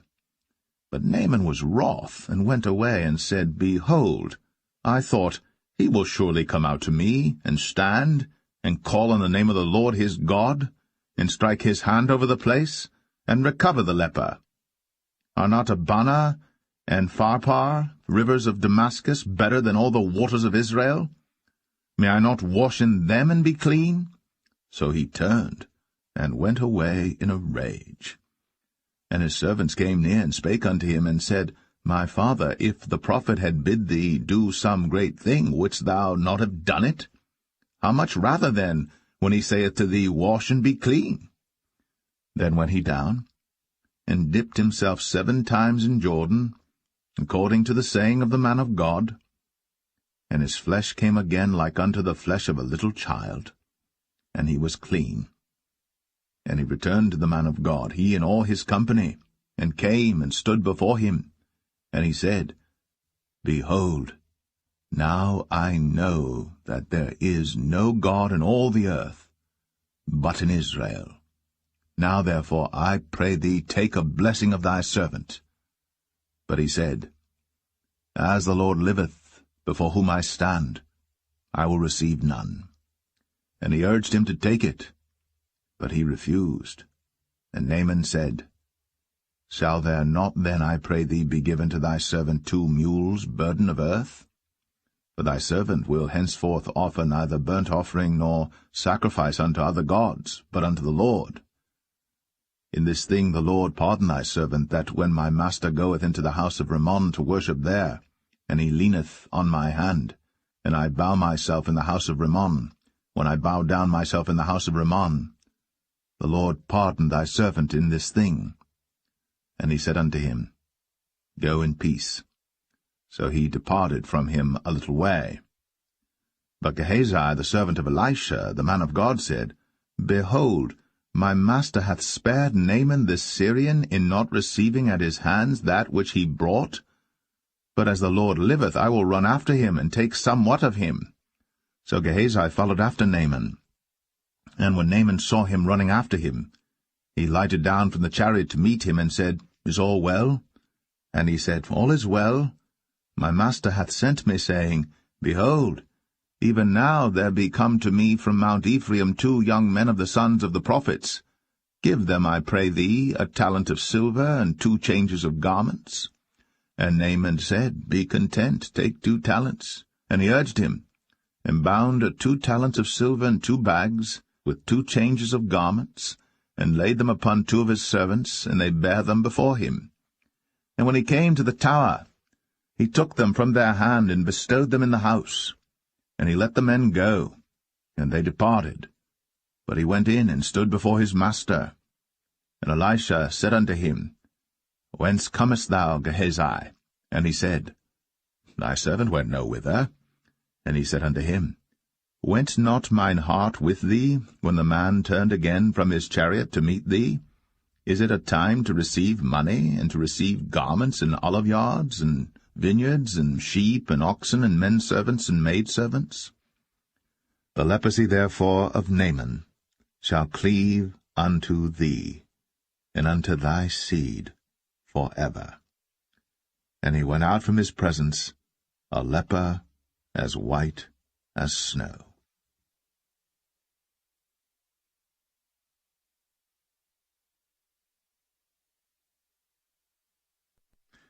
2 Kings 6.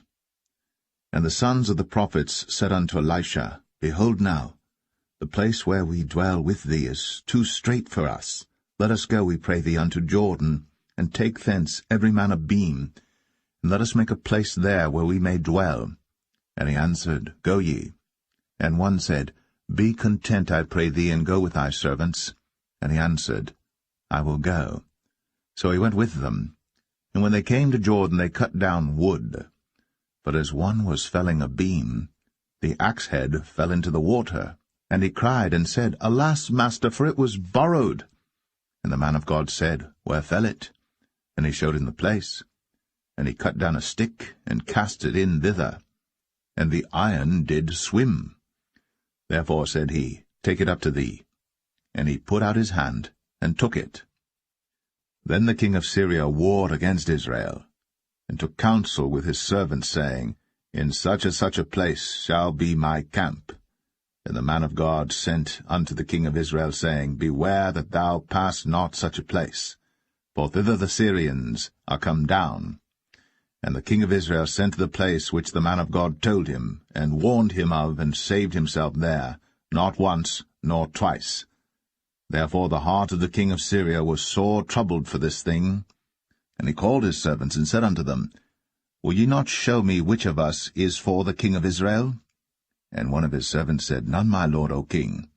But Elisha, the prophet that is in Israel, telleth the king of Israel the words that thou speakest in thy bedchamber. And he said, Go and spy where he is, that I may send and fetch him. And it was told him, saying, Behold, he is in Dothan. Therefore sent he thither horses and chariots and a great host. And they came by night and compassed the city about. And when the servant of the man of God was risen early and gone forth, behold, an host compassed the city both with horses and chariots. And his servant said unto him, Alas, my master, how shall we do? And he answered, Fear not, for they that be with us are more than they that be with them. And Elisha prayed, and said, Lord, I pray thee, open his eyes, that he may see. And the Lord opened the eyes of the young man, and he saw, and behold, the mountain was full of horses and chariots of fire round about Elisha. And when they came down to him, Elisha prayed unto the Lord, and said, Smite this people, I pray thee, with blindness. And he smote them with blindness according to the word of Elisha. And Elisha said unto them, This is not the way, neither is this the city. Follow me, and I will bring you to the man whom ye seek. But he led them to Samaria. And it came to pass, when they were come into Samaria, that Elisha said, Lord, open the eyes of these men, that they may see.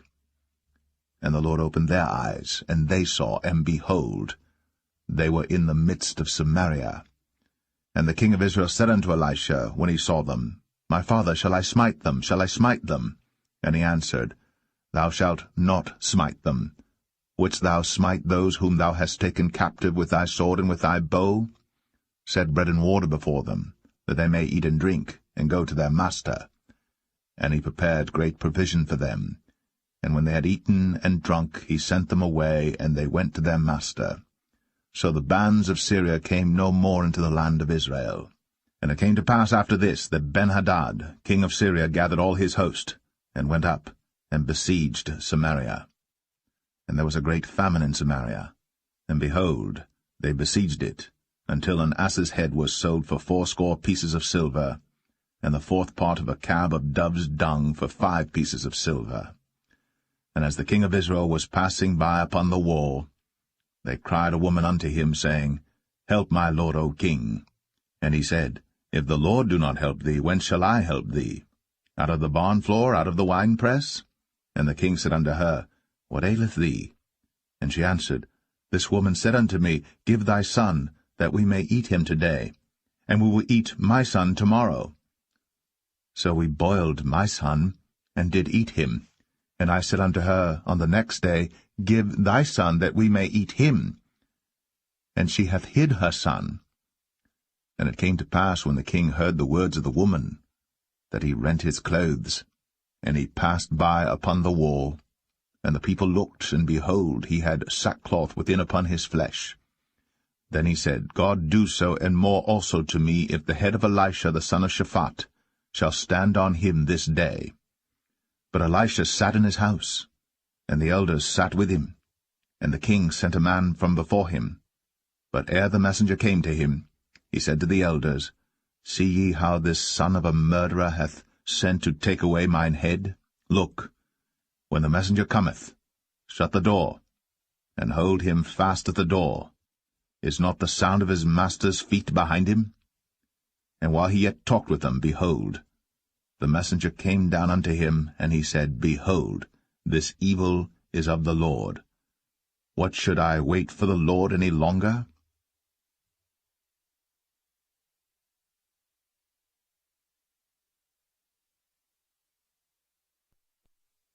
Second Kings 7. Then Elisha said, Hear ye the word of the Lord. Thus saith the Lord, Tomorrow about this time shall a measure of fine flour be sold for a shekel, and 2 measures of barley for a shekel, in the gate of Samaria. Then a lord, on whose hand the king leaned, answered the man of God, and said, Behold, if the Lord would make windows in heaven, might this thing be?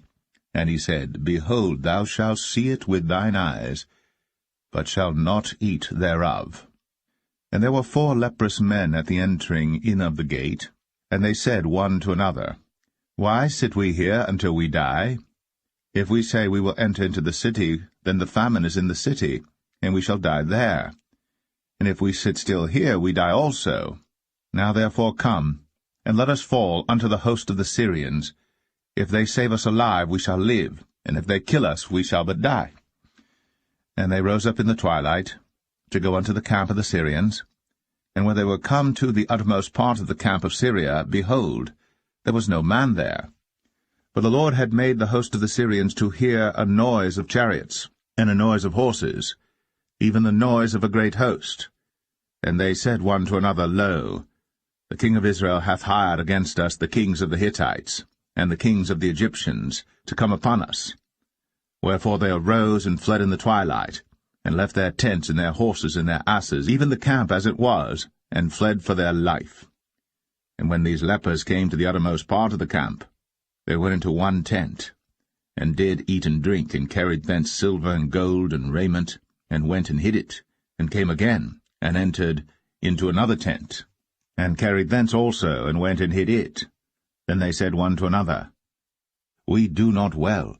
This day is a day of good tidings, and we hold our peace. If we tarry till the morning light, some mischief will come upon us. Now therefore come, that we may go and tell the king's household.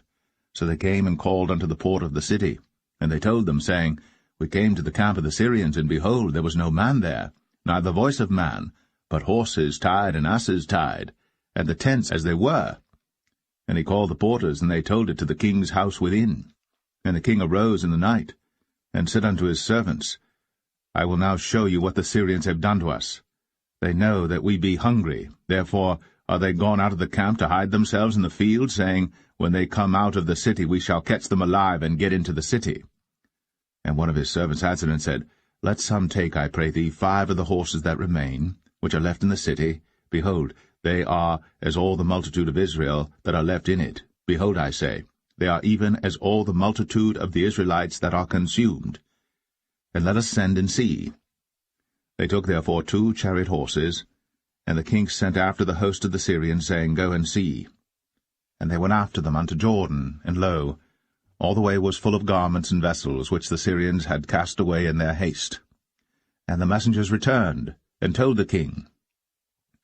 And the people went out and spoiled the tents of the Syrians. So a measure of fine flour was sold for a shekel, and 2 measures of barley for a shekel, according to the word of the Lord. And the king appointed the Lord on whose hand he leaned to have the charge of the gate. And the people trod upon him in the gate, and he died, as the man of God had said, who spake when the king came down to him. And it came to pass, as the man of God had spoken to the king, saying, 2 measures of barley for a shekel, and a measure of fine flour for a shekel, shall be tomorrow about this time in the gate of Samaria. And that Lord answered the man of God, and said, Now behold, if the Lord should make windows in heaven, might such a thing be? And he said, Behold, thou shalt see it with thine eyes, but shalt not eat thereof. And so it fell out unto him, for the people trod upon him in the gate, and he died.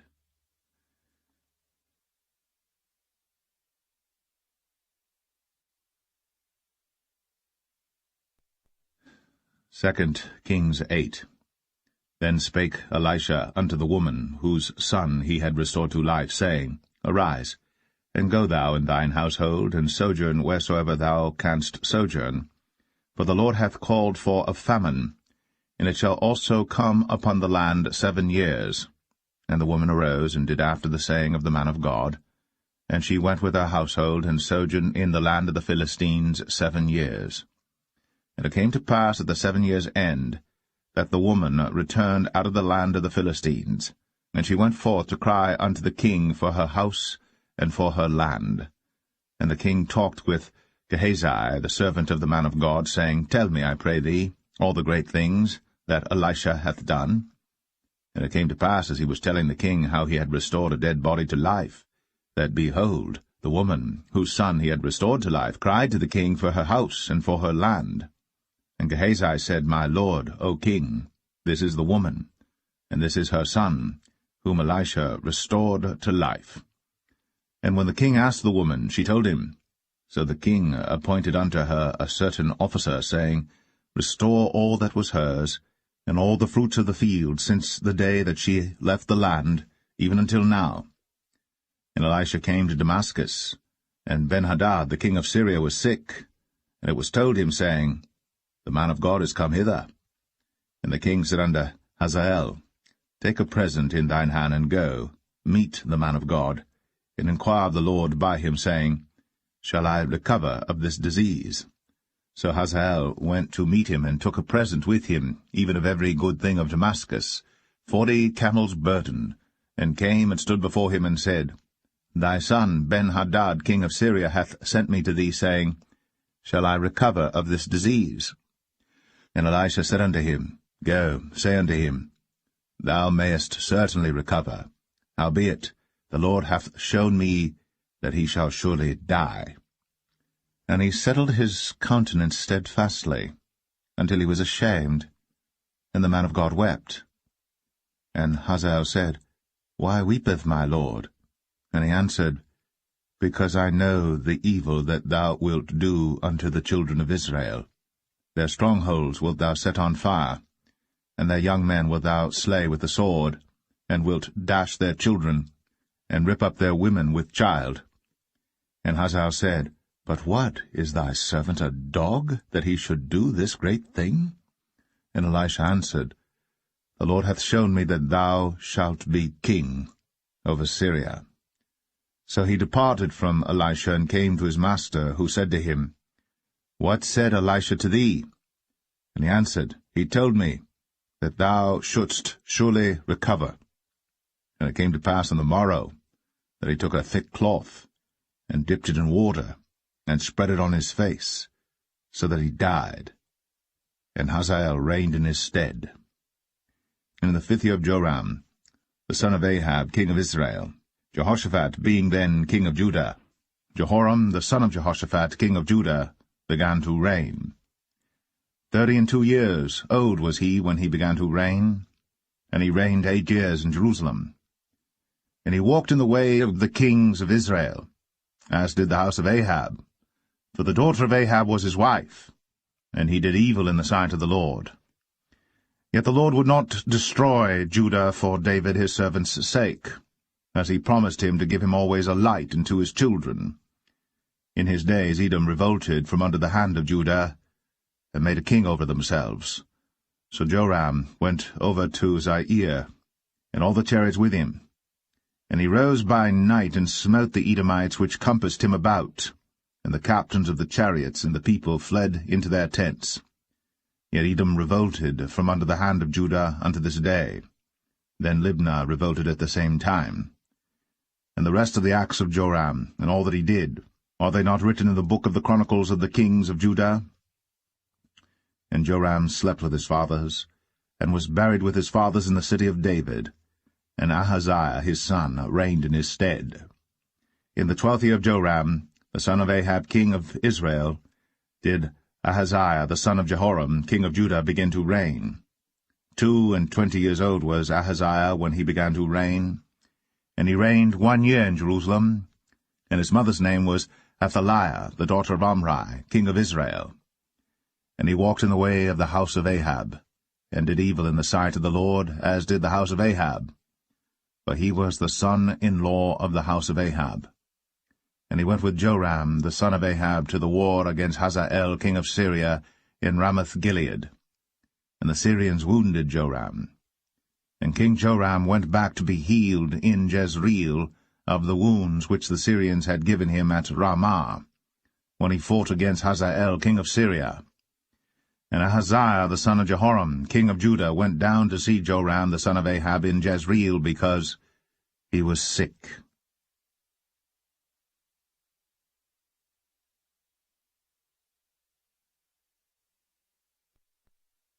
Second Kings 9. And Elisha the prophet called one of the children of the prophets, and said unto him, Gird up thy loins, and take this box of oil in thine hand, and go to Ramoth-Gilead. And when thou comest thither, look out there Jehu the son of Jehoshaphat the son of Nimshi, and go in, and make him arise up from among his brethren, and carry him to an inner chamber. Then take the box of oil, and pour it on his head, and say, Thus saith the Lord, I have anointed thee king over Israel. Then open the door, and flee, and tarry not. So the young man, even the young man the prophet, went to Ramoth-Gilead. And when he came, behold, the captains of the host were sitting, and he said, I have an errand to thee, O captain. And Jehu said, Unto which of all us? And he said, To thee, O captain. And he arose and went into the house.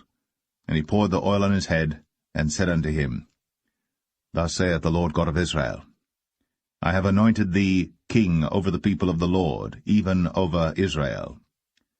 And thou shalt smite the house of Ahab thy master, that I may avenge the blood of my servants the prophets, and the blood of all the servants of the Lord, at the hand of Jezebel. For the whole house of Ahab shall perish, and I will cut off from Ahab him that pisseth against the wall, and him that is shut up and left in Israel. And I will make the house of Ahab like the house of Jeroboam the son of Nebat, and like the house of Baasha the son of Ahijah. And the dogs shall eat Jezebel in the portion of Jezreel, and there shall be none to bury her. And he opened the door and fled. Then Jehu came forth to the servants of his lord, and one said unto him, Is all well? Wherefore came this mad fellow to thee? And he said unto them, Ye know the man, and his communication. And they said, It is false, tell us now. And he said, Thus and thus spake he to me, saying, Thus saith the Lord, I have anointed thee king over Israel. Then they hasted, and took every man his garment, and put it under him on the top of the stairs, and blew with trumpets, saying, Jehu is king. So Jehu, the son of Jehoshaphat, the son of Nimshi, conspired against Joram. Now Joram had kept Ramoth-Gilead, he and all Israel, because of Hazael king of Syria. But King Joram was returned to be healed in Jezreel of the wounds which the Syrians had given him, when he fought with Hazael king of Syria.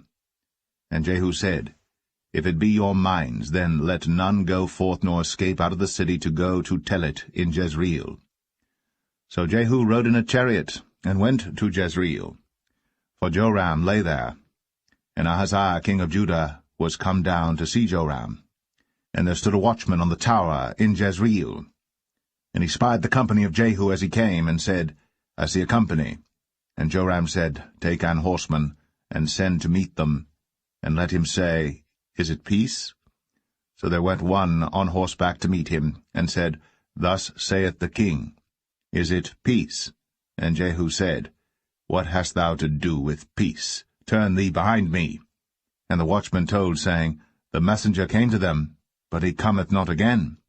Then he sent out a second on horseback, which came to them, and said, Thus saith the king, Is it peace? And Jehu answered, What hast thou to do with peace? Turn thee behind me. And the watchman told, saying, He came even unto them, and cometh not again.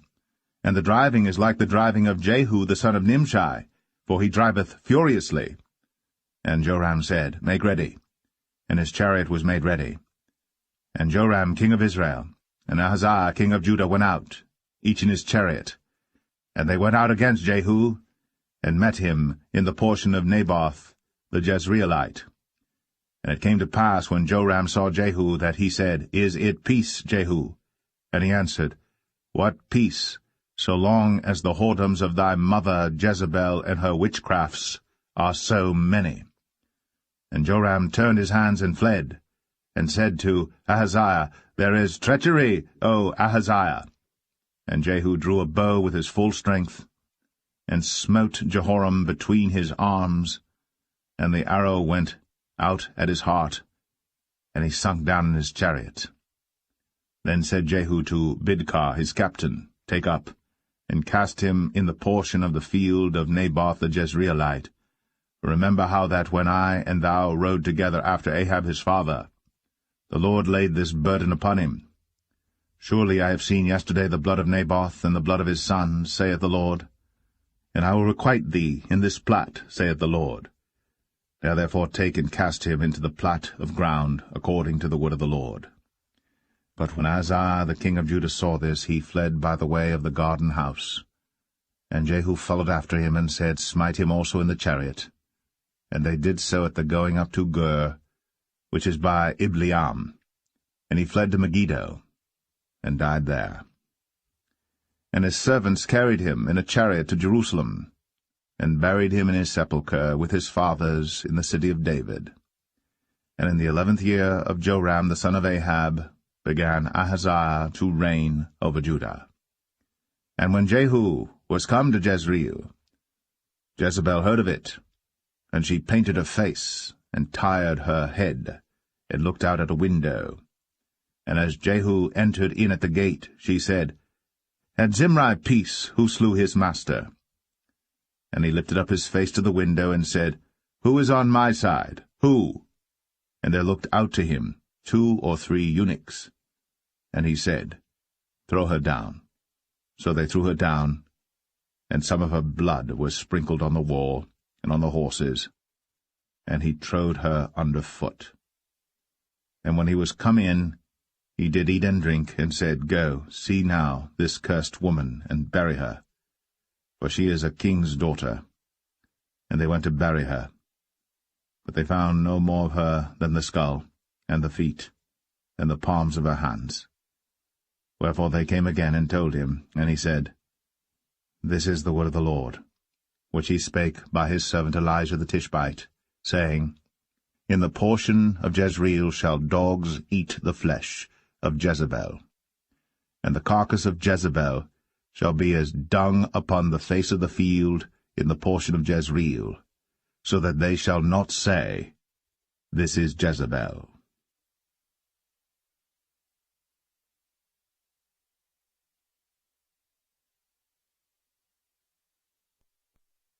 Second Kings 10. And Ahab had 70 sons in Samaria, and Jehu wrote letters and sent to Samaria unto the rulers of Jezreel, to the elders, and to them that brought up Ahab's children, saying, Now as soon as this letter cometh to you, seeing your master's sons are with you, and there are with you chariots and horses, a fenced city also in armor, look even out the best and meetest of your master's sons, and set him on his father's throne, and fight for your master's house. But they were exceedingly afraid, and said, Behold, 2 kings stood not before him. How then shall we stand? And he that was over the house, and he that was over the city, the elders also, and the bringers up of the children, sent to Jehu, saying, We are thy servants, and will do all that thou shalt bid us. We will not make any king. Do thou that which is good in thine eyes. Then he wrote a letter the second time to them, saying, If ye be mine, and if ye will hearken unto my voice, take ye the heads of the men, your master's sons, and come to me to Jezreel by tomorrow this time. Now the king's sons, being 70 persons, were with the great men of the city, which brought them up. And it came to pass, when the letter came to them, that they took the king's sons, and slew 70 persons, and put their heads in baskets, and sent him them to Jezreel. And there came a messenger, and told him, saying, They have brought the heads of the king's sons. And he said, Lay ye them in 2 heaps at the entering in of the gate until the morning.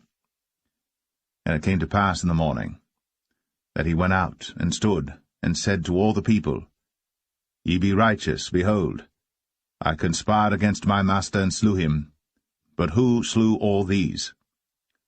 Know now, that there shall fall unto the earth nothing of the word of the Lord, which the Lord spake concerning the house of Ahab. For the Lord hath done that which he spake by his servant Elijah.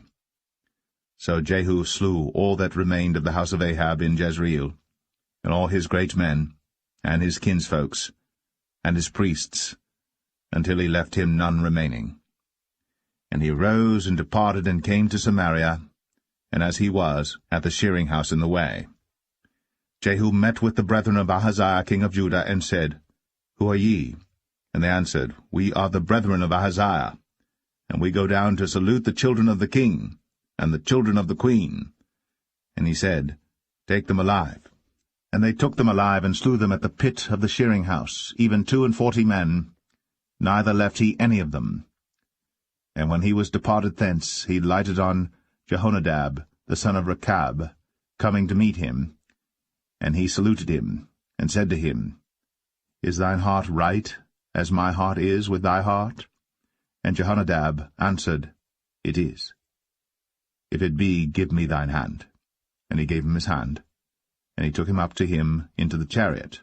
And he said, Come with me, and see my zeal for the Lord. So they made him ride in his chariot.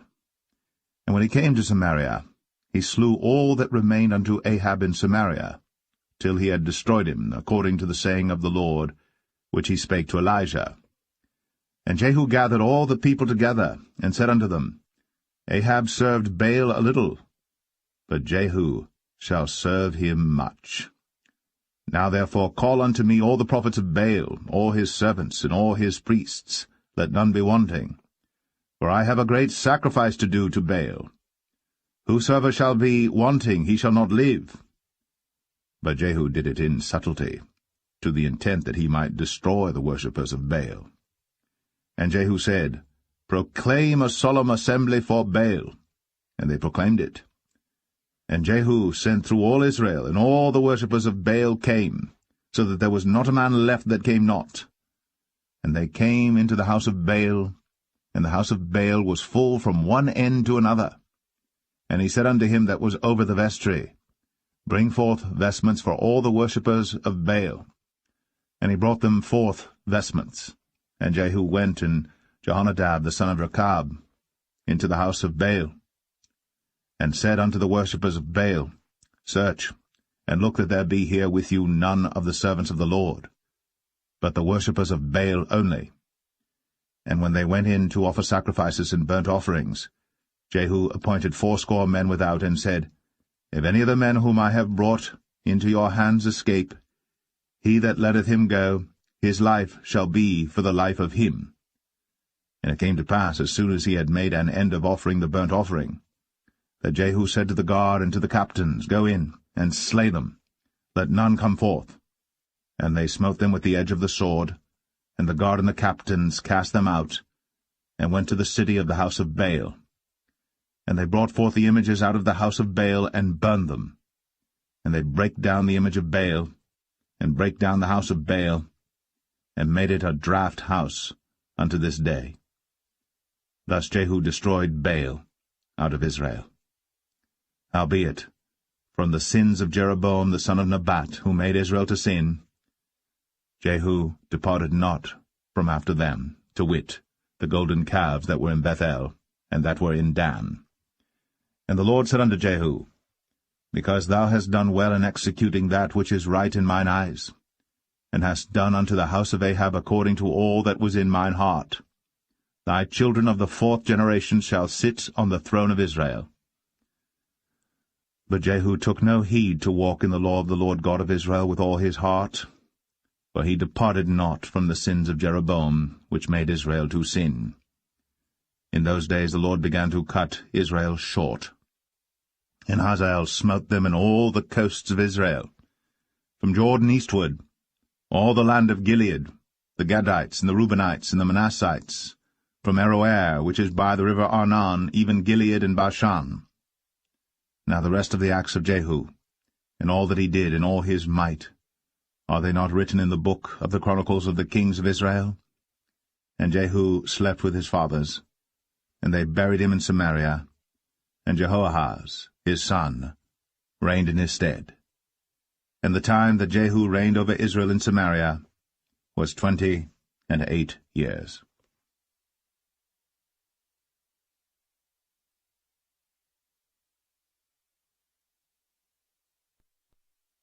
2 Kings 11. And when Athaliah, the mother of Ahaziah, saw that her son was dead, she arose and destroyed all the seed royal.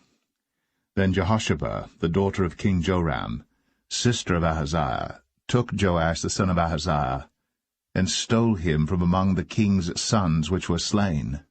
And they hid him, even him and his nurse, in the bedchamber from Athaliah, so that he was not slain. And he was with her hid in the house of the Lord 6 years. And Athaliah did reign over the land. And the 7th year Jehoiada sent and fetched the rulers over hundreds, with the captains and the guard, and brought them to him into the house of the Lord, and made a covenant with them, and took an oath of them in the house of the Lord, and showed them the king's son. And he commanded them, saying, This is the thing that ye shall do. 1/3 part of you that enter in on the Sabbath shall even be keepers of the watch of the king's house, and 1/3 part shall be at the gate of Sur, and 1/3 part at the gate behind the guard. So shall ye keep the watch of the house, that it be not broken down. And 2 parts of all you that go forth on the Sabbath, even they shall keep the watch of the house of the Lord about the king. And ye shall compass the king round about, every man with his weapons in his hand. And he that cometh within the ranges, let him be slain. And be ye with the king, as he goeth out, and as he cometh in. And the captains over the hundreds did according to all things that Jehoiada the priest commanded. And they took every man his men, that were to come in on the Sabbath with them that should go out on the Sabbath, and came to Jehoiada the priest. And to the captains over hundreds did the priest give King David's spears and shields that were in the temple of the Lord. And the guard stood, every man with his weapons in his hand, round about the king, from the right corner of the temple to the left corner of the temple, along by the altar and the temple. And he brought forth the king's son, and put the crown upon him, and gave him the testimony, and then made him king, and anointed him. And they clapped their hands, and said, God save the king. And when Athaliah heard the noise of the guard and of the people, she came to the people into the temple of the Lord. And when she looked, behold, the king stood by a pillar, as the manner was, and the princes and the trumpeters by the king, and all the people of the land rejoiced, and blew with trumpets. And Athaliah rent her clothes, and cried, Treason! Treason! But Jehoiada the priest commanded the captains of the hundreds, the officers of the host, and said unto them, Have her forth without the ranges, and him that followeth her kill with the sword. For the priest had said, Let her not be slain in the house of the Lord. And they laid hands on her, and she went by the way by the which the horses came into the king's house, and there was she slain. And Jehoiada made a covenant between the Lord and the king and the people, that they should be the Lord's people, between the king also and the people. And all the people of the land went into the house of Baal, and brake it down. His altars and his images brake they in pieces thoroughly, and slew Mattan the priest of Baal before the altars, and the priest appointed officers over the house of the Lord. And he took the rulers over hundreds, and the captains, and the guard, and all the people of the land. And they brought down the king from the house of the Lord, and came by the way of the gate of the guard to the king's house. And he sat on the throne of the kings. And all the people of the land rejoiced, and the city was in quiet. And they slew Athaliah with the sword beside the king's house. 7 years old was Jehoash when he began to reign.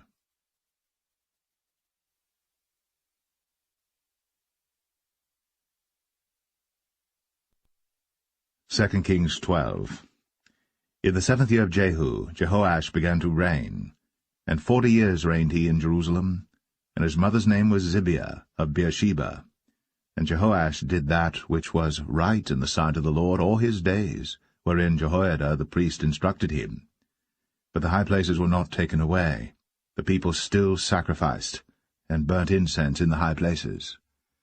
And Jehoash said to the priests, All the money of the dedicated things that is brought into the house of the Lord, even the money of every one that passeth the account, the money that every man is set at, and all the money that cometh into any man's heart to bring into the house of the Lord, let the priests take it to them, every man of his acquaintance, and let them repair the breaches of the house, wheresoever any breach shall be found.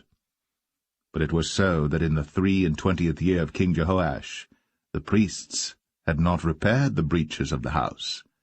Then King Jehoash called for Jehoiada the priest and the other priests, and said unto them, Why repair ye not the breaches of the house?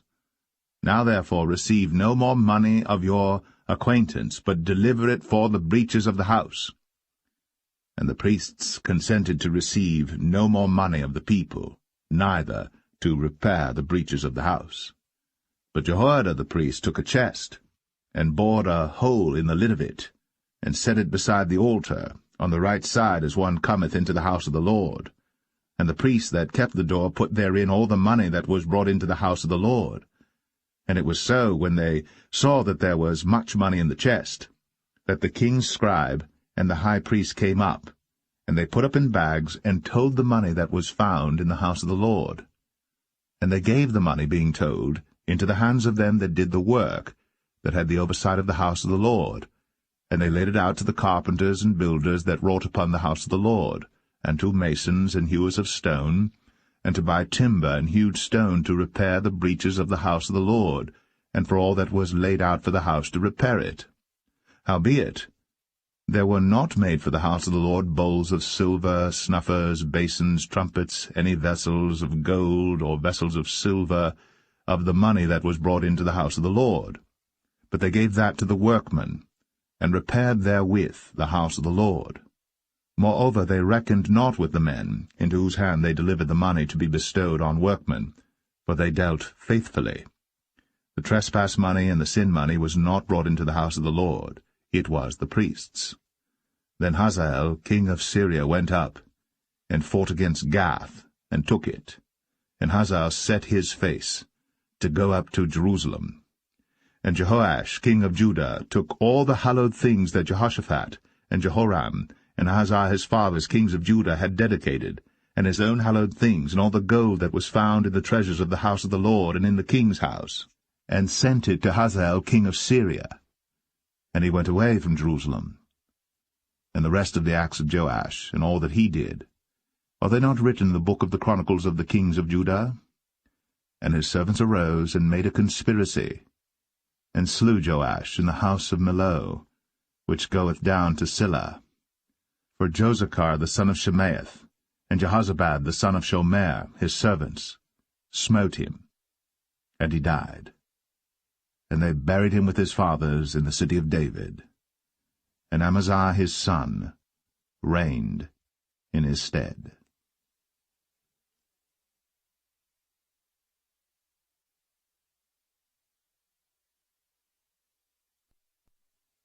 2 Kings 13.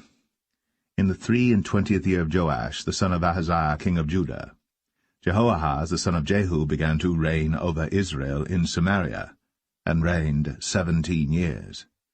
And he did that which was evil in the sight of the Lord, and followed the sins of Jeroboam the son of Nebat, which made Israel to sin. He departed not therefrom. And the anger of the Lord was kindled against Israel, and he delivered them into the hand of Hazael king of Syria, and into the hand of Benhadad the son of Hazael all their days. And Jehoahaz besought the Lord, and the Lord hearkened unto him, for he saw the oppression of Israel, because the king of Syria oppressed them. And the Lord gave Israel a Saviour, so that they went out from under the hand of the Syrians, and the children of Israel dwelt in their tents as beforetime. Nevertheless, they departed not from the sins of the house of Jeroboam, who made Israel sin, but walked therein. And they remained at the grove also in Samaria. Neither did he leave of the people to Jehoahaz but 50 horsemen, and 10 chariots, and 10,000 footmen. For the king of Syria had destroyed them, and had made them like the dust by threshing. Now the rest of the acts of Jehoahaz, and all that he did, and his might, are they not written in the book of the chronicles of the kings of Israel? And Jehoahaz slept with his fathers, and they buried him in Samaria, and Joash his son reigned in his stead. In the 37th year of Joash king of Judah began Jehoash the son of Jehoahaz to reign over Israel in Samaria, and reigned 16 years. And he did that which was evil in the sight of the Lord. He departed not from all the sins of Jeroboam the son of Nebat, who made Israel sin, but he walked therein. And the rest of the acts of Joash, and all that he did, and his might wherewith he fought against Amaziah king of Judah, are they not written in the book of the chronicles of the kings of Israel?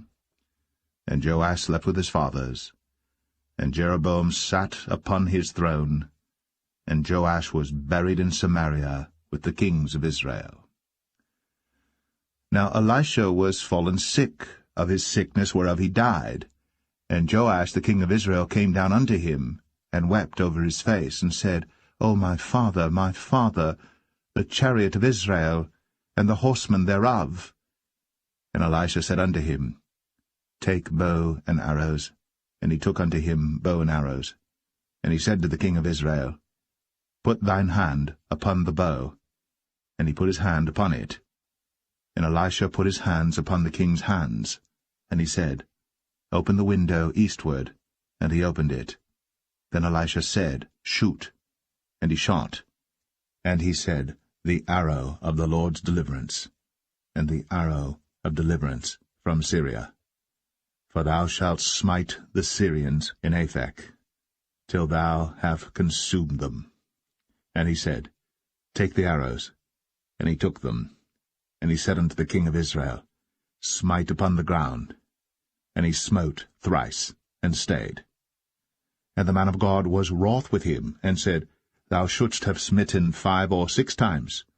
Then hadst thou smitten Syria till thou hadst consumed it, whereas now thou shalt smite Syria but thrice.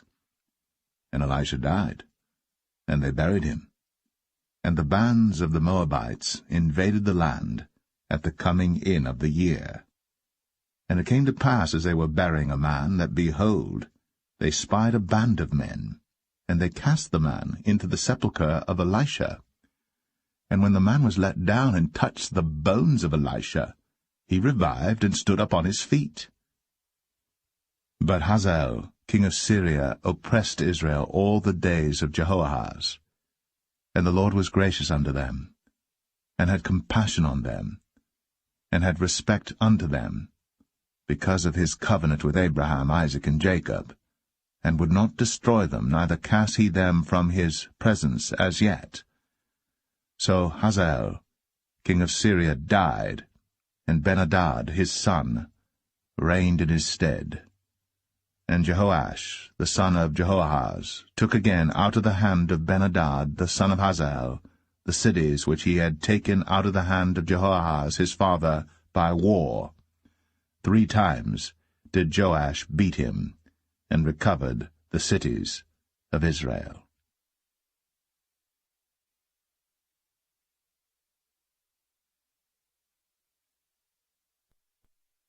2 Kings 14. In the 2nd year of Joash, son of Jehoahaz, king of Israel, reigned Amaziah the son of Joash, king of Judah. He was 25 years old when he began to reign, and reigned 29 years in Jerusalem. And his mother's name was Jehoadan of Jerusalem. And he did that which was right in the sight of the Lord, yet not like David his father.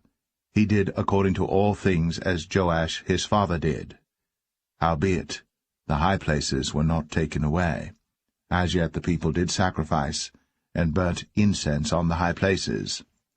And it came to pass, as soon as the kingdom was confirmed in his hand, that he slew his servants which had slain the king his father.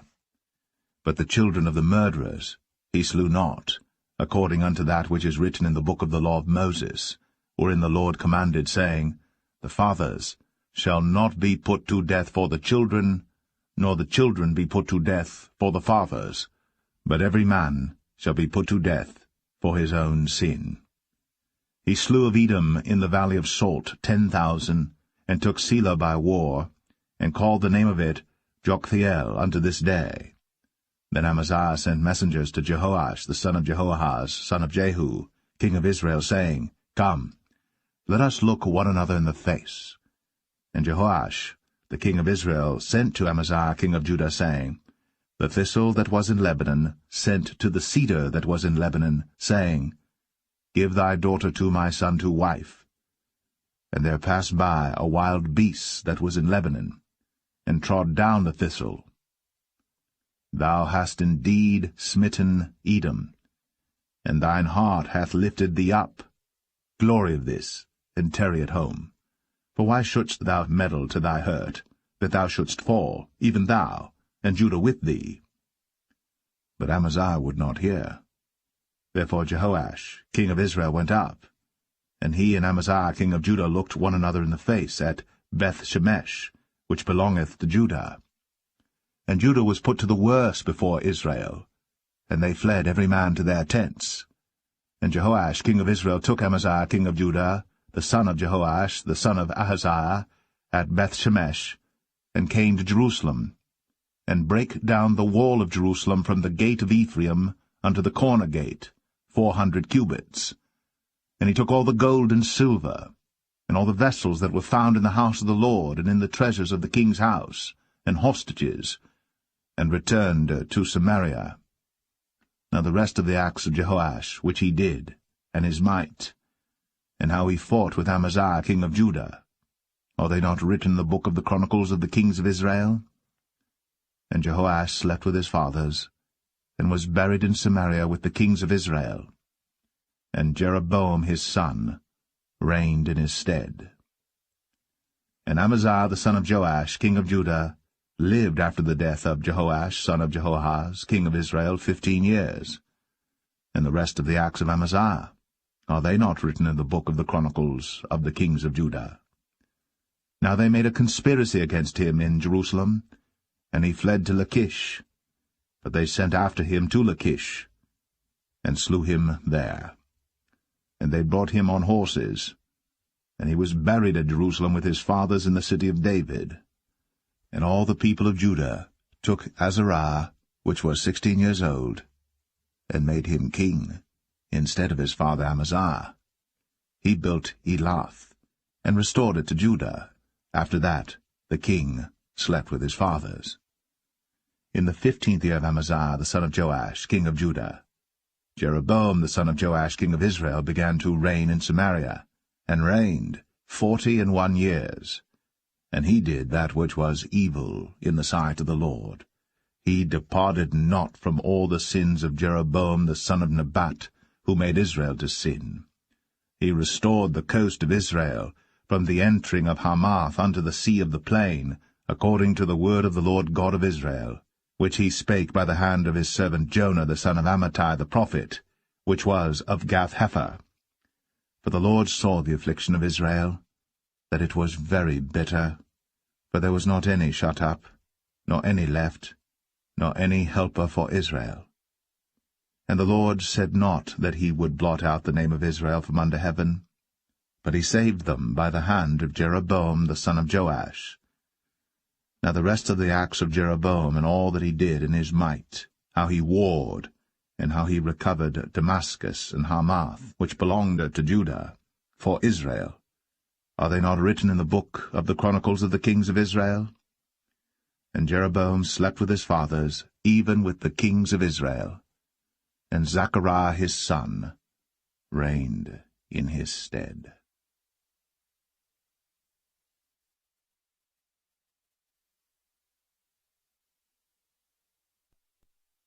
2 Kings 15. In the 27th year of Jeroboam king of Israel, began Azariah son of Amaziah king of Judah to reign.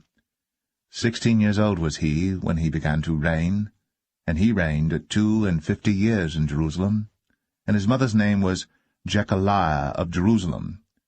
And he did that which was right in the sight of the Lord, according to all that his father Amaziah had done, save that the high places were not removed. The people sacrificed, and burnt incense still on the high places. And the Lord smote the king, so that he was a leper unto the day of his death, and dwelt in a several house. And Jotham, the king's son, was over the house, judging the people of the land. And the rest of the acts of Azariah, and all that he did, are they not written in the book of the chronicles of the kings of Judah? So Azariah slept with his fathers, and they buried him with his fathers in the city of David, and Jotham his son reigned in his stead. In the 38th year of Azariah king of Judah did Zechariah the son of Jeroboam reign over Israel in Samaria 6 months. And he did that which was evil in the sight of the Lord, as his fathers had done. He departed not from the sins of Jeroboam the son of Nebat, who made Israel to sin. And Shallum the son of Jabesh conspired against him, and smote him before the people, and slew him, and reigned in his stead. And the rest of the acts of Zechariah, behold, they are written in the book of the chronicles of the kings of Israel. This was the word of the Lord, which he spake unto Jehu, saying, Thy sons shall sit on the throne of Israel unto the 4th generation. And so it came to pass. Shallum the son of Jabesh began to reign in the 39th year of Uzziah king of Judah. And he reigned a full month in Samaria. For Menahem the son of Gadai went up from Tirzah, and came to Samaria, and smote Shallum the son of Jabesh in Samaria, and slew him, and reigned in his stead. And the rest of the acts of Shallum, and his conspiracy which he made, behold, they are written in the book of the chronicles of the kings of Israel. Then Menahem smote Tiphsah, and all that were therein, and the coasts thereof from Tirzah, because they opened not to him. Therefore he smote it, and all the women therein that were with child he ripped up. In the 39th year of Azariah king of Judah began Menahem the son of Gadai to reign over Israel, and reigned 10 years in Samaria. And he did that which was evil in the sight of the Lord. He departed not all his days from the sins of Jeroboam the son of Nebat, who made Israel to sin. And Pul, the king of Assyria, came against the land. And Menahem gave Pul 1,000 talents of silver, that his hand might be with him to confirm the kingdom in his hand. And Menahem exacted the money of Israel, even of all the mighty men of wealth, of each man 50 shekels of silver, to give to the king of Assyria. So the king of Assyria turned back, and stayed not there in the land. And the rest of the acts of Menahem, and all that he did, are they not written in the book of the chronicles of the kings of Israel? And Menahem slept with his fathers, and Pekahiah his son reigned in his stead. In the 50th year of Azariah king of Judah, Pekahiah the son of Menahem began to reign over Israel in Samaria, and reigned 2 years. And he did that which was evil in the sight of the Lord. He departed not from the sins of Jeroboam the son of Nebat, who made Israel to sin. But Pekah, the son of Remaliah, a captain of his, conspired against him, and smote him in Samaria in the palace of the king's house, with Argob and Arieh, and with him 50 men of the Gileadites. And he killed him, and reigned in his room. And the rest of the acts of Pekahiah, and all that he did, behold, they are written in the book of the chronicles of the kings of Israel.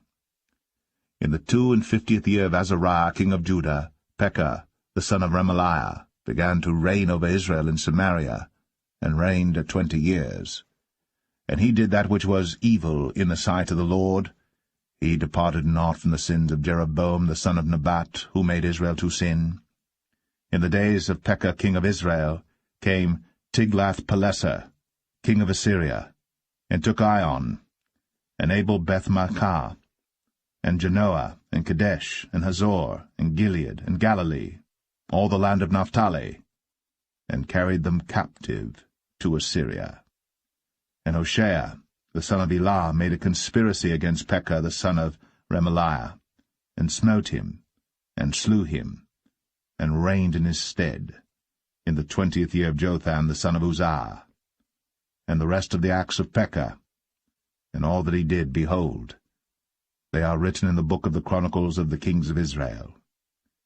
In the 2nd year of Pekah the son of Remaliah, king of Israel, began Jotham the son of Uzziah, king of Judah, to reign. 25 years old was he when he began to reign, and he reigned 16 years in Jerusalem. And his mother's name was Jerusha, the daughter of Zadok. And he did that which was right in the sight of the Lord. He did according to all that his father Uzziah had done. Howbeit the high places were not removed. The people sacrificed, and burned incense still in the high places. He built the higher gate of the house of the Lord. Now the rest of the acts of Jotham, and all that he did, are they not written in the book of the chronicles of the kings of Judah?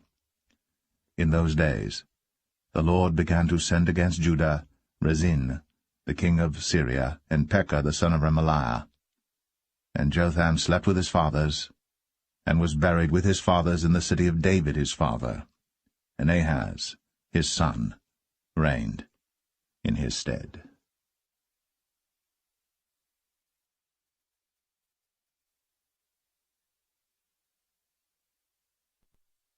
Second Kings 16. In the 17th year of Pekah the son of Remaliah, Ahaz the son of Jotham, king of Judah, began to reign. 20 years old was Ahaz when he began to reign, and reigned 16 years in Jerusalem, and did not that which was right in the sight of the Lord his God, like David his father. But he walked in the way of the kings of Israel, yea, and made his son to pass through the fire according to the abominations of the heathen, whom the Lord cast out from before the children of Israel. And he sacrificed and burnt incense in the high places, and on the hills, and under every green tree. Then Rezin, king of Syria, and Pekah, son of Remaliah, king of Israel, came up to Jerusalem to war. And they besieged Ahaz, but could not overcome him. At that time Rezin, king of Syria, recovered Elath to Syria, and drave the Jews from Elath. And the Syrians came to Elath, and dwelt there unto this day. So Ahaz sent messengers to Tiglath-Pileser, king of Assyria, saying, I am thy servant and thy son. Come up and save me out of the hand of the king of Syria, and out of the hand of the king of Israel, which rise up against me. And Ahaz took the silver and gold that was found in the house of the Lord, and in the treasures of the king's house, and sent it for a present to the king of Assyria. And the king of Assyria hearkened unto him, for the king of Assyria went up against Damascus, and took it, and carried the people of it captive to Kir, and slew Rezin. And King Ahaz went to Damascus to meet Tiglath-Pileser, king of Assyria, and saw an altar that was at Damascus, and King Ahaz sent to Urijah the priest the fashion of the altar, and the pattern of it, according to all the workmanship thereof.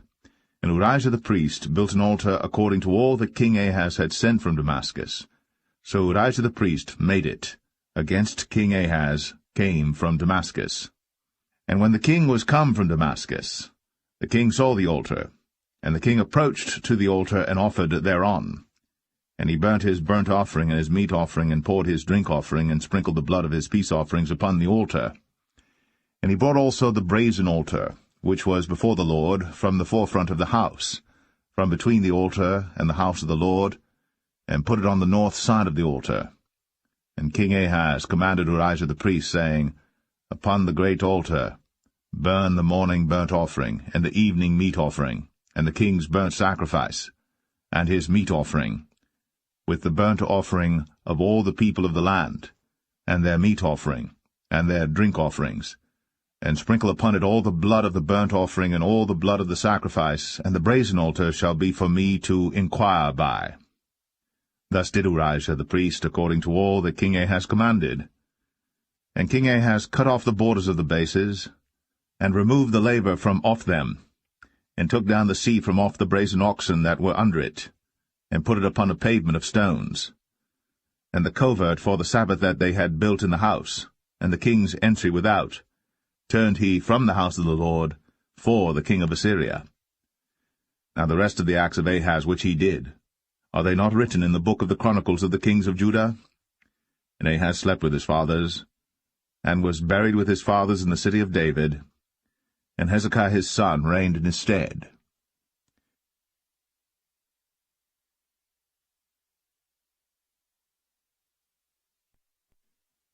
2 Kings 17. In the 12th year of Ahaz, king of Judah, began Hoshea the son of Elah to reign in Samaria over Israel 9 years. And he did that which was evil in the sight of the Lord, but not as the kings of Israel that were before him.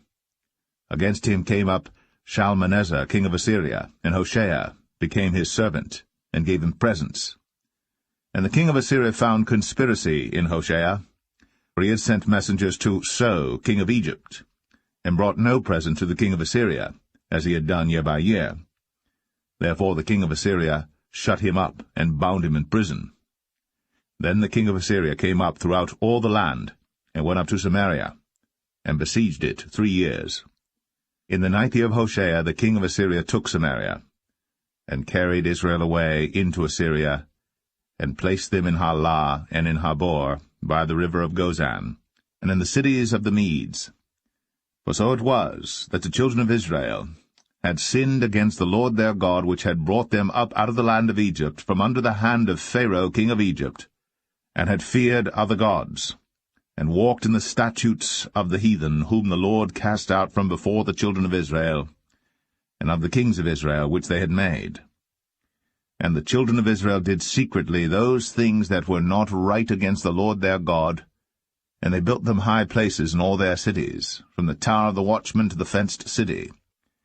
And they set them up images, and groves in every high hill, and under every green tree. And there they burnt incense in all the high places, as did the heathen whom the Lord carried away before them, and wrought wicked things to provoke the Lord to anger, For they served idols, whereof the Lord had said unto them, Ye shall not do this thing. Yet the Lord testified against Israel and against Judah by all the prophets, and by all the seers, saying, Turn ye from your evil ways, and keep my commandments and my statutes, according to all the law which I commanded your fathers, and which I sent to you by my servants the prophets. Notwithstanding they would not hear, but hardened their necks, like to the neck of their fathers, that did not believe in the Lord their God. And they rejected his statutes and his covenant that he made with their fathers, and his testimonies which he testified against them. And they followed vanity, and became vain, and went after the heathen that were round about them, concerning whom the Lord had charged them that they should not do like them. And they left all the commandments of the Lord their God, and made them molten images, even 2 calves, and made a grove, and worshipped all the host of heaven, and served Baal. And they caused their sons and their daughters to pass through the fire, and used divination and enchantments, and sold themselves to do evil in the sight of the Lord, to provoke him to anger. Therefore the Lord was very angry with Israel, and removed them out of his sight. There was none left but the tribe of Judah only. Also Judah kept not the commandments of the Lord their God, but walked in the statutes of Israel which they made. And the Lord rejected all the seed of Israel, and afflicted them, and delivered them into the hand of spoilers, until he had cast them out of his sight. For he rent Israel from the house of David, and they made Jeroboam the son of Nebat king. And Jeroboam drave Israel from following the Lord, and made them sin a great sin. For the children of Israel walked in all the sins of Jeroboam which he did. They departed not from them, until the Lord removed Israel out of his sight, as he had said by all his servants the prophets. So was Israel carried away out of their own land to Assyria unto this day. And the king of Assyria brought men from Babylon, and from Keilah, and from Avah, and from Hamath, and from Sepharvaim, and placed them in the cities of Samaria instead of the children of Israel. And they possessed Samaria, and dwelt in the cities thereof. And so it was at the beginning of their dwelling there, that they feared not the Lord. Therefore the Lord sent lions among them, which slew some of them. Wherefore they spake to the king of Assyria, saying, The nations which thou hast removed and placed in the cities of Samaria know not the manner of the God of the land. Therefore he hath sent lions among them, and behold, they slay them, because they know not the manner of the God of the land. Then the king of Assyria commanded, saying, Carry thither one of the priests whom ye brought from thence, and let them go and dwell there, and let him teach them the manner of the God of the land.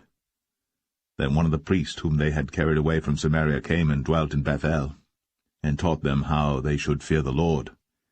Howbeit every nation made gods of their own, and put them in the houses of the high places which the Samaritans had made, every nation in their cities wherein they dwelt.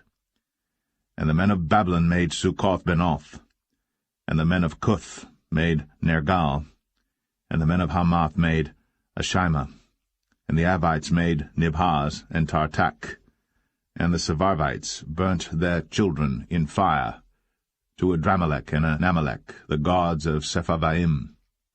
So they feared the Lord, and made unto themselves of the lowest of them priests of the high places, which sacrificed for them in the houses of the high places. They feared the Lord, and served their own gods, after the manner of the nations whom they carried away from thence. Unto this day they do after the former manners. They fear not the Lord, neither do they after their statutes, or after their ordinances, or after the law and commandment which the Lord commanded the children of Jacob, whom he named Israel, with whom the Lord had made a covenant, and charged them, saying, Ye shall not fear other gods, nor bow yourselves to them, nor serve them, nor sacrifice to them.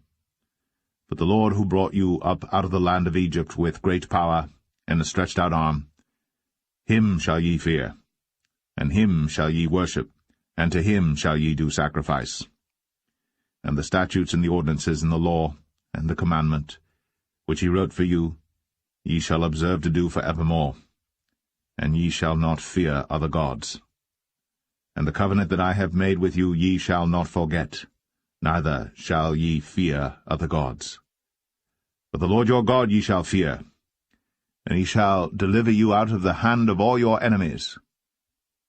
Howbeit they did not hearken, but they did after their former manner. So these nations feared the Lord, and served their graven images, both their children and their children's children, as did their fathers, so do they unto this day.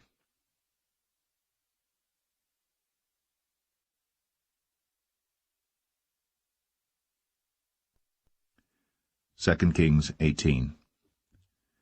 Now it came to pass in the 3rd year of Hoshea son of Elah, king of Israel, that Hezekiah the son of Ahaz, king of Judah, began to reign. 25 years old was he when he began to reign, and he reigned 29 years in Jerusalem. His mother's name also was Abi, the daughter of Zechariah. And he did that which was right in the sight of the Lord, according to all that David his father did. He removed the high places, and brake the images, and cut down the groves, and brake in pieces the brazen serpent that Moses had made. For unto those days the children of Israel did burn incense to it. And he called it Nehushtan. He trusted in the Lord God of Israel, so that after him was none like him among all the kings of Judah, nor any that were before him. For he clave to the Lord, and departed not from following him, but kept his commandments which the Lord commanded Moses. And the Lord was with him, and he prospered whithersoever he went forth. And he rebelled against the king of Assyria, and served him not. He smote the Philistines even unto Gaza, and the borders thereof, from the tower of the watchman to the fenced city. And it came to pass in the 4th year of King Hezekiah, which was the 7th year of Hoshea, son of Elah, king of Israel, that Shalmaneser, king of Assyria, came up against Samaria, and besieged it. And at the end of 3 years they took it. Even in the 6th year of Hezekiah, that is the 9th year of Hoshea, king of Israel, Samaria was taken. And the king of Assyria did carry away Israel unto Assyria, and put them in Halah, and in Habor by the river of Gozan, and in the cities of the Medes, because they obeyed not the voice of the Lord their God, but transgressed his covenant, and all that Moses the servant of the Lord commanded, and would not hear them, nor do them. Now in the 14th year of King Hezekiah did Sennacherib king of Assyria come up against all the fenced cities of Judah, and took them. And Hezekiah king of Judah sent to the king of Assyria to Lachish, saying, I have offended, return from me, that which thou puttest on me will I bear. And the king of Assyria appointed unto Hezekiah king of Judah 300 talents of silver, and 30 talents of gold. And Hezekiah gave him all the silver that was found in the house of the Lord, and in the treasures of the king's house. At that time did Hezekiah cut off the gold from the doors of the temple of the Lord, and from the pillars which Hezekiah king of Judah had overlaid, and gave it to the king of Assyria. And the king of Assyria sent Tartan, and Rabsaris, and Rabshakeh from Lachish to King Hezekiah with a great host against Jerusalem. And they went up and came to Jerusalem. And when they were come up, they came and stood by the conduit of the upper pool, which is in the highway of the fuller's field. And when they had called to the king, there came out to them Eliakim the son of Hilkiah, which was over the household, and Shebna the scribe, and Joah the son of Asaph the recorder. And Rabshakeh said unto them, Speak ye now to Hezekiah. Thus saith the great king, the king of Assyria, What confidence is this wherein thou trustest? Thou sayest, but they are but vain words, I have counsel and strength for the war. Now on whom dost thou trust, that thou rebellest against me? Now behold, thou trustest upon the staff of this bruised reed, even upon Egypt, on which if a man lean, it will go into his hand, and pierce it. So is Pharaoh king of Egypt unto all that trust on him. But if ye say unto me, We trust in the Lord our God, is not that he whose high places and whose altars Hezekiah hath taken away, and hath said to Judah and Jerusalem, Ye shall worship before this altar in Jerusalem? Now therefore I pray thee, give pledges to my lord the king of Assyria, and I will deliver thee 2,000 horses, if thou be able on thy part to set riders upon them. How then wilt thou turn away the face of one captain of the least of my master's servants, and put thy trust on Egypt for chariots and for horsemen? Am I now come up without the Lord against this place to destroy it? The Lord said to me, Go up against this land and destroy it.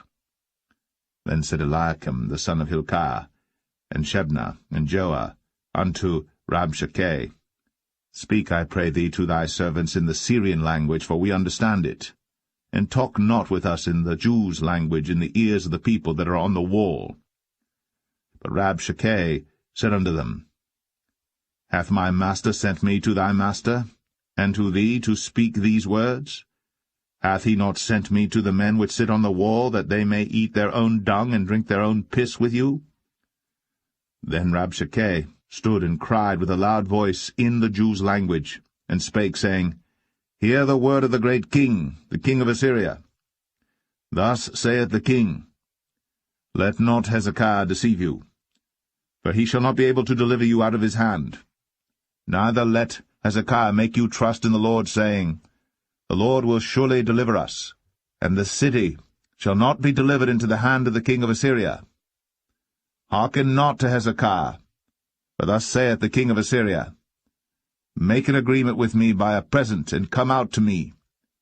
And then eat ye every man of his own vine, and every one of his fig tree, and drink ye every one the waters of his cistern, until I come and take you away to a land like your own land, a land of corn and wine, a land of bread and vineyards, a land of oil olive and of honey, that ye may live and not die.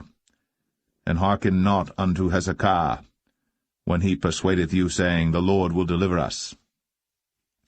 Hath any of the gods of the nations delivered at all his land out of the hand of the king of Assyria? Where are the gods of Hamath and of Arpad? Where are the gods of Sepharvaim, Hena, and Eva? Have they delivered Samaria out of mine hand? Who are they among all the gods of the countries that have delivered their country out of mine hand, that the Lord should deliver Jerusalem out of mine hand? But the people held their peace, and answered him not a word, for the king's commandment was, saying, Answer him not. Then came Eliakim the son of Hilkiah, which was over the household, and Shebna the scribe, and Joah the son of Asaph the recorder, to Hezekiah with their clothes rent, and told him the words of Rabshakeh.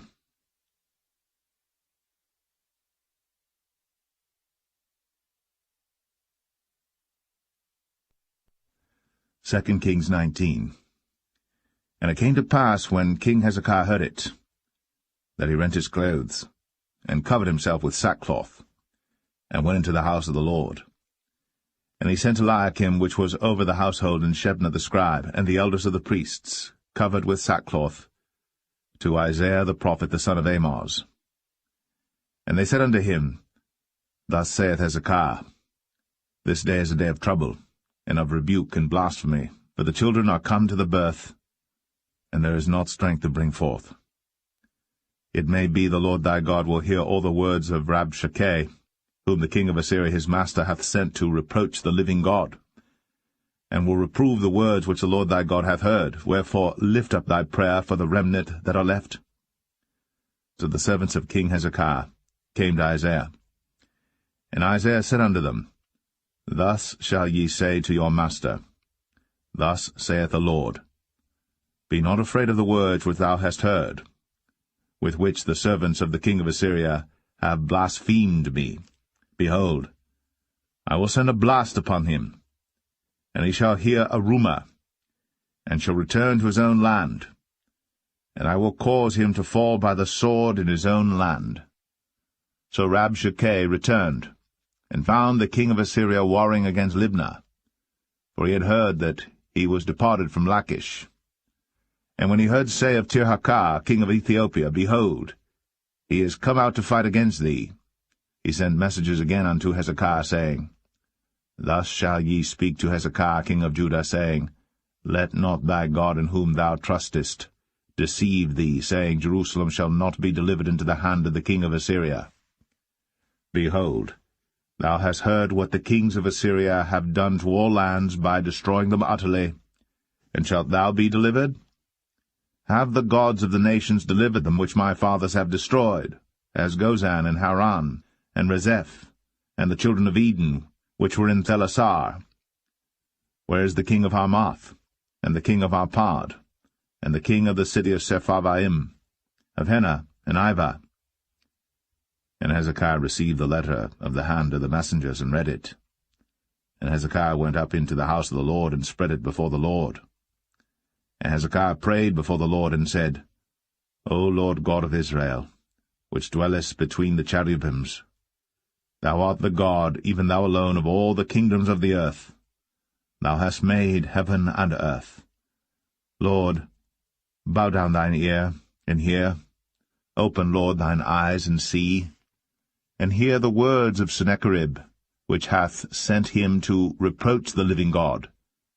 Of a truth, Lord, the kings of Assyria have destroyed the nations and their lands, and have cast their gods into the fire. For they were no gods, but the work of men's hands, wood and stone. Therefore they have destroyed them. Now therefore, O Lord our God, I beseech thee, save thou us out of his hand, that all the kingdoms of the earth may know that thou art the Lord God, even thou only. Then Isaiah the son of Amoz sent to Hezekiah, saying, Thus saith the Lord God of Israel, That which thou hast prayed to me against Sennacherib, king of Assyria, I have heard. This is the word that the Lord hath spoken concerning him. The virgin, the daughter of Zion, hath despised thee, and laughed thee to scorn. The daughter of Jerusalem hath shaken her head at thee.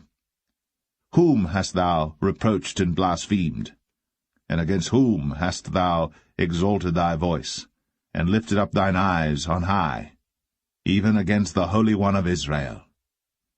By thy messengers thou hast reproached the Lord, and hast said, With the multitude of my chariots I am come up to the height of the mountains, to the sides of Lebanon, and will cut down the tall cedar trees thereof, and the choice fir trees thereof, and I will enter into the lodgings of his borders, and into the forest of his Carmel. I have digged and drunk strange waters, and with the sole of my feet have I dried up all the rivers of besieged places. Hast thou not heard long ago how I have done it, and of ancient times that I have formed it? Now have I brought it to pass, that thou shouldst be to lay waste fenced cities into ruinous heaps.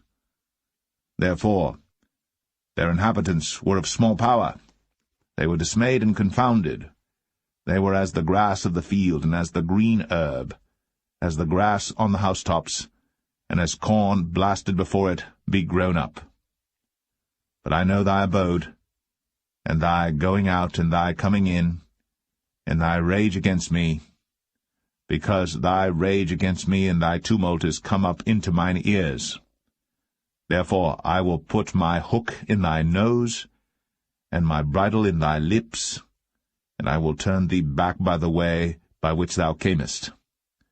And this shall be a sign unto thee. Ye shall eat this year such things as grow of themselves, and in the second year that which springeth of the same. And in the third year sow ye and reap, and plant vineyards, and eat the fruits thereof. And the remnant that is escaped of the house of Judah shall yet again take root downward, and bear fruit upward. For out of Jerusalem shall go forth a remnant, and they that escape out of Mount Zion. The zeal of the Lord of hosts shall do this.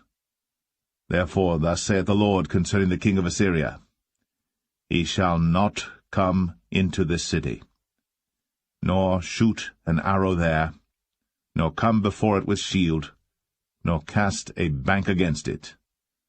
By the way that he came, by the same shall he return, and shall not come into this city, saith the Lord.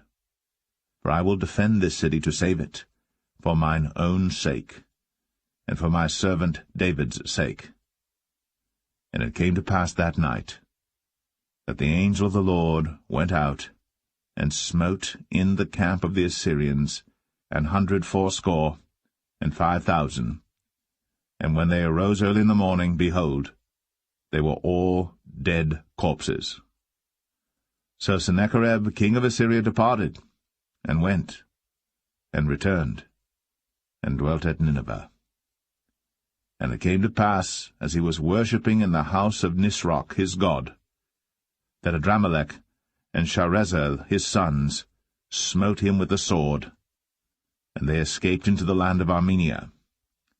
And Esarhaddon his son reigned in his stead.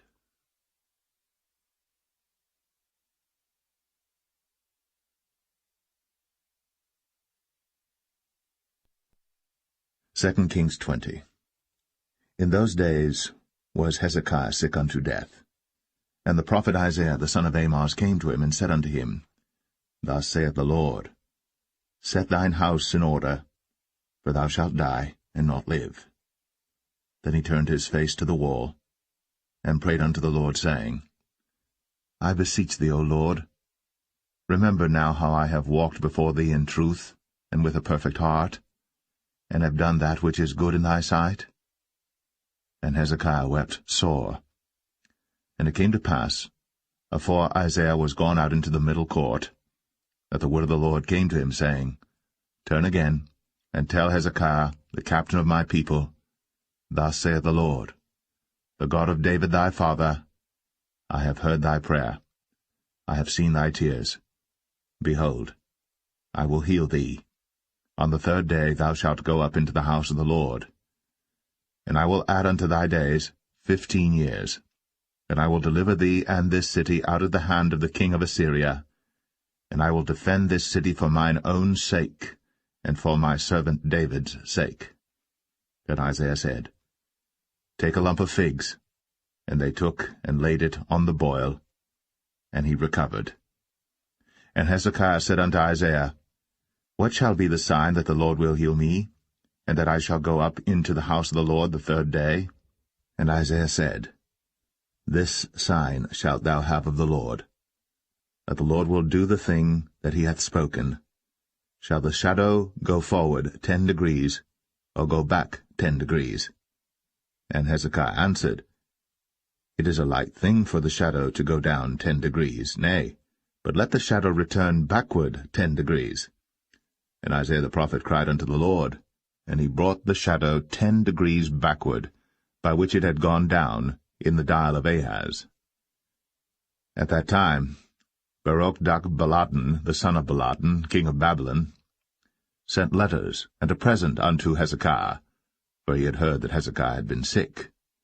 And Hezekiah hearkened unto them, and showed them all the house of his precious things, the silver, and the gold, and the spices, and the precious ointment, and all the house of his armor, and all that was found in his treasures.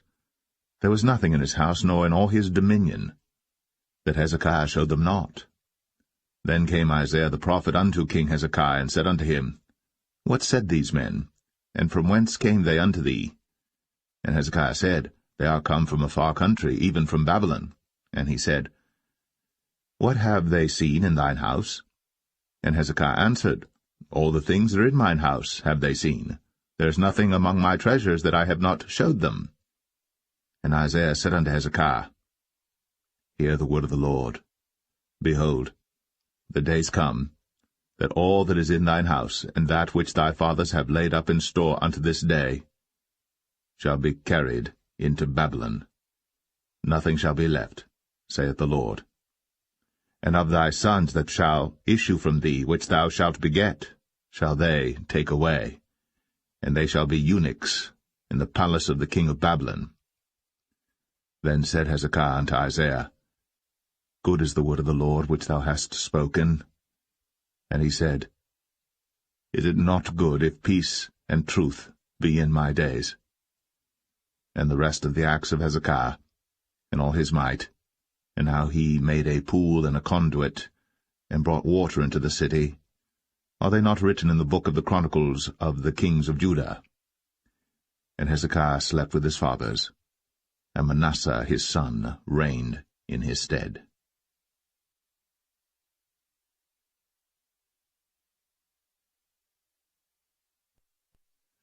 2 Kings 21. Manasseh was 12 years old when he began to reign, and reigned 55 years in Jerusalem.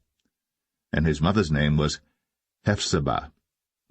And he did that which was evil in the sight of the Lord, after the abominations of the heathen whom the Lord cast out before the children of Israel. For he built up again the high places which Hezekiah his father had destroyed. And he reared up altars for Baal, and made a grove, as did Ahab king of Israel, and worshipped all the host of heaven, and served them. And he built altars in the house of the Lord, of which the Lord said, In Jerusalem will I put my name. And he built altars for all the host of heaven in the 2 courts of the house of the Lord. And he made his son pass through the fire, and observed times, and used enchantments, and dealt with familiar spirits and wizards. He wrought much wickedness in the sight of the Lord, to provoke him to anger.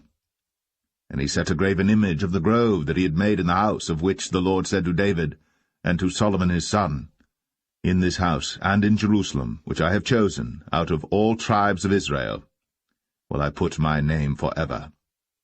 Neither will I make the feet of Israel move any more out of the land which I gave their fathers, only if they will observe to do according to all that I have commanded them, and according to all the law that my servant Moses commanded them. But they hearkened not. And Manasseh seduced them to do more evil than did the nations whom the Lord destroyed before the children of Israel. And the Lord spake by his servants the prophets, saying, Because Manasseh king of Judah hath done these abominations, and hath done wickedly above all that the Amorites did which were before him, and hath made Judah also to sin with his idols. Therefore thus saith the Lord God of Israel, Behold, I am bringing such evil upon Jerusalem and Judah, that whosoever heareth of it, both his ears shall tingle. And I will stretch over Jerusalem the line of Samaria, and the plummet of the house of Ahab. And I will wipe Jerusalem as a man wipeth a dish, wiping it and turning it upside down. And I will forsake the remnant of mine inheritance, and deliver them into the hand of their enemies. And they shall become a prey and a spoil to all their enemies. Because they have done that which was evil in my sight, and have provoked me to anger, since the day their fathers came forth out of Egypt, even unto this day. Moreover, Manasseh shed innocent blood very much, till he had filled Jerusalem from one end to another, beside his sin wherewith he made Judah to sin, in doing that which was evil in the sight of the Lord. Now the rest of the acts of Manasseh, and all that he did, and his sin that he sinned, are they not written in the book of the Chronicles of the kings of Judah? And Manasseh slept with his fathers, and was buried in the garden of his own house, in the garden of Uzzah, and Amon his son reigned in his stead. Amon was 22 years old when he began to reign, and he reigned 2 years in Jerusalem. And his mother's name was Meshullemeth, the daughter of Haruz of Jotbah. And he did that which was evil in the sight of the Lord, as his father Manasseh did. And he walked in all the way that his father walked in, and served the idols that his father served, and worshipped them. And he forsook the Lord God of his fathers, and walked not in the way of the Lord. And the servants of Amon conspired against him, and slew the king in his own house. And the people of the land slew all them that had conspired against King Amon.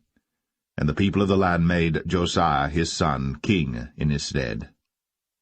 Now the rest of the acts of Amon which he did, are they not written in the book of the Chronicles of the kings of Judah? And he was buried in his sepulchre in the garden of Uzzah, and Josiah his son reigned in his stead.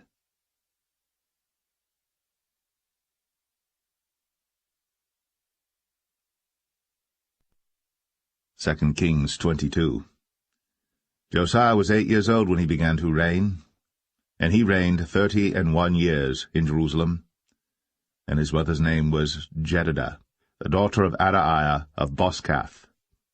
And he did that which was right in the sight of the Lord, and walked in all the way of David his father, and turned not aside to the right hand or to the left.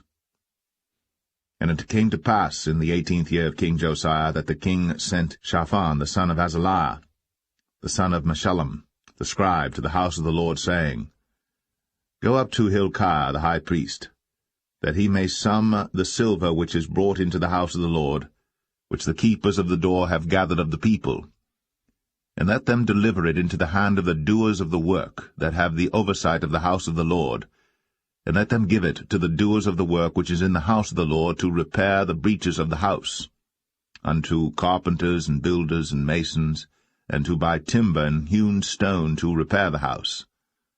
Howbeit there was no reckoning made with them of the money that was delivered into their hand, because they dealt faithfully. And Hilkiah the high priest said unto Shaphan the scribe, I have found the book of the law in the house of the Lord. And Hilkiah gave the book to Shaphan, and he read it. And Shaphan the scribe came to the king, and brought the king word again, and said, Thy servants have gathered money that was found in the house, and have delivered it into the hand of them that do the work, that have the oversight of the house of the Lord. And Shaphan the scribe showed the king, saying, Hilkiah the priest hath delivered me a book. And Shaphan read it before the king. And it came to pass, when the king had heard the words of the book of the law, that he rent his clothes. And the king commanded Hilkiah the priest, and Ahikam the son of Shaphan, and Achbor the son of Micaiah, and Shaphan the scribe, and Asahiah a servant of the king's, saying, Go ye, inquire the Lord for me, and for the people, and for all Judah, concerning the words of this book that is found. For great is the wrath of the Lord that is kindled against us, because our fathers have not hearkened unto the words of this book, to do according unto all that which is written concerning us. So Hilkiah the priest, and Ahikam, and Achbor, and Shaphan, and Asahiah, went unto Huldah the prophetess, the wife of Shallum the son of Tikvah, the son of Harhas, keeper of the wardrobe. Now she dwelt in Jerusalem in the college. And they communed with her. And she said unto them, Thus saith the Lord God of Israel, Tell the man that sent you to me, Thus saith the Lord, Behold, I will bring evil upon this place, and upon the inhabitants thereof, even all the words of the book which the king of Judah hath read, because they have forsaken me, and have burned incense unto other gods, that they might provoke me to anger with all the works of their hands. Therefore my wrath shall be kindled against this place, and shall not be quenched. But to the king of Judah, which sent you to inquire of the Lord, thus shall ye say to him, Thus saith the Lord God of Israel, as touching the words which thou hast heard, because thine heart was tender, and thou hast humbled thyself before the Lord, when thou heardest what I spake against this place, and against the inhabitants thereof, that they should become a desolation and a curse, and hast rent thy clothes, and wept before me. I also have heard thee, saith the Lord. Behold, therefore, I will gather thee unto thy fathers, and thou shalt be gathered into thy grave in peace. And thine eyes shall not see all the evil which I will bring upon this place. And they brought the king word again.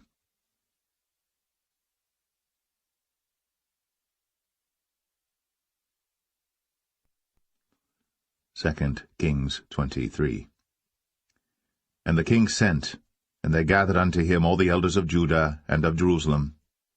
And the king went up into the house of the Lord, and all the men of Judah, and all the inhabitants of Jerusalem with him, and the priests and the prophets, and all the people, both small and great. And he read in their ears all the words of the book of the covenant which was found in the house of the Lord.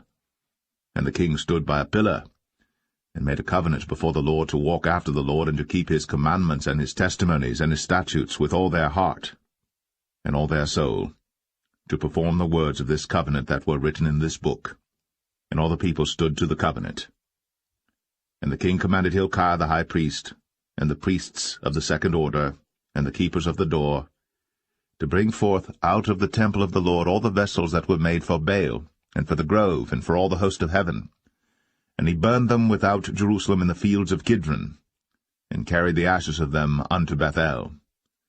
And he put down the idolatrous priests, whom the kings of Judah had ordained to burn incense in the high places, in the cities of Judah, and in the places round about Jerusalem, them also that burned incense unto Baal, to the sun, and to the moon, and to the planets, and to all the hosts of heaven.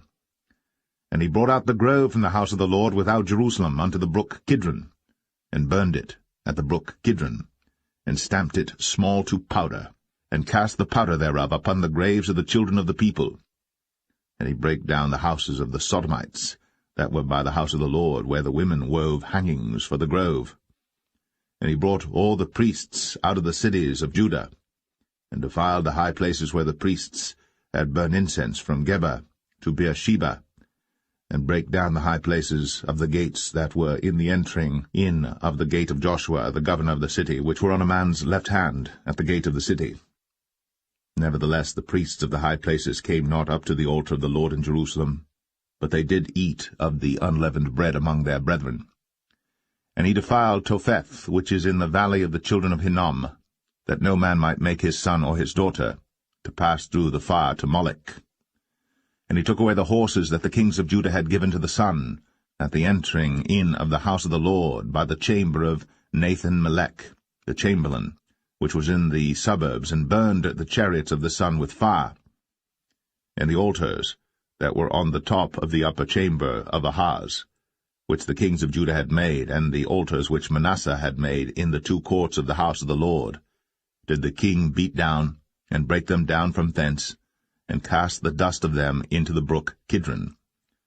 And the high places that were before Jerusalem, which were on the right hand of the mount of corruption, which Solomon the king of Israel had builded for Ashtoreth, the abomination of the Zidonians, and for Chemosh, the abomination of the Moabites, and for Milcom, the abomination of the children of Ammon, did the king defile.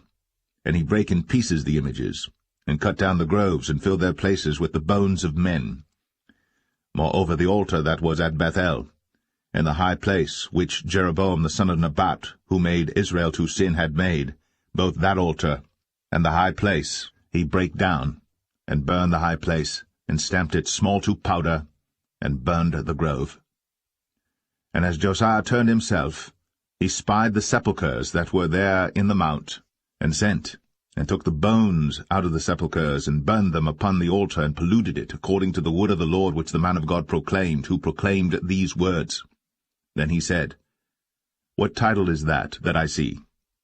And the men of the city told him, It is the sepulchre of the man of God which came from Judah, and proclaimed these things that thou hast done against the altar of Bethel. And he said, Let him alone. Let no man move his bones. So they let his bones alone, with the bones of the prophet that came out of Samaria. And all the houses also of the high places that were in the cities of Samaria, which the kings of Israel had made to provoke the Lord to anger, Josiah took away, and did to them according to all the acts that he had done in Bethel. And he slew all the priests of the high places that were there upon the altars, and burned men's bones upon them, and returned to Jerusalem. And the king commanded all the people, saying, Keep the Passover unto the Lord your God, as it is written in the book of this covenant. Surely there was not holden such a Passover from the days of the judges that judged Israel, nor in all the days of the kings of Israel, nor of the kings of Judah, but in the 18th year of King Josiah, wherein this Passover was holden to the Lord in Jerusalem. Moreover, the workers with familiar spirits, and the wizards, and the images, and the idols, and all the abominations that were spied in the land of Judah and in Jerusalem, did Josiah put away, that he might perform the words of the law which were written in the book that Hilkiah the priest found in the house of the Lord. And like unto him was there no king before him, that turned to the Lord with all his heart, and with all his soul, and with all his might, according to all the law of Moses, neither after him arose there any like him. Notwithstanding the Lord turned not from the fierceness of his great wrath, wherewith his anger was kindled against Judah, because of all the provocations that Manasseh had provoked him withal. And the Lord said, I will remove Judah also out of my sight, as I have removed Israel, and will cast off this city Jerusalem which I have chosen, and the house of which I said, My name shall be there. Now the rest of the acts of Josiah, and all that he did, are they not written in the book of the Chronicles of the kings of Judah? In his days Pharaoh Necho, king of Egypt, went up against the king of Assyria to the river Euphrates. And King Josiah went against him, and he slew him at Megiddo when he had seen him. And his servants carried him in a chariot dead from Megiddo, and brought him to Jerusalem, and buried him in his own sepulchre. And the people of the land took Jehoahaz the son of Josiah, and anointed him, and made him king in his father's stead. Jehoahaz was 23 years old when he began to reign, and he reigned 3 months in Jerusalem. And his mother's name was Hamutal, the daughter of Jeremiah of Libnah. And he did that which was evil in the sight of the Lord, according to all that his fathers had done. And Pharaoh Necho put him in bands at Riblah, in the land of Hamath, that he might not reign in Jerusalem, and put the land to a tribute of 100 talents of silver, and a talent of gold. And Pharaoh Necho made Eliakim the son of Josiah king in the room of Josiah his father, and turned his name to Jehoiakim, and took Jehoahaz away, and he came to Egypt and died there. And Jehoiakim gave the silver and the gold to Pharaoh, but he taxed the land to give the money according to the commandment of Pharaoh. He exacted the silver and the gold of the people of the land, of every one according to his taxation, to give it unto Pharaoh Necho. Jehoiakim was 25 years old when he began to reign, and he reigned 11 years in Jerusalem. And his mother's name was Zebudah, the daughter of Pedaiah of Rumah. And he did that which was evil in the sight of the Lord, according to all that his fathers had done.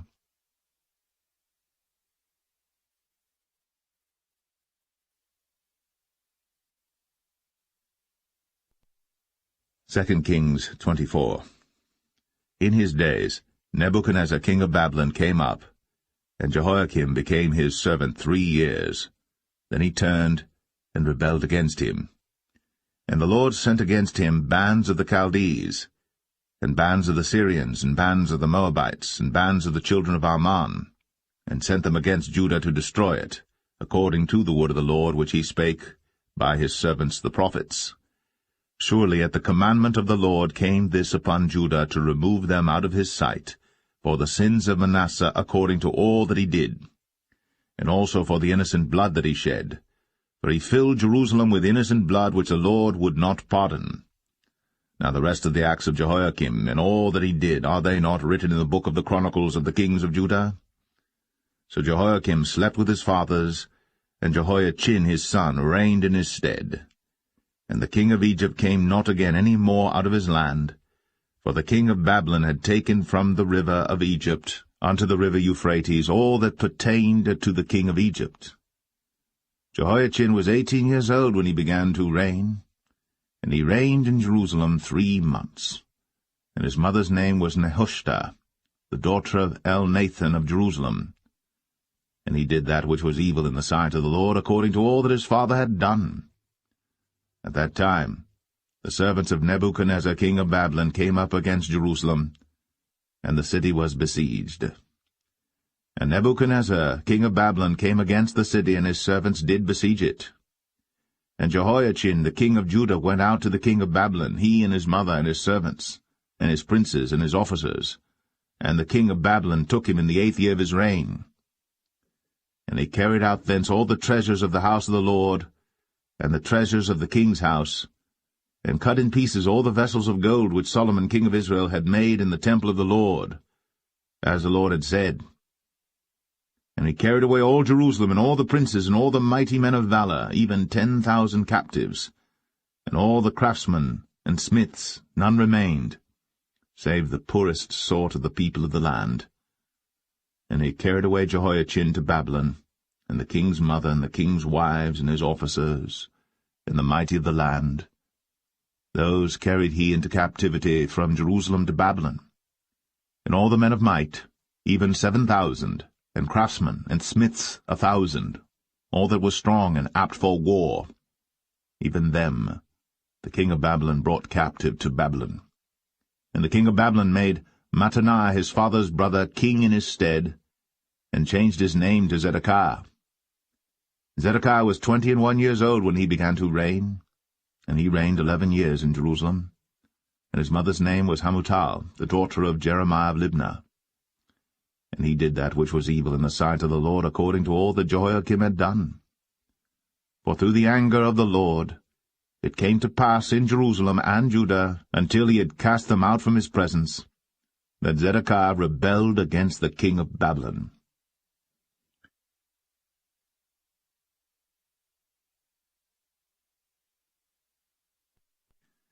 Second Kings 25. And it came to pass in the 9th year of his reign, in the 10th month, in the 10th day of the month, that Nebuchadnezzar king of Babylon came, he and all his host, against Jerusalem, and pitched against it. And they built forts against it round about. And the city was besieged unto the 11th year of King Zedekiah.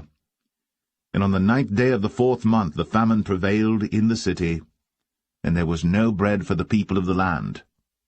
And the city was broken up, and all the men of war fled by night by the way of the gate between two walls, which is by the king's garden. Now the Chaldees were against the city round about, and the king went the way toward the plain. And the army of the Chaldees pursued after the king, and overtook him in the plains of Jericho, and all his army was scattered from him. So they took the king, and brought him up to the king of Babylon, to Riblah, and they gave judgment upon him. And they slew the sons of Zedekiah before his eyes, and put out the eyes of Zedekiah, and bound him with fetters of brass, and carried him to Babylon.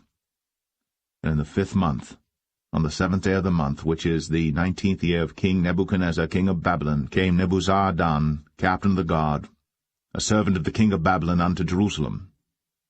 And he burnt the house of the Lord, and the king's house, and all the houses of Jerusalem, and every great man's house burnt he with fire.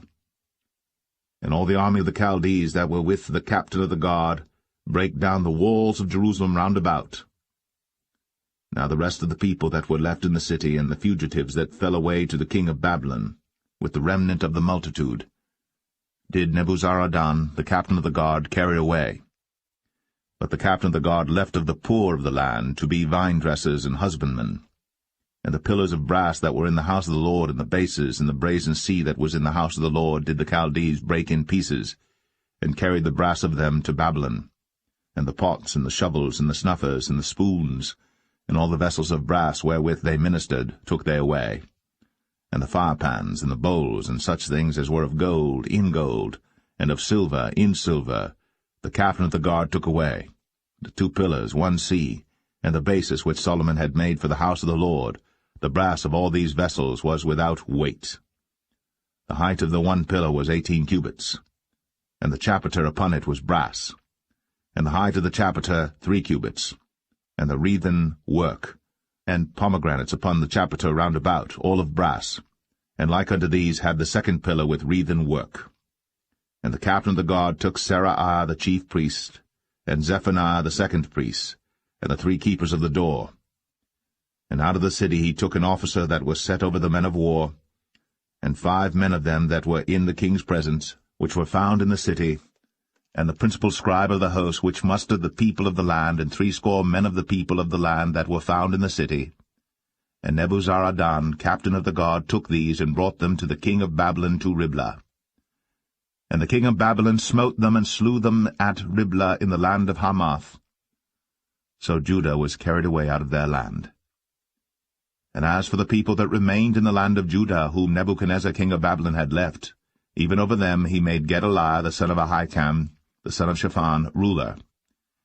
And when all the captains of the armies, they and their men, heard that the king of Babylon had made Gedaliah governor, there came to Gedaliah to Mizpah, even Ishmael the son of Nethaniah, and Johanan the son of Kareah, and Zeraiah the son of Tanhumeth the Netophathite, and Jaazaniah the son of a Maacathite, they and their men.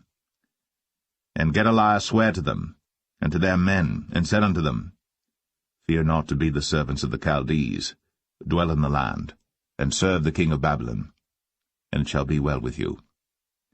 But it came to pass in the 7th month, that Ishmael the son of Nethaniah, the son of Elishama, of the seed royal, came, and 10 men with him, and smote Gedaliah, that he died, and the Jews and the Chaldees that were with him at Mizpah.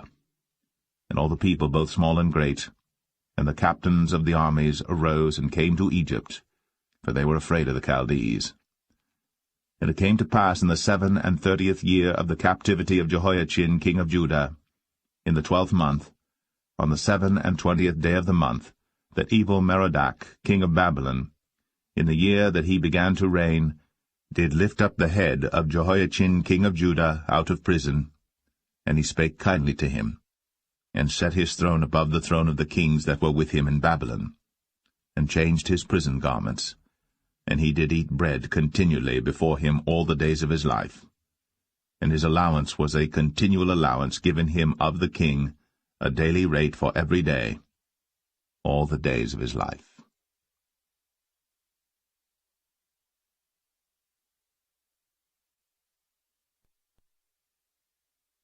The first book of Chronicles, chapter 1. Adam, Sheth, Enosh, Canaan, Mahalaleel, Jared, Enoch, Methuselah, Lamech, Noah, Shem, Ham, and Japheth. The sons of Japheth, Gomer and Magog, and Madai, and Javan, and Tubal, and Meshach, and Tiras. And the sons of Gomer, Ashchenaz, and Ribhath, and Togarmah. And the sons of Javan, Elisha, and Tarshish, Kittim, and Dodanim. The sons of Ham, Cush, and Mizraim, Put, and Canaan. And the sons of Cush, Seba, and Havilah, and Sapta, and Ramah, and Sabteka. And the sons of Ramah, Sheba, and Dedan. And Cush begat Nimrod. He began to be mighty upon the earth. And Mizraim begat Ludim, and Anamim, and Lehabim, and Naphtuhim, and Pathrusim, and Casluhim, of whom came the Philistines, and Caphtorim. And Canaan begat Zidon, his firstborn, and Heth, the Jebusite also, and the Amorite, and the Girgashite, and the Hivite, and the Archite, and the Sinite, and the Arvadite, and the Zemarite, and the Hamathite. The sons of Shem, Elam, and Ashur, and Arphaxad, and Lud, and Aram, and Uz, and Hul, and Gether, and Meshach. And Arphaxad begat Shelah, and Shelah begat Eber. And unto Eber were born 2 sons. The name of the one was Peleg, because in his days the earth was divided. And his brother's name was Joktan. And Joktan begat Almadad, and Sheleth, and Hazarmaveth, and Jerah. Hadoram also, and Uzal, and Diklah, and Ebal, and Abimael, and Sheba, and Ophir, and Havilah, and Jobab. All these were the sons of Joktan. Shem, Arphaxad, Shelah, Eber, Peleg, Reu, Serug, Nahor, Terah, Abram.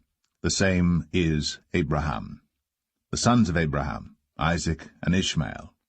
These are their generations. The firstborn of Ishmael, Nebaioth, then Kedar, and Abiel, and Mibsam, Mishma, and Dumah, Massa, Hadad, and Tema, Jetur, Naphish, and Kedemah. These are the sons of Ishmael. Now the sons of Keturah, Abraham's concubine. She bare Zimran, and Jokshan, and Medan, and Midian, and Ishbak, and Shua. And the sons of Jokshan, Sheba, and Dedan. And the sons of Midian, Ephah, and Epher, and Henoch, and Abida, and Eldaah. All these are the sons of Keturah. And Abraham begat Isaac. The sons of Isaac, Esau, and Israel. The sons of Esau, Eliphaz, Ruel, and Jeush, and Jalam, and Korah. The sons of Eliphaz, Teman, and Omar, Zephi, and Gatam, Kenaz, and Timnah, and Amalek. The sons of Ruel, Nehath, Zerah, Shammah, and Mizah. And the sons of Zia, Lotan, and Shobal, and Zibeon, and Anah, and Dishan, and Ezar, and Dishan. And the sons of Lotan, Horai, and Homam, and Timnah was Lotan's sister. The sons of Shobal, Alian, and Manahath, and Ebal, Shephi, and Onam. And the sons of Zibeon, Ai, and Anah. The sons of Anah, Dishon. And the sons of Dishon, Amram, and Eshban, and Ithran, and Cheran. The sons of Ezer, Bilhan, and Zavan, and Jachan. The sons of Dishan, Uz, and Aran. Now these are the kings that reigned in the land of Edom, before any king reigned over the children of Israel. Bela the son of Beor, and the name of his city was Dinhabah. And when Bela was dead, Jobab the son of Zerah, of Bozrah, reigned in his stead. And when Jobab was dead, Husham of the land of the Timonites reigned in his stead. And when Husham was dead, Hadad the son of Bedad, which smote Midian in the field of Moab, reigned in his stead. And the name of his city was Avith. And when Hadad was dead, Samlah of Masrekah reigned in his stead. And when Samlah was dead, Shaul of Rehoboth by the river reigned in his stead. And when Shaul was dead, Baal-Hanan the son of Achbor reigned in his stead. And when Baal-Hanan was dead, Hadad reigned in his stead, and the name of his city was Pai. And his wife's name was Mehetabel, the daughter of Matred, the daughter of Mezahab. Hadad died also. And the dukes of Edom were Duke Timnah, Duke Aliah, Duke Jetheth, Duke Oholibamah, Duke Elah, Duke Pinan, Duke Kenaz, Duke Teman, Duke Mibsar, Duke Magdiel, Duke Iram. These are the dukes of Edom.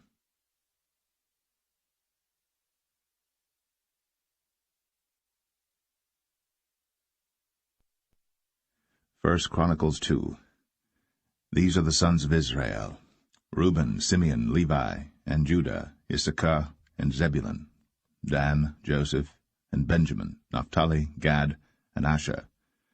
The sons of Judah, Er, and Onan, and Shelah, which three were born unto him of the daughter of Shua the Canaanitess. And Er, the firstborn of Judah, was evil in the sight of the Lord, and he slew him. And Tamar his daughter-in-law bare him Pharez and Zerah. All the sons of Judah were 5. The sons of Pharez, Hezron and Hamul. And the sons of Zerah, Zimri, and Ethan, and Heman, and Calcol, and Dara, 5 of them in all. And the sons of Carmi, Achar, the troubler of Israel, who transgressed in the thing accursed. And the sons of Ethan, Azariah. The sons also of Hezron that were born unto him, Jeramiel, and Ram, and Chelubai. And Ram begat Amminadab, and Amminadab begat Nahshon, prince of the children of Judah. And Nahshon begat Salma, and Salma begat Boaz, and Boaz begat Obed, and Obed begat Jesse. And Jesse begat his firstborn Eliab, and Amminadab the second, and Shema the third. Nathaniel the fourth, Raddai the 5th, Ozem the 6th, David the 7th, whose sisters were Zeruiah and Abigail. And the sons of Zeruiah, Abishai and Joab, and Asahel 3. And Abigail bare Amasa, and the father of Amasa was Jether the Ishmaelite. And Caleb the son of Hezron begat children of Azubah his wife, and of Jerioth. Her sons are these, Jesher, and Shabab, and Ardan. And when Azubah was dead, Caleb took unto him Ephrath, which bare him Hur, and Hur begat Uri, and Uri begat Bezaleel.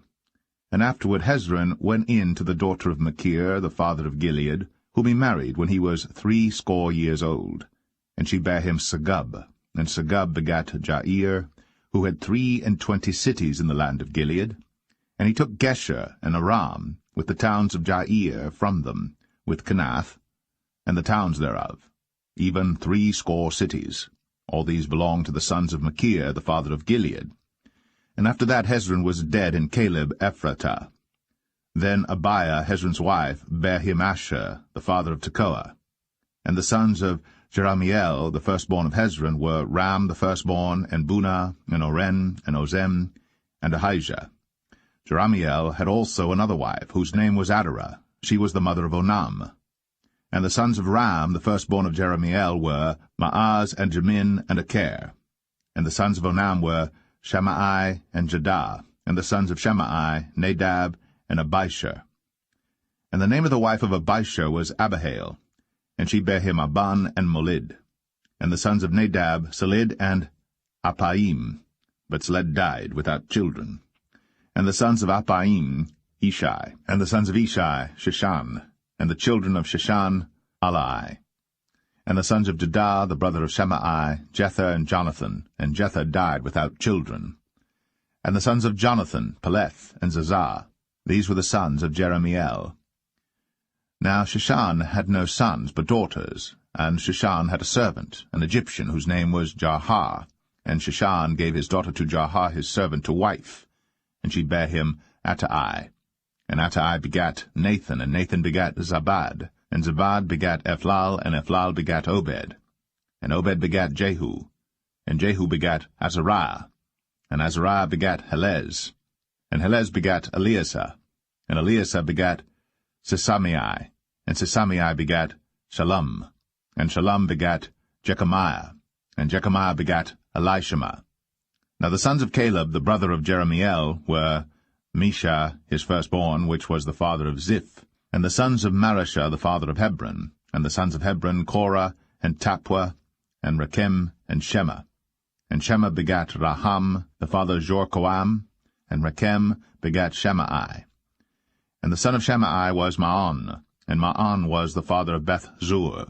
And Ephah, Caleb's concubine, bare Haran, and Moza, and Gazez, and Haran begat Gazez.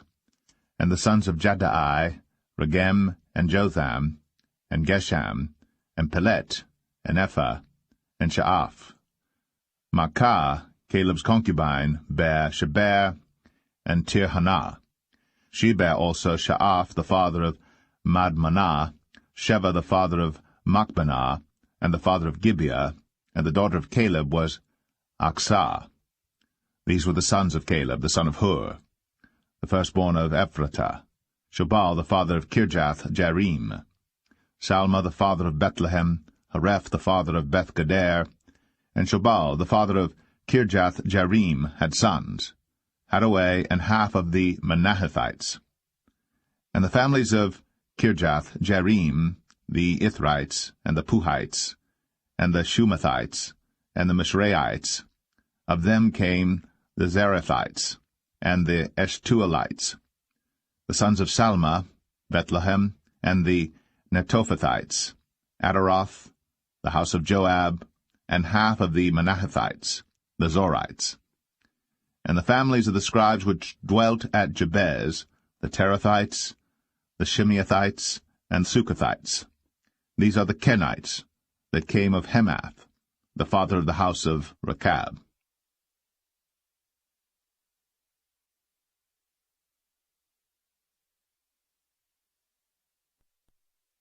1 Chronicles 3.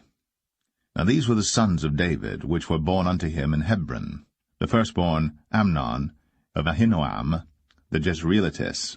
The second, Daniel, of Abigail, the Carmelitess. The third, Absalom, the son of Maacah, the daughter of Talmai, king of Geshur.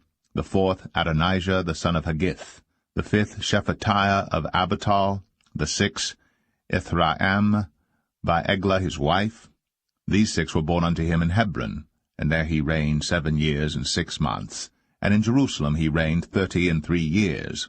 And these were born unto him in Jerusalem, Shimei, and Shabab, and Nathan, and Solomon 4, of Bathshua the daughter of Amiel, Ibhar also, and Elishama, and Eliphalet, and Noga, and Nepheg, and Japhia, and Elishama, and Eliada, and Eliphalet, 9. These were all the sons of David, beside the sons of the concubines and Tamar their sister. And Solomon's son was Rehoboam, Abiah his son, Asa his son, Jehoshaphat his son, Joram his son, Ahaziah his son, Joash his son, Amaziah his son, Azariah his son, Jotham his son, Ahaz his son, Hezekiah his son, Manasseh his son, Amon his son, Josiah his son. And the sons of Josiah were the firstborn Johanan, the second Jehoiakim, the third Zedekiah, the fourth Shallum. And the sons of Jehoiakim, Jeconiah his son, Zedekiah his son. And the sons of Jeconiah, Asir, Salathiel his son, Malchiram also, and Pedaiah, and Shenazar, Jechamiah, Hoshama, and Nedabiah. And the sons of Pedaiah were Zerubbabel, and Shimei, and the sons of Zerubbabel, Meshullam, and Hananiah, and Shelomith their sister, and Hashabah, and Ohel, and Berechiah, and Hesediah, Juseb-Hesed, 5. And the sons of Hananiah, Pelatiah, and Jesaiah, the sons of Rephaiah, the sons of Arnan, the sons of Obadiah, the sons of Shechaniah, and the sons of Shechaniah, Shemaiah, and the sons of Shemaiah, Hattush, and Igial, and Bariah, and Neriah, and Shaphat, 6. And the sons of Neriah, Elionai, and Hezekiah, and Azrikam, 3.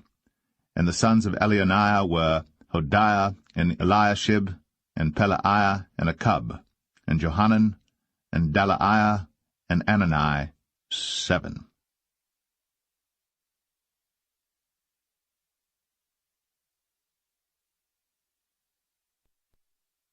1 Chronicles 4. The sons of Judah, Pharez, Hezron, and Carmi, and Hur, and Shabal. And Reaiah, the son of Shabal, begat Jahath, and Jahath begat Ahumai, and Lahad. These are the families of the Zorathites. And these were of the father of Etam, Jezreel, and Ishma, and Idbash, and the name of their sister was Hazalel-Ponai. And Penuel the father of Gedor, and Ezer the father of Hushah. These are the sons of Hur, the firstborn of Ephratah, the father of Bethlehem. And Asher the father of Tekoa had 2 wives, Helah and Naarah. And Naarah bare him Ahuzam, and Hepher, and Temeni, and Hahashterai. These were the sons of Naarah. And the sons of Helah were Zereth, and Jezoar, and Ethnan. And Kaz begat Anub, and Zebabah, and the families of Ahahel, the son of Haram. And Jabez was more honorable than his brethren.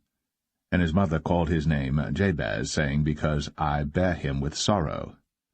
And Jabez called on the God of Israel, saying, O that thou wouldst bless me indeed, and enlarge my coast, and that thine hand might be with me, and that thou wouldst keep me from evil, that it may not grieve me. And God granted him that which he requested. And Chelub, the brother of Shur, begat Mahir, which was the father of Eshton. And Eshton begat Bethraphah, and Paseah, and Tehenna, the father of Ir-Nahash. These are the men of Rakah. And the sons of Kenaz, Othniel, and Seraiah, and the sons of Othniel, Hathath. And Meonothai begat Ophrah, and Seraiah begat Joab, the father of the valley of Cherashim, for they were craftsmen. And the sons of Caleb, the son of Jephunneh, Iru, Elah, and Naam. And the sons of Elah, even Kenaz. And the sons of Jehaleleel, Ziph, and Zephah, Teriah, and Asrael. And the sons of Ezra were Jether, and Mered, and Epher, and Jalan. And she bare Miriam, and Shemai, and Ishba, the father of Eshtemoa. And his wife Jehudijah bare Jared, the father of Gedor, and Heber the father of Sako, and Jekuthiel the father of Zanoah. And these are the sons of Bethiah, the daughter of Pharaoh, which Mered took. And the sons of his wife Hodiah, the sister of Naham, the father of Keilah, the Garmite, and Eshtemoa the Maacathite. And the sons of Shimon were Amnon, and Rinnah, Ben-Hanan, and Telon. And the sons of Ishai were Zoheth, and Ben-Zoheth. The sons of Shelah, the son of Judah, were the father of Lakah, and Ladah, the father of Mareshah.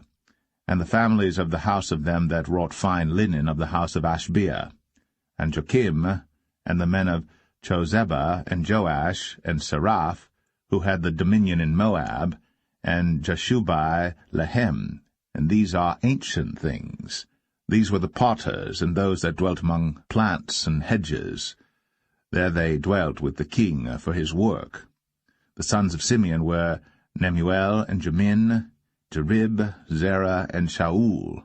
Shalom his son, Mibsam his son, Mishma his son, and the sons of Mishma, Hamuel his son, Zakur his son, Shimei his son. And Shimei had 16 sons and 6 daughters. But his brethren had not many children, neither did all their family multiply like to the children of Judah. And they dwelt at Beersheba, and Moladah, and Hazar-Shual, and at Bilhah, and at Ezem, and at Talad, and at Bethuel, and at Hormah, and at Ziklag, and at Beth-Markaboth, and Hazar-Susim, and at Beth-Birei, and at Sharaim. These were their cities unto the reign of David, and their villages were Etam, and Ain, Rimmon, and Tochen, and Ashan, 5 cities, and all their villages that were round about the same cities unto Baal. These were their habitations, and their genealogy. And Meshobab, and Jamlech, and Joshah, the son of Amaziah, and Joel, and Jehu, the son of Josabiah, the son of Seraiah, the son of Asiel, and Elionai, and Jaakobah, and Jeshohaiah, and Asaiah, and Adiel, and Jesemiel, and Benaniah, and Ziza, the son of Shephi, the son of Alon, the son of Jedaiah, the son of Shimri, the son of Shemaiah. These mentioned by their names were princes in their families. And the house of their fathers increased greatly, and they went to the entrance of Gedor, even unto the east side of the valley, to seek pasture for their flocks. And they found fat pasture, and good, and the land was wide, and quiet, and peaceable. For they of Ham had dwelt there of old. And these written by name came in the days of Hezekiah king of Judah, and smote their tents, and the habitations that were found there, and destroyed them utterly unto this day, and dwelt in their rooms, because there was pasture there for their flocks. And some of them, even of the sons of Simeon, 500 men, went to Mount Seir, having for their captains Pelatiah, and Neriah, and Rephaiah, and Uzziel, the sons of Ishi. And they smote the rest of the Amalekites that were escaped, and dwelt there unto this day.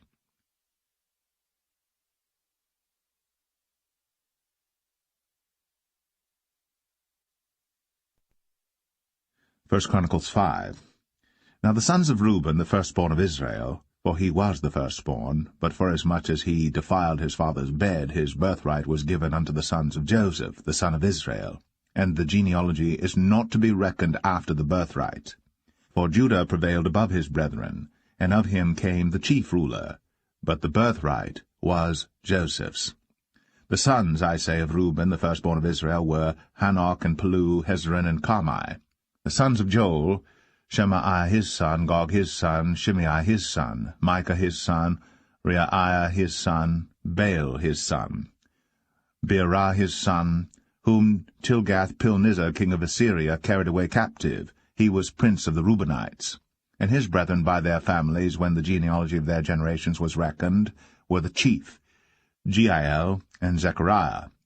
And Bela the son of Azaz, the son of Shema, the son of Joel, who dwelt in Aroer, even unto Nebo, and Baal-meon.